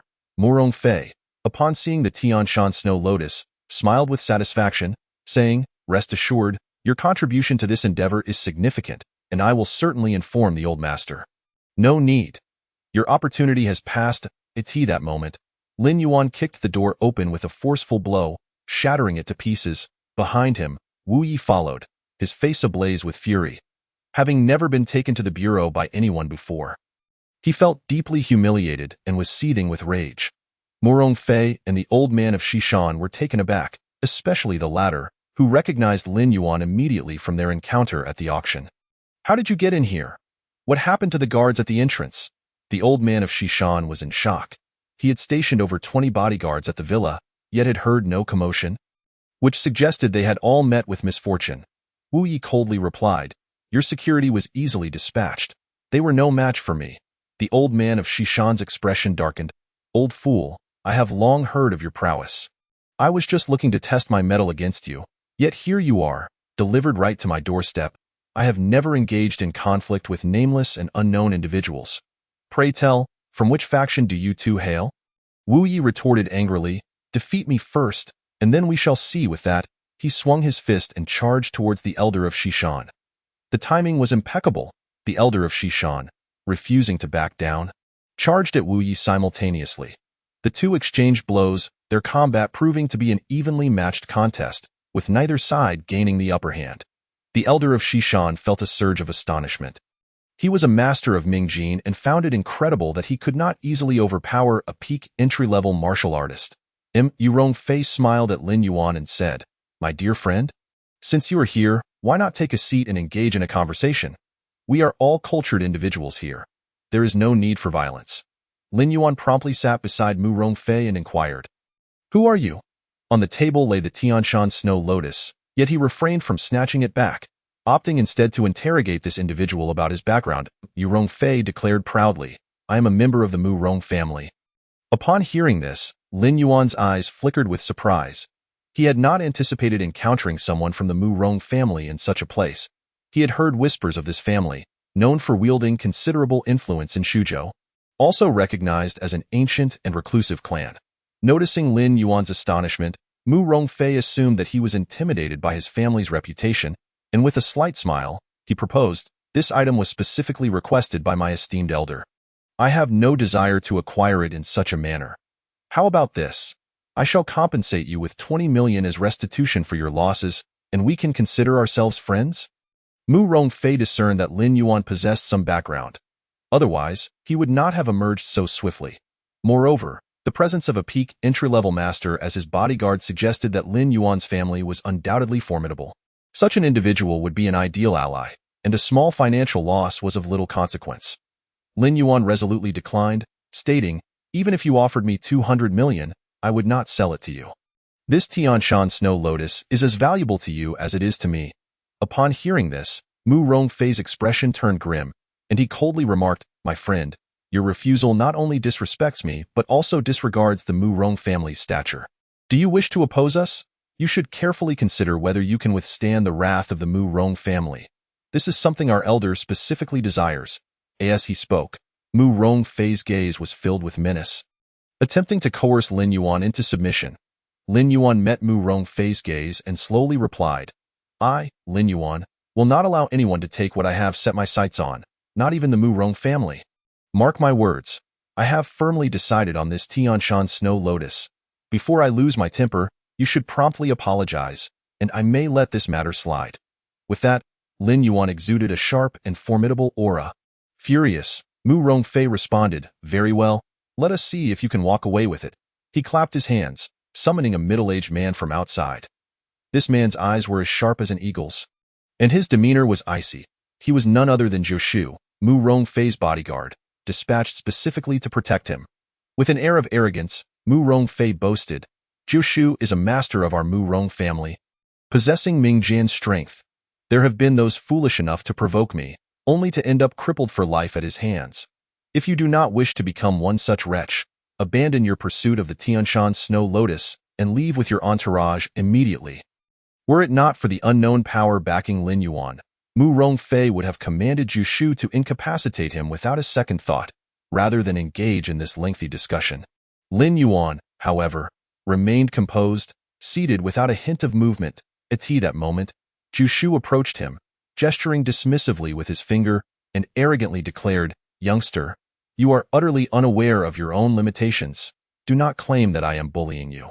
You should not have offended the third young master. Bow down and apologize, and I may only cripple one of your arms." Jiu spoke with a tone of superiority, as if granting a tremendous favor. His gaze condescendingly fixed upon Lin Yuan. Lin Yuan retorted with a cold smile, "Old man, if you wish to fight, then let us fight. Spare me your empty words." It had been quite some time since he had engaged in a worthy spar, and he found this elderly man to be a perfect outlet for his pent-up frustration. Zhu Shu, upon hearing these words, felt the sting of humiliation. This insolent youth dared to disregard his authority. "You seek death!" Anger surged within Zhu Shu as he launched a ferocious kick aimed at Lin Yuan's chest, intending to send him and his chair flying. The force behind this kick was formidable, a testament to a Mingjin master's prowess. Witnessing this, Mu Rongfei's lips curled into a smug smile, envisioning the imminent scene of Lin Yuan being mercilessly beaten and reduced to begging for mercy. However, his satisfaction quickly dissolved as he observed Lin Yuan extend a hand, effortlessly catching Zhu Shu's kick with ease. What was happening? Mu Rongfei's heart raced with disbelief. Zhu Shu's complexion turned ashen, terror flooding his mind. He was acutely aware of the strength behind his own kick. A mere mortal would find themselves hospitalized for months after such an assault. Yet Lin Yuan had captured his leg. And worse still, he had failed to even perceive Lin Yuan's movement. What terrified Zhu Shu further was his futile attempt to retract his foot, only to discover that it felt as if it no longer belonged to him. Firmly grasped by Lin Yuan. Clearly, the young man's strength surpassed his own, and this realization was unfathomable. How could someone so young possess such power, even among the ancient martial families of Longhua? It was rare for one of his age to attain such mastery. Those who did were typically prodigies of remarkable renown. Could he be a descendant of an ancient martial clan? Who are you? Zhu Shu's voice trembled with fear and trepidation, fully aware that he had crossed paths with someone he should never have antagonized. Lin Yuan, however, offered no response to his inquiry. Instead, he tightened his grip, and with a swift motion, a sickening crack echoed through the air as he shattered Zhu Shu's leg bone. This display of strength was nothing short of astonishing. The sound of the fracture reverberated throughout the room, even drawing the attention of Wu Yi and the elder of Xishan, who were deeply engaged in their own combat, oblivious to the external commotion. "My leg. My leg. You broke my leg." Zhu Shu writhed on the floor, the excruciating pain causing him to break into a cold sweat, his fear intensifying. The onlookers were left in stunned silence. What? Lin Yuan had just performed an action akin to squashing a fly. Yet he had managed to snap the leg of an immensely powerful Mingjin master? In that instant, every individual present was engulfed in shock, including Wu Yi, who was equally astounded. Only a master of Dark Jin could achieve such a feat, and such individuals were exceedingly rare. The atmosphere in the room was tense, with not a single soul daring to utter a word, save for the writhing Zhu Shu on the ground. Yu Rongfei's face drained of color, his entire body trembling with fear.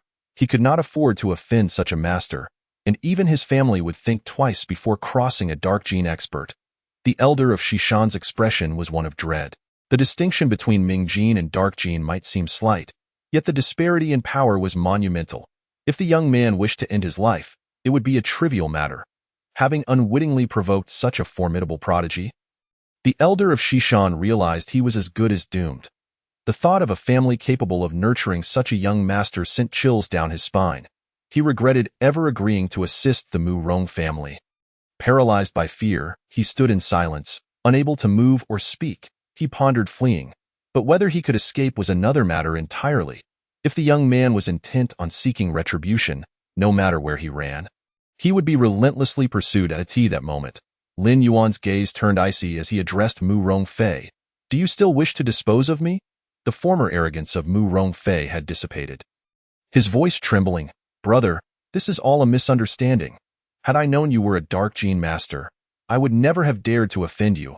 I will return the Tianshan Snow Lotus to you, and in addition, I will compensate you with 20 million as an apology. What do you say?" "It is too late. I have already given you an opportunity, yet you failed to appreciate it, forcing my hand. Do not blame me for being ruthless." Lin Yuan rose slowly, emanating a powerful aura, filled with a murderous intent. Such an atmosphere could only be found in those who had endured countless battles. The average person could not withstand such pressure. The elder of Xishan, a Mingjin practitioner, felt this intensity acutely. Upon witnessing Lin Yuan's murderous aura, His heart sank. This was undoubtedly a formidable adversary. Mu Rongfei crumpled to the ground in terror, for he was merely a spoiled scion, possessing no strength of his own. Faced with a dark gene master, he felt like an ant before a colossal elephant, and no one could come to his aid, and he disregarded his pride, crawling before Lin Yuan in supplication. Brother Lin Yuan, I was wrong. Please do not kill me. I can give you anything you desire. The Mu Rong family possesses great wealth and many beautiful women. Just say the word, and I will provide it all. Lin Yuan kicked him down again, coldly stating, It is too late. Accept your punishment. With that, he stepped forward. Crack! Ah! Mu Rongfei emitted a wail akin to a slaughtered pig. The horrendous cries sent shockwaves through the onlookers, particularly the elder of Shishan and Jiushu. Crack! Lin Yuan crushed Mu Rongfei's other leg. You take such pleasure in incapacitating others, so allow me to let you experience what it feels like to be broken.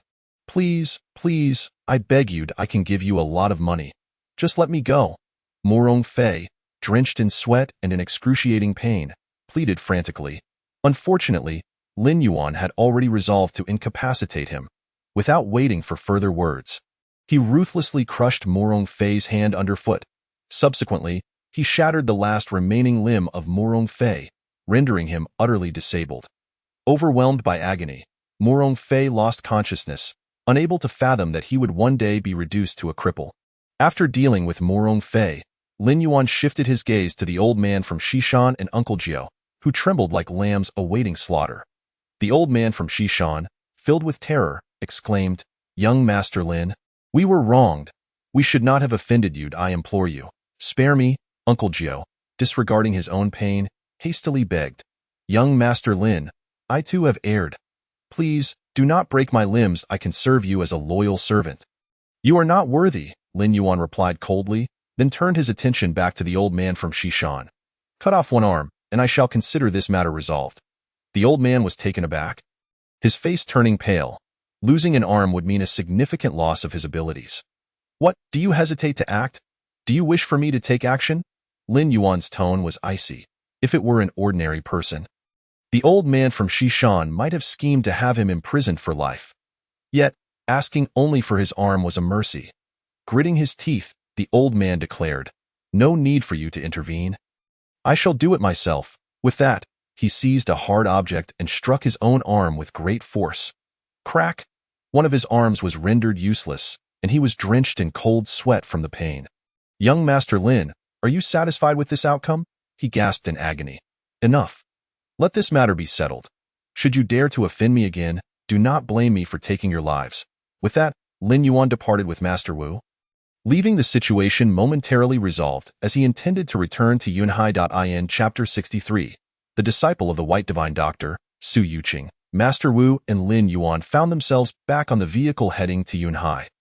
Following the recent events, Lin Yuan, once shrouded in mystery in Master Wu's eyes, had become even more enigmatic. In a hidden mountainous area of Shuzhou, numerous garden villas with a retro architectural style thrived. It felt as if one had traveled back in time. This was the secluded stronghold of the Mu Rong family, inaccessible to outsiders. At that moment, a man strikingly resembling Mu Rongfei emerged from a tightly closed gate. He exuded an aura akin to a sword freshly drawn from its sheath, radiating a fierce intensity. Second young master, have you broken through to the dark strength? An elderly man in his 70s, upon witnessing his formidable presence, inquired excitedly. This man was none other than Mu Rong Bumi, the second son of the Mu Rong family. Mu Rong Bumi nodded, stating, Indeed, I have achieved a breakthrough to dark strength. The elder's face lit up with joy as he congratulated him. With your current strength, there is likely no one in Shuzhou who can rival you. To break through at such a young age is indeed the mark of a genius. Mu Rong Bumi relished the praise, ready to respond, when a panicked figure rushed in. Second young master, there's been a serious incident. Mu Rong Bumi, in a good mood from his recent achievement, did not take offense at the interruption and asked, What has happened that is so alarming? The servant, trembling with fear, replied, Third young master has been injured. He is currently receiving treatment in the hospital. Mu Rong Bumi's expression shifted dramatically as he demanded, Who did this? A murderous aura emanated from him, causing the servant to shudder uncontrollably as he stammered. I don't know, is my brother's condition severe? Morong Bumi pressed. I heard that his limbs have been rendered useless. He may be confined to a wheelchair for life. What? Morong Bumi's fury erupted, his killing intent palpable. How dare they cripple my brother? I care not who you are. I will tear you apart. Dispatch men to investigate immediately. Utilize all resources of the Morong family to find the one who harmed my brother, even if I must search to the ends of the earth. Morong Bumi bellowed in a frenzied rage. The news swiftly spread throughout the Morong family, igniting a wave of outrage among the clan members. What audacity! To harm a member of the Morong family is to disregard us entirely. Launch an immediate investigation. Whoever it is must be brought to the Morong family for public punishment. For decades, we have maintained a low profile, and now that others have forgotten our might, they dare to bully us. We shall make our strength known, the elders of the Morong family roared in the conference room. Meanwhile, Morong Bumi hastened to the hospital where Morong Fei was being treated. He found Morong Fei's limbs bandaged like Zhengzi, tears streaming down his face, utterly pitiable. Gazing at him, Morong Bumi was consumed with rage. His beloved brother had been reduced to this state. The perpetrator deserved death. Upon seeing Morong Bumi, Morong Fei cried out, "Second brother, you must avenge me. Tear that wretched Lin Yuan apart. Ensure his limbs are useless, so he too can live as a cripple." Morong Fei's voice dripped with hatred. "Do not worry, third brother, I promise you. No matter who it is, I will render them a cripple, and you shall torment them daily." Morong Fei sobbed. "Second brother, I do not wish to be a cripple. You must find a way to save me. I implore you, rest assured, third brother. I will hire the best doctors in the world to save you." Morong Bumi vowed solemnly. Soon, a brief dossier on Lin Yuan appeared before the Morong family. Lin Yuan, currently residing in Qingzhou Yunhai, serves as the project manager for Longting Group. His strength is at the dark level, likely a descendant of a prominent family. Accompanying him is a man identified as Master Wu from Sihai Group. Upon reviewing this dossier, Morong Bumi coldly declared, "I care not who you are. Should you harm my brother, you shall perish. Immediately provide me with a dossier on Longting Group and investigate Lin Yuan's past in Yunhai." Quickly, documents pertaining to Longting were delivered to Morong Bumi. Upon perusing these materials, an insidious plot began to form in his mind. He chuckled darkly, "Lin Yuan, I will ensure you regret your actions." The Morong family was diligently suppressing the news of Morong Fei's injury, for family shame must not be publicized. Thus, many were unaware of Morong Fei's debilitating encounter with Lin Yuan. Meanwhile, the Morong family clandestinely initiated a campaign of revenge. Lin Yuan remained oblivious to these developments. Even if he had known, he would not have cared. He had returned to the villa, Tianzi No. 1. In Yunhai with Master Wu, I shall concoct a medicinal pill for you to resolve your issues. Lin Yuan instructed before commencing his secret alchemical work. A day later, Lin Yuan summoned Master Wu to his villa and handed him a black pill. This pill will address your current predicament. And with my acupuncture treatment, you will swiftly break through to dark strength. Master Wu, trembling with excitement, accepted the pill. "Thank you, Boss Lin. We shall begin now. You may need to enter seclusion for about a month." Lin Yuan informed him as he led Master Wu to a room to begin treatment. After attending to these matters, it was now midday at that moment. Shen Muyun called. "Lin Yuan, where have you been these past few days? Why haven't you returned?" The voice on the other end was filled with complaint. Lin Yuan, feeling helpless, replied, "I have returned. Has something happened? A significant issue has arisen. The white-haired old man has accepted Su Yuqing's sister, Su Yusin, as his disciple. The ties between the two families have grown extremely close, indicating a trend towards collaboration." Lin Yuan was taken aback, unable to believe such a turn of events had transpired in just a few days. Su Yusin had become the disciple of the white-haired old man. He recalled Su Yusin well. She was not a virtuous person, driven by vanity and lacking integrity. He could not fathom why the white-haired old man would take an interest in her. In Chapter 64, Friends of the Du family, Shen Muyun expressed her frustration. "Indeed, you have no idea how this development has unfolded." The white-haired old man even held a press conference to announce his new disciple, creating quite a stir with many high-ranking individuals from Yunhai in attendance.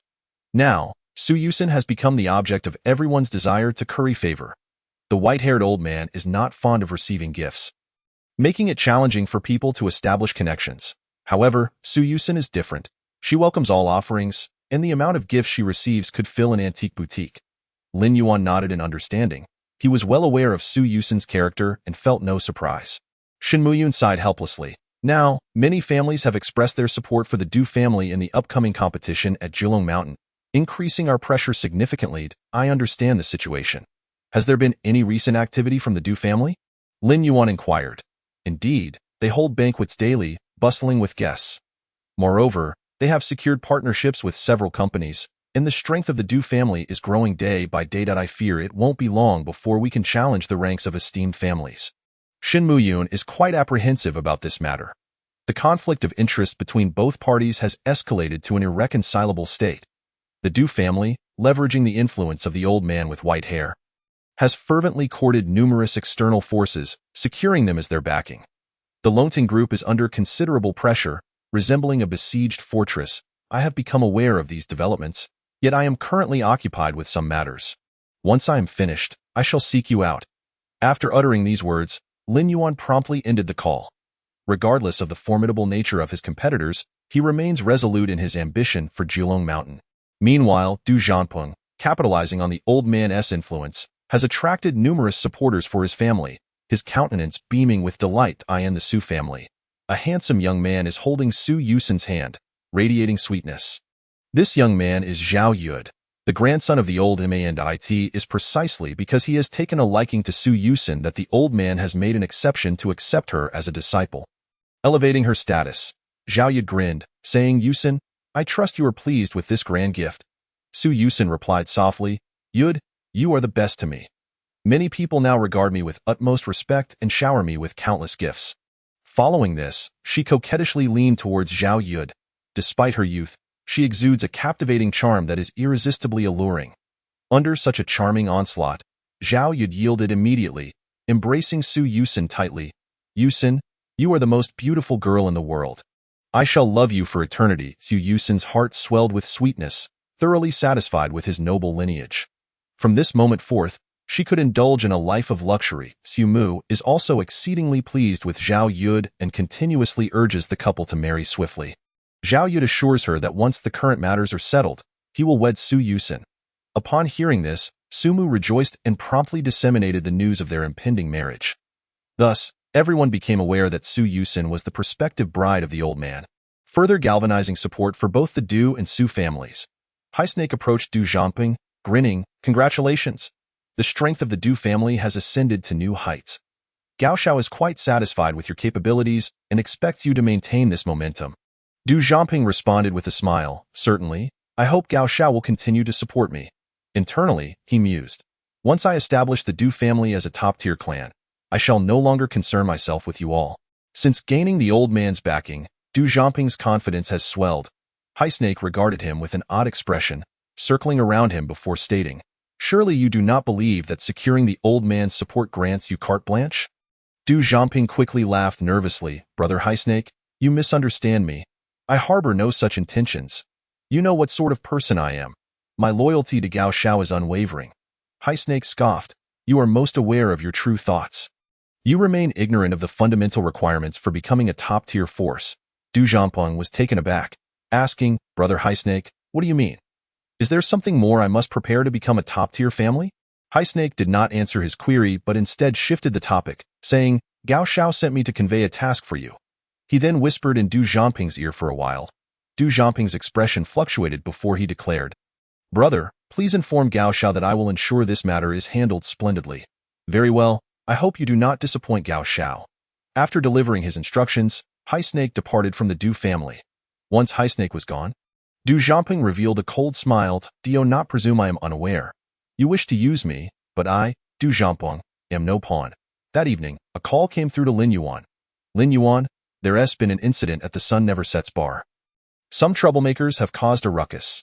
The Sun Never Sets bar is a large establishment in Yuhai City, capable of accommodating thousands of revelers, and is owned by the Longting Group.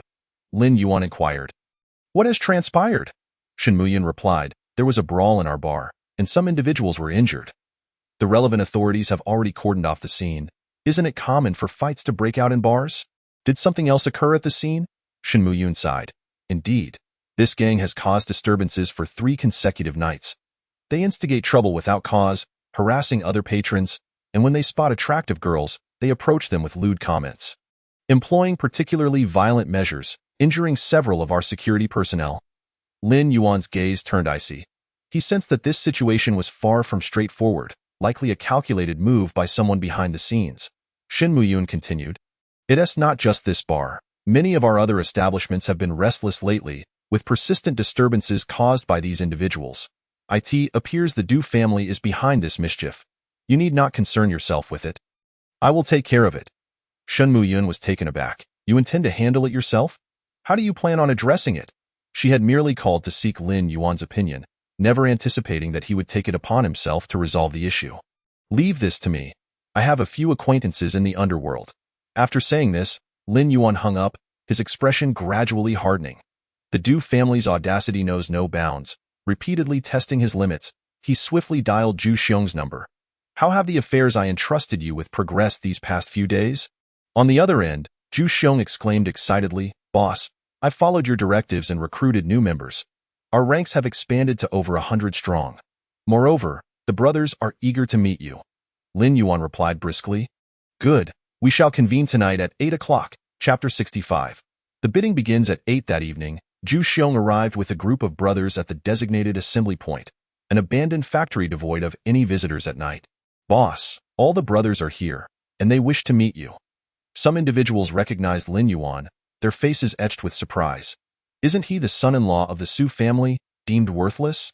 How has he become our leader?" "Indeed, I believe I saw him on the news. Can someone like him truly lead us? I expected our leader to be someone remarkable, yet it turns out to be him. Alas, what future can we expect by following such a person?" Upon seeing Lin Yuan's visage, many displayed expressions of disappointment. Observing the commotion below, Zhu Xiong bellowed, "What are you all yelling about? Silence at once. Is it your place to speak of the boss? Besides, the boss's abilities are beyond your comprehension." Zhu Xiong felt a pang of fear. He dreaded that these reckless individuals would offend Lin Yuan, potentially incurring the boss's wrath. He had already been terrified by Lin Yuan's previous display of power. Subsequently, Zhu Xiong hastily placated Lin Yuan. "Boss, these youngsters are just ignorant. Please do not hold it against them." Lin Yuan nodded. These individuals are seasoned streetwise characters, their admiration rooted in strength, compelled to submit to those stronger than themselves. Their disdain for him was, regrettably, inevitable. Thus, his immediate task was to win them over. Suddenly, Lin Yuan stepped forward, crushing a wooden plank beneath his foot. In the astonished gaze of the crowd, the seemingly sturdy plank was instantaneously reduced to splinters. Witnessing this scene, everyone was left in disbelief. They were all too aware of the plank's durability, yet under Lin Yuan's foot, it shattered as if it were but foam. Such strength was beyond their capabilities. Consequently, the way they looked at Lin Yuan transformed, now filled with reverence, a fear of power. "Tio, follow me in this endeavor. One must heed my commands. Any dissent will warrant a challenge, and I shall defeat you with but one hand." Lin Yuan stated coldly. Upon hearing this, some in the crowd bristled at the notion. A towering figure stepped forward, declaring, "Boss, I wish to test your strength. Should you prevail against me, I shall submit. If not, you must accept that we brothers will not yield." "Proceed," Lin Yuan replied with a steely expression. The challenger wasted no words, launching a punch at Lin Yuan. All eyes were fixed on Lin Yuan, eager to see if he could handle this formidable opponent. However, in the next moment, an unexpected turn of events unfolded. Lin Yuan merely threw a single punch, sending the challenger sprawling to the ground. The speed of his strike was so rapid that no one could comprehend it. All they witnessed was the man's body retreating hastily before collapsing. This spectacle left the onlookers utterly flabbergasted. They could hardly believe that their leader was so exceptionally powerful, far exceeding their initial assumptions. In that instant, the way they regarded Lin Yuan shifted once more, now imbued with even greater reverence. Subsequently, everyone chorused, "Boss." Zhu Xiong was equally astonished. He had not anticipated Lin Yuan's capabilities to be so vast. Reflecting on the previous time he had brought several men to confront Lin Yuan, he realized how narrowly he had escaped a beating. Thank goodness the boss had refrained from retaliating. Otherwise, he would have surely faced consequences. Content with having garnered their loyalty, Lin Yuan stated, "To dine with me, one must adhere to my rules. I shall refrain from further elaboration. This evening, I have several matters to discuss. The Du family's interference would not go unpunished. He must demonstrate his prowess, instilling a sense of trepidation in them. Subsequently, he promptly divided these individuals into several small teams, dispatching them to the Du family's bar as well as various entertainment venues to create a ruckus. What? There are people causing disturbances in my bar. Have they lost their minds? Du Jiangping was taken aback when he received the call in the dead of night. Du Xiao, it's not just one bar where trouble has arisen. Several of our bars are experiencing disturbances. It appears someone is deliberately stirring up trouble. Du Jiangping's anger flared. Do we know who is behind this? Those instigating the disturbances have already issued threats, declaring that as long as we create chaos at the properties under the Longting Group, they will respond in kind, ensuring that none of us can profit peacefully. Chow. With such words spoken, if Du Jiangping were unable to deduce who was orchestrating this, he would have wasted his time. The mastermind behind this uproar was undoubtedly the Longting Group. If this continued, it would result in mutual destruction, a scenario he wished to avoid. After hanging up the phone, Du Jiangping felt a surge of irritation. He had not anticipated these individuals would react so swiftly. Never mind. For the moment, this matter could be set aside. The primary focus now was the upcoming auction for Jilong Mountain. Du Jiangping understood that such disruptions were mere trifles. Securing Jilong Mountain was where the true profit lay. In the following days, Du Jiangping maintained a rather subdued demeanor, seemingly engrossed in preparations for the impending Jilong Mountain auction. Moreover, it wasn't just him. Numerous corporations were gearing up as well. The entire Yunhai city was rife with undercurrents, with countless individuals fixated on the forthcoming bidding event. On the third day, an extraordinarily grand announcement was made. The Qian family manor would officially host the auction, and the venue was indeed at the Qian family manor. In an instant, throngs of people flocked to the location, a multitude of individuals from various sectors, along with news media, converged as if drawn by the scent of honey. Even before the auction commenced, the Qian family manor was already teeming with people, with many broadcasting the situation live. Influential figures gathered in droves, from corporate executives to group leaders, all present in abundance. Even a CEO of a large corporation seemed insignificant in this assembly, as every individual present had the power to cause a tremor with a mere stamp of their feet. At that moment, a stretched Rolls-Royce gracefully entered the Qian family manor. The media, upon witnessing this grand entrance, were all abuzz with curiosity about the occupants of the vehicle. Soon, a young man stepped out of the car. Upon seeing him, countless voices exclaimed in astonishment. Isn't that Gao Xiao from the Black Forest Group? I can't believe he has come as well. The Black Forest Group was a formidable force, and his presence would likely escalate the intensity of the auction. Many reporters, invigorated, buzzed with excitement. Just then, another vehicle arrived, and out stepped Du Jiangping. His arrival immediately drew the attention of numerous media outlets, with many reporters rushing forward to interview him. Chapter 66. Starting bid of 2 billion. Mr. Du, could you share your level of confidence regarding the Jilong Mountain auction? Du Jiangping, brimming with vigor, exuded an air of confidence unlike any before. With support from various fronts, he felt buoyant. For this Jilong Mountain auction, I am nearly certain of success. One reporter inquired. As I understand, there are many formidable opponents participating in this auction, such as the highly publicized Longting Group. Do you truly believe you can surpass them? At this juncture, Su Yuqing, who was accompanying him, replied, the Longting Group is of little concern. Jiangping will undoubtedly secure this auction. I have faith in him. Just then, representatives from the Longting Group appeared, Shin Muyun and Lin Yuan walking side by side. The reporters immediately abandoned Du Jiangping and Su Yuqing, rushing toward Lin Yuan and Su Yuqing, who had been enjoying the interview. Darkened upon seeing Lin Yuan and muttered, what bad luck. Why must I encounter this loathsome individual? Du Jiangping was equally displeased and remarked, they won't bask in their triumph for long. The reporters approached Lin Yuan and directly posed the question. Miss Shen, Mr. Du claims he has a 90% certainty of winning this auction. Do you believe you can secure Jilong Mountain? Shin Muyun smiled lightly and replied, I have great confidence in the strength of the Longting Group. I believe we will undoubtedly acquire Jilong Mountain, and I ask for everyone's support. Shortly thereafter, Lin Yuan and his associates successfully entered the venue, where many prominent figures had already taken their places. Shin Muyun sat beside Lin Yuan and quietly remarked, the number of opponents attending is greater than I anticipated. Even if we ally with the Sihai Group, we must remain vigilant. I have noticed many hidden titans have also come. This auction will surely be fiercely competitive. Rest assured, I possess absolute confidence that Qin Lao will sell Julong Mountain to us, Lin Yuan asserted confidently. Shen Muyun was taken aback. She had no idea where Lin Yuan's confidence stemmed from and merely assumed he was attempting to reassure himself. Thus, she did not pursue the matter further. About 10 minutes later, Qiantong of the Qian family manor finally stepped before everyone. He stood on the stage and addressed the crowd. I thank all the guests for attending this Julong Mountain auction. The value of Julong Mountain is something I need not elaborate on. We shall now enter the bidding phase, with a starting price of 2 billion, and each increment must not be less than 10 million. The bidding officially begins. As his words echoed, the auction venue fell into a hush, for everyone understood that the first bid would not be the final transaction price. No one dared to bid first. After a 3-second pause, someone tentatively called out, "I bid 25 billion.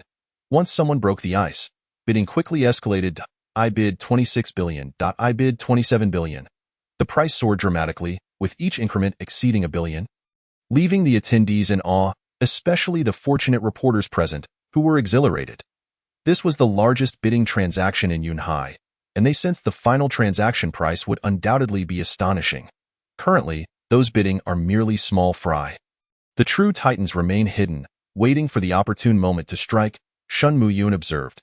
She noted that many promising giant companies were silently spectating, waiting for the behind-the-scenes moguls to make their moves. Lin Yuan replied nonchalantly, "No need to rush. The main event is yet to come. Consider this merely the prelude to the storm." Shen Muyun felt a twinge of anxiety, expressing her concern. This auction is of paramount importance. No matter how formidable the opponents, we must secure Julong Mountain to bolster the strength of the Longting Group. Among the attendees of this auction was also Su Yuqing's younger sister, along with her sister's significant other, Zhao Yud and Bai Tu Wang. These upper-class individuals had also joined the fray. Su Yuqing was flushed with excitement, having never participated in such a prestigious auction before. Each bidding increment was in the billions, igniting her passion and making her long for the day when she too could indulge in such extravagant spending. "Sister, these people are incredibly wealthy. They throw around billions without batting an eye," Su Yusin exclaimed, her eyes filled with envy. Su Yuqing responded enthusiastically, "Do not worry, we will be wealthy too. Once my Zhangping secures Julong Mountain, our Su family will undoubtedly soar to new heights. Moreover," she added, "besides, you have already found a wealthy and influential boyfriend. You need not worry about finances." When Su Yusin mentioned her boyfriend, she beamed with pride, her face alight with excitement, wishing to nestle into Zhao Yud's embrace and never part. Zhao Yud chuckled, "Yusin, rest assured. I will ensure you live the life of a wealthy lady." Su Yusin, feeling bashful, indeed yearned for the day when she could officially enjoy the life of a wealthy spouse. However, as of now, she was merely Zhao Yud's girlfriend, which felt lacking in many respects. At this moment, Du Zhangping, who had remained silent until now, could no longer contain himself and boldly declared, bidding in increments of 1 billion lacks sincerity. "At this rate, when will it end? Allow me to take the lead. I bid 45 billion. He instantly raised the bid by 10 billion. Gasps echoed throughout the crowd, and many regarded him with astonishment, which greatly satisfied Du Zhangping's vanity. The price of 45 billion was exorbitant. Our company could hardly sustain such an investment, as it could potentially lead to its downfall. Perhaps I should reconsider. Our company cannot suddenly produce such a vast sum. Although Julong Mountain would yield substantial profits, if we falter in the preliminary stages, what future development can we discuss?" Many smaller companies were taken aback by this price, hesitant to bid further. This figure effectively silenced numerous companies lacking sufficient strength. Witnessing so many retreat in response to his bid, Du Zhangping felt a surge of pride and provocatively challenged the Longting Group. "Does the Longting Group have no interest in Julong Mountain? If you do not make a bid, Julong Mountain will belong to my Du family." Shen Muyun's expression soured, yet she recognized it was time for her to act. She promptly declared, "The Longting Group bids 46 billion. Du Zhangping showed no signs of intimidation. 46 billion is nothing. I bid 47 billion. Shen Muyun retorted, 50 billion. Little did she know. As soon as she announced that price, Du Zhangping countered, 60 billion. Chapter 67. A frenzied auction, a collective gasp echoed through the crowd as Du Zhangping audaciously raised his bid by an astonishing 10 billion on top of the already staggering 5 billion. This price had reached an outrageous level, leaving many company executives in utter despair. Had he lost his mind? Was 60 billion truly worth purchasing this parcel of land? Others, equally astonished, remarked, when did the Du family acquire such confidence to boldly stake 60 billion? Was he prepared to sell everything he owned to fill this gaping hole? 60 billion. Our entire company wouldn't fetch such a sum. These individuals are utterly insane. Soon, excitement surged among the onlookers. Having already reached 60 billion, they eagerly speculated if the price would climb even higher. Anticipation hung thick in the air. Even Qian Tong displayed a glimmer of hope. The higher the price soared, the greater the profits for the Qian family, potentially elevating them to the ranks of elite families. However, upon hearing the 10 billion increment, Shun Muyun's expression turned frosty. Yet, she did not back down, declaring boldly, I will bid 70 billion. As soon as this amount was uttered, the audience could hardly contain themselves. Mr. Shun from Longting Group echoed the 70 billion bid, indicating her determination to win, though it remained uncertain whether the Du family would dare to counter. This was a fierce battle, one that would ultimately reveal whose resolve was stronger. By this point, companies with lesser power had ceased to bid. All eyes were on these two formidable groups, for it was widely believed that one of them would emerge victorious that evening. Du Zhangping's expression darkened. His family had always been a second-tier clan, unable to muster such a substantial sum in a short time. Moreover, acquiring the land was merely the beginning. Substantial investment would be required thereafter. 70 billion was already stretching his limits. Those around him quickly noted the change in Du Zhangping's demeanor, realizing that this price had surpassed his psychological threshold. It seemed the Du family had reached their limits, and the victor of Jilong Mountain would likely be Longting Group. With Du Zhangping's spirit visibly waning and Longting Group's momentum rising, the two groups were clearly not on equal footing.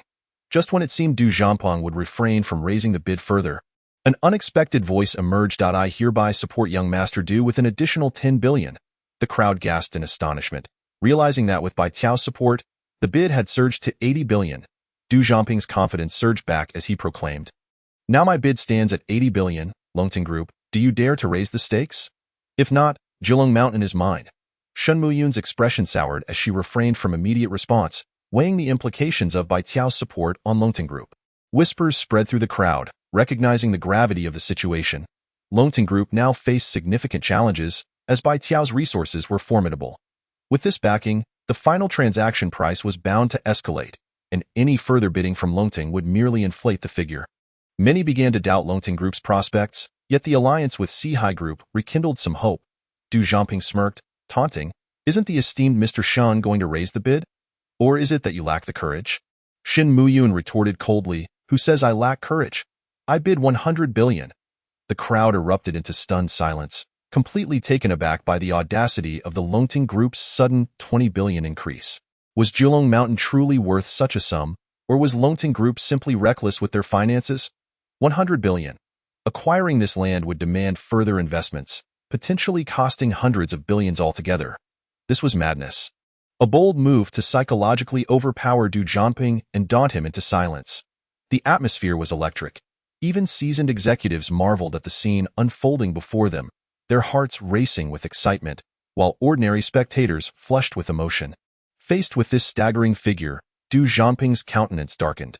The bid had far exceeded his expectations, leaving him unable to raise it further. He fell silent, the crowd's eyes fixed upon him, hoping for a higher offer. But disappointment settled in as he remained mute. At that moment, Qian Tong exclaimed eagerly, is there no higher bid? If not, I shall commence the countdown. He repeated this twice, and as no one stepped forward, he began the countdown. For a price of 100 billion, he felt satisfied, even surprised. In his mind, 80 billion would have been a remarkable outcome. As he approached the second count, tension gripped many. 4 should he reach 3? The ownership of Jilong Mountain would undoubtedly belong to Longting Group. Shen Muyun felt the weight of anxiety as victory seemed within reach, silently praying for no unforeseen complications. All eyes remained fixed on Du Zhangping, awaiting his final bid to potentially shatter records. In that moment, nerves ran high, with only Lin Yuan exuding calmness. Just as the word 3 was about to escape, a voice broke through the tension. I hereby pledge an additional 20 billion to support young Master Du. The speaker was none other than the previously quiet Gao Xiao from Black Forest Group. The crowd was stunned into silence. It was revealed that Gao Xiao was present all along, and his declaration sent shockwaves through the assembly. What? Black Forest Group was backing the Du family? With this new support, the bid escalated to 120 billion, making it apparent that Longting Group's acquisition of Julong Mountain would not come easily. Given Black Forest Group's wealth, the excitement surged once again. Shen Muyun's complexion turned pale upon hearing of Black Forest's involvement. The pressure on her intensified tenfold. She realized that with the Du family now allied with both Black Forest Group and Bai Tiao, her chances of winning Julong Mountain had dwindled significantly. In that moment, despair coursed through her veins, leaving her trembling. Would Longting Group truly let such a monumental opportunity slip away? The total price had now soared to 140 billion, an astonishing figure that likely surpassed the land's true value. Countless individuals stood speechless, their hearts ablaze with fervor, utterly captivated by this frenzied contest. Only Qian Tong's heart raced with excitement. This price far exceeded his expectations. If they could finalize the sale, his family would undoubtedly ascend to elite status. Is there no higher bid? If not, I shall commence the countdown, he shouted with fervor. 140 billion. Even if we sold Longting Group, we wouldn't reach such ASUM. It appears Julong Mountain is destined for the Du family. Someone remarked, the outcome seeming inevitable. Du Zhangping trembled with exhilaration. Regardless of how the Su family's Mu Mie fit into this equation, he was confident in securing Julong Mountain. From this point forward, the Du family was poised for greatness. The mere thought of it sent waves of excitement through him, causing his companion Su Yuqing to tremble with anticipation. Lin Yuan, however, remained unfazed, suddenly sensing a menacing aura directed at him. Following the source of this hostility, he found himself locked in the intense gaze of Mu Mie. Upon closer inspection, Lin Yuan recognized the resemblance to Morong Fei. Realizing that Mu Mie had come to seek revenge, in a wonder he had chosen this moment to support the Du family. Upon spotting Lin Yuan, Mu Mie made a provocative gesture, mimicking a throat-slitting motion, and silently mouthed, I will ensure your slow demise. Just you wait. Lin Yuan regarded him with indifference, then turned away, incensing Mu Mie further and fueling his desire for vengeance. At this moment, Qian Tong at the bidding table was excitedly announcing the number 2, and the others felt that there was no longer any suspense in the bidding. Julong Mountain was undoubtedly destined to fall into the hands of the Du family. Suddenly, Lin Yuan stood up and exclaimed, Hold on! All eyes turned towards Lin Yuan, wondering what he intended to do. Did he wish to raise the bid? Shen Muyun was startled as well. She thought Lin Yuan was about to increase the price and quickly tugged at him, whispering, 140 billion has already exceeded our budget. You cannot raise the bid any further. If you do, it will undoubtedly surpass 140 billion, perhaps even higher, which would hamper most of Longting Group's progress. A futile endeavor. Lin Yuan paid her no heed and addressed Qian Tong, stating, My offer remains at 100 billion. Upon hearing this, the crowd erupted in laughter. The Du family had already bid 140 billion. What was the point of Lin Yuan offering 100 billion? Who would sell Julong Mountain to him at that price? Du Zhangping laughed as well, his mirth tinged with mockery. Lin Yuan, has your mind taken leave of you? The Du family has bid 140 billion, and you think you can acquire Julong Mountain for merely 100 billion? Do you truly believe Qian Lao is a fool? Why would he forego a fortune to grant you a favor? Su Yuqing seized the opportunity to ridicule him further, saying, If you lack the funds, do not speak out. Just go about your business. Julong Mountain belongs to our Du family. You shall not take it from us unless you present a higher offer. Shen Muyun was baffled by Lin Yuan's audacity, uncertain what he meant by his statement. However, Lin Yuan cast her a reassuring glance and said, Leave this matter to me. You need not concern yourself with what comes next. Hearing Lin Yuan's unwavering confidence, Shen Muyun felt a wave of confusion wash over her. Where did his self-assurance stem from? Did he not comprehend the strength of his opponents? Yet at this moment, all she could do was hope that Lin Yuan would perform a miracle. She felt utterly powerless.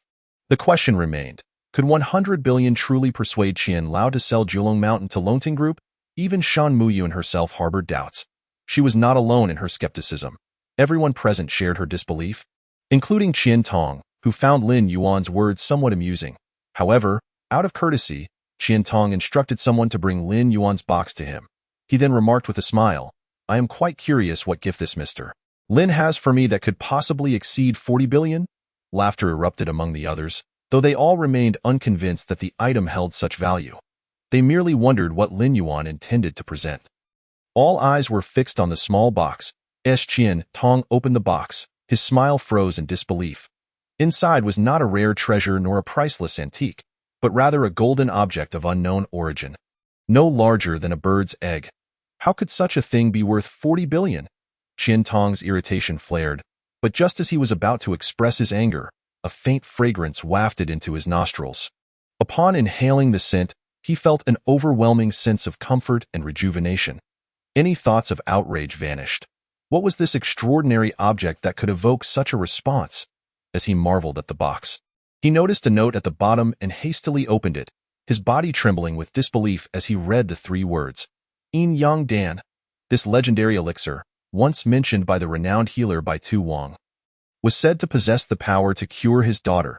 He had long been in despair, but now, at this critical juncture, he had encountered the fabled Yin Yang Dan. How could he not be excited? His daughter was saved.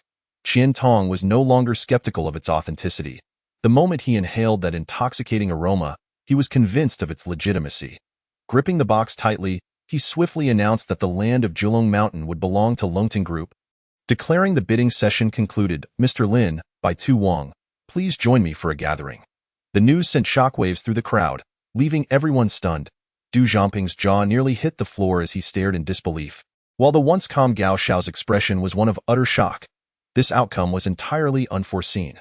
Not only was Morong Bumi taken aback, but Bai Tu Wang also appeared dumbfounded. Shen Muyun was left speechless. Tears of joy streaming down her face uncontrollably. Every journalist and powerful figure present was rendered momentarily speechless. How could this be? After 3 seconds, the atmosphere erupted into a cacophony of incredulous exclamations. How could Lin Yuan secure victory in this bidding war with merely a box? I refuse to believe there was no unscrupulous deal involved. Could it be that the item Lin Yuan presented was worth more than 40 billion? Some began to speculate on Qian Lao's unusual behavior, with one analyst suggesting, Qian Lao does not seem threatened. His expression is one of excitement, as if he has discovered a treasure. I suspect the item in Lin Yuan's box is indeed priceless. Yes, I share that sentiment. Lin Yuan's offering must be of extraordinary worth. Many voiced their agreement, their curiosity piqued about the nature of the item that could surpass 40 billion. Du Zhangping, however, found it hardest to accept this reality. Overwhelmed by despair, he trembled uncontrollably, stammering, "How is this possible? Julong Mountain was meant to be mine. How could it belong to Longting Group? I refuse to accept this outcome. I offered the higher bid. Why is Julong Mountain not mine?" Du Zhangping raged, his sanity fraying, yet no one paid him any heed. Even Su Yuqing was left dumbfounded, unable to fathom how Lin Yuan, whom she deemed a fool, had managed to turn the tide. After regaining her composure, Shen Muyun sought to question Lin Yuan, only to discover he had vanished, along with Bai Tu Wang, both standing beside Qian Lao. Bai Tu Wang too was intrigued, eager to learn what Lin Yuan had presented. However, he understood that Qian Lao's summons must be linked to this mysterious gift. Subsequently, the 3 individuals entered a secluded chamber. At this moment, Elder Qian, brimming with excitement, cautiously placed a red box on the table and exclaimed, "Lin, brother Lin, could this truly be real?" Elder Qian was still so overwhelmed that his words stumbled.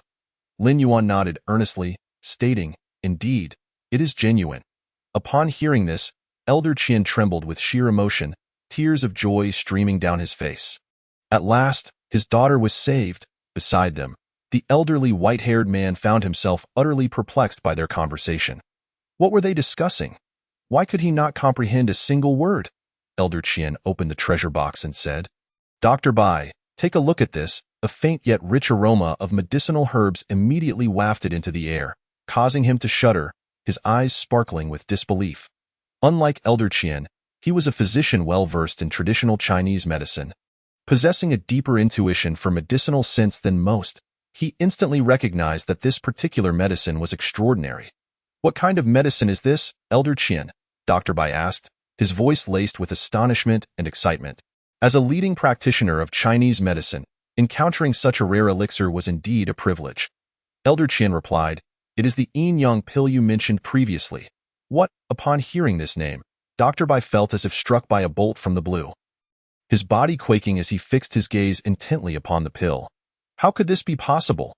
The Yin Yang pill had long been lost to time. How could it have resurfaced, Elder Qian? You must not be deceived. Dr. Bai was certain that this pill was indeed exceedingly rare, yet when it came to the yin-yang pill, he found it hard to believe. He knew well that this formula had vanished from existence, and there was no one in the world capable of concocting such a medicine, which was why his skepticism persisted.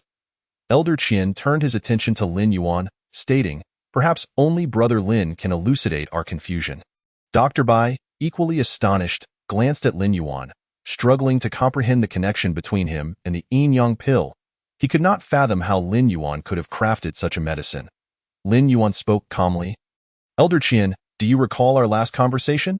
I mentioned I had a method to cure your daughter's ailment, yet at the time, you did not believe me." Elder Qian was taken aback, suddenly remembering the incident. He had dismissed Lin Yuan's words without a second thought. "Did you truly discern my daughter's condition back then?" Dr. Bai scoffed. "Young man, do not speak lightly. Even I am at a loss regarding his daughter's illness. Are you aware of what affliction she suffers from?" He could not believe that Lin Yuan possessed such abilities, for he himself had examined countless cases and perused numerous ancient texts to grasp the nature of this ailment. How could a youth such as you possess such insight? In the face of their doubts, Lin Yuan replied, "Your daughter is afflicted with the 9 in absolute pulse." The moment he uttered these words, both men were struck with astonishment, particularly Dr. Bai. The 9 in absolute pulse was a condition many had never even heard of, yet Lin Yuan articulated it with ease, proving his knowledge far exceeded that of ordinary individuals. Before either could react, Lin Yuan continued, "To treat the 9 in absolute pulse, one must utilize the yin-yang pill in conjunction with the 9 heavens divine needle. Only then can a cure be achieved. And I happen to possess the skill of the 9 heavens divine needle." At these words, Dr. Bai's mind buzzed with disbelief. This young man spoke with precision, and what was even more astonishing was that he had mastered the long-lost technique of the 9 heavens divine needle. He felt a tempest of emotions surging within him, struggling to accept the reality that this young man was so formidable.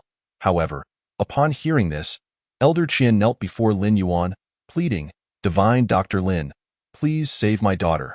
Whatever conditions you require, I shall comply." Lin Yuan hastily helped him to his feet, saying, "I will certainly save your daughter, and as for my reward, you have already provided it, the Zhilong Mountain. There is no need to mention compensation further." Elder Qian, overwhelmed with gratitude, remarked, "Thank you, Divine Dr. Lin. I am at a loss for how to repay you for your immense kindness to the Lin family. I shall remember this favor, and if ever you require assistance, do not hesitate to call upon me." At this juncture, Dr. Bai, unable to contain his curiosity, inquired, "Brother Lin, who exactly are you? As far as I know, there are not many skilled practitioners of medicine in the entire Dragon Kingdom, especially not someone of your age. Who might you be?" Lin Yuan smiled calmly and leaned closer to whisper in his ear, "Do you recall asking someone for a specific medicine? That medicine is—" Upon hearing Lin Yuan utter that name, Dr. Bai's scalp prickled with shock, and his legs nearly buckled beneath him. Lin Yuan was indeed the legendary figure he had once speculated could cure the 9 in absolute pulse. He never imagined that this eminent person would stand before him. Dr. Bai's heart swelled with excitement, nearly rendering him speechless. In that moment, he no longer doubted Lin Yuan's identity. Instead, he bowed deeply, respectfully stating, Lin Yuan quickly interjected, "I am merely Lin Yuan now. Please do not disclose my identity to others. Just keep it to yourself." "Yes, I shall not speak a word," Dr. Bai replied. "Divine Dr. Lin, may I witness you perform the 9 heavens divine needle technique?" "Might I observe it?" Dr. Bai asked cautiously, his eyes filled with anticipation. To witness the legendary practitioner wielding the fabled 9 heavens divine needle was a rare opportunity indeed. There was no one else in the entire Dragon Kingdom capable of such feats. Elder Qian, overhearing their conversation, immediately deduced Lin Yuan's identity and found it even more formidable than he had imagined. Such a person was someone he could not afford to offend. Even someone like Dr. Bai appeared to be as insignificant as an ant in his presence.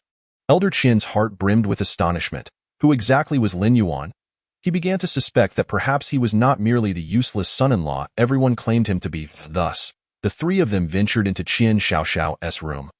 Upon seeing her father, Qian Xiaoxiao exclaimed with delight, "Dad, you've come." She radiated joy like a child, utterly unconcerned about the possibility of leaving this beautiful world forever. She then glanced at Dr. Bai and Lin Yuan, asking, "Who is he?" Elder Qian hastily replied, "My dear daughter, this is Divine Dr. Lin, here to help you recover. Your illness finally has a remedy." Qian Xiaoxiao was skeptical. How could such a young man possibly heal her affliction? Yet, she did not wish to reject her father's goodwill and harbored no expectations from Lin Yuan. "All right," she answered calmly, and Elder Qian proceeded to present the yin-yang pill for her to consume. Qian Xiaoxiao obediently smiled. This medicine smells wonderful. After swallowing it promptly, she felt a surge of energy rapidly expanding within her, accompanied by a warmth that enveloped her entire being, providing immense comfort. Elder Qian inquired, "How do you feel?" "I feel much better, Dad," she exclaimed, excitement evident in her voice. The medicinal properties were already taking effect within her. "Next, I shall employ the Nine Heavens Divine Needle to disperse the medicine throughout her limbs and eliminate the Nine in absolute pulse from her body." Upon hearing that the Nine Heavens Divine Needle would be utilized, Dr. Bai became intensely focused. However, unlike anyone he had encountered before, Lin Yuan produced a jade needle and, with a casual flick, sent the needle precisely to Qian Xiaoxiao's acupuncture point. To his astonishment, the needle did not pierce her body. Instead, it hovered above her acupuncture point, as if held aloft by an unseen force. What was even more alarming was that moments later, the jade needle began to spin at an astonishing speed. Dr. Bai's face paled in horror. Aerial needle technique, and it has reached the legendary state of resonance. Dr. Bai was so astonished that his jaw nearly dropped to the ground. He could hardly believe that Lin Yuan had attained the extraordinary realm of a divine healer, far surpassing the capabilities of an ordinary person.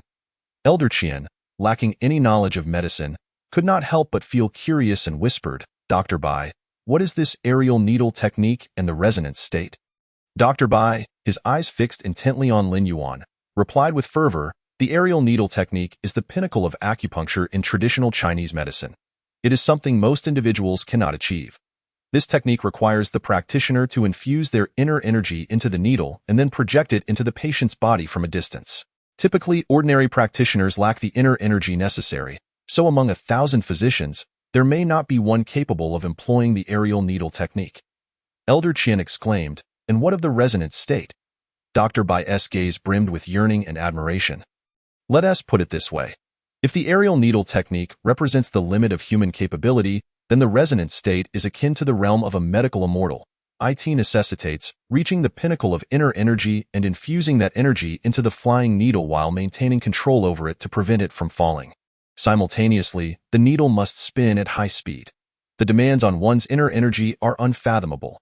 Thus, even among those who master the aerial needle technique, reaching this state is virtually impossible.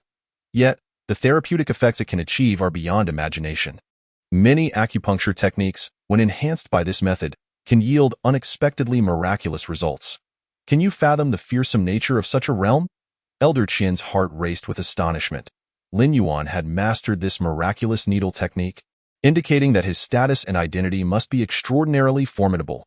As Lin Yuan focused intently on executing the Nine Heavens Divine Needle, the extraordinary skill astounded not only Elder Qian and Dr. Bai but also caused Qian Xiaoxiao's eyes to widen in disbelief.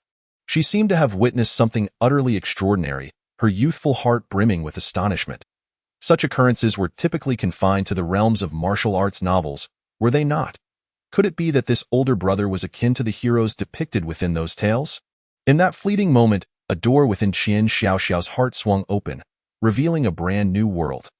Her bright and pure eyes remained fixated on Lin Yuan, not shifting even a fraction.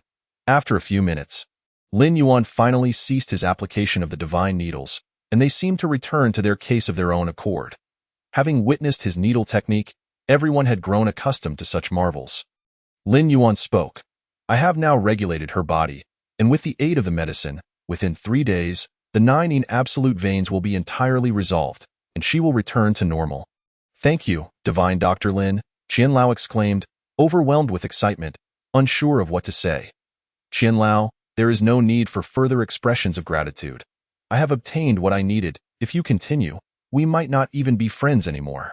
Lin Yuan smiled indifferently, unaccustomed to having titles like benefactor or gratitude tossed around so casually. "All right, I shall refrain from saying more," Qian Lao replied enthusiastically. "Xiao Xiao, Since divine Dr. Lin has cured you, you should express your thanks. Qian Xiaoxiao timidly murmured. Thank you, divine Dr. Lin.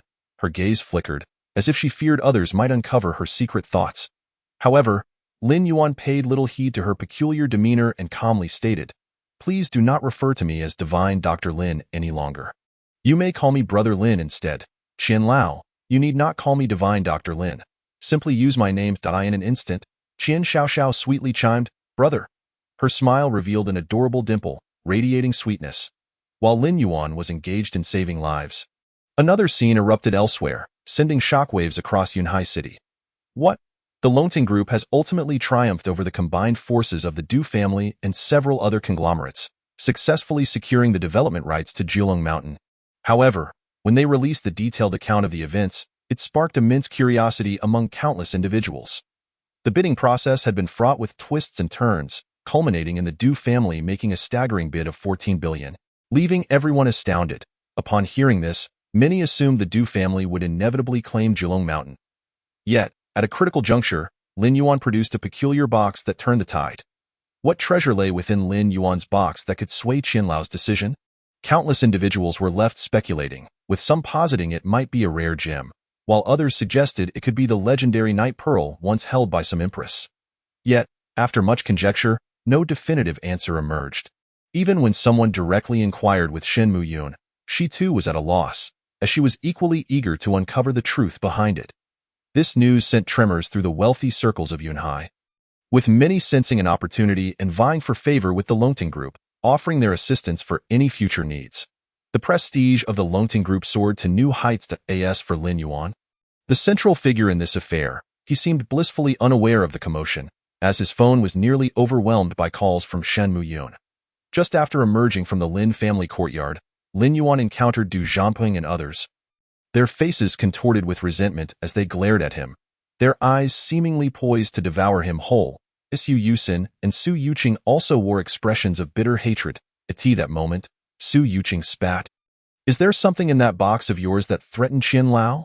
Otherwise, he would never relinquish 14 billion in favor of your mere 1 billion. Everyone turned their gazes toward Lin Yuan.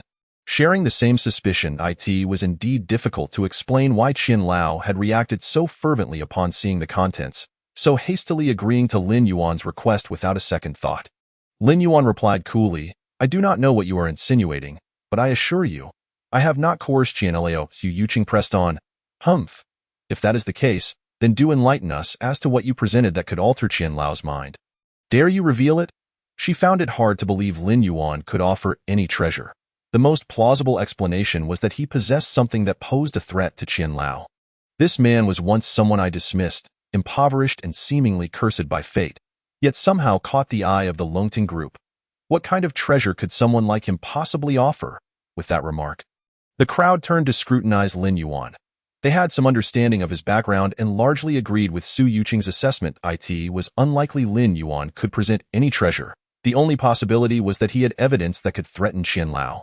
Chapter 72. Apologies. Mr. Lin faced with the crowd's skepticism, Lin Yuan appeared utterly unfazed, unwilling to engage in further explanations. Enough. Mr. Lin indeed possesses exceptional qualities, and it is entirely reasonable that you did not secure the rights to Jilong Mountain. However, the elderly white-haired gentleman suddenly spoke in Lin Yuan's defense. Upon hearing his words, Du Zhangping and Su Yuqing exchanged incredulous glances. They wondered if the elder had been bribed by Lin Yuan. Otherwise, why would he advocate for him? Yet they maintained a facade of respect. Su Yuqing quietly inquired, Divine Dr. Bai, did you witness something? Her actions did not escape Lin Yuan and his companions' notice. Shen Muyin mockingly remarked, If you have something to ask, simply do so. There is no need to act as if you were hiding. When you were outside, berating Lin Yuan, you certainly didn't display this demeanor. Shen Muyun's words drew everyone's attention to Su Yuqing, and the pent-up rage within her erupted at that moment, leading her to curse without concern for her image. What do you think you are, clinging to such a pretty boy, who is nothing but my discarded second-hand goods? A good-for-nothing reliant on women. Enjoy your life with this trash. With that, Du Zhangping promptly grasped Su Yuqing's arm, urgently whispering, calm down. She is from the Shun family. You cannot unleash your anger in her presence. Hearing Du Zhangping's warning, Su Yuqing gradually regained her composure, yet she remained dissatisfied. Now that I am with a man like Du Jiangpeng, I still cannot vent my frustrations. What a useless situation, Du Jiangpeng.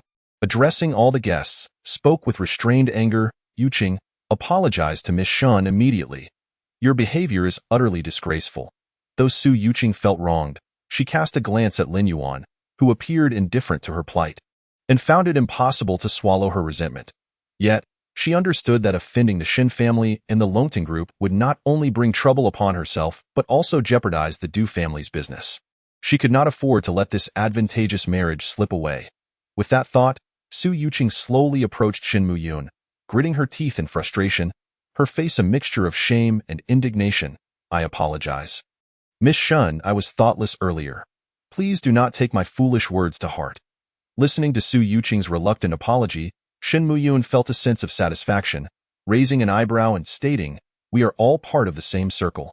I do not wish to make things difficult for you. However, you can speak of me as you please, but you cannot speak ill of Lin Yuan if you wish for me to overlook this matter. You must apologize to him and earn his forgiveness. But if Lin Yuan does not forgive you, Shin Muyun continued, I recall that your Su family has invested heavily in the Zhejiang Technology Group. Correct? Conveniently, 60% of Zhejiang Group's business comes from us. Upon hearing this, Su Yuqing realized she had no choice but to confront Lin Yuan. Reflecting on Lin Yuan's past, when he had to rely on his own funds to lead a prosperous life, she now found it intolerable that this pretty boy had allied himself with a powerful figure and expected her to apologize. Her resentment festered, yet the Longting Group held the economic lifeline of the Su family.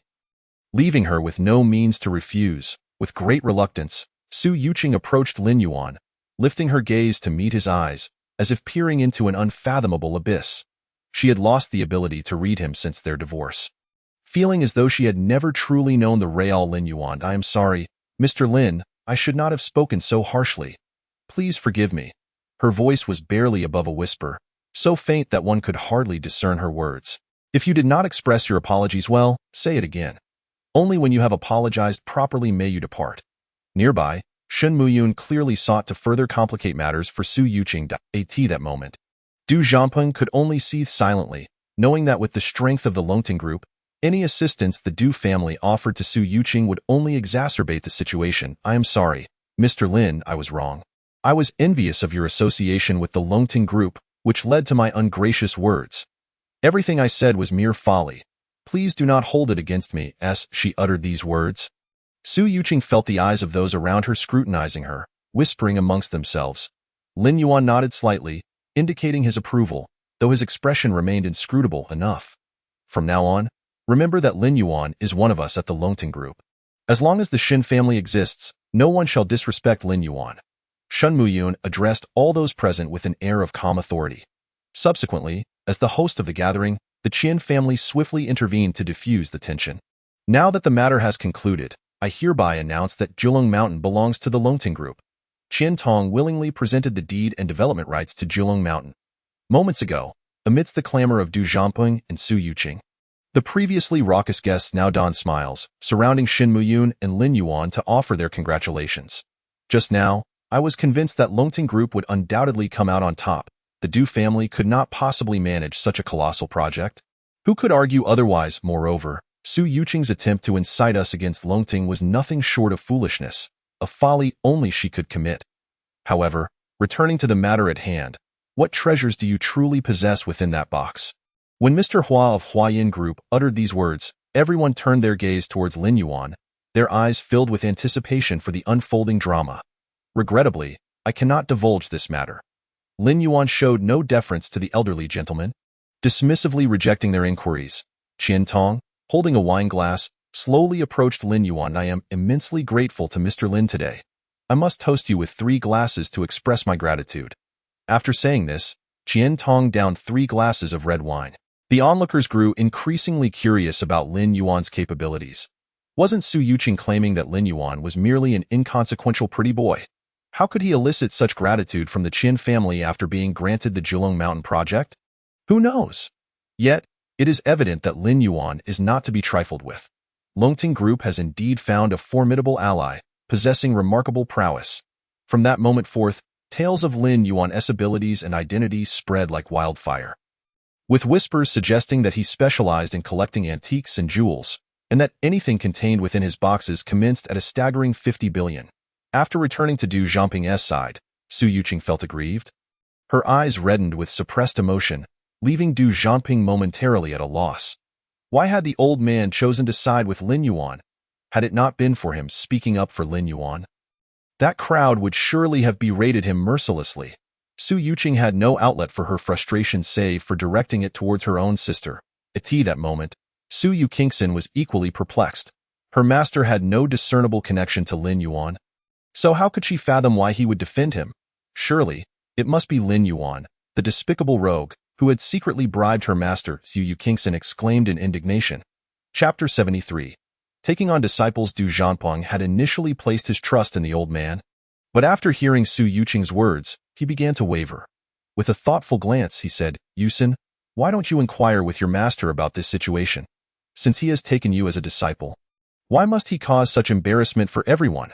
Su Yuqing felt torn but unwilling to disobey her soon-to-be brother-in-law, went to fetch the old man. Outside the hotel, upon encountering the old man, Du Zhangping expressed his discontent. Sir, did we not agree to unite against Lin Yuan and ldentity group today? Why did you make such remarks in front of everyone, leaving us in an awkward position? The old man replied with a stern countenance. Previously, I was unaware of Lin Yuan's identity, which allowed you to deceive me. Today, I have clarified my stance. Our agreement is hereby nullified, and I shall no longer take Su Yuqing as my disciple. With that, he offered no further explanation and departed without a backward glance, showing no respect for Du Zhangping. The old man, being astute, recognized that Lin Yuan was someone he could not afford to offend. And compared to Du Zhangping, Lin Yuan was undeniably the more advantageous acquaintance. To procure something like the yin-yang pill was no trivial matter. It was wiser to distance himself from Du Zhangping. Watching the old man's retreating figure, Du Zhangping stood frozen, a sense of foreboding creeping into his mind. What would he do now that the old man no longer acknowledged him as a disciple? If those who had previously sought his favor learned of this, they would surely distance themselves from him. What would become of his sister? Feeling the urgency of the situation, Su Yuqing turned to her sister for assistance. Why the rush? That old man is merely a quack doctor. Regardless, you didn't take him on as a master to learn medicine. We have no interest in him, Su Yuqing responded indignantly. Du Zhangping, however, was not so easily appeased. Turmoil raged within him, unresolved. What did the old man's earlier words truly imply? What did he mean by not knowing Lin Yuan's identity, aside from being the project manager for ldentity group? Could he possibly have another identity? At tonight's banquet, Du Zhangping and Su Yuqing's party were virtually ushered out by the Qian family. Many affluent merchants, wishing to avoid offending the other enterprises present, claimed unfamiliarity with the Du family. By the time the final toast was called, only the ldentity group and the Qian family remained.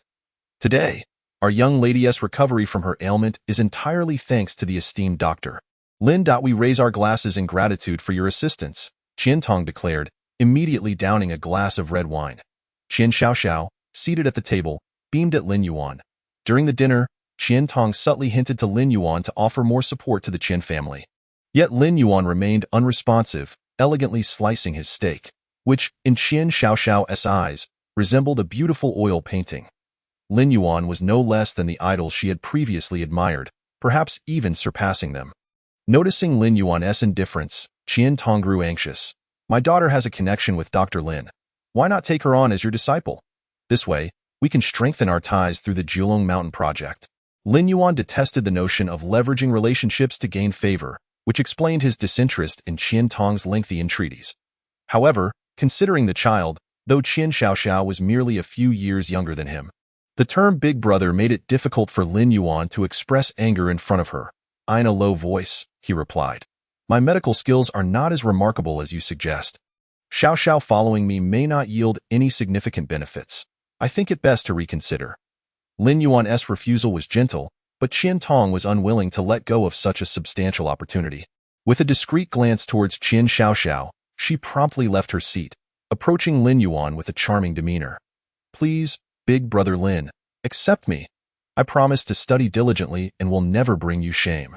Lin Yuan gazed at Qian Xiaoxiao's cherubic face, soft and plump, her skin so flawless it appeared to glisten with moisture, rendering him reluctant to decline in that case. I hope our relationship remains strictly that of master and disciple. I do not wish for you to leverage my influence with Longting for your own gain. With those words, Lin Yuan made his intentions clear. Qian Tong, eager to secure Lin Yuan's acceptance of Xiao Xiao, nodded in agreement.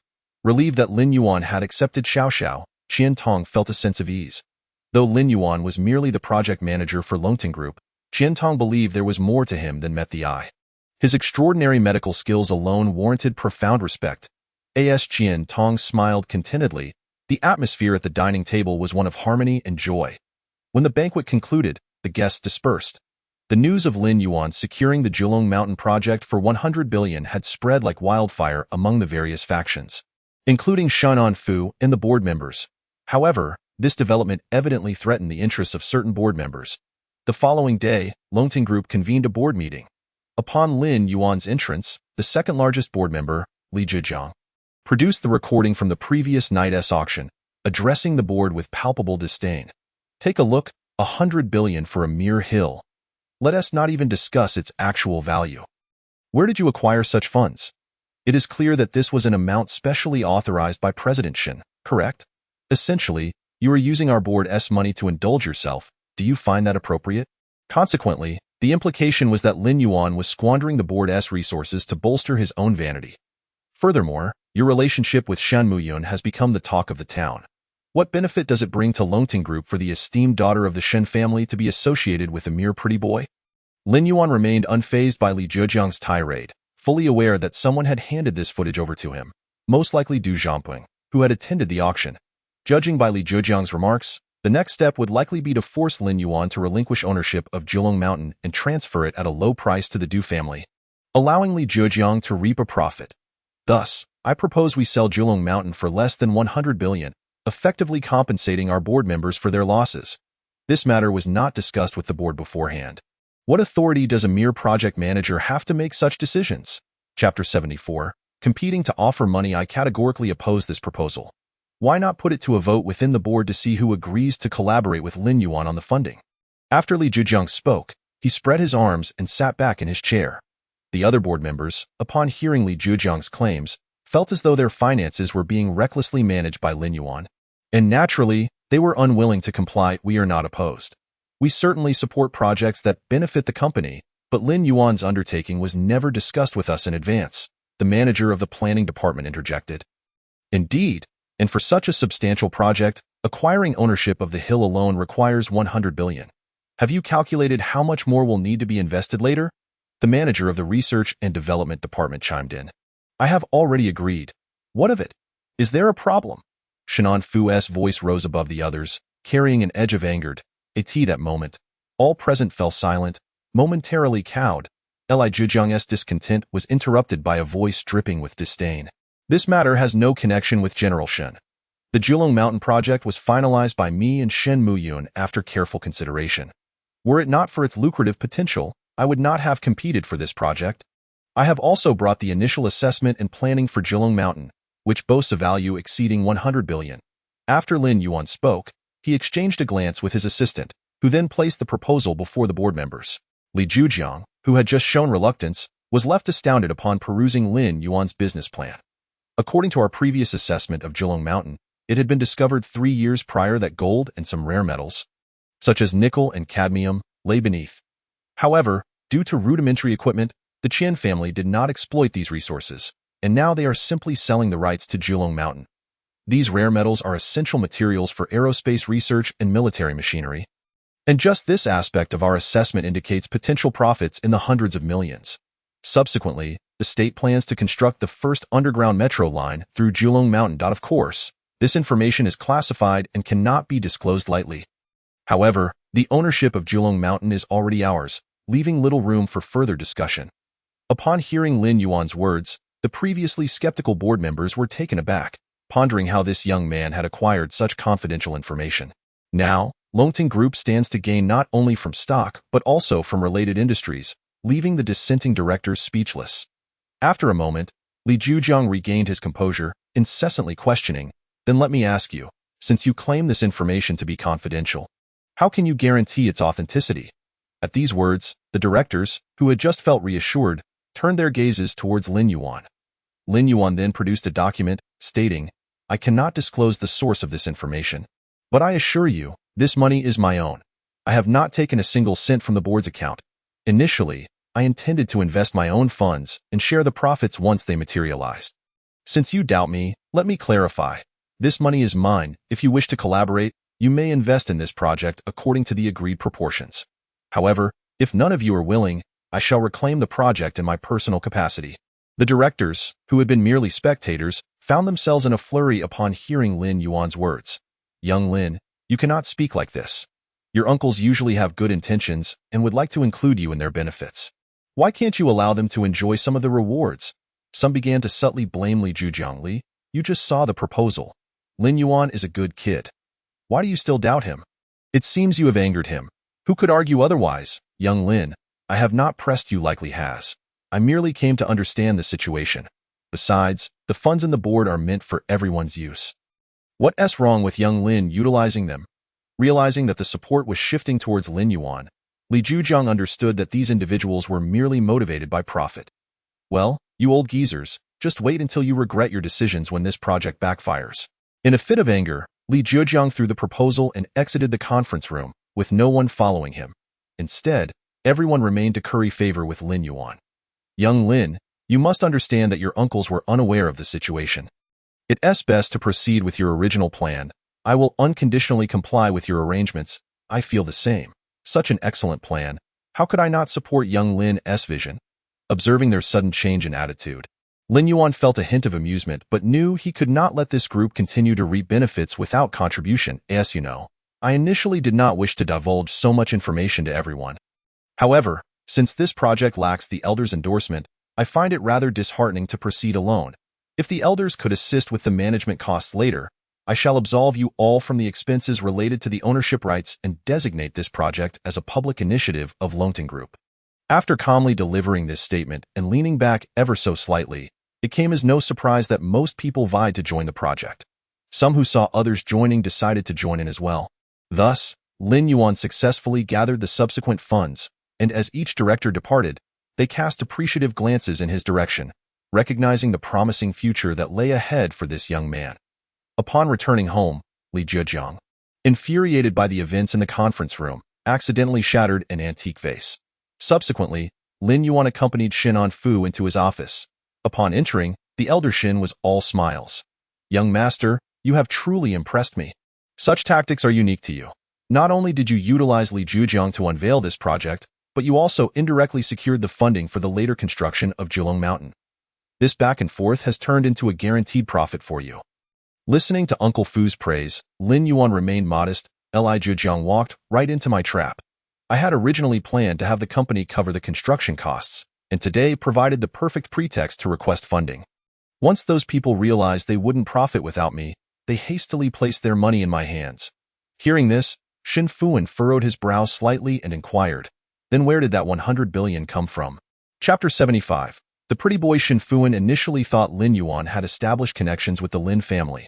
Otherwise, how could he possibly procure such a sum? "That was some small change I brought with me when I left home a few years ago. I haven't used it much since then, just traded stocks and earned some interest and invested in a few minor ventures. Surprisingly, they turned out quite well. I was merely an investor and didn't take a large share. Most of it came from stock trading." Listening to Lin Yuan recount the source of his funds, Shin Fuan couldn't help but marvel at how exceptional the Lin family's young master was, able to multiply his investments several thousandfold in just 4 years. Following this, Lin Yuan began preparing for Jilong Mountain's endeavors. After he departed, Shin Fuan cheerfully took his coffee to the window, murmuring, "Old Master Lin, your grandson truly shines wherever he goes. He is remarkable. If Yuner could truly form a connection with Lin Yuan, I would wake up laughing from my dreams. Unfortunately, this girl knows nothing." Meanwhile, after Li Zhujiang had shattered the items around him, he watched his subordinates clean up before picking up the phone to dial a number. "I've considered the matter you mentioned earlier, and I am willing to collaborate with you, on the condition that Lin Yuan is handed over to me for management." As Li Zhujiang uttered these words, his teeth ground together, revealing the depth of his animosity towards Lin Yuan. After hanging up, he seethed, "You dare humiliate me in front of so many people? I will not let you have an easy time. The Jiulong Mountain project soon began its bidding process, with Lin Yuan intending to outsource it to other enterprises, ensuring quality while minimizing construction costs. Many companies flocked to Longting Group's name, only to find Lin Yuan overseeing the project. Ever since Lin Yuan had mysteriously secured the landmark rights to Jiulong Mountain at the auction, the business community had launched a campaign against him, accusing him of lacking morals and leading a disreputable life. However, upon witnessing Lin Yuan's involvement in the Jiulong Mountain project, they were left dumbfounded. Their previous evaluations of him as a parasite dependent on Shen Muyun suddenly seemed misguided, especially as some wealthy heirs looked down upon someone like Lin Yuan. At the bidding venue, they scoffed at the notion that unworthy individuals could even attend such an event. If you don't change the person in charge, I won't be bidding for this project today. What a disgrace! Longting Group had no one competent enough to engage with me? Wang Dian from Huaxing Construction, known for being easily swayed, had learned of Lin Yuan's reputation as a pretty boy and dismissed any desire to engage with him. The staff of Longting Group were too intimidated by such wealthy heirs to know how to handle the situation. Bidding companies arrived in succession, and as they watched Wang Dian create a scene at the Longting Group's bidding venue, everyone eagerly anticipated the unfolding drama. Naturally, Qin Yue and Du Zhampeng were among those present. Although they had not secured ownership at the last auction, they could not miss the lucrative opportunity presented by Longting Group's bidding announcement. Swiftly making their way there. In terms of status, the Wang family and the Qin family were comparable, and when Wang Dian noticed Qin Yue's arrival, he attempted to temper his demeanor. Yue, what brings you here? Had I known this project was managed by that pretty boy Lin Yuan, I wouldn't have come. It's quite disrespectful. The Wang family had initially sought to arrange a marriage with the Qin family, but Qin Yue had not been impressed by such frivolous suitors and declined. Over time, the Wang family let go of this notion. It was no secret that Wang Dian harbored feelings for Qin Yue, but she remained indifferent, never offering even a smile in his direction. Shortly after, Lin Yuan arrived and, upon seeing Qin Yue, nodded in acknowledgement. She responded with a smile, leaving Wang Dian momentarily stunned. The usually aloof Qin Yue was smiling and greeting someone. Qin Yue's action left Wang Dian in a state of hesitation. Lin Yuan approached Wang Dian slowly, and Wang Dian immediately sensed the formidable aura emanating from him, causing a chill to run down his spine. Wang Dian found himself unable to meet Lin Yuan's gaze, feeling as though the piercing look contained a weapon capable of inflicting fatal harm. This was the first time Wang Dian had felt such an overwhelming presence from another person. What puzzled him even further was how a mere pretty boy could possess such a powerful aura. Yet, Lin Yuan had already arrived before him, and how could Wang Dian simply concede? His immense pride compelled him to address Lin Yuan. Are you the pet raised by the Shen family? You do look quite decent. Given your appearance, perhaps you have some connection with old Master Shen. As soon as these words escaped Wang Dian's lips, the temperature in the venue seemed to drop by 5 degrees, causing everyone present to shiver involuntarily. Wang Dian failed to grasp the gravity of the situation and continued to mock Lin Yuan with a laugh. You do possess a certain charm. Why not consider becoming friends with me? Join me and my brothers for a couple of days of fun? I assure you, I can make this bidding event quite spectacular. Although my brothers may not match the prowess of Longting Enterprises, their numbers are undeniable. If you keep us entertained, not only will I ensure your event is a success, I could even help you establish a new Longting group. As he spoke, Wang Dian attempted to touch Lin Yuan's chin, eager to feel his skin. The crowd was left in shock by Wang Dian's words, having previously heard rumors of his peculiar habits. However, witnessing him utter such propositions was almost unbelievable. Guests who had witnessed Lin Yuan's abilities at the auction tried to intervene, but Wang Dian's hand moved too quickly to, it hurts, it hurts, let go of me. In the blink of an eye, a blood-curdling scream erupted from Wang Dian, akin to the cry of a slaughtered pig. Unbeknownst to him, Lin Yuan had seized his right hand and pinned it behind his back, forcing Wang Dian to bend over in pain, turning his back to Lin Yuan. Meanwhile, Lin Yuan remained composed, his attire untouched by a single wrinkle, while Wang Dian was reduced to pleading for mercy. You little pretty boy, let me go. If my father finds out, you'll regret it. I'll make sure he withdraws all investments from Longting. Before Wang Dian could finish his threat, a powerful roar escaped his lips. Shortly after, the audience heard a sharp crack as Wang Dian's hand was brutally broken. Chapter 76. Public humiliation. All eyes in the bidding hall were drawn to Wang Dian's agonizing scream. And a crowd began to gossip and point at him and Lin Yuan. Is Lin Yuan really so arrogant as to provoke the heir of Huaxing Construction? Doesn't he know their background? What you don't know is that it was Lin Yuan who single-handedly secured the Julong Mountain project for Longting Group. Upon hearing such gossip, others quickly gathered around. Is that even possible? Can Lin Yuan really be that capable? My uncle works for Longting. This news can't possibly be false. The Julong Mountain project is backed by governmental power. It seems Lin Yuan truly has some skill. As the discussion swirled around him, Lin Yuan remained unfazed, coldly addressing Wang Dian. I advise you to watch your words. If I truly wished to settle accounts with you, I could easily cripple you. From a distance, someone leaned against a pillar, quietly observing the scene, muttering, to witness a practitioner of ancient martial arts here is quite intriguing. Lin Yuan had no desire to engage in further verbal sparring with Wang Dian. As soon as he released his grip, Wang Dian erupted in a stream of curses. Initially, Lin Yuan intended to ignore him, but he was suddenly interrupted by Shan Anfu's voice. Young Master Wang, if I am not mistaken, it seems you were in the wrong here. Shan Anfu's voice, laced with anger, silenced everyone present. If Lin Yuan's formidable aura stemmed from his strength, then Shan Anfu's commanding presence derived from his financial prowess. Even the Qin family would defer to the president of Longting Group, let alone the Wang family, who had long sought to ally with the Qins. Lin Yuan observed Wang Dian's defiant expression, as if he still wished to argue. However, Shan Anfu quickly interjected, pointing towards the surveillance cameras at the bidding site. Young Master Wang, your insults towards Lin Yuan have been recorded. I suggest you apologize to him immediately. Otherwise, this evidence will not only reach your father but also the public media. I advise you to think carefully. Shan Anfu's actions were seamless, as if he had meticulously planned this confrontation with the Wang family. But what about my arm? This brat has ruined one of my arms. I shall ensure he loses a leg in return. Wang Dian retorted angrily, his chin held high. Shan Anfu chuckled, resembling a ruler of fate. However, since Longting Group held the majority of Yunhai City's economic lifeline, in many ways, Shan Anfu was indeed a king. I believe young Master Wang lacks the qualifications to set conditions in this transaction. Wang Dian's fury intensified as he caught a glimpse of Lin Yuan's cold gaze. He viewed Lin Yuan merely as a pawn of Shan Anfu, a dog relying on his master's power. Yet, in that moment, Wang Dian found himself with no option but to lower his head and apologize. The reason all the guests had gathered was to secure the bidding rights for Julong Mountain. There was no way they would sacrifice such a lucrative deal for the sake of the Wang family. With a broken arm dragging behind him, Wang Dian slowly approached Lin Yuan and muttered a reluctant apology. Just when he thought the matter had concluded, Lin Yuan's words, as icy as frost, pierced through the air. Young Master Wang, if you require someone to teach you how to apologize, perhaps you should reconsider your place in Yunhai City. Where intelligence abounds, I fear you may find yourself at a disadvantage. The Wang family had been among the first to enter Yunhai City 30 years ago, seizing the opportunity to develop the construction industry. Yet, the financial troubles that had surfaced were not recent developments. As Lin Yuan's words hung in the air, the crowd erupted into a frenzy.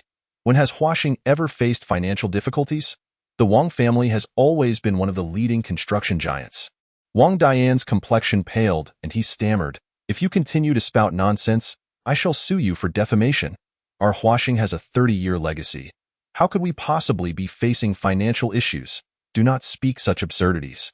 Despite his vocal denials, doubt gnawed at Wang Dian's mind. How could Lin Yuan possibly know this? His father had kept it so well hidden. Lin Yuan's eyes were inscrutable, and Wang Dian could not discern a single flaw within them.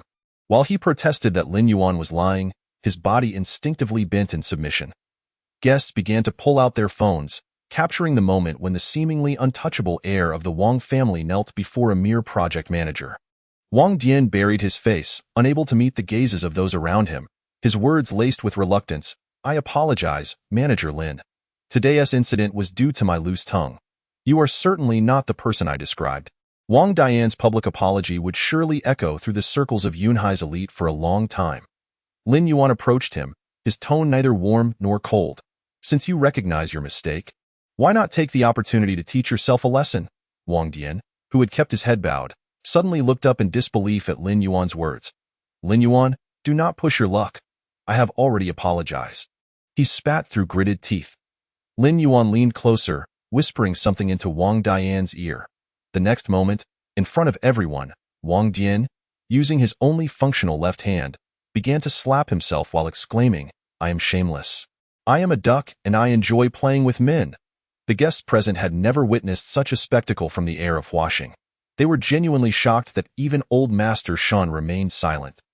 Even Qin Yue, who had always been friendly with the Wang family, merely watched with cold indifference. Indeed, when faced with profit, everything else pales in significance. Lin Yuan looked down upon Wang Dian, who alone understood the torment of that agonizing minute.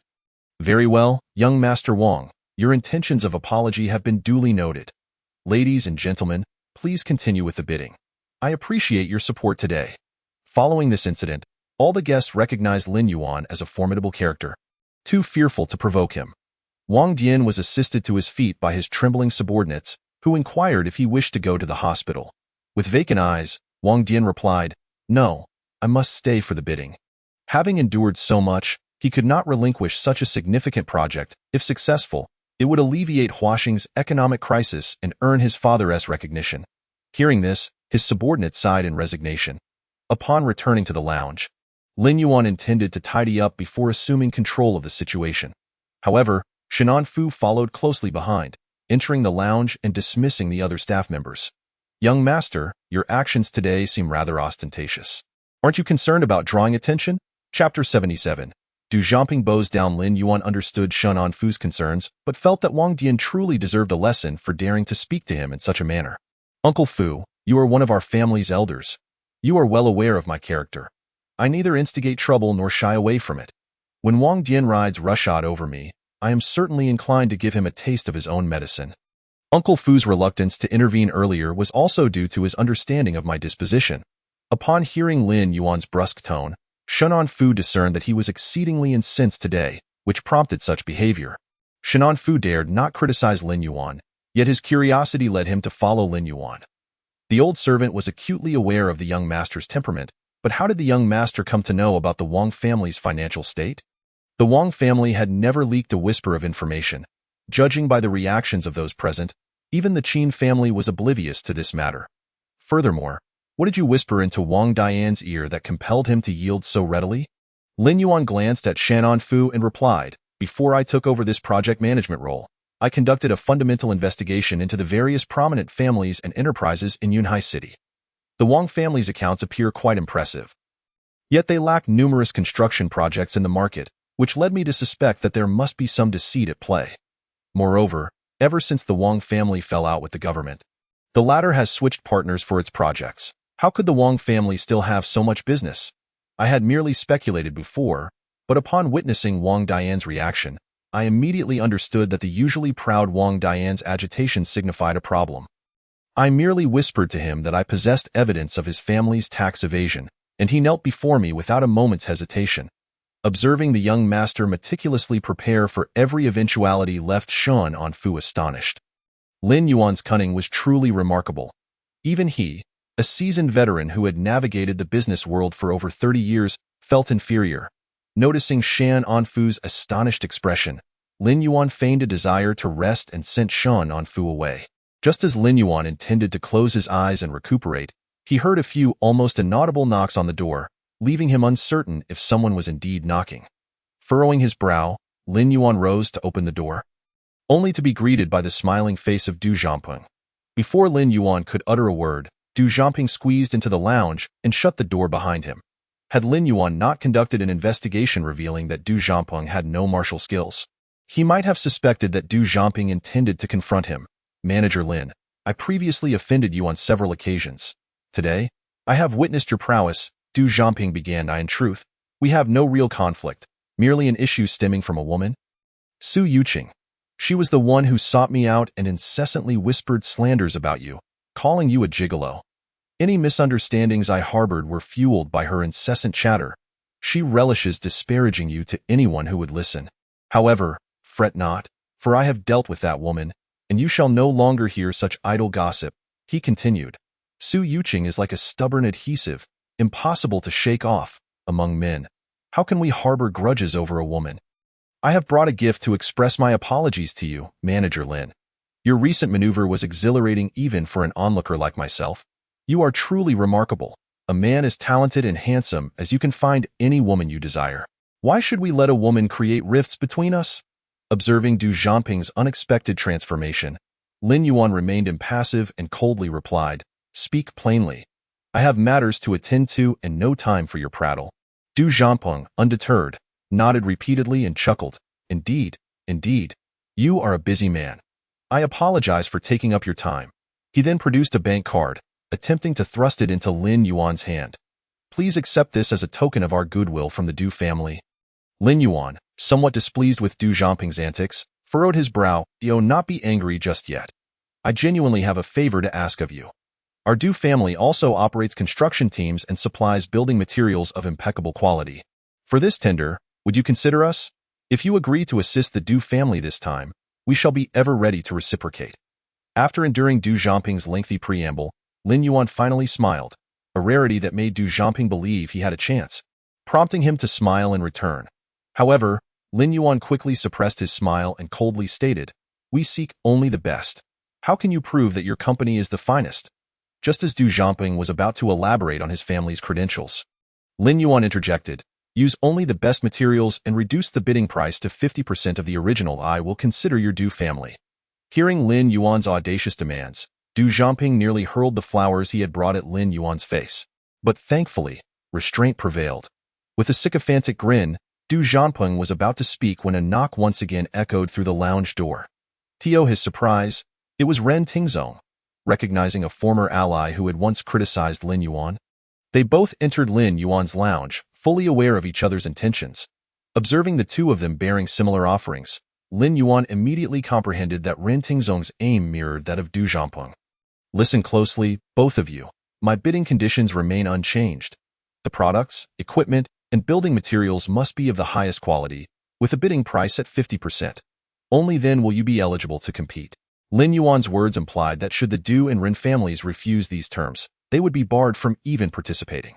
Although Du Xiaoping and Ren Tingzong stifled their indignation, Lin Yuan's demands left them stifled. As both your companies are present, I shall select only one to enter the bidding pool. I reserve the right to choose the company. With a regal air, Lin Yuan's decree left the two men, who were now bending over backward, in a fierce competition. The coveted bidding opportunity would be granted to the company that offered the lowest price, while those unwilling to comply with Lin Yuan's terms would be excluded entirely. The Jilong Mountain project represented a substantial contract for every company in Yunhai City, capable of reviving a struggling enterprise. Du Xiaoping had approached Lin Yuan in private, fully aware of this, and it seemed Ren Tingzong had similar motivations. Very well, our Du family accepts your terms. Upon hearing Du Xiaoping's concession, Lin Yuan did not rush to finalize the agreement but instead raised an eyebrow at Ren Tingzong. Chapter 78, The Clown. Realizing that the Du family had yielded first, Ren Tingzong panicked. Under pressure from Du Xiaoping, he proposed to lower the costs to 45%. Eventually, through this negotiation, Lin Yuan managed to settle on a final cost of 40%, granting the bidding rights to the Du family. Lin Yuan smiled, but the expressions on the faces of Du Xiaoping and Ren Tingzong were far from pleasant. Very well, the Du family indeed possesses greater strength. We shall finalize this matter. Subsequently, Lin Yuan ushered Du Xiaoping and Ren Tingzong out. Unexpectedly, the two nearly came to blows at the door of Lin Yuan's lounge. Carrying the project proposals from all bidding companies, Lin Yuan arrived at the main conference hall, addressing the room filled with representatives. I hope today's presentations do not disappoint. With his words, representatives from various companies eagerly prepared their materials. After over 5 hours of presentations, Lin Yuan had a solid understanding of the bids presented. Meanwhile, Shenmu Yun, unaware of when he had grown fatigued, found his head drooping. Lin Yuan retrieved a box from beside him and approached the podium. Having reviewed the proposals, he was ready to proceed with selecting companies that met the standards. From the Qin, Du, Wang, Zhou, Zhou, and Ma families, I shall select the companies I deem suitable. After making this declaration, Lin Yuan reached into the box. Rummaging for a moment before extracting a small ball, he handed the ball to his assistant, who placed it under the projector, revealing a prominent character, Qin. Let us congratulate the Qin family for securing the first place in the bidding for the Jilong Mountain project. The other companies in attendance were taken aback, then rose to applaud the alliance between the Qin family and Longting, recognizing the formidable partnership that left them in the dust. Impossible. It should have been our Du family awarded the bid. How could it possibly be the Qin family? They could never afford to lower costs for Longting's project. Du Xiaoping's words drew heated gazes from the other companies toward Lin Yuan. Manager Lin, might you clarify this? It seems there is some insider knowledge at play here.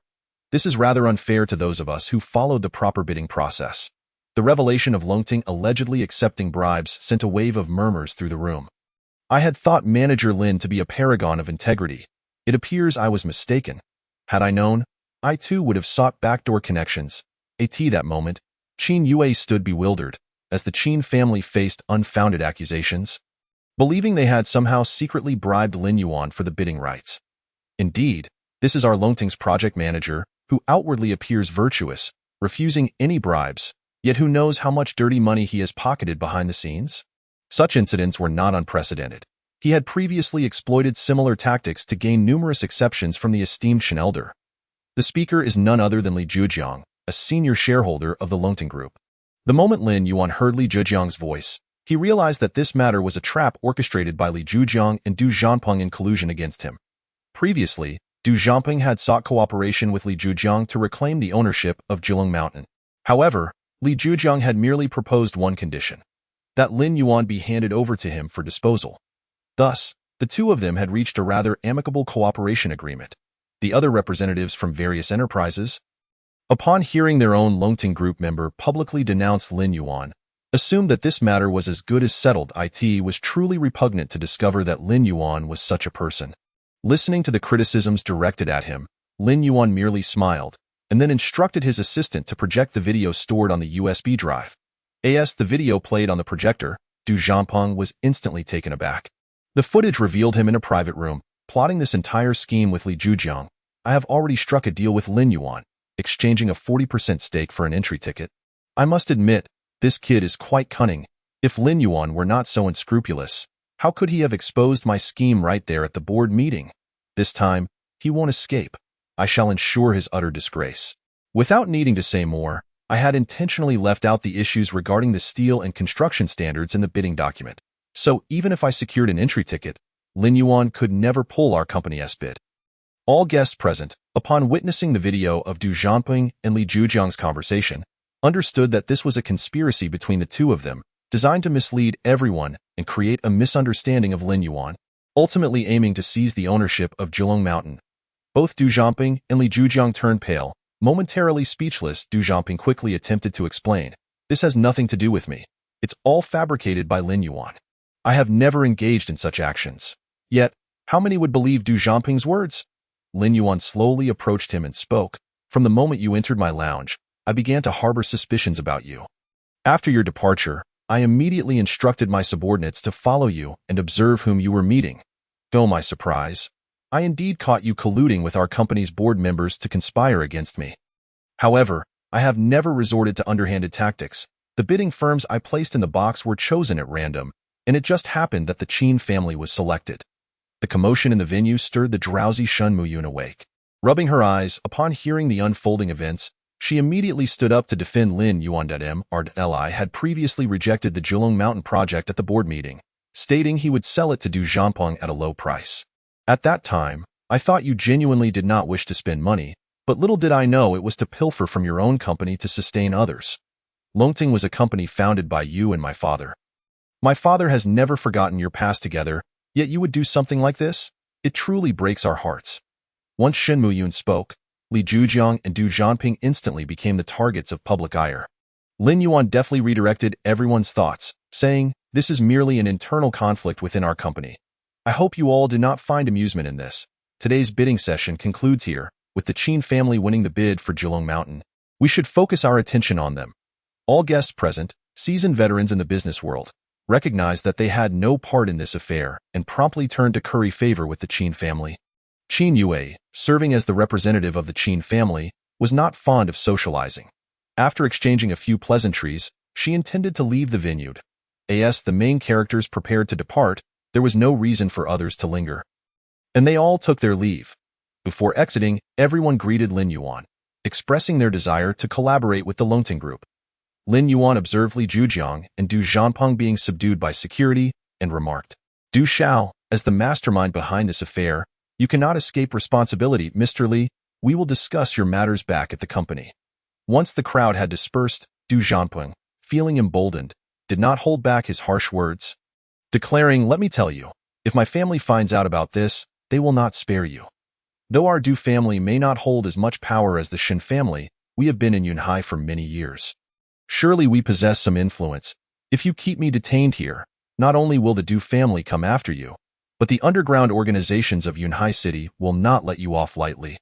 Lin Yuan remained unfazed by Du Jianping's threats and calmly handed his phone to him, saying, "Go ahead, if you're looking for help. Let us see if anyone comes to your aid today." Du Jianping, puzzled by Lin Yuan's confidence, quickly dialed his father's number. Within 10 minutes, a row of black luxury cars, Mercedes, Black Bulls, and Statues of Liberty, halted at the entrance of the bidding venue, and a throng of individuals surged inside. "Where is Lin Yuan?" they exclaimed, brandishing their weapons against the walls and tables. As a practitioner of ancient martial arts, Lin Yuan had sensed their presence the moment they disembarked. The venue's doors swung open, revealing a corpulent man with a shiny face, resembling Du Jianping to a striking degree. "What? My son from the Du family has come to this bidding meeting, and yet he is detained here? I must see who possesses such audacity." Shin Muyun, a pampered young lady, had never encountered such a scene, instinctively retreating behind Lin Yuan in fear. However, noticing Lin Yuan's unwavering stance, she felt a measure of reassurance. Lin Yuan, observing the densely packed crowd of black-clad individuals, at least 30 formidable henchmen, found the situation somewhat amusing. "I'm sorry, but the one who has kept your son here is me." Lin Yuan's response took Du Jianping's father, Du Hua, by surprise. He had not expected someone to dare speak back to him with such confidence. Just as Du Hua believed Lin Yuan must have brought backup, he scanned the room and saw Lin Yuan standing alone. With the girl hiding behind him, Du Hua found it laughable and commanded his henchmen to halt, slowly advancing toward Lin Yuan like a tiger stalking its prey. "Kid, what is your status? I have never seen you around. Do you know what business the Du family is in? Have you inquired about who I, Du Hua, am? How dare you lay hands on my son?" Listening to Du Hua's words, Lin Yuan responded earnestly, "I am merely the project manager of Longting Group, nothing more, just a product of my parents' raising. But I am quite curious about your status." Upon hearing this, the henchman behind Du Hua erupted in laughter. "This guy hasn't he even heard of the esteemed Du Hua? How audacious! Such a person is easily disposed of." Du Jianping, feeling assured of victory, puffed up with pride, declaring, "My father has vast connections. Even the president of the Chinko Society, Chang Yuan, considers him a guest of honor. These henchmen were specifically assigned to protect him. Each is a master in combat. There was once a young man who, relying on his strength and connections, acted arrogantly. Now his grave is 2 meters high." Ordinary individuals would have been frightened by Du Jianping's words, but Lin Yuan remained unfazed, as if casually discussing the price of cabbage. Seeing Lin Yuan's demeanor, Du Jianping grew even angrier, shouting at his father, "Dad, it's this person who has bound me here and ruined our family's reputation. He accuses me of colluding and embarrassing us in front of other major enterprises." Hearing his son's words, Du Hua felt an urge to smack his foolish son, yet he had to maintain a protective front in front of Lin Yuan. "Let us keep family matters behind closed doors." Thus, Du Hua directed all his ire at Lin Yuan, resolutely stating, "Today, you shall learn who one ought to offend and who one ought not." "Attack!" Lin Yuan, unfazed by Du Hua's threats, sensed Shen Muyun tugging at his sleeve in distress. "Lin Yuan, are you foolish? Quickly apologize. We can call the police after we leave." Du Hua indeed had a background in organized crime, and with so many henchmen, it was improbable that Lin Yuan could overpower them. There's no need to seek death over this. Shen Muyun's voice was filled with concern, while Lin Yuan remained unperturbed in the eyes of those henchmen. Someone like Lin Yuan, who appeared delicate and incapable of harming a fly, wouldn't he even need to be touched. Perhaps he would kneel before them. Observing the movements of these henchmen, Lin Yuan discerned their fighting styles. As the first wave of henchmen charged forward, they were all swiftly kicked back by Lin Yuan. The speed of his movements left everyone bewildered. Had it not been for Lin Yuan's clear shift in position, they would have thought the black-clad individuals had slipped. The henchmen who fell to the ground writhed in pain. Witnessing this, the remaining henchmen steeled themselves for a collective assault, hoping to win through sheer numbers. Lin Yuan, watching the oncoming group, calmly adjusted his breathing as energy surged within him. With a swift, push off the ground. He transformed into a shadow, darting into the crowd. Bang! Lin Yuan's speed was astonishing. The henchmen merely caught a glimpse of a shadow flashing before them. The next moment, they felt a sharp pain in their abdomens, followed by a sensation of weightlessness. A wave of dizziness swept through his mind, almost causing him to faint. Du Hua gazed in astonishment at the array of masters sprawled before him, rendered speechless. Lin Yuan, who had been standing right in front of him, vanished in an instant. By the time the crowd realized what had transpired, they felt a sharp pain in their abdomens and collapsed to the ground. Du Hua stared at the mass of fallen figures, utterly shocked and at a loss for words. These were all champions of national martial arts competitions. How could they have been so effortlessly defeated? He could hardly comprehend what had just happened. Du Zhanpeng, Li Zhujiang, and Du Hua were all in a state of confusion in the blink of an eye. They hadn't even caught sight of Lin Yuan's strike. The group of black-clad individuals before them had already crumpled to the ground, clutching their heads, utterly incapable of continuing the fight. Now, Du Hua understood that Lin Yuan was no ordinary person. This youth was far more formidable than he had initially perceived. Judging by Lin Yuan's recent display of strength, even Chang Yuan, the president of the Qingkou Association, might not be able to match him. At that moment, only one black-clad figure remained behind Du Hua. Du Dage. We cannot touch this person. I didn't even see his moves clearly, and my brothers are already downed. To be able to strike with precision and incapacitate a group of people simultaneously, even our president might not possess such prowess. This fellow is not an ordinary man. He is a demon. Realizing he had underestimated Lin Yuan, Du Hua recognized that the latter had kept his true capabilities hidden from everyone. As he observed the group lying motionless on the ground, Lin Yuan merely pulled out a tissue from his pocket and gently wiped his hands. For Lin Yuan, their movements had been far too slow. Before they could make their move, he had already anticipated their next actions. All he needed to do was enhance his speed, evade their attacks, and strike at their vital points. The moment Lin Yuan discarded the tissue onto the ground, a sudden applause erupted in the silent auction hall. Impressive, truly, the most formidable martial artist I have ever encountered. Du Hua, Du Zhanpeng, Li Zhujiang, and Shen Muyun were all drawn to the source of the applause. Approaching them was a man in his late 20s, with strikingly sharp eyebrows and piercing black eyes, complemented by thin, tightly pressed lips and a well-defined jawline. His tall and slender physique resembled an eagle in the night, exuding an air of aloofness yet undeniable authority, radiating a sense of dominance over the world. Lin Yuan sensed that this man was markedly different from the others who merely possessed basic martial skills. President Chang, what brings you here? With Du Hua's exclamation, Lin Yuan realized that the Chang Yuan he had heard about was indeed this young man. Lin Yuan raised an eyebrow, intrigued, and scrutinized Chang Yuan with interest. The man moved with a steady gait, his breathing synchronized, taking firm steps that conveyed a solid foundation. He too was a practitioner of ancient martial arts. No wonder he had ascended to the presidency of the Qingkou Association at such a young age. I was invited to attend this auction. I've been waiting at the entrance all along, deliberately keeping myself hidden from you, Chang Yuan explained. Upon hearing this, Lin Yuan understood where the concealed aura had originated. Now, he found himself even more fascinated by Chang Yuan. I'm aware of the events that transpired at the auction. It was indeed Du Zhanpeng's fault, and I disapprove of the underhanded tactics employed, Chang Yuan remarked, casting a glance at the disheveled Du Zhanpeng, who lowered his head in shame. Upon hearing Chang Yuan's words, Du Hua no longer cared about the details. As long as Chang Yuan could save his son, he would go to any lengths. Suddenly, Du Hua had a thought. Up until now, Chang Yuan had been undefeated throughout the land. Perhaps he could rein in Lin Yuan's arrogance. President Chang, what do you think about this matter? Although Du Hua did not finish his sentence, everyone present understood his implication. Unexpectedly, Chang Yuan, who had always obliged Du Hua's requests, flatly refused him for the first time without hesitation. I'm sorry, Mr. Du, but I am not a match for Manager Lin.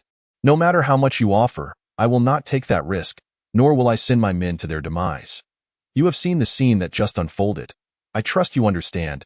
Du Hua's close ties to the Qingkou Association stemmed from his annual support, contributing 80% of their fees. Naturally, Chang Yuan would not offend such a significant benefactor, yet today, for the sake of someone he had never met, Lin Yuan, he refused Du Hua. leaving him utterly astonished. Lin Yuan found Chang Yuan's behavior rather peculiar. He sensed a familiar aura emanating from him, reminiscent of something he had encountered before. It was unexpected for Chang Yuan to suddenly stand up for him, leaving Lin Yuan puzzled about the president's intentions. Could it be merely because they were both practitioners of ancient martial arts? I advise you to promptly apologize to Manager Lin. Otherwise, not only will I refrain from interfering with any of Manager Lin's decisions, but I shall also offer my unwavering support. I hereby declare to all brothers of the Chinko Association that from now on, Manager Lin is our friend. Whenever he requires assistance, every brother must lend a hand without a word of complaint. This decree was as binding as iron. It would be adhered to by generations of Chinko Association disciples. Standing nearby, Lin Yuan was bewildered. He had no prior interactions with Chang Yuan. Why was he suddenly so accommodating? Did Chang Yuan seek some benefit from him? Even Lin Yuan found it difficult to decipher Chang Yuan's intentions. Upon hearing his words, Du Hua, a composed businessman, could not conceal his astonishment. Mr. Chang, are you truly aligning yourself with Lin Yuan? Chang Yuan nodded resolutely, showing no signs of wavering. Du Hua found himself in a predicament. The Chinko Association, under Chang Yuan's leadership, monopolized 100% of the entertainment industry within the underground forces, completely dominating the nightlife in Yunhai City. Due to Chang Yuan's capabilities, no one could shake the Chinko Association's status as the premier organization in Yunhai. With the Chinko Association's backing, Du Hua had cleared many obstacles in his path. Chang Yuan possessed all the incriminating evidence against Du Hua. This was the reason for the symbiotic relationship between the Du family and the Chinko Association. Thus, even if Du Hua was displeased, he could only endure and comply with Chang Yuan's directives. Du Hua's expression shifted abruptly as he turned to Lin Yuan, ingratiatingly saying, Manager Lin, today's incident is our fault. That rascal Du Zhangping dared to offend you. You should have mentioned your connection to President Chang. We are all family here. Might you consider sparing my son for President Chang's sake? I, Du Hua, assure you that I will never again appear before you. Whatever you say will go. Upon hearing this, everyone except Lin Yuan fell silent, awaiting his response. Lin Yuan glanced at the stout figure before him and coldly replied, What if I were to demand that your Du family leave Yunhai City? Shen Muyan felt a chill run down her spine upon hearing Lin Yuan's words. It was well known that the Du family's century-old legacy had begun in Yunhai City. If the Du family were to leave, it would be akin to starting anew. For a large enterprise like the Du family, it would spell disaster. Even if they were to start over, it would be impossible to reach their current standing in another city. As Du Zhangping remained bound to a pillar in the auction hall, he continued to curse Lin Yuan. Lin Yuan feigned ignorance, keeping his gaze fixed on Du Hua. Upon hearing his foolish son's words, Du Hua hastily approached Du Zhangping and delivered a resounding slap across his face. Du Zhangping stared in disbelief, unable to fathom that his father had struck him because of Lin Yuan.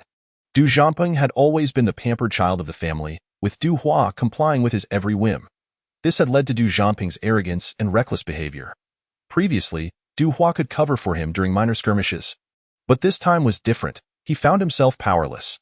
Lin Yuan was backed by the Longting Group, the largest white-collar economic consortium in Yunhai City. Presently, the largest organization, the Chinko Association, also stood behind Lin Yuan. Seeing his son's reckless comments, Du Hua felt his blood pressure spike. You wretched child, be quiet. Today's events were all brought about by you. If you do not apologize to Manager Lin, do not return to the Du family. This was the first time Du Zhangping had witnessed his father in such a rage, and it was the first time his father had struck him due to an outsider. Realizing the gravity of the situation, Du Zhangping dared not speak out again. With a glance of anger and resentment directed at Lin Yuan, he said, I apologize, Manager Lin.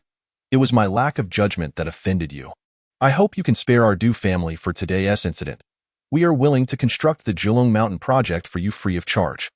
Everyone turned their attention to Lin Yuan. Awaiting his decision, Lin Yuan's deep, inscrutable black eyes exuded an air of pressure. I stand by my previous statement. If your Du family fails to comply, I have numerous ways to ensure your disappearance from Yunhai City. I do not wish for today's events to be disclosed to anyone, nor do I want to see any members of the Du family again. I firmly believe in the adage that a dog cannot change its nature. Upon hearing this, Du Hua realized that he must leave Yunhai City. In that final moment, he maintained the shrewdness of a businessman and expressed gratitude to Manager Lin. saying, "Thank you for your guidance. Manager Lin. I have come to understand." Subsequently, Du Hua departed the bidding hall, accompanied by Du Zhampeng. His eyes devoid of vitality. As Lin Yuan was preparing to return to Longting with Shen Muyun and Li Zhujiang, Chang Yuan approached him. "Mr. Lin, here is my business card. Since you have become the second in command of our Chinko Association, it is only natural that you should have the contact information of the leader." Without hesitation, Lin Yuan accepted the card, eager to learn more about the ancient martial artists, aware that Chang Yuan possessed information he sought. On the way back, Lin Yuan sat in the lavish extended Rolls-Royce, gently massaging his temples with his right hand while his left fingers idly played with Chang Yuan's business card. Suddenly, he caught sight of a line inscribed on the back. "I know you are from the Lin family and am aware of your identity." Lin Yuan furrowed his brow slightly, pondering what other secrets Chang Yuan might hold. Just then, Shen Muyun's soft voice brought him back to reality. He shook his head gently and closed his eyes to rest. Shortly thereafter, the trio arrived at the company. Lin Yuan had already informed the board members to convene for an urgent meeting, and they were likely gathering at that very moment. She led Li Zhujiang directly into the conference room, where indeed, the board members awaited impatiently. Upon seeing Lin Yuan enter with Li Zhujiang, one of the directors queried with irritation, "What is the urgent matter? You summoned us for a meeting in such haste while I was on a business trip." Another chimed in, "It better be something serious. Otherwise, we can no longer tolerate your habit of calling us at will." Lin Yuan had summoned the board members under the pretext of a significant change within the board, a meeting from which no member could be absent. Did they not consider the dismissal of one of their own, Mr. Li Zhujiang, to be a serious matter? The previously lively conference room fell silent at Lin Yuan's words. "How could this be? You must be mistaken. Mr. Li is a stalwart of Longting Group. Unless he has committed a grave error detrimental to Longting's interests, he cannot be so easily dismissed." Hong Wei-feng was the first to step forward in defense of Li Zhujiang. Soon, other board members joined in, advocating for Mr. Li, stating, "Over the years, Mr. Li has contributed immensely to Longting's development. What do you know?" Upon hearing their skepticism, Lin Yuan produced the evidence he held, presenting the surveillance footage to the board members. After viewing the video, every board member was left speechless. The very Hong Wei-feng who had just defended Li Zhujiang sighed and remarked, "Mr. Li, how could you be so foolish? Why engage in a petty feud with a mere child like Lin Yuan?" At that moment, all evidence lay before the board, demonstrating that Li Zhujiang had colluded with other companies to seek personal gain, seriously jeopardizing Longting's interests, a matter that could not be disputed. Just when everyone believed the matter was settled, Li Zhujiang suddenly interjected, "On what grounds does this pretty boy make decisions? Is there no one else capable of leading Longting? This is outrageous. I am a founding elder alongside Shen Fu." His words were filled with disdain for Lin Yuan, belittling the value of Longting. Apart from Li Zhujiang, the other board members dared not voice their opinions, bowing their heads in silence. Just as Lin Yuan prepared to speak, a steady and authoritative voice broke the stalemate. "All of this is by my authorization. If Lin Yuan's words carry no weight, do mine carry none?" Shen Fu suddenly entered, causing all present, save for Lin Yuan, to believe this was a conspiracy between Shen Fu and Lin Yuan. The board members recognized that with Shen Fu's support, Lin Yuan was not someone they could afford to offend. Upon hearing Shen Fu's words, Li Zhujiang ceased his attempts at justification. Under the watchful eyes of all, Li Zhujiang's position was revoked, solidifying Lin Yuan's standing within Longting Group. Returning to his office, Lin Yuan dialed the number on the business card. After just 2 rings, the call was answered promptly. "I knew you would be eager to call. Are you curious about the meaning of the words on the back of the card?" Chapter 82. What do you know? Hearing the voice on the other end, Lin Yuan understood that Chang Yuan had been anticipating this call. Half an hour later, "Let us meet at the CAF downstairs at Longting."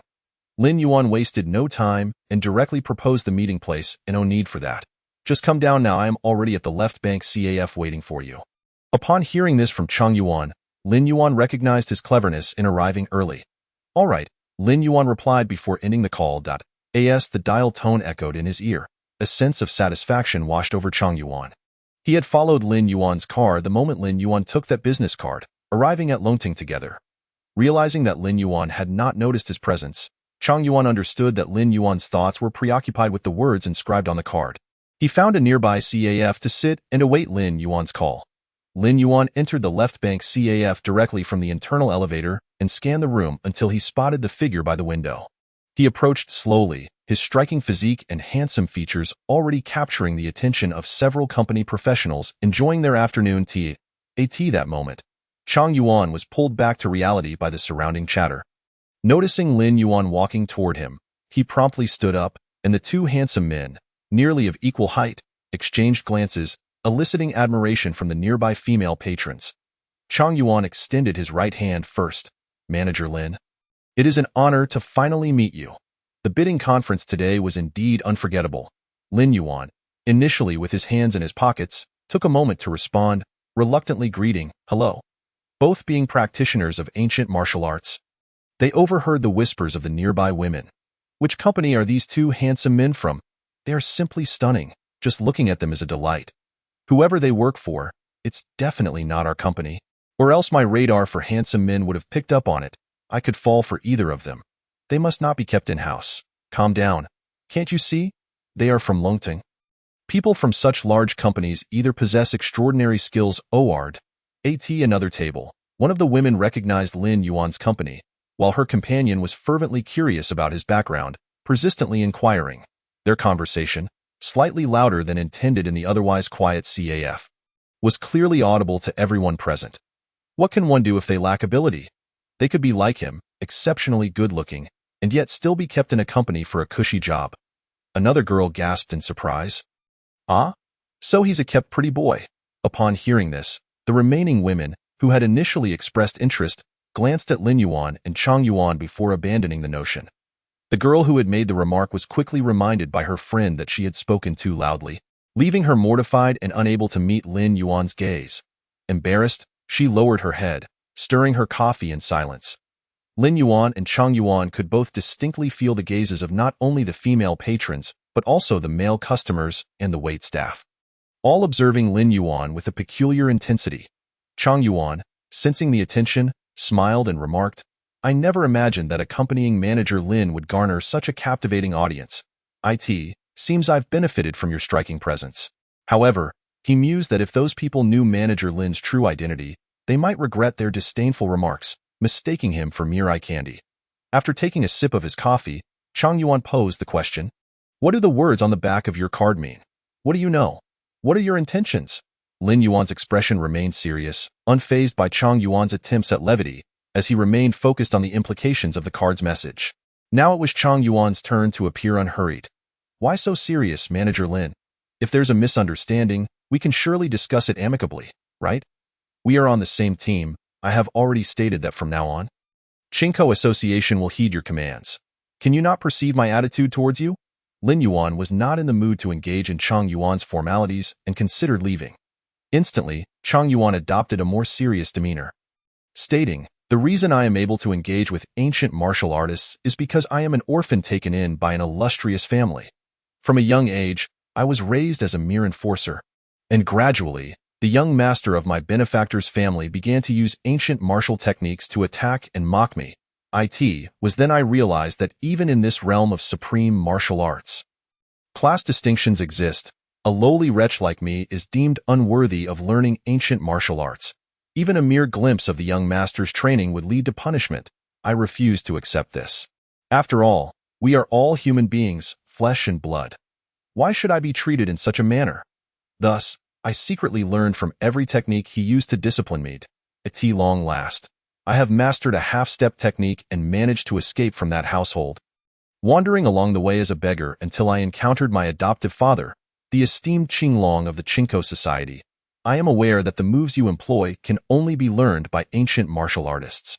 To the untrained eye, your techniques are utterly inscrutable. However, I recognize that the internal cultivation you practice is of a superior caliber. That group of inept individuals could never fathom the nature of your techniques."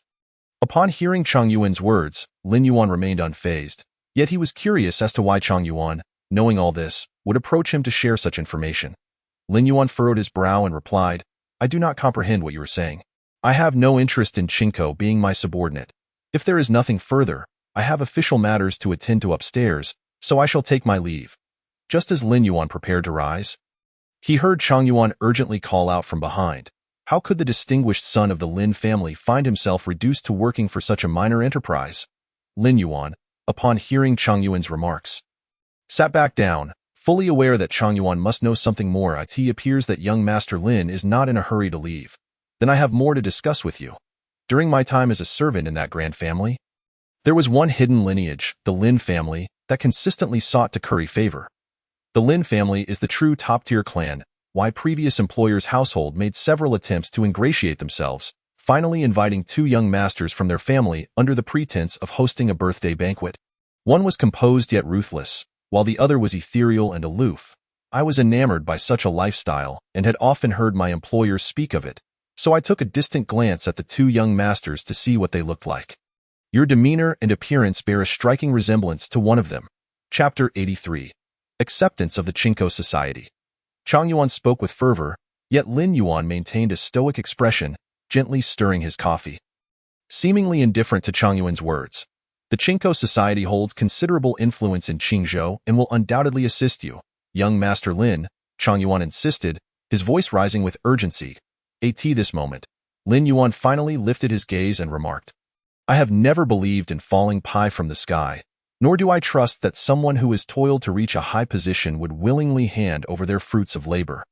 Upon hearing Lin Yuan's revelation, Chang Yuan was momentarily taken aback, and the excitement on his face subsided. Indeed, you are a scion of a noble family, maintaining such wisdom in the face of great profit. He praised, before continuing, I do have a matter for which I seek young Master Lin's assistance. Pray, enlighten me, Lin Yuan replied with a smile, lifting his coffee cup to take a sip. Are you familiar with the Weiwu boxing gym? Chang Yuan posed a name. Are you referring to the foremost martial arts gym in Qingzhou? Lin Yuan inquired, not only having heard of it but also possessing a keen awareness of its reputation. Not long ago, he had instructed Mainyang to utilize the Longmin intelligence network to investigate the ancient martial factions in Qingzhou, with Weiwu boxing gym being one of them. Indeed, Chang Yuan nodded. A week prior, Weiwu boxing gym approached us, seeking to arrange a marriage for their young master, Lu Shan. This Lu Shan is a vile creature who has harmed many women in Qingzhou. Naturally, I would not push my daughter into such a pit of fire and promptly declined. However, Lu Shan persisted, threatening to annihilate the Chinko Society if my daughter refused to marry him. Despite my years of cultivation, I have only attained the level of Mingjin, while Weiwu boxing gym boasts 5 experts in Anjin. As he spoke, a look of despair crossed Chang Yuan's face. He had painstakingly climbed to his position, stepping over numerous corpses, only to discover that his power remained feeble in the grand scheme of things. You seek me out to request my protection for the Chang family? Lin Yuan said nonchalantly. Young Master Lin, I understand this request is abrupt, but I truly have no alternative. If you would consent to make an appearance, my 500 brothers of the Chinko Society would be at your disposal, Chang Yuan fervently assured him. Lin Yuan remained silent, leaning back in his chair, his right hand lightly tapping the table. Chang Yuan felt a rising anxiety within him but dared not disturb Lin Yuan. Very well, I shall grant you this opportunity, Lin Yuan finally declared after a long pause. Chang Yuan's heart surged with joy as he quickly pledged his loyalty. Thank you, young Master Lin. From now on, you shall be the leader of the Chinko Society. Lin Yuan waved his hand dismissively. I have no interest in being a leader. You shall remain the leader. Simply carry out the tasks I assign. His willingness to offer Chang Yuan protection was not driven by a desire for the Chinko Society, but rather a necessity for assistance in his own endeavors. Much like when he accepted Wu Yi. Rest assured, young Master Lin, the Chinko Society will not disappoint you, Chang Yuan confidently asserted, feeling elated by the assurance of both status and a powerful ally. You shall handle the matters concerning the Du family, Lin Yuan instructed as he stood to leave. Yes, Chang Yuan responded with a bow. Just as Lin Yuan was contemplating returning to the company, he received a call from Shen Muyun. Where are you, Lin Yuan? IVE called you over a dozen times. Sophie's agent contacted us, stating they can only meet now to discuss collaboration. Upon hearing this, Lin Yuan frowned slightly, his face a mask of displeasure. Hadn't he previously instructed them to schedule appointments in advance and avoid last-minute meetings? Shen Muyun, on the other end, sighed helplessly. What can I do? She is an international star, and they couldn't even settle on a time for the meeting. Moreover, they only have 1 hour for discussions. This is the best they could coordinate. Lin Yuan, growing impatient, replied, 1 hour? That's too tight. How about this? Have them meet downstairs at the CAF. Shen Muyun hesitated, feeling that this was inappropriate but too timid to voice her complaints to Lin Yuan. Sensing her reluctance, Lin Yuan firmly stated, "Just do as I say. If not, then so be it. There are plenty of others eager to collaborate with our Longting group. We are not dependent on her." With no choice left, Shen Muyun reluctantly acquiesced. At this moment, Lin Yuan was already irked. The Julong Mountain project needed a star to serve as its image ambassador. After careful selection, Longting and the Qin family had chosen the recently popular star, Sophie. Upon hearing that it was a significant project and a collaboration with Longting and the Qin family, Sophie readily agreed. But now they faced this predicament during contract negotiations. Lin Yuan was unwilling to indulge the whims of such a star, but he had already discussed terms with Qin Yue, making it difficult to change at this stage. Just as these thoughts crossed Lin Yuan's mind, he received a message on his phone. "They've arrived. Meet them at the CAF. I'll head down shortly and let them find you." As Lin Yuan hung up the phone, he heard the sound of the CAF doorbell jingling, accompanied by the serveress' welcoming greeting. Instinctively, Lin Yuan glanced toward the entrance. Sophie, in an elegant floor-length white dress, appeared pure and graceful, her light flaxen hair cascading to her waist. Casually tied with two pale blue ribbons, with a few wisps of bangs framing her face, adding a unique charm, it was no wonder she was a star. She truly stood apart from the ordinary.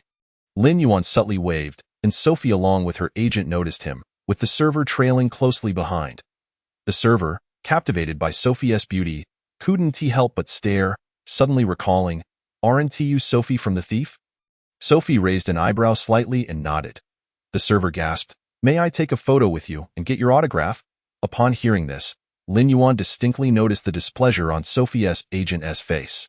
However, Sophie intervened to stop her agent and graciously agreed to the server's request, embodying the poise of a true star. After the server left, more people began to recognize Sophie and sought photos. But they were ultimately blocked by her agent. The female office workers sipping afternoon tea remarked in astonishment, "So even the pretty boys are this impressive now." As Shin Muyun was heading toward the elevator, she was stopped by her assistant, Xiaoming. "Director Shin, there's an issue with the Shanrui Group's case that needs your review." Hearing this, Shin Muyun glanced at the approaching elevator, feeling that Lin Yuan would be able to handle Sophie. So she returned to the office with Xiaoming. Meanwhile, Lin Yuan, waiting for Xiaoming, found Sophie's agent pressing for time, stating there were other commitments, so he had no choice but to present the electronic contract to Sophie for discussion. After Lin Yuan outlined the contract details, Sophie's agent stepped forward. Chapter 84. Not indulging. In addition to the conditions you just mentioned, we require a few extra stipulations. Upon hearing this from Sophie's agent, Lin Yuan raised an eyebrow. Unbeknownst to the agent, Lin Yuan's expression subtly shifted. The agent continued unabated. "First, you must strictly adhere to the working hours. Second, Sophie cannot be without at least 5 bodyguards when she is out. Third, her residence must be exceptionally quiet. Fourth, all of Sophie's needs must be met." Listening to the agent's incessant demands, Lin Yuan smirked and abruptly tossed his phone onto the table in front of him. The force of his action drew the attention of everyone in the CAF, including the server and even the owner from the preparation area, who rushed out to see what was happening. Lin Yuan scoffed, his tone sharp. "Our company previously sent you a detailed contract, which you reviewed and deemed acceptable. You came here to sign today, correct? If you have so many demands, why did you not raise them during the contract revision? Why are you quibbling with me now? Our esteemed Longting Group is indeed capable of managing our own representation. I trust that you are drawn to the connections and reputation we possess, particularly those associated with the Longting and Qin families in this industry. The principle of mutual benefit is paramount. I have already offered you a considerable endorsement at this juncture. It is rather inappropriate to present demands to me. Allow me to clarify. I am Lin Yuan, the project manager at Longting. The specifics of this project have been firmly established, and alterations are out of the question, let alone yielding to such unreasonable requests. I could easily seek out another international star, one who could eclipse your popularity." Before Sophie could process this revelation, those who had previously referred to Lin Yuan as a mere pretty face were struck dumb. "Goodness, he is indeed Lin Yuan from Longting Group. I have heard our general manager speak of his efficiency, decisiveness, and unwavering focus. Yes, my superior has echoed similar sentiments and mentioned that a newcomer had boldly taken on the role of project manager, excelling remarkably. So it is this dashing gentleman after all. My word, how impressive he is, both in looks and capability. When might I encounter such a superior?" he outright dismissed Sophie's demands without indulging her. After all, she is the only domestic female star thus far invited to walk the red carpet internationally. Did you not hear? Sophie's rising status has brought with it greater expectations, yet manager Lin of Longting, with his straightforward methods, certainly does not entertain repetitive negotiations and is bound to lose his temper. Sophie quickly discerned that Lin Yuan was not one to be trifled with upon hearing his name. Her demeanor shifted to one of trepidation. Initially, she had planned with her manager to play contrasting roles, one as the antagonist, the other as the ally. However, she could not afford to jeopardize the collaboration with Longting and the Qin family, fearing that such a promising project might be snatched away by the lesser-known Sun Qianqian, leaving her in deep regret. Most importantly, if this project succeeds, Sophie would establish a connection with Longting, alleviating her fears of lacking support in the future. Observing Lin Yuan's commanding presence and his resolute demeanor, Sophie began to entertain alternative ideas. Rather than align herself with an unattractive, portly director, dependent on affluence as a mistress, she considered the merits of pursuing a relationship with someone as charismatic as Lin Yuan. Should they eventually marry? It would indeed be a delightful outcome. She promptly adopted a demure expression and addressed Lin Yuan, saying, "I apologize, Manager Lin. These regulations have been established by the company, and I am powerless to alter them. For the sake of my safety and mystique, since you have articulated your stance, let us proceed with signing the original contract. Whatever you say goes. I will communicate your position to the company, and if necessary, I shall advocate for our case. Let us exchange contact information, so we may communicate any developments." Upon hearing Sophie's words, her manager instantly recognized her burgeoning interest in Lin Yuan. Lin Yuan was no novice. He had encountered countless beautiful women in his family. His relatives were far more attractive than any starlet. Moreover, Lin Yuan quickly grasped the dynamic between Sophie and her manager. Unfazed by Sophie's overtures, he responded with a hint of impatience and irritation. "Your theatrics do not concern me. If you wish to sign this contract today, refrain from any further irrelevant discussions. There are others awaiting to interface with you for subsequent projects. This matter does not warrant my attention." As soon as Lin Yuan uttered these words, Sophie felt her composure slip. A female star cannot afford to lose face before so many onlookers. After regaining her composure, she refrained from further commentary. Lin Yuan's behavior left those who had come to witness the commotion utterly astonished. Those very female office workers who had previously derided Lin Yuan as a mere pretty boy hastily gathered their belongings and fled. Fearing retribution. Goodness, Sophie is the only domestic female star to have graced the covers of the most prestigious magazines, films, and interviews. How could Lin Yuan have so easily subdued her? What manner of individual is Lin Yuan? His commanding presence could easily convince one that he is the general manager of Longting. I cannot believe he is merely a project manager. Indeed, Lin Yuan is exceptionally impressive. It is hard to fathom that Longting could sustain someone of his caliber. Truly, one cannot judge a book by its cover. Such striking beauty is accompanied by formidable talent. The office workers who had previously looked down upon Lin Yuan were now in awe, eager to offer their business cards in hopes of establishing rapport. Seeing that she could gain nothing further, Sophie, concerned about being recorded by others, hastily fabricated an excuse of a prior engagement and quickly departed with her manager. Lin Yuan, having solidified the contract terms, felt assured that the other party would not resort to tricks. The following day, news of Sophie's diva behavior at the CAF made headlines. Upon seeing the report, Lin Yuan could only chuckle, viewing it as a mere source of amusement. Soon after, Shen Muyun rushed to seek him out, inquiring about the news coverage. Lin Yuan calmly recounted the events to Shen Muyun, who, upon hearing the details, became visibly agitated. "I was unaware of the intricacies yesterday. Having viewed the videos posted by netizens today, it is genuinely infuriating. Perhaps I should approach Sophie's manager to formally terminate our contract. Given the uproar from yesterday's incident, Sophie's public image must surely suffer. If we continue our collaboration with her, it may reflect poorly on our company, appearing overly accommodating. What if other lesser-known stars begin to take advantage of us?" Chapter 85. The ex-wife appears. Seeing Shen Muyun angrier than himself, Lin Yuan couldn't help but laugh, finding her frustration somewhat endearing. Shen Muyun looked at Lin Yuan quizzically, wondering if she had inadvertently done something amusing. "Do not misunderstand.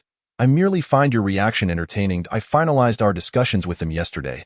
There is no need for you to intervene."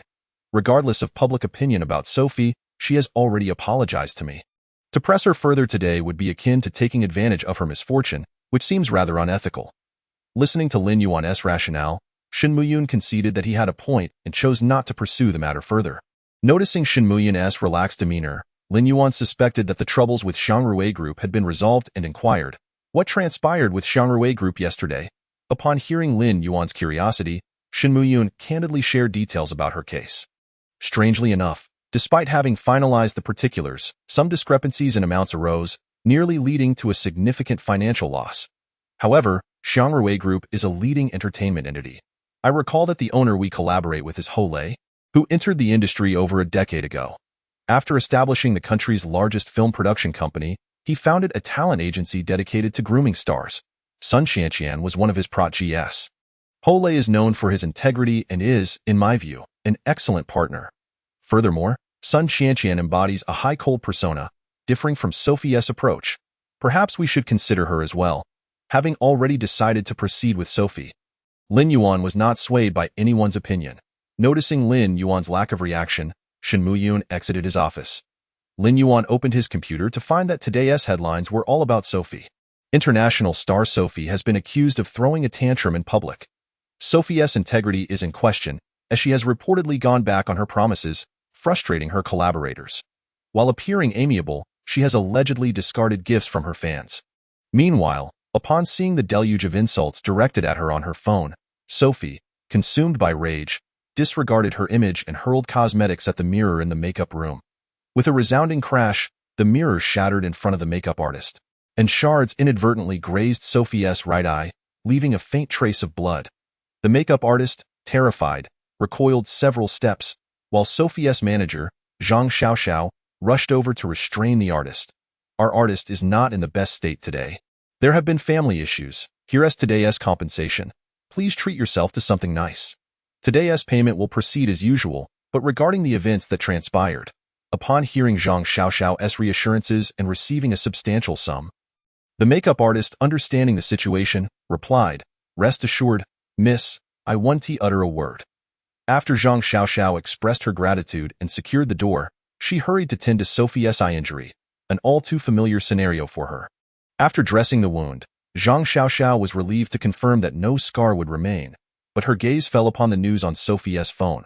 Swiftly, she snatched the device and remarked, "Why bother with those people? I've seen it. It's clearly a coordinated attack by competitors. Consider this. In light of recent events, the one who must be most pleased is undoubtedly that individual from Xiangrui Entertainment. Why should you allow yourself to be agitated by the disparaging remarks of Xiangrui Group?" Sophie understands this deep down. However, her youthful fervor leads her to feel increasingly irate, prompting her to seek out Lin Yuan and demand a clear explanation from him for the public. Seated in his office, Lin Yuan received a call from the receptionist, Mary, informing him that two women were inquiring about him, which struck him as peculiar. Mary added, "The young lady did not disclose her name, only stating that she is a friend of yours. Should I allow them entry?" Lin Yuan assumed that since they were women, there likely wasn't any serious matter at hand. Curiosity piqued, he pondered when he had become such good friends with any girls. Before long, a knock echoed at his door. "Come in," he called. To his surprise, the visitors were the long-absent sisters, Su Yuqing and Su Yusin. Upon seeing them, Lin Yuan grasped the meaning behind the receptionist's words. Out of courtesy, he invited them inside and inquired, "I am unaware of when my ex-wife, who has been slandering me, became such a close friend of mine. When Mary informed me, I was perplexed about when I had befriended two young ladies. It turns out to be you too." Observing the sisters from the Su family, Lin Yuan noted an unsettling intensity in their expressions, a glimmer of malice.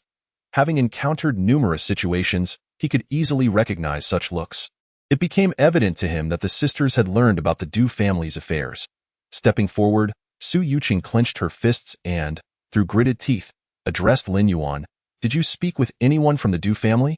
Why has Du Zhangping ceased all contact with me since returning from the bidding meeting?"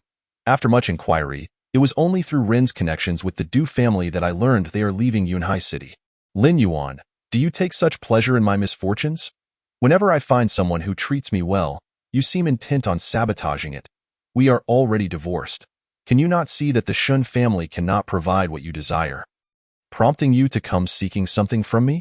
Listening to Su Yuqing's desperate outburst, Lin Yuan maintained a stoic demeanor, devoid of any emotional response. In fact, he found her presence distasteful, unwilling to meet her gaze. He coldly replied, I am at a loss as to where you derive your confidence. I possess both a house and a car now, and whether I am being supported or not is irrelevant. Since our separation, my life has improved considerably. Why would I wish to entangle myself with you again? The Du family's disregard for you is their own affair. You may inquire with Du Zhongping about that. Have you never considered his reputation? It was your choice to leap into this quagmire. Why blame me? The Du family has employed various means, overt and covert, to target me. Why leniency in sparing him is already an act of great mercy. Regardless of Lin Yuan's assertions, Su Yuqing had already resolved in her heart that he was the orchestrator behind the scenes, and she was unwilling to let the matter rest. Gazing into Lin Yuan's frigid eyes, she felt as though something irrevocable had been lost. Chapter 86. Collective protest. I possess both a house and a car now, and whether I am being supported or not is irrelevant. Since our separation, my life has improved considerably. Why would I wish to entangle myself with you again? The Du family's disregard for you is their own affair. You may inquire with Du Zhongping about that. However, you are merely as you are. Have you never considered Du Zhongping's reputation? The scion of Yunhai's elite? It was your own choice to jump into this fire. Why blame me? Moreover, Du Zhongping has not only offended me but has also crossed paths with my associates at Longting Group, which has necessitated their departure. Regardless of Lin Yuan's assertions, Su Yuqing had already resolved in her heart that he was the orchestrator behind the scenes, and she was unwilling to let the matter rest. Gazing into Lin Yuan's frigid eyes, she felt as though something irrevocable had been lost. I do not believe your words. I will seek out the Qin, Rin, Wang, and Zhu families, or any family that attended the bidding meeting that day, to inquire about what transpired. What devious schemes did you, the scoundrel, engage in behind my back? Lin Yuan had little desire to elucidate the matter to Su Yuqing. Only he comprehended the true nature of the situation. He pressed the intercom, summoning security to escort the two women from his office. As he observed Su Yuqing and Su Yusin being dragged away while hurling insults, Lin Yuan felt a pang of disdain. Su Yuqing was no longer the woman he had once cherished during their marriage. Now, she merely repulsed him. Intending to return to his paperwork, Lin Yuan was distracted by the uproar outside his door, which showed no sign of abating. He is a man who lives off women, having deceived me into providing for him while I was married. Now that he has found a new benefactor, he has discarded me. I have resigned myself to this fate. But who knew that this new boyfriend would be ruined by Lin Yuan? Your manager Lin is precisely this sort of person behind the scenes. What standards does Longting Group employ in its hiring practices, allowing such a person to remain in your company? Su Yusin chimed in, concocting further unfounded accusations against Lin Yuan. Naturally, Lin Yuan's colleagues, upon hearing such explosive claims, eagerly disseminated the information to other departments, leading to a sizable crowd gathering in the project department, most of whom were there merely for the spectacle. Hearing the commotion, Lin Yuan stepped outside, saying nothing but leaning against the door. Quietly observing Su Yuqing's frenzy, a few astute co-workers recognized Su Yuqing's identity and whispered, "Those two are the daughters of the Su family. I've been following the news for so long and wasn't aware that the eldest daughter had ever been married. This circle is so chaotic. How could one possibly discern the truth?" Another remarked. "Look at Manager Lin, who appears so poised and distinguished. Could he truly be the sort of person to engage in such underhanded tactics?" Another female colleague shook her head, expressing her disbelief. "Indeed, I used to admire Manager Lin. He hardly seems like someone who has been married before. I had thought that perhaps I could have a story with him. You re just dreaming?" Chairman S' intention is clearly to nurture Lin Yuan as a son-in-law and successor. How could you possibly have a chance? If Chairman Shen were to discover Lin Yuan's marital history, would he still entrust his granddaughter to him? As Lin Yuan listened to the gossip swirling around in his office, his displeasure mounted, prompting him to step forward. He glared at Su Yuqing on the floor and coldly remarked, "Is it your intention, as a daughter of the Su family, to ruin your own reputation in such a manner?" Su Yuqing, as if seizing upon evidence, immediately stood up, portraying herself as the victim, tearfully declaring, "He has always treated me this way. Now, in front of all these people, you dare to say this? Let them judge." Witnessing Su Yuqing's obstinate behavior, Lin Yuan resolved to grant her no further leniency. Her disgrace was of her own making. It was you who proposed the divorce. I attempted to persuade you otherwise, but you refused. Lin Yuan's explanation held no weight in the eyes of those present, leaving them bewildered and unsure of whether he was indeed the scoundrel Su Yuqing claimed. To reinforce their credibility, Su Yusin interjected before everyone, "You, the man who abandoned his wife, are still trying to justify yourself, and my sister has always been the victim. Your words are utterly untrustworthy. Even my master, the old man, is aware of your true character. Do you think you can alter your testimony before so many?" As soon as Su Yusin spoke, the office erupted into chaos. If the elderly master recognized Su Yusin as his disciple, it became clear who was lying, the Su sisters or Lin Yuan. Goodness, how could a venerable elder of such advanced years take on a young girl as a disciple? Clearly, Su Yuqing's claims were mostly unfounded. To Lin Yuan's dismay, as Su Yusin's words sank in, the tide of opinion in the office shifted overwhelmingly in favor of the Su sisters. Lin Yuan, witnessing this turn of events, felt a surge of irritation. He thought to himself, Su Yuqing is truly repugnant. Manager Lin may possess considerable capability, but his character leaves much to be desired. Could such a person lead our project team without the company being manipulated at will? This situation compelled me to contemplate changing jobs. My previous husband was just like this. No matter how I tried to escape, I never could. I empathize with Su Yuqing's plight. Longting must provide us with an explanation. Keeping such an individual in the company warrants clarification. Yes, Longting must explain to us, as well as to the Su sisters. Lin Yuan observed his subordinates, who appeared ready to revolt, openly voicing their grievances. Frowning slightly, he declared in a voice that resonated throughout the office, "I warn you just once. Return to your work." At his words, an eerie silence enveloped the room for half a minute before someone dared to speak up. Longting must provide us with an explanation. Gradually, more voices joined in, echoing, Longting must provide us with an explanation. The two sisters of the Su family exchanged a triumphant glance upon witnessing the unfolding scene. I took a moment to observe who would dare to offer an explanation.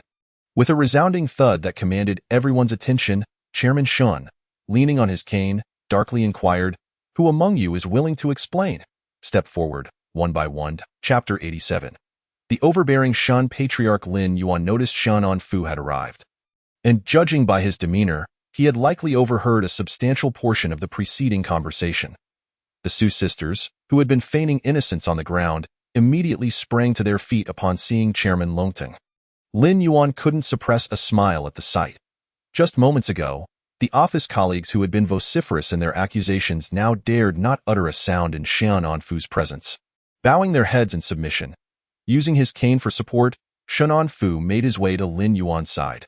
Standing before all the employees, "I do not understand how you can place your trust in an unfamiliar outsider," he stated firmly. "Let me clarify. Manager Lin is someone I have invested significantly in recruiting. Initially, he held my small company in disdain, but after 2 attempts, he agreed to join out of sympathy for my age. Moreover, Manager Lin made it clear from the outset that he would not remain with us for long. At most, 3 years. Yet since assuming the role of project manager, look at the substantial projects we have acquired. Each of you has seen your salaries double, and now, you question your superior based on the words of some unknown individual? We at Longting do not require such individuals among us. You would do well to leave promptly. Should you refuse to step forward, I shall review the security footage and identify who spoke out. Longting has never lacked capable individuals, but Lin Yuan was personally recruited by me. Regardless of what others may say, I am acutely aware of Lin Yuan's character. Anyone who dares to slander him is directly opposing me, Shan On Fu, and by extension, the entire Longting. I assure you, those who instigated trouble today will find it impossible to secure future employment." Upon hearing the chairman's words, the employees present fell silent, some even regretting their actions and contemplating kneeling to apologize to Lin Yuan. Su Yuqing, infuriated by Chairman Shan's defense of Lin Yuan, exclaimed, "Uncle Shan, I fail to comprehend. What has Lin Yuan done to merit such protection?" In response to Su Yuqing's remarks, Shan On Fu dismissed her with indifference, while Lin Yuan understood that Uncle Fu regarded Su Yuqing with disdain. Before she could utter another word, Shan On Fu retorted, "Young lady, your family's products will rely on collaboration with our subsidiaries.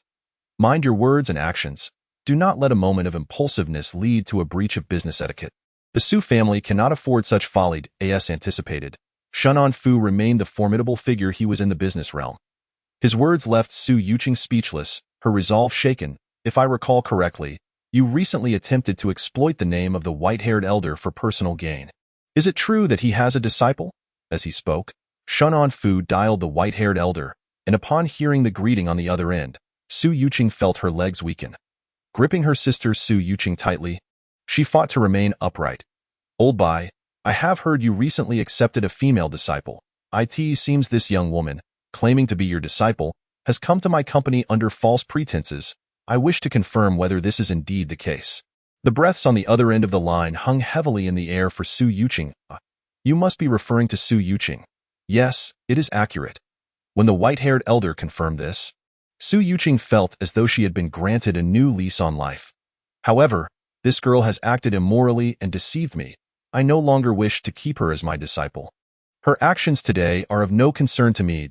As for the young man, Lin Yuan, I hold him in high regard. Should I take on another disciple, it would only be him. The white-haired elder's voice was neither too loud nor too soft. Perfectly audible to all present, upon hearing this, Su Yuqing's vision darkened, and she collapsed to the floor. The employees, now aware through the white-haired elder's words of the Su sisters' fabrications, understood that their claims about Lin Yuan were baseless. As Lin Yuan listened to the truth being unveiled, he felt a sense of vindication, yet he was not particularly elated. Instead, he recognized Su Yuqing's true nature.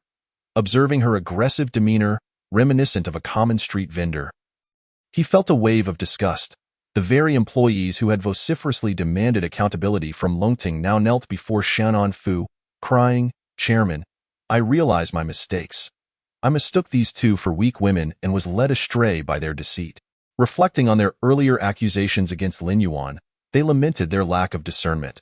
They pleaded for leniency, hoping their years of service would grant them forgiveness. Witnessing this, the other employees quickly followed suit, filling the office with a cacophony of remorse.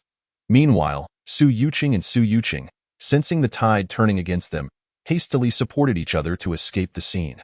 Lin Yuan noticed but dismissed Su Yuqing, now viewing her as little more than a pest. However, Shunan Fu, observing the commotion, furrowed his brow, finding the noise intolerable.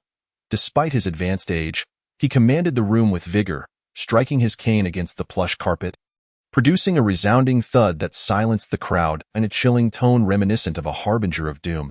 He addressed the employees, "You need not speak to me. What I require is Lin Yuan's satisfaction." Recognizing their folly, the employees, no longer foolish, immediately knelt before Lin Yuan, pleading for mercy. "Manager Lin, whatever punishment you deem fit is acceptable, as long as we are not dismissed. Even if it means having our salaries or foregoing pay for 6 months. We will accept it." These individuals understood that Lin Yuan was their lifeline. Without Longting, they would be left to languish at home. They deeply regretted their earlier provocations but recognized that their actions had already set the course. Lin Yuan regarded the kneeling individuals with disdain, forcefully shaking off their hands. Chapter 88. Regret. The closest individuals to Lin Yuan felt his contempt and refrained from touching him further. Shunan Fu, satisfied that his involvement was no longer necessary, turned to leave, leaving the matter to Lin Yuan. Even after Shunan Fu's departure, the tense atmosphere lingered, with the most palpable pressure emanating from Lin Yuan. The employees realized they had gravely offended the wrong person. In an act of self-flagellation, the employees who had initially instigated the confrontation began to slap their own faces, the sound echoing throughout the office. Observing this drastic shift, those who had refrained from joining the fray felt a sense of relief, grateful they were not among those kneeling in shame. Lin Yuan, witnessing the self-inflicted punishment, frowned slightly and spoke in a low, resonant voice, "You may all rise." Those still kneeling hesitated, exchanging glances, uncertain whether to comply. "If you do not rise now, you may never have the chance again. This is your only opportunity." With this ultimatum, the employees scrambled to their feet. Except for the individual who had struck himself, the remainder faced a penalty of halved salaries, no promotions or raises for a year, and no year-end bonuses. Those who could accept these terms were welcome to stay. Upon hearing this, no one dared to refuse, yet the one who had struck himself was indignant and began to shout, "What do you think you are? just because others call you Manager Lin. You think you're self-important? I have no intention of working under you any longer. I will see whether your Longting can endure longer than I can. Nearby security personnel, having received Lin Yuan's signal, promptly ejected the individual from the premises, leaving an atmosphere thick with tension and the echoes of his insults. Everyone held their breath, too intimidated to exhale in Lin Yuan's formidable presence, sensing that matters had been sufficiently resolved. Lin Yuan prepared to return to his office. At that moment, a soft, somewhat nervous voice called from the doorway, "Manager Lin, I need to speak with you." Recognizing the voice, Lin Yuan turned to see Su Fei standing at the entrance, flustered alongside her assistant, indicating they had been there for some time. Having witnessed the earlier events unfold, Su Fei was acutely aware of Lin Yuan's formidable presence and was apprehensive about approaching him. Without uttering a word, Lin Yuan nodded gently, signaling for Su Fei to follow him into his office. As they entered and closed the door, the employees who had been frozen in place finally dared to inhale deeply. "Oh my, Manager Lin was personally invited by the chairman. Why hasn't anyone mentioned it? It truly feels like we've stumbled into a minefield. Let us not speak further. If Manager Lin hears us, we'll be in deep trouble. Who exactly is Lin Yuan? To have garnered such a personal invitation from the founder of Longting, and even be able to set conditions, it's clear that Manager Lin is no ordinary individual. All right, let us cease this discussion and get back to work." After a gentle reminder from Lin Yuan's assistant, some employees noticed that those who had erred earlier were quietly wiping away tears. With a resigned sigh, not knowing how to comfort them, everyone could only return to their tasks. Once Lin Yuan entered the office, he instructed his assistant to pour 2 cups of coffee for Sophie and Zhang Xiaoxiao. Sophie gazed at the cup before her, her mind swirling with the chilling words Lin Yuan had just spoken, rendering her unable to concentrate. As Sophie slowly lifted her coffee, Lin Yuan resumed a normal tone and inquired, "What brings you to me?" Hearing his voice made Sophie nearly spill her coffee from a sudden jolt. Having encountered numerous grand occasions and influential figures, she had never before met someone with such a commanding presence as Lin Yuan. In her heart, she vowed never to underestimate him again. Lin Yuan observed Sophie sit up a little straighter, cradling her coffee like a schoolgirl, which struck him as rather amusing. He perceived her as a blend of beauty and naivety. "I came to see you today in hopes that you could clarify the CAF incident from yesterday to the public. You've likely seen those comments. I acknowledge some of the criticisms, but the rest are mere slander against me, Sophie, and I refuse to accept them." Upon understanding Sophie's intent, Lin Yuan promptly declined, stating, "This matter does not concern me. It is your own issue. I will not clean up after others. You ought to contemplate how to manage your own crisis communications." Had it been any other time, Sophie would have been furious at such a response, but having witnessed Lin Yuan's capabilities today, she dared not say anything further. She softly uttered a thank you before pulling her manager away. Watching Sophie hurriedly retreat, Lin Yuan found her somewhat amusing. As the day neared its end, just as Lin Yuan was preparing to pack up, Shin Muyun barged into his office unannounced, feigning concern over the events of that afternoon. Word of today's incident has spread throughout the company, and now everyone is curious about your background. Some say you are a rare genius, while others claim you are an heir from a prestigious family. Others even suggest you are a reclusive monk, which I find utterly ridiculous." Lin Yuan observed Shin Muyun's audacity as she mocked him in the office. And glancing at the time, he grew impatient and asked, "If you have something to say, please get to the point. Otherwise, I'm leaving." As he spoke, he picked up his car keys, ready to depart, but Shan Muyun quickly grabbed his arm. "Wait, do you recall Shangrui Entertainment? Their CEO, Hole, invited me to a bar and mentioned discussing a project. The negotiations are nearly complete, and I have little to discuss with them. Since Hole is a leading figure in the industry, it would be rude to decline. Why don't you go in my place? Just say I'm unwell, and it would be just as effective if Manager Lin were to attend. Besides, I know you've been wrong today and are in a foul mood.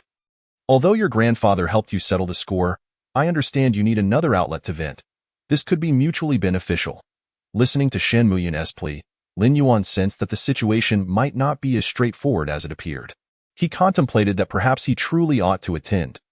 Looking at Shen Muyun, he gently tapped her nose and said, "I can go, but you must accompany me. Moreover, I assure you that if they try to pressure you tonight, I will shield you from it. Now you needn't worry, right?" Lin Yuan noticed Shen Muyun's eyes brighten, and she nodded in agreement. Chapter 89. A tip? Although Shin Mu-yoon was reluctant to participate in such an event, since Lin Yuan had proposed it, she felt obliged to accompany him to the gathering. Upon arriving at the Night Queen Hotel, the lineup of Lamborghinis, Bentleys, Ferraris, and Rolls-Royces at the entrance epitomized the opulence of its patrons. Lin Yuan parked his Aston Martin at the entrance, where a valet promptly assisted him, taking the keys from his hand. That moment, a pink, modified sports car pulled up, and Lin Yuan recognized that such a vehicle was typically driven by women. Sure enough, a girl alighted from the passenger seat, engaging in light-hearted banter with the driver. The girl possessed sparkling eyes, clear and bright, like shining stars. If recalling a delightful thought, she shot Lin Yuan an excited smile. Her eyes crescent-shaped, radiating an enchanting aura. Each smile and frown exuded elegance, leaving an impression of her refined and ethereal beauty. Lin Yuan felt that this girl was truly exceptional, but before he could process it, she accidentally bumped into him. Upon seeing Lin Yuan, she paused momentarily, then offered a carefree smile and apologized. However, the man beside her rushed forward, seeing Lin Yuan still holding the car keys, and angrily exclaimed, "You, a mere valet, are standing in the middle of the road waiting to cause an accident? Hurry up and apologize to my boss, or I'll have you fired from this hotel. Your professional conduct is utterly lacking." Lin Yuan found the man's assumption amusing. He glanced around and noticed that the valet had gone to assist another vehicle. Before Lin Yuan could respond, a thick wad of cash was thrust into his hand, accompanied by a gentle voice stating, "I'm truly sorry. It was indeed my fault for bumping into you. This is our mistake, so please accept this money as a tip." This was the first time Lin Yuan had received money from someone without a hint of sarcasm. He was momentarily taken aback, and just as the male assistant was about to say something, the girl pulled him away. After they left, the valet approached Lin Yuan, puzzled to find another sports car parked in front of him. Yet he accepted the keys from Lin Yuan, ready to move the car. However, Lin Yuan directly handed the wad of cash to the valet. Having never encountered such a generous tip, the valet bowed repeatedly, hardly caring whether Lin Yuan acknowledged him. "Thank you, sir. I truly appreciate it. Wishing you a wonderful day." Upon entering the hotel, Lin Yuan immediately sensed that its decor and arrangement were unlike any other, with everything designed in a luxurious style of crystal and scattered diamonds, reminiscent of an underwater palace. Upon stepping into the lobby, Lin Yuan spotted Shin Mu-yoon, who had arrived earlier. After giving her a light pat, they proceeded together to the private room. As soon as they entered, the waiting Ho-lei quickly rose to greet Lin Yuan. "Manager Lin truly possesses an extraordinary demeanor. With your appearance, you could easily take the place of our top executive, Zhang Wenyu." The speaker was Ho-lei, the CEO of Shangrui Entertainment. Lin Yuan scrutinized him. The man appeared to be in his 40s, with a rather earnest demeanor, refreshingly distinct among the usual oily executives. And his physique remained intact. As Ho-lei spoke, he attempted to introduce Sun Qianqian to Lin Yuan. Turning his head, Lin Yuan found himself facing the girl who had been lost in thought. The very same one from the entrance. She was seated beside the arrogant assistant, and upon realizing who Lin Yuan was, Sun Qianqian felt a twinge of embarrassment. However, Ho-lei, understanding their situation, chose to remain silent, feigning ignorance while continuing to introduce the others to Lin Yuan, all the while secretly plotting to capitalize on this opportunity. After inviting Lin Yuan to sit down, the dishes gradually arrived, and Ho-lei immediately lifted his glass to toast Lin Yuan. Lin Yuan extended his right hand to refuse, stating, "Today's gathering is meant to be relaxed. There's no need for excessive drinking. Should I become inebriated and inadvertently agree to something, you cannot hold me accountable." This remark left everyone present in stunned silence. They deemed it natural to drink at a business gathering, and wondered why a project manager was acting so arrogantly. Only Ho-lei understood that his invitation to Shin Mu-yoon was indeed just for a casual meal. And given Lin Yuan's words, he promptly instructed the waitstaff to remove the alcohol. Prior to coming, Ho-lei had inquired about Lin Yuan's background and was aware that he was one of Longting's most active executives. So he dared not underestimate him due to his youth. However, the other senior executives at Shangrui held a different view, feeling that Lin Yuan's refusal to acknowledge their CEO was disrespectful, and they began to overtly criticize him. The planning department manager, Wang Hua, stood up with his cup of tea, declaring, "Since someone from Longting has spoken, I will toast everyone with tea instead of wine." As a mere department manager, I am here to ensure everyone enjoys themselves, and I certainly do not wish to cause any discomfort. This statement led to an atmosphere of awkwardness. Guanghua aimed to subtly insult Lin Yuan, attempting to put him in a difficult position to appease his own superior while simultaneously seeking to curry favor. After finishing his cup of tea, Guanghua showcased his water glass to all present. Mimicking the act of drinking alcohol, Lin Yuan gazed at Guanghua, unperturbed, a slight smile gracing his lips as he found Guanghua's antics merely amusing. Realizing the conversation was veering off course, Hole hastily shifted the topic. He had invited Miss Shan and manager Lin today to discuss some recent news. As the sole spokesperson for Longting Group, Sophie had unfortunately projected a rather unfavorable image. He inquired how the two intended to proceed. Listening to Holei's words, Lin Yuan discerned the true motive behind Holei's invitation. He was seizing the opportunity to insert Sun Qianqian as a replacement for Sophie. Shen Muyan instantly understood Holei's intentions and remarked with a smile. So, President Ho, this is your plan, but the Zhilongshan project is under Lin Yuan's purview. You'll need to consult him. Initially eager to witness Lin Yuan's predicament, Guanghua was taken aback by Shen Muyun's statement. He had not anticipated that Lin Yuan would be responsible for such a significant project at Longting, and he instantly regretted his earlier mockery.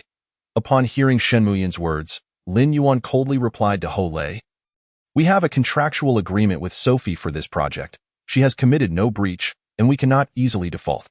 Shen Muyun sat quietly, observing the unfolding drama with keen interest. Chapter 90. A call for help. Shen Muyun had no intention of intervening.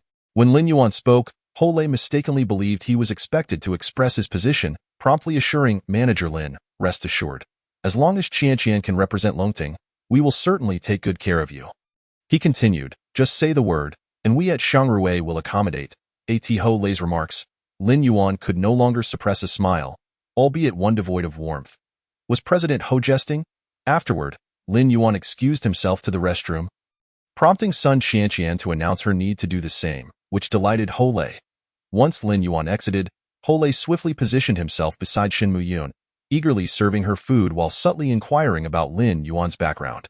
Upon Lin Yuan's entrance, Hole sensed the formidable aura emanating from him, a presence that compelled Hole to reconsider underestimating Lin Yuan.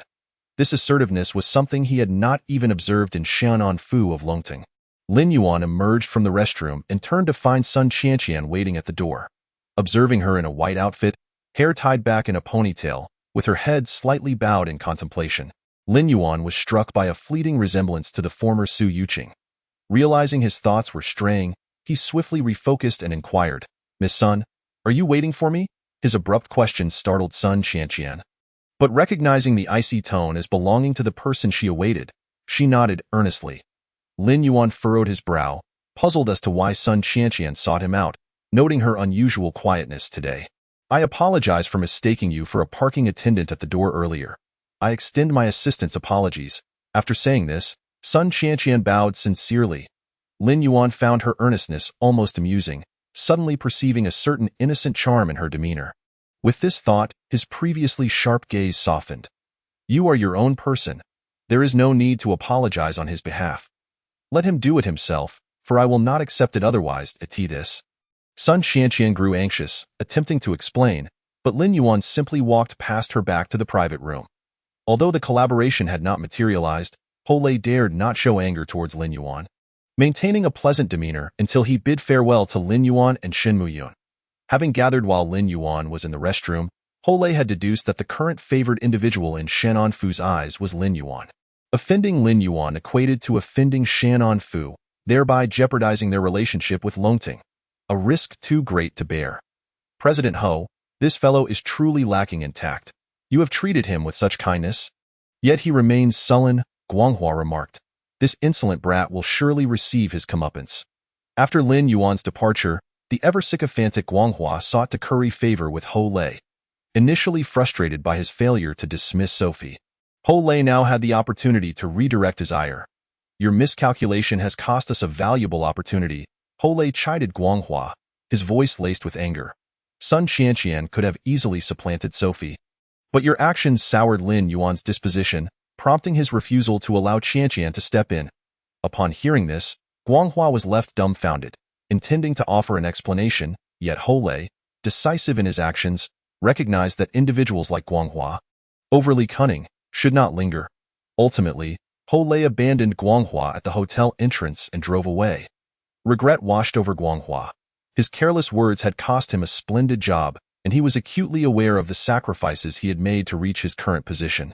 Just as he contemplated standing, a van suddenly halted before him, and its occupants swiftly seized him, the entire incident transpiring in under 30 seconds, unnoticed by any bystanders. Upon returning home, Lin Yuan turned on the television, only to find Sophie conducting damage control, her assistant taking the blame. Watching Sophie tearfully explain herself to the press, Lin Yuan acknowledged her commendable acting skills. The following day, Qin Yue arrived at Longting with her company representatives to negotiate the Zhelongshan project. As the eldest daughter of the Qin family, groomed from a young age to inherit a major enterprise, she exuded decisiveness in her dealings. Before long, Lin Yuan had reviewed the contract and project, confirming their compatibility, leading to a friendly collaboration marked by a handshake and signed agreement. This evening, we are hosting a celebration. The Qin family has invited numerous business luminaries. Since you are collaborating with us, it would be fitting for you to meet them, Qin Yue directly invited Lin Yuan. However, Lin Yuan had no inclination to attend such gatherings and contemplated declining. But tonight, our two groups are the main attractions. If you do not attend, the celebration loses its significance. Upon hearing this, Lin Yuan felt compelled to acquiesce. While considering whom to invite as his companion, Sophie unexpectedly called, "Lin, please help me. I'm in room 403 at Huading Hotel." "Who are you calling, you wretched woman?" A man's voice interrupted, followed by the abrupt termination of the call, as if someone had cut it off. Upon hearing that last line, uttered by a male voice, Lin Yuan sensed impending trouble. He immediately descended to his car, relieved that Longting was not far from Huading Hotel. However, the hotel's membership policy hindered his entry, as a group of security personnel surrounded him, preparing to take action. Seizing the opportunity, Lin Yuan swiftly incapacitated two guards before they could react, their comrades left stunned by the sudden turn of events. When the remaining guards attempted to advance, Lin Yuan braced himself for confrontation. "This is my friend. Why are you obstructing him?" A young aristocrat in his 20s emerged from the crowd, his attire replete with designer labels, suggesting a status far from ordinary. The lobby manager, who had maintained a safe distance, hurried over upon hearing the young man's words, bowing and scraping as he addressed him. "I apologize for the oversight. It seems your friend was nearly harmed." Following this, the guards retreated, leaving Lin Yuan to disregard the manager's insincere pleasantries as he made his way straight to the staircase. Dashing up to the 4th floor, room 403, chapter 91. Shang Wuan Yet. Lin Yuan remained oblivious to the fact that someone was trailing behind him, also ascending to the 4th floor. Upon reaching room 403, he knocked incessantly, only to be met with an irritable voice from within. "Who is it?" Lin Yuan did not respond, continuing his relentless knocking until the door swung open. A rotund man with an oily complexion and bare upper body answered, grumbling as he surveyed Lin Yuan. "Who the hell are you? Get lost?" The man unleashed a torrent of curses, but upon confirming there were others inside, Lin Yuan forcefully shoved past the portly man. The latter stumbled and struck his forehead against the corner of a cabinet, blood trickling down his face in fright. Ignoring the man's fear, Lin Yuan charged into the room, only to find it empty. Suddenly, he heard a noise emanating from the wardrobe. Rushing to open the doors, he discovered Sophie, bound and clad in provocative attire. Without hesitation, Lin Yuan shed his overcoat and draped it over her, swiftly removing the tape from her mouth. Sophie, upon seeing Lin Yuan, nearly burst into tears, her eyes brimming with unshed tears. Witnessing her struggle to hold back emotions stirred a pang of sympathy within Lin Yuan. "Do not be afraid. If you wish to cry, let it out. I will take you away from here." He scooped Sophie into his arms, enveloping her like a cocoon, her head concealed within the folds of his coat, rendering her visage invisible to the outside world. A wave of relief washed over Sophie, the scent of his coat instilling a sense of comfort, causing her heart to race. The thoughts swirling in my mind were dominated by Lin Yuan's resolute gaze when he uttered the words, "I will take you away." The boorish man, upon witnessing Lin Yuan's intent to escort Sophie away, immediately positioned himself at the entrance of the room. "You little brat, do you truly believe there are heroes in this world? Playing the gallant savior with your grandfather here?" It seems you have yet to hear of my esteemed reputation, have you? In that case, none of you shall leave today. The pig-headed man retrieved a small fruit knife, barely an inch long, from the entryway. Lin Yuan thought to himself that this man had clearly come prepared. The pig-headed man lunged at Lin Yuan with the knife, yet to Lin Yuan, the man's movements were excruciatingly slow. Even armed, he could not touch Lin Yuan's body. After several futile attempts to stab Lin Yuan, who still held Sophie, the man found himself panting with exhaustion. Observing the man's state, Lin Yuan remarked, "Since you are done playing, it is now my turn." Lin Yuan swiftly closed the distance between them, and as the pig-headed man reacted and thrust the knife, Lin Yuan spun around, evading him and positioning himself behind the man. The knife missed again, and with Sophie in his arms, Lin Yuan struck the pig-headed man's already injured head with a sharp elbow. The height difference between them allowed Lin Yuan to effortlessly reach the man's head. The pig-headed man felt a surge of pain, and blood began to flow profusely from his wound, prompting him to drop the knife and clutch his forehead. "Wang Jihong, Mr. Wang, what a surprise to find you here." A voice from the doorway drew everyone's attention. Sophie, feeling the presence of newcomers, tensed up, her body rigid. Sensing Sophie's fear, Lin Yuan tightened his embrace, and Sophie, feeling the reassurance in his response, gradually calmed down. Upon hearing his name mentioned, Wang Jihong turned toward the entrance, his eyes widening in shock. "Young Master Shang, what brings you here? I must apologize for allowing you to witness such a disgraceful scene. However, this scoundrel has tried to abduct my companion. Let us consider this incident overlooked, and I shall summon my subordinates to teach him a lesson." Upon seeing Shang Wuyin, Wang Jihong felt an uneasy premonition stir within him. The Shang family was the undisputed leader in the real estate sector of Yunhai City, possessing vast assets not only in the city but also holding a prominent position in other provinces. Their ventures extended into dining, fashion, and luxury goods. Shang Wuyin was not someone to be trifled with, though he typically shunned meddling in trivial matters. Wang Jihong assumed it was merely a coincidence that he encountered the young master. As Lin Yuan noticed the figures at the entrance, he realized that Shang Wuyin had followed him, accompanied by the hotel manager. The manager, upon seeing Mr. Wang in distress within his establishment, immediately called for a first aid kit over the intercom and hurried to Wang Jihong's side to assess the situation. Just then, a large group of individuals burst forth from the elevator, and Lin Yuan recognized them as the reinforcements summoned by the pig-headed man. "This individual is my friend. I believe Mr. Wang may be misunderstanding the situation. Should we not investigate who is truly responsible for today's events?" Young Master Shang's sudden interjection at the doorway rendered Wang Jihong motionless. Despite the displeasure evident in Wang Jihong's eyes, he feigned deference, saying, "Since he is a friend of young Master Shang, there is no need for further inquiry. We shall let this matter pass. I shall act as if I know nothing." Upon hearing the pig-headed man's words, Lin Yuan discerned that the seemingly innocuous young man before him possessed a significant identity. Aware of Sophie's apprehension, Lin Yuan did not linger, promptly carrying Sophie away as they passed by Shang Wuyin. He softly said, "Thank you, young Master Shang. I will repay this kindness when the opportunity arises." As Lin Yuan walked past the group of thugs, their expressions suggested they wished to devour him whole. Yet, Lin Yuan did not spare them a glance and continued on his way. Upon entering the elevator, he raised his voice just enough for all to hear. "I will remember this incident. You cannot escape justice." Wang Jihong, hearing Lin Yuan's declaration, felt compelled to retort but refrained. Aware of Shang Wuyin's presence, he could only endure the moment in silence. Meanwhile, Shang Wuyin found Lin Yuan increasingly intriguing. Originally, he had come to assess the hotel's performance, but witnessing the violent scene downstairs had piqued his interest. After observing Lin Yuan's actions and the aura of authority he exuded, Shang Wuyin yearned for a friendship with him. Thus, he stepped forward to alleviate Lin Yuan's predicament. As the elevator descended to the ground floor, Shang Wuyin gestured for his assistant, who promptly approached. "Investigate this individual thoroughly. I want to know everything about him by the end of the day." The assistant complied, swiftly organizing an inquiry. Observing the disheveled Wang Jihong on the floor, Shang Wuyin remarked with disdain, "Mr. Wang, should you wish to pursue swan meat, ensure you choose a more suitable swan next time." Faced with Shang Wuyin, Wang Jihong could only nod submissively, like a compliant subordinate. Witnessing Wang Jihong's servility, Shang Wuyin tossed him a handkerchief. "Use this to wipe your forehead. The blood is quite repulsive." Shang Wuyin did not even glance at Wang Jihong as he spoke and turned to leave.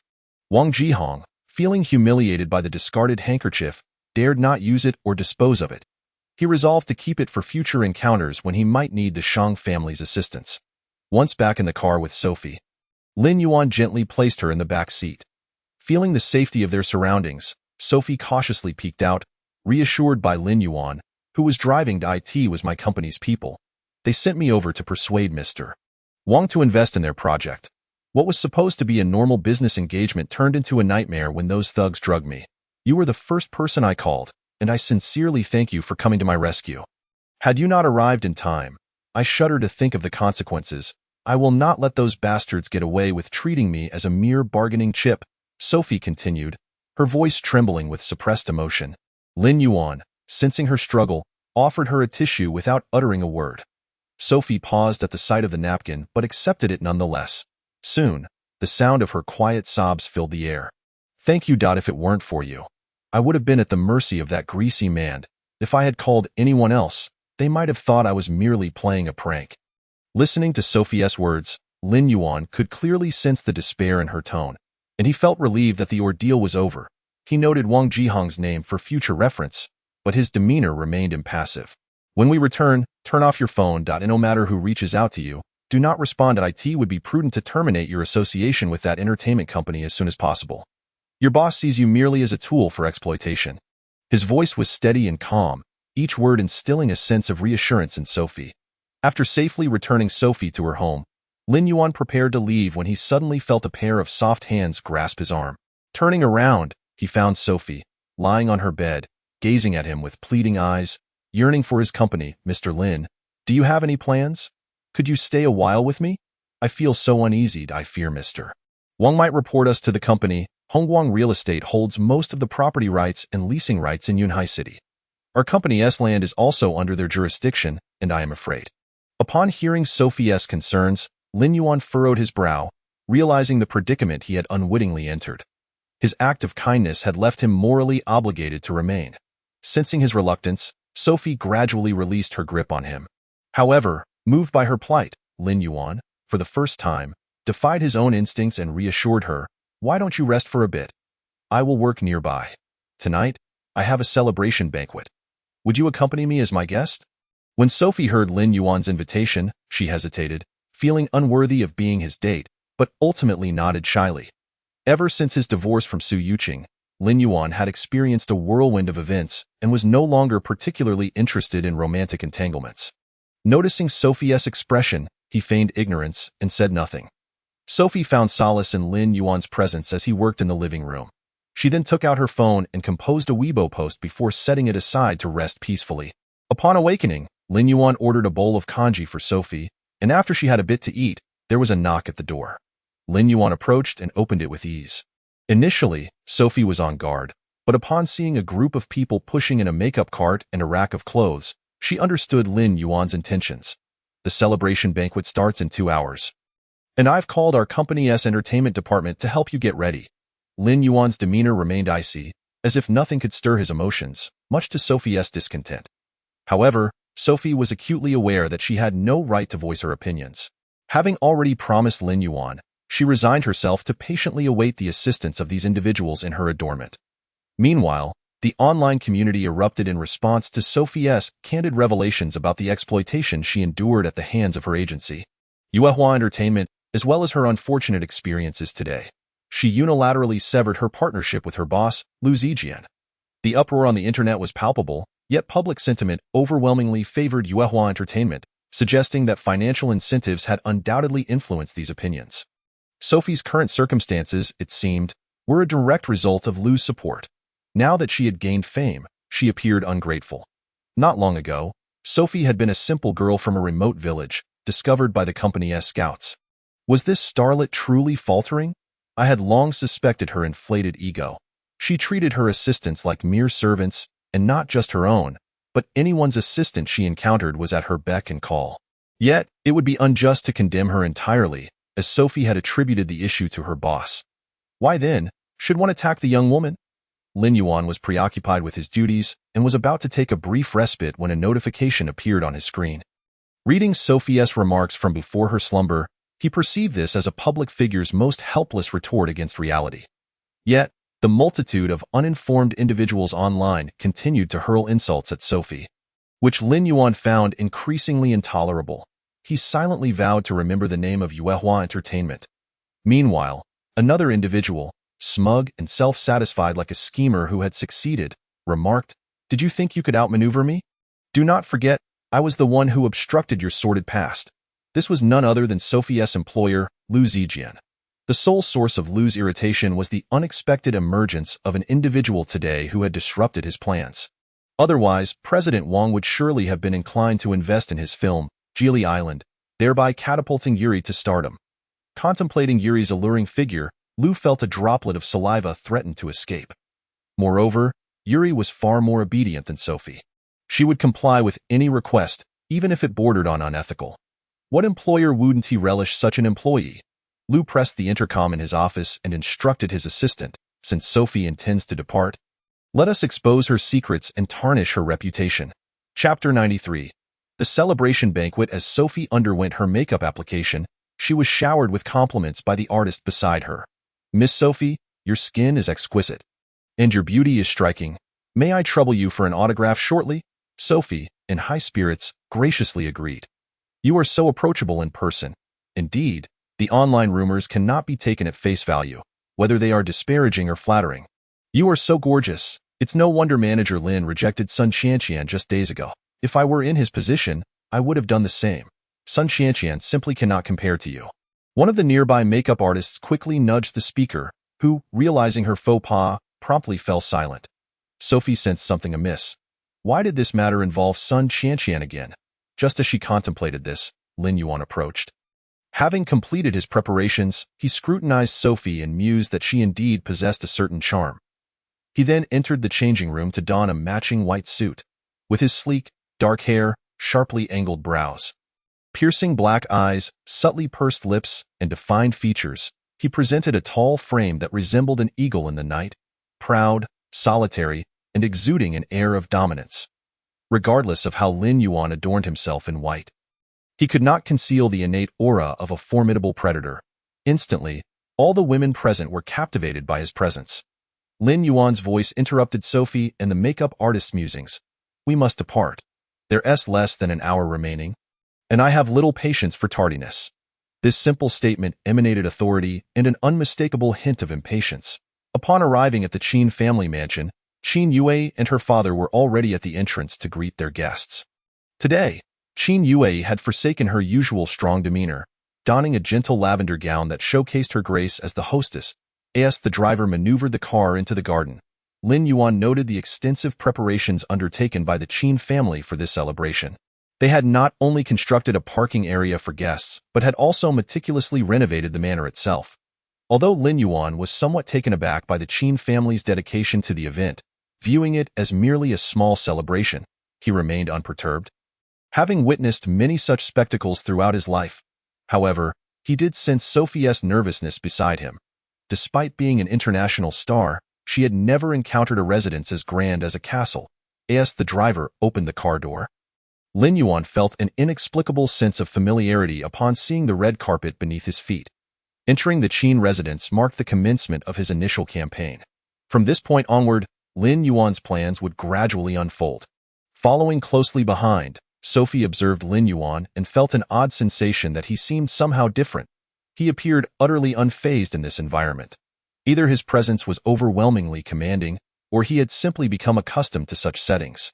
A flicker of doubt crossed Sophie's mind, yet she remained silent, sensing something was amiss. After stepping out of the car, Sophie linked her arm with Lin Yuan's, forming a striking pair as they strolled into the Qin family home. Lin Yuan could feel the collective gaze of the guests upon him but remained undaunted, savoring the admiration. Unbeknownst to him, he had been the object of admiration countless times before, observing Lin Yuan with an enchanting beauty at his side. Qin Yue felt a pang of jealousy, her expression shifting uncomfortably. As a father who had raised his daughter with care, Qin's father could easily discern the nuances of her feelings. Noticing her reaction, he immediately surmised that his daughter harbored deeper affections for Lin Yuan. As a prominent socialite in Yunhai City, Qin Yue approached Lin Yuan with a smile, extending her hand. I never anticipated that we would ultimately unite our strengths. Do you recall the boasts we exchanged earlier? I claimed I could secure the Longting Zhilongshan project, and while it was ultimately acquired by Longting, I have now obtained the construction rights for Zhilongshan. One could consider that a success, wouldn't you agree? Thus, after all this time, Zhilongshan has returned to our hands. Listening to Qin Yue, Lin Yuan nodded with a smile, but his attention was soon drawn to the puzzled expression on her father's face. As if he had questions to pose. Just as Lin Yuan was about to inquire, another business representative arrived, prompting him to yield his position and escort Sophie away from the red carpet. Their striking appearances captured the attention of everyone in the hall upon their arrival. One individual, upon spotting Lin Yuan, widened her eyes in astonishment before her expression morphed into one of malice as she retreated to the side to make a phone call. Lin Yuan knew that at least 30 guests were present, and aware of the Qin family's influence, he recognized that 80% of Yunhai's elite had been invited. Those who had not attended were likely residing abroad. My goodness, is that the renowned actress Sophie? I adore her performances, exclaimed one woman. Have you seen the recent scandal online? Sophie is not the virtuous person she appears to be. She treats her subordinates poorly. I heard she tarnished her own company's reputation to break her contract with Yuehua. How deluded can she be? As an ancient martial artist, Lin Yuan's heightened senses allowed him to overhear the disparaging remarks from the group of women. He fixed his gaze upon them, and those who felt his penetrating stare immediately fell silent, intimidated. As the banquet was about to commence, Lin Yuan turned and noticed Sophie Yuqing laughing and chatting with an elderly gentleman. Lin Yuan was taken aback by the unexpected sight of Sophie Yuqing, who seemed to linger like a ghost from the past. Upon spotting Lin Yuan, her laughter abruptly ceased, and her expression soured. Standing beside her, Sophie noticed the exchange and furrowed her brow. Isn't that Mr. Lin? When did he start associating with such a young lady? Upon hearing Sophie's words, Lin Yuan raised an eyebrow. Mr. Lin? Sophie, realizing he was unaware of the man's identity, elaborated. The Lin family has been in the transportation business for generations. The largest freight company, Zhongda Express, belongs to them. Although its prominence has waned in recent years due to fierce competition, the Lin family's wealth, connections, and influence are not to be underestimated. As for Mr. Lin Qingda, how unfortunate he is. Despite his advanced age, he has no children, having married 3 times without a single offspring. He certainly leads a rather indulgent life. Chapter 94. How dare you strike me? Lin Yuan learned of Lin Qingda's background and status, observing the dynamics between him and Sophie Yuqing, sensing their relationship was not merely casual. Meanwhile, Sophie felt a twinge of discomfort as she watched Lin Yuan's focus on Yuqing. However, as an actress, she skillfully concealed her emotions, ensuring no one detected her inner turmoil. At that moment, a man clad in a black and white servant's attire gradually approached Lin Yuan and Sophie. Sir, Miss Qin has invited you to the back garden. She mentioned that she wishes to discuss something with you.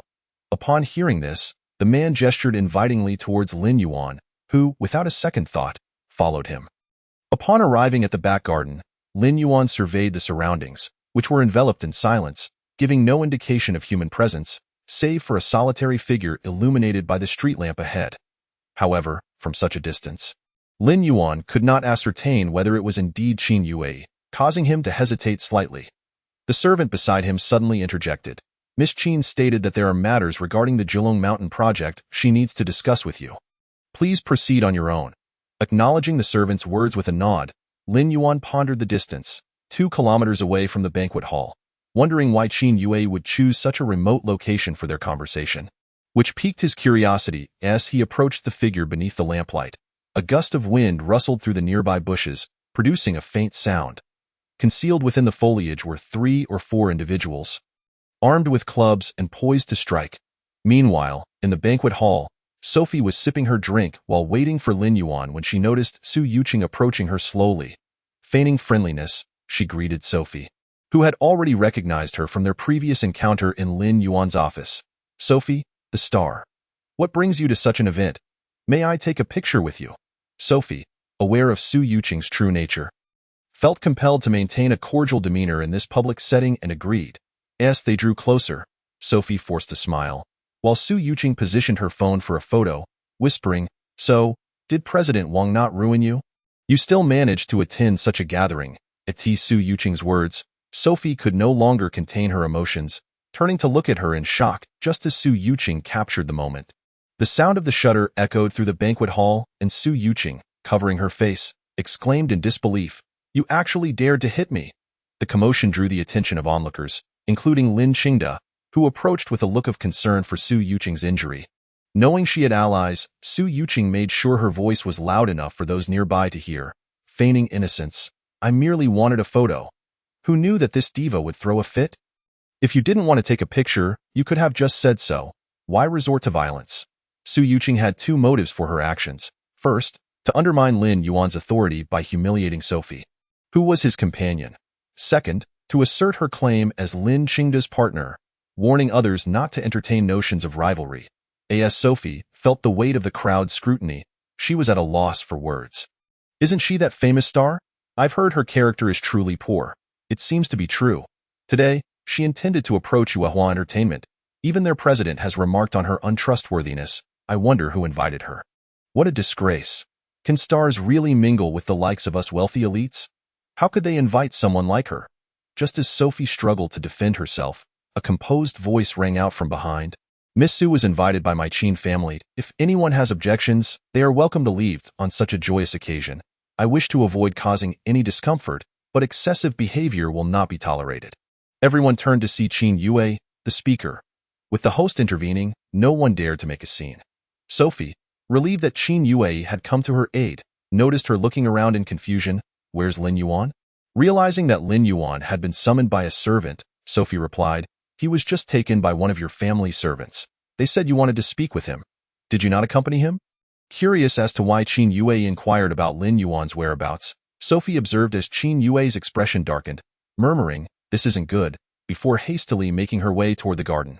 Sensing something amiss, Sophie followed closely behind. Before they reached the garden, they heard scuffling sounds emanating from the direction of the street lamp, where several shadows were visible.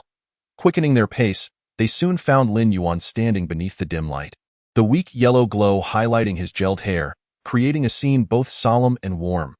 Lin Yuan, inherently distrustful of the figures lurking in the shadows, sensed the presence of breath from the surrounding bushes before he even arrived. With a swift motion, he kicked 2 stones into the thicket, causing the hidden individuals to emerge with startled cries. Faced with Lin Yuan, the intruders, realizing their cover was blown, charged at him. What they did not anticipate was Lin Yuan's formidable skill. Despite being outnumbered and armed with clubs, they found themselves unable to land even a single blow on him. After several exchanges, they grew weary, unable to match Lin Yuan's agility. From a distance, Wang Jihong watched in astonishment. Realizing that the elite fighters he had arranged were utterly ineffective against Lin Yuan, he had expected to easily handle one opponent, but now he found himself bewildered. Just as the attackers struggled to approach Lin Yuan, they heard a voice nearby. Spotting Qin Yue, Wang Jihong contemplated fleeing but was halted by Lin Yuan's deep voice. "Do you dare to act but not face the consequences?" Understanding that Lin Yuan was addressing him, Wang Jihong turned back, realizing that escaping was futile. Qin Yue and Sophie approached Lin Yuan, ensuring he was unharmed, and Qin Yue, visibly angered with a hint of color rising to her cheeks, confronted Wang Jihong. "What is the meaning of this? How dare you lay a hand on my people?" Wang Jihong, taken aback, thought, "I had no idea Lin Yuan and Qin Yue were involved. I believed they were merely business associates." Seeing the threat of imminent violence, Sophie felt a surge of anger, her breath quickening. While Wang Jihong was not afraid of Lin Yuan, he recognized the formidable influence of the Qin family and knew he could not afford to offend them. Turning to Qin Yue, he plastered on a smile. "Miss Qin, please mediate. This scoundrel has disrupted my affairs. If I do not teach him a lesson, how can I find peace of mind? We are all business people here. Surely you understand my position. Besides, why concern yourself with this nobody? He has no ties to the Qin family. Just consider me correcting this miscreant's behavior to preserve the Qin family's reputation." Wang Jihong was aware that today marked the celebration for Longting and the Qin family. Yet he was oblivious to who represented Longting. He had never considered that this young man could possibly be the head of Longting. As he continued to disparage Lin Yuan, Qin Yue interjected. "Mr. Lin Yuan is the project manager for the Jilong Mountain Initiative and a key figure for Longting. He is not the insignificant rat you suggest. Furthermore, as the principal responsible for Jilong Mountain, He holds the authority to determine the project's partners. Does the Wang family wish to forego this opportunity? Wang Jihong was stunned upon hearing Qin Yue's words, unable to fathom that Lin Yuan was indeed the project's lead. Prior to confronting Lin Yuan, he had attempted to gather information, but the claims of Shang Wuyan being friends with Lin Yuan had proven false. Within Shang Wuyan's circle, Lin Yuan was non-existent, to his shock. He discovered Lin Yuan's true identity. Previously hurling insults at Lin Yuan, Wang Jihong now regretted his actions, wishing he could slap himself. The Julong Mountain project was immense, worth more than a year's profits for the Wang family. If he lost such a significant opportunity due to offending someone from Longting, it would be disastrous. Lin Yuan perceptively noted the shift in Wang Jihong's demeanor, who was now eager to ingratiate himself. As Wang Jihong extended his hand, Lin Yuan disdainfully withdrew his own behind his back, leaving Wang Jihong awkwardly retracting his gesture, rubbing his hands against his pants. Mr. Lin, no, Lin Gu, you are now my brother. I was foolish earlier. I hope you can overlook my indiscretions and show me mercy. It was my mistake to challenge you. From now on, you are my elder brother. I would never dare to defy you. Whatever you desire, be it wealth or companionship, just say the word, and I shall fulfill your wishes as a token of my apology for today. As Wang Jihong spoke, he cast a knowing glance at Lin Yuan, his eyes lecherous. Yet, Lin Yuan remained expressionless, leaving Wang Jihong feeling increasingly uneasy. Nonetheless, he forced himself to maintain his facade, continuing to flatter Lin Yuan. Finally, Lin Yuan replied coolly, "Do you not comprehend the gravity of your actions? What use is an apology to me? You should be apologizing to her." Lin Yuan gestured towards Sophie, who stood beside him. Upon grasping Lin Yuan's intention, Wang Jihong immediately adopted a sycophantic demeanor towards Sophie. Striking himself soundly across the face twice, "My dear lady, I sincerely apologize. Just look at this situation. I must admit, I was indeed in the wrong. Please forgive me. Besides, my interest in you stemmed from your boss openly pricing your worth. Before I even met you, he had covertly sent me a price list. You have a dream of making a blockbuster, don't you? Allow me to support you financially, regardless of the amount, as long as you can pardon your older brother." Hearing Wang Jihong's words, Lin Yuan glanced at Sophie's expression and understood her sentiments. He then calmly remarked, "The celebration banquet is about to commence. Let us return to the venue." Wang Jihong eagerly agreed. Absolutely, absolutely. In his eyes, if Lin Yuan and Sophie were to let this matter slide, he would not only avoid compensation but also continue collaborating on the Julong Mountain project, a truly fortuitous outcome. Wang Jihong feigned ignorance, refraining from further inquiries. Upon returning to the venue, all the guests had already taken their seats. Qin Yue tidied her attire briefly before taking the stage. Amidst the applause, she introduced the Julong Mountain project to the attendees. Julong Mountain is a large-scale development project jointly funded by foreign investors and high-ranking officials, with a promising future. The Qin family is honored to be involved, thanks not only to our efforts but also to the trust bestowed upon us by Longting Group. Next, I would like to invite the project leader, Mr. Lin Yuan, to the stage. As the applause erupted, Sophie, linking arms with Lin Yuan, slowly approached the podium. The previously thunderous applause abruptly ceased upon the sight of Lin Yuan and Sophie. As the audience fixed their discontented gazes upon them, both Lin Yuan and Sophie were acutely aware of the reasons behind the audience's displeasure. However, Lin Yuan remained unfazed, instead addressing the crowd, "Thank you all for attending today's celebration banquet." As he finished speaking, an object suddenly hurtled towards him, prompting Lin Yuan to nimbly evade it. Under the watchful eyes of the crowd, he narrowly avoided being struck by a rotten egg, after which security swiftly surrounded the scene. The culprit was revealed to be merely an event staff member. However, Sophie recognized him as a subordinate of L Zijian from Yuehua Entertainment, someone she often encountered during her time there. A glance in the vicinity confirmed the presence of L Zijian, who observed the unfolding chaos with an air of calm detachment. A sense of foreboding washed over Sophie as a man suddenly stood up, addressing the assembly. Is it not rather reckless to have someone of questionable character in charge of the Julong Mountain project? L Zijian's words resonated with the attendees, who understood that a tale was about to unfold. After draining resources from our company, Sophie now demands to terminate her contract with us at Yuehua Entertainment. And manager Lin Yuan from Longting not only refrains from dissuading her but instead encourages such behavior, bringing her to various banquets. This raises significant questions about the integrity of both individuals. Why would the Jilong Mountain Project appoint such a leader? Zijian was notorious in the industry for his talent in creating stars. His statement, combined with previous online comments, led many in the audience to believe Zijian's claims were credible. Chapter 96. The reversal. As Lin Yuan listened to Zijian, he wore an expression of indifference, leaving Zijian perplexed by his thoughts. Good heavens! It seems the rumors circulating online hold some truth. No wonder Sophie remains silent. This remarkable project, which countless enterprises were eager to join, had indeed appointed such a person as its leader. Who knows what unsavory dealings he might be engaged in behind the scenes? Perhaps the slots for collaboration are being sold off, with the highest bidder securing a place. Rumors that Sophie was parting ways with her company due to resource disparities were indeed true. The discussions among the guests were loud enough for Lin Yuan, standing on stage, to hear clearly, though Wang Jihong, who knew the truth, dared not speak up. Unable to bear it any longer, Qin Yue stepped forward to defend Lin Yuan. I am not certain how you came to hear these rumors, but I assure you, Lin Yuan's character is not what you allege. Moreover, our Qin family has already decided to collaborate with Longting. So you outsiders should refrain from spreading unfounded gossip. The crowd pondered her words, contemplating why Qin Yue would defend Lin Yuan. Surely, the Qin family was compelled to make such a decision due to their collaboration with Longting. After all, this project was monumental, potentially equating to 3 months' worth of economic output for Yuhai City. Indeed, if we, the Zhou family, were in their position, we would not wish to forfeit such an opportunity. Furthermore, with Longting being such a large enterprise, who could have anticipated that the collaborator would be of this caliber? Many began to withdraw from the project, declaring they would not partner with the Qin family any longer. Zhou Tianxiang of Huayang Construction opted to withdraw from the Jilong Mountain collaboration due to manager Lin Yuan of Longting Group.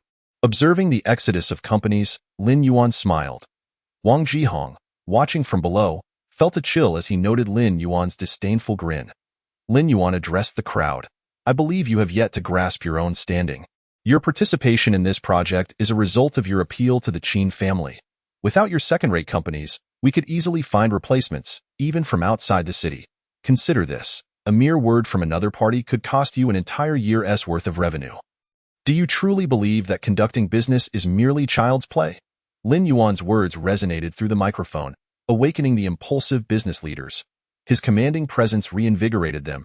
Then we, Anhua Group, shall not withdraw after all. Yes, if Anhua remains, then Luguang's collaboration will also continue.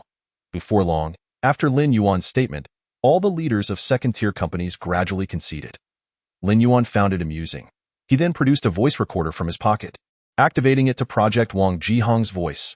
Upon hearing the recording, Wang Jihong realized it was a conversation from the garden moments ago. When had Lin Yuan recorded it? The thought sent shivers down his spine. Did you all hear that? The truth is that Zijian betrays his own employees, coercing them into actions against their will.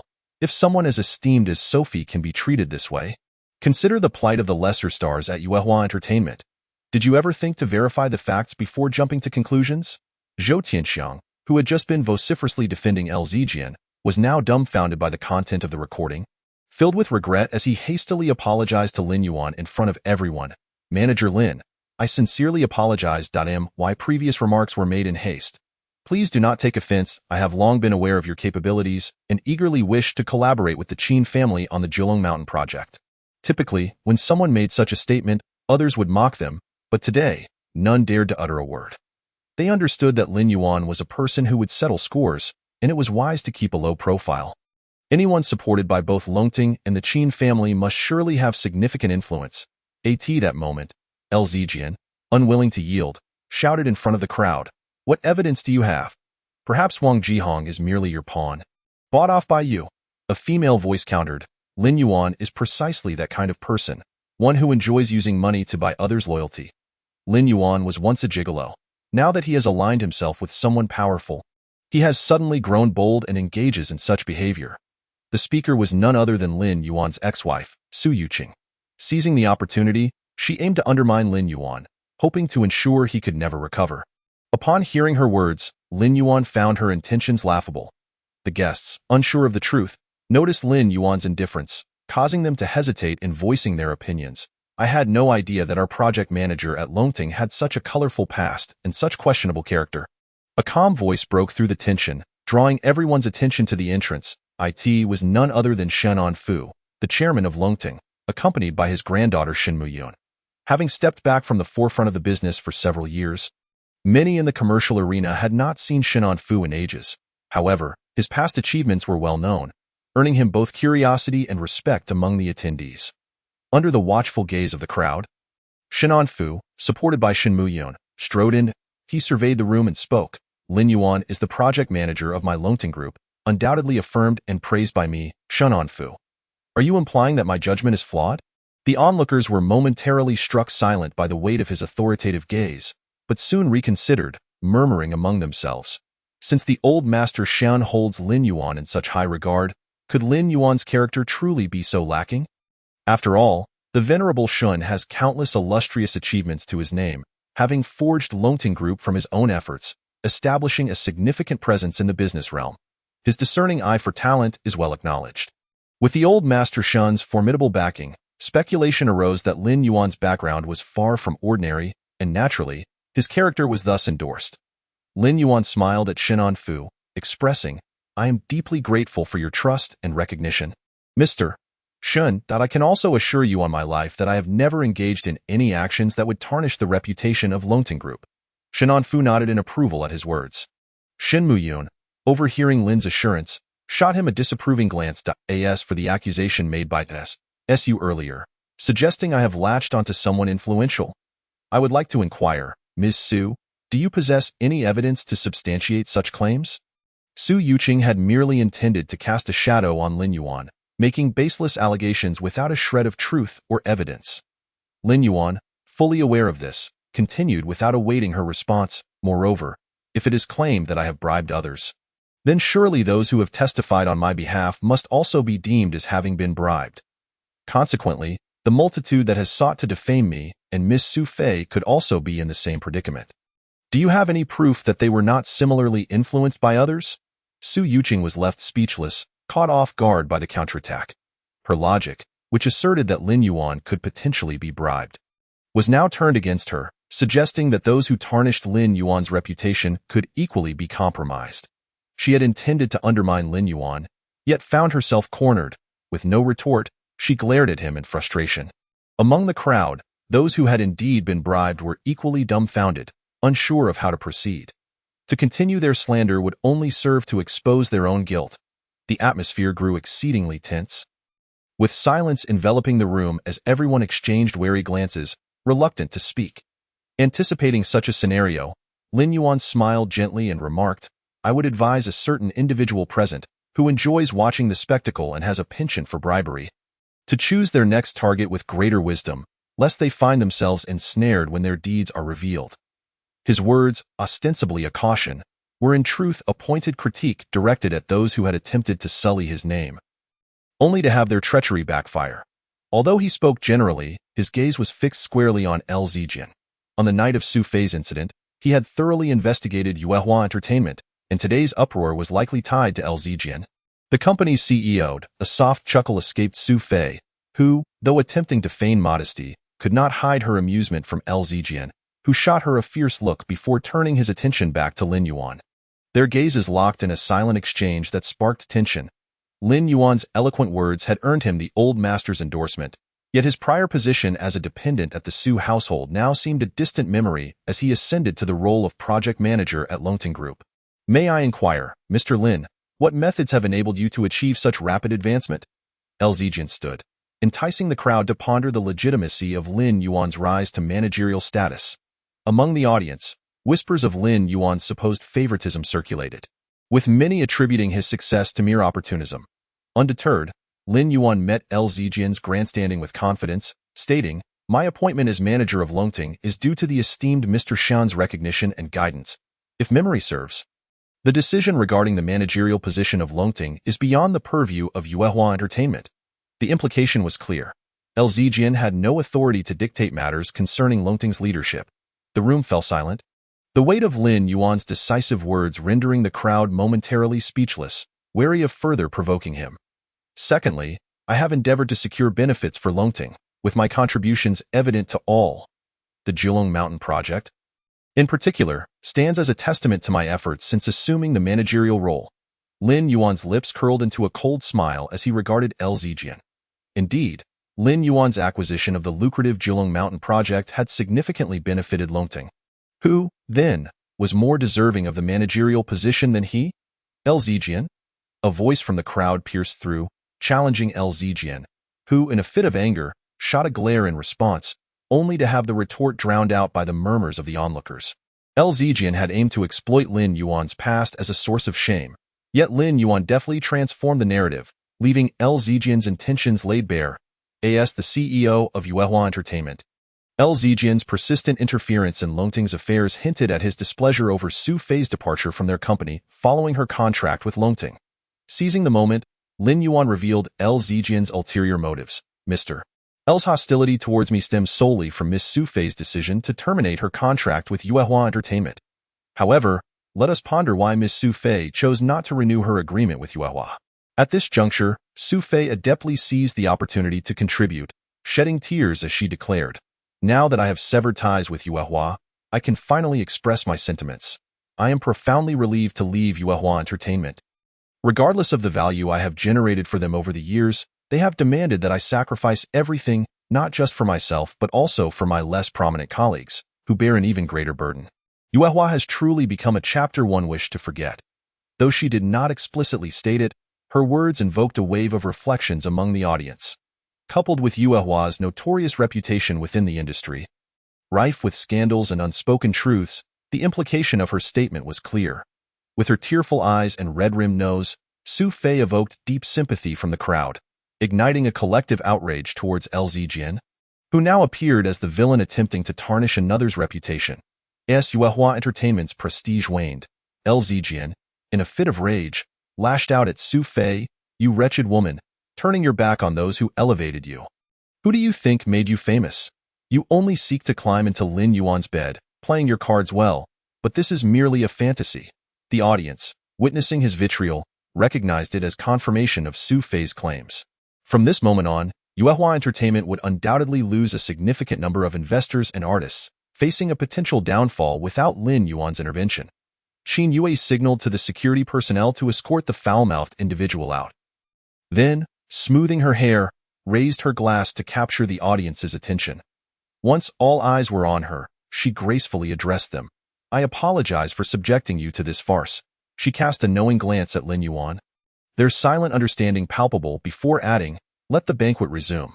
Until the celebration concluded, no one dared to provoke Lin Yuan further. As the event came to a close, Qin Yue personally escorted Shinon Fu and Lin Yuan out.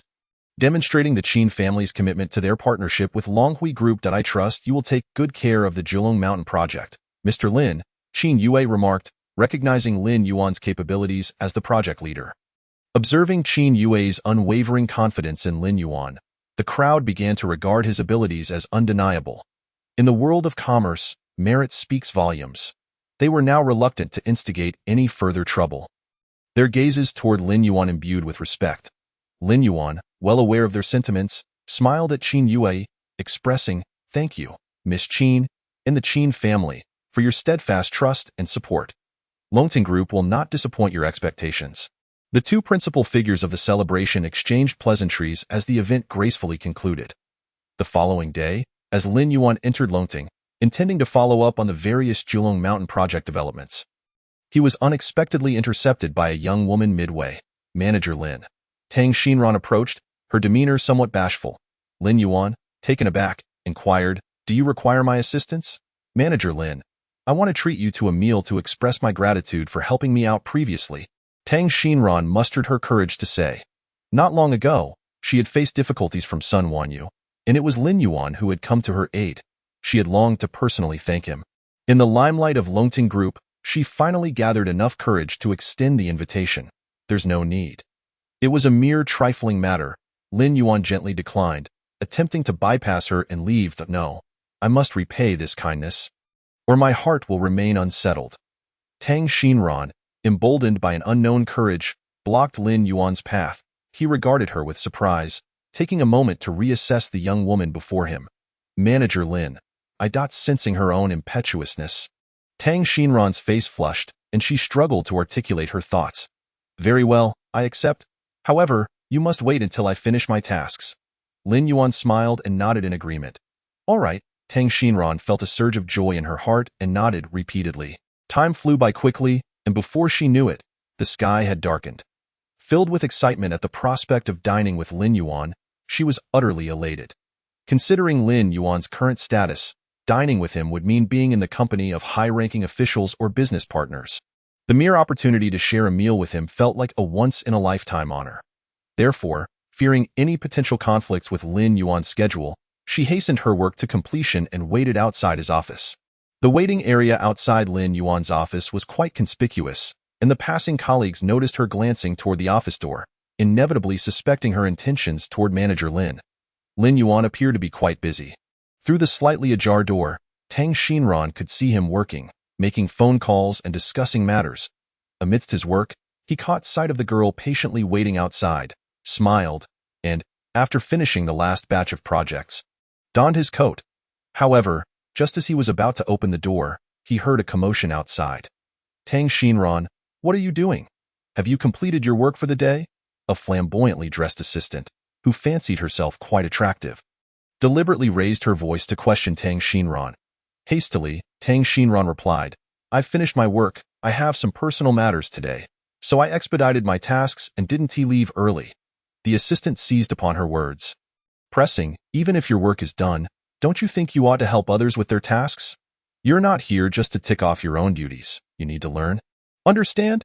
Several female colleagues, who had long harbored disdain for Tang Xinran waiting outside Lin Yuan's office, gathered around to mock her. The newcomers these days have no sense of work ethic or responsibility, only choosing the easy tasks, right? So now early departures are justified. If everyone left after finishing their work, what is the point of having set hours? Faced with the barrage of criticism from her colleagues, Tang Xinran was baffled by their hostility. There were plenty of instances in the department where employees left after completing their tasks. Why was she any different? Lin Yuan pushed open the office door with one hand and strode over to Tang Xinran, addressing the women who had just confronted her. The assistant took the opportunity to complain first. Manager Lin, this employee has left early without permission and refuses to comply with management, thinking she can wait at your door. I told her to leave, but she wouldn't listen and started arguing with us. Tang Xinran, flustered, interjected, That's not true. I didn't leave early. I wasn't arguing. They've been lecturing me. Lin Yuan cut her off. Wait a moment. As soon as he said this, the onlookers brightened, while Tang Xinran fell silent, staring at Lin Yuan in confusion. However, in the next moment, Lin Yuan stated, at Longting Group, there has never been a requirement for employees to assist others after completing their own work. The company hires talented individuals. Those who can fulfill their responsibilities within the stipulated time without issues are suited for their roles. If Tang Xinran's hastening of her work leads to substandard results, the company will naturally hold her accountable, but none of this concerns you. Lin Yuan's words resonated firmly, leaving the women speechless, hardly believing he would defend a newcomer like Tang Xinran. Meanwhile, Tang Xinran felt a swell of gratitude in her heart at Lin Yuan's defense. The assistant, sensing the tide turning, realized the gravity of the situation. She hadn't anticipated that Tang Xinran would have such support from Lin Yuan. Having been at Longting for many years, the assistant quickly turned to Tang Xinran, saying, Sister Xinran, I apologize. I misjudged you. Her outward show of apology was merely a facade, motivated by Lin Yuan's presence. If I recall correctly, you are Assistant Zhao's aide, Lin Yuan remarked, eyeing the assistant. Yes, she exclaimed, inwardly pleased. Assistant Xiao was her ally at Longting, and their relationship had always been ambiguous. You can skip work tomorrow, Lin Yuan decisively stated. I will personally speak to Assistant Xiao about this. Lin Yuan detested those who bullied others with their connections and acted without hesitation. The assistant's face fell, and she sank to the ground in despair. The onlookers, who had been voicing their opinions, were now frozen in shock. They hadn't expected Lin Yuan to fire Assistant Xiao's aide so decisively. After all, she was Assistant Xiao's aide, and such a swift dismissal left them apprehensive about their own positions. Lin Yuan scanned the group, calmly stating, Longting employs each of you to create value for the company, not to cause disturbances. If such incidents happen again, the same punishment will apply. His voice was not loud, yet everyone present understood him clearly, and they quickly dispersed. Lin Yuan turned back to Tang Xinran, offering her a reassuring smile. It's all right now. Let us go. His smile made Tang Xinran feel that her previous grievances were insignificant. She beamed back at him, "Okay," and followed him out of the company. Suddenly recalling something, she lowered her head and asked softly, "Manager Lin, did I cause you any trouble? Don't think like that. You've actually helped me by eliminating a toxic presence in the company." "Oh?" Tang Xinran looked up in surprise, realizing he had dismissed Assistant Xiao's aide. "Indeed." Lin Yuan opened the car door for her and got in himself. "I've reviewed everyone in the company, and I want to dismiss those who can create value so readily." Although this woman was Assistant Xiao's aide, she had shown a lack of understanding regarding company matters. With so many aides to Assistant Xiao, losing one without any merit would not raise eyebrows.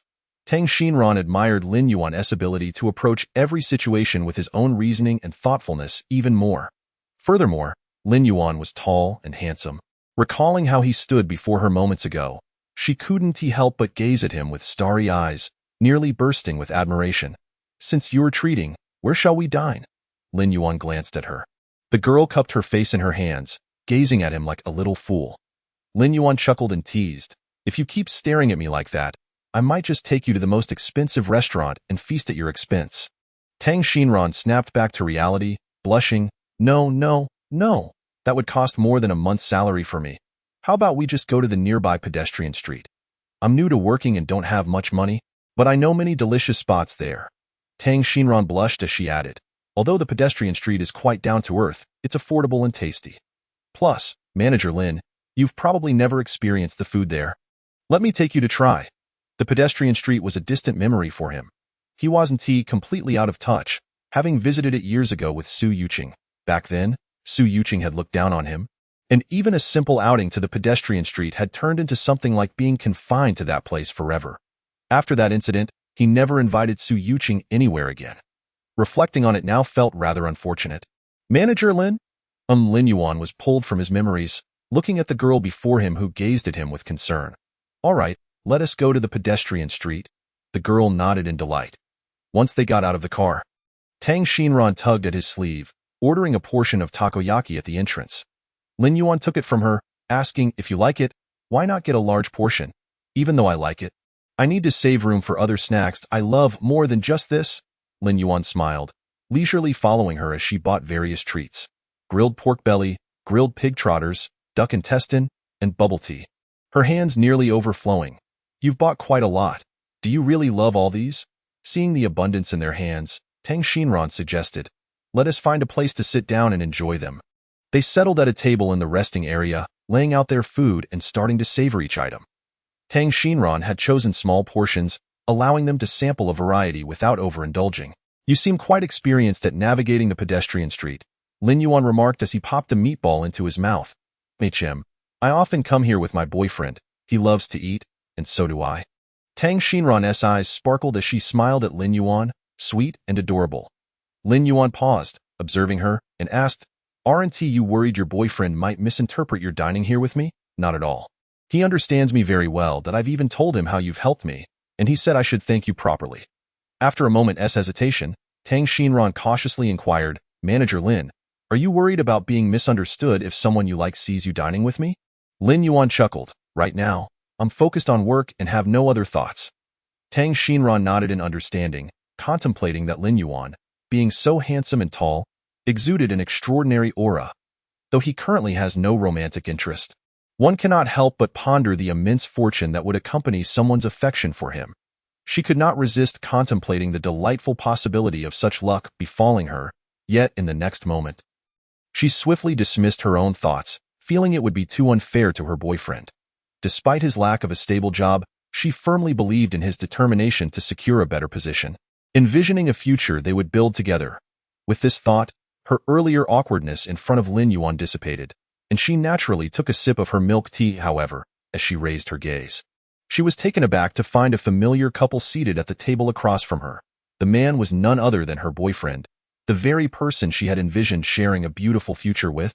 Tang Xinran felt her entire being freeze in disbelief. Lin Yuan, puzzled, followed her line of sight, discovering a couple at the adjacent table engaged in flirtatious banter, utterly engrossed in one another. Meanwhile, Tang Xinran's eyes brimmed with tears. Struggling to maintain her composure as humiliation and anguish surged within her, consuming her dignity and reason. She fixed her gaze intently upon the man at the table, affectionately calling the woman in his arms baby. This was the man she had been with for 5 years, the very one who had persistently pursued her, yet after their union, had repeatedly entangled himself with other women. Though he had not found stable employment since graduation and had been relying on part-time jobs for a meager income, she had continually encouraged him, holding steadfast belief in his potential. Yet now, he was entwined with another woman. Lin Yuan, realizing the truth, understood that the man across the table was indeed Tang Xinran's boyfriend.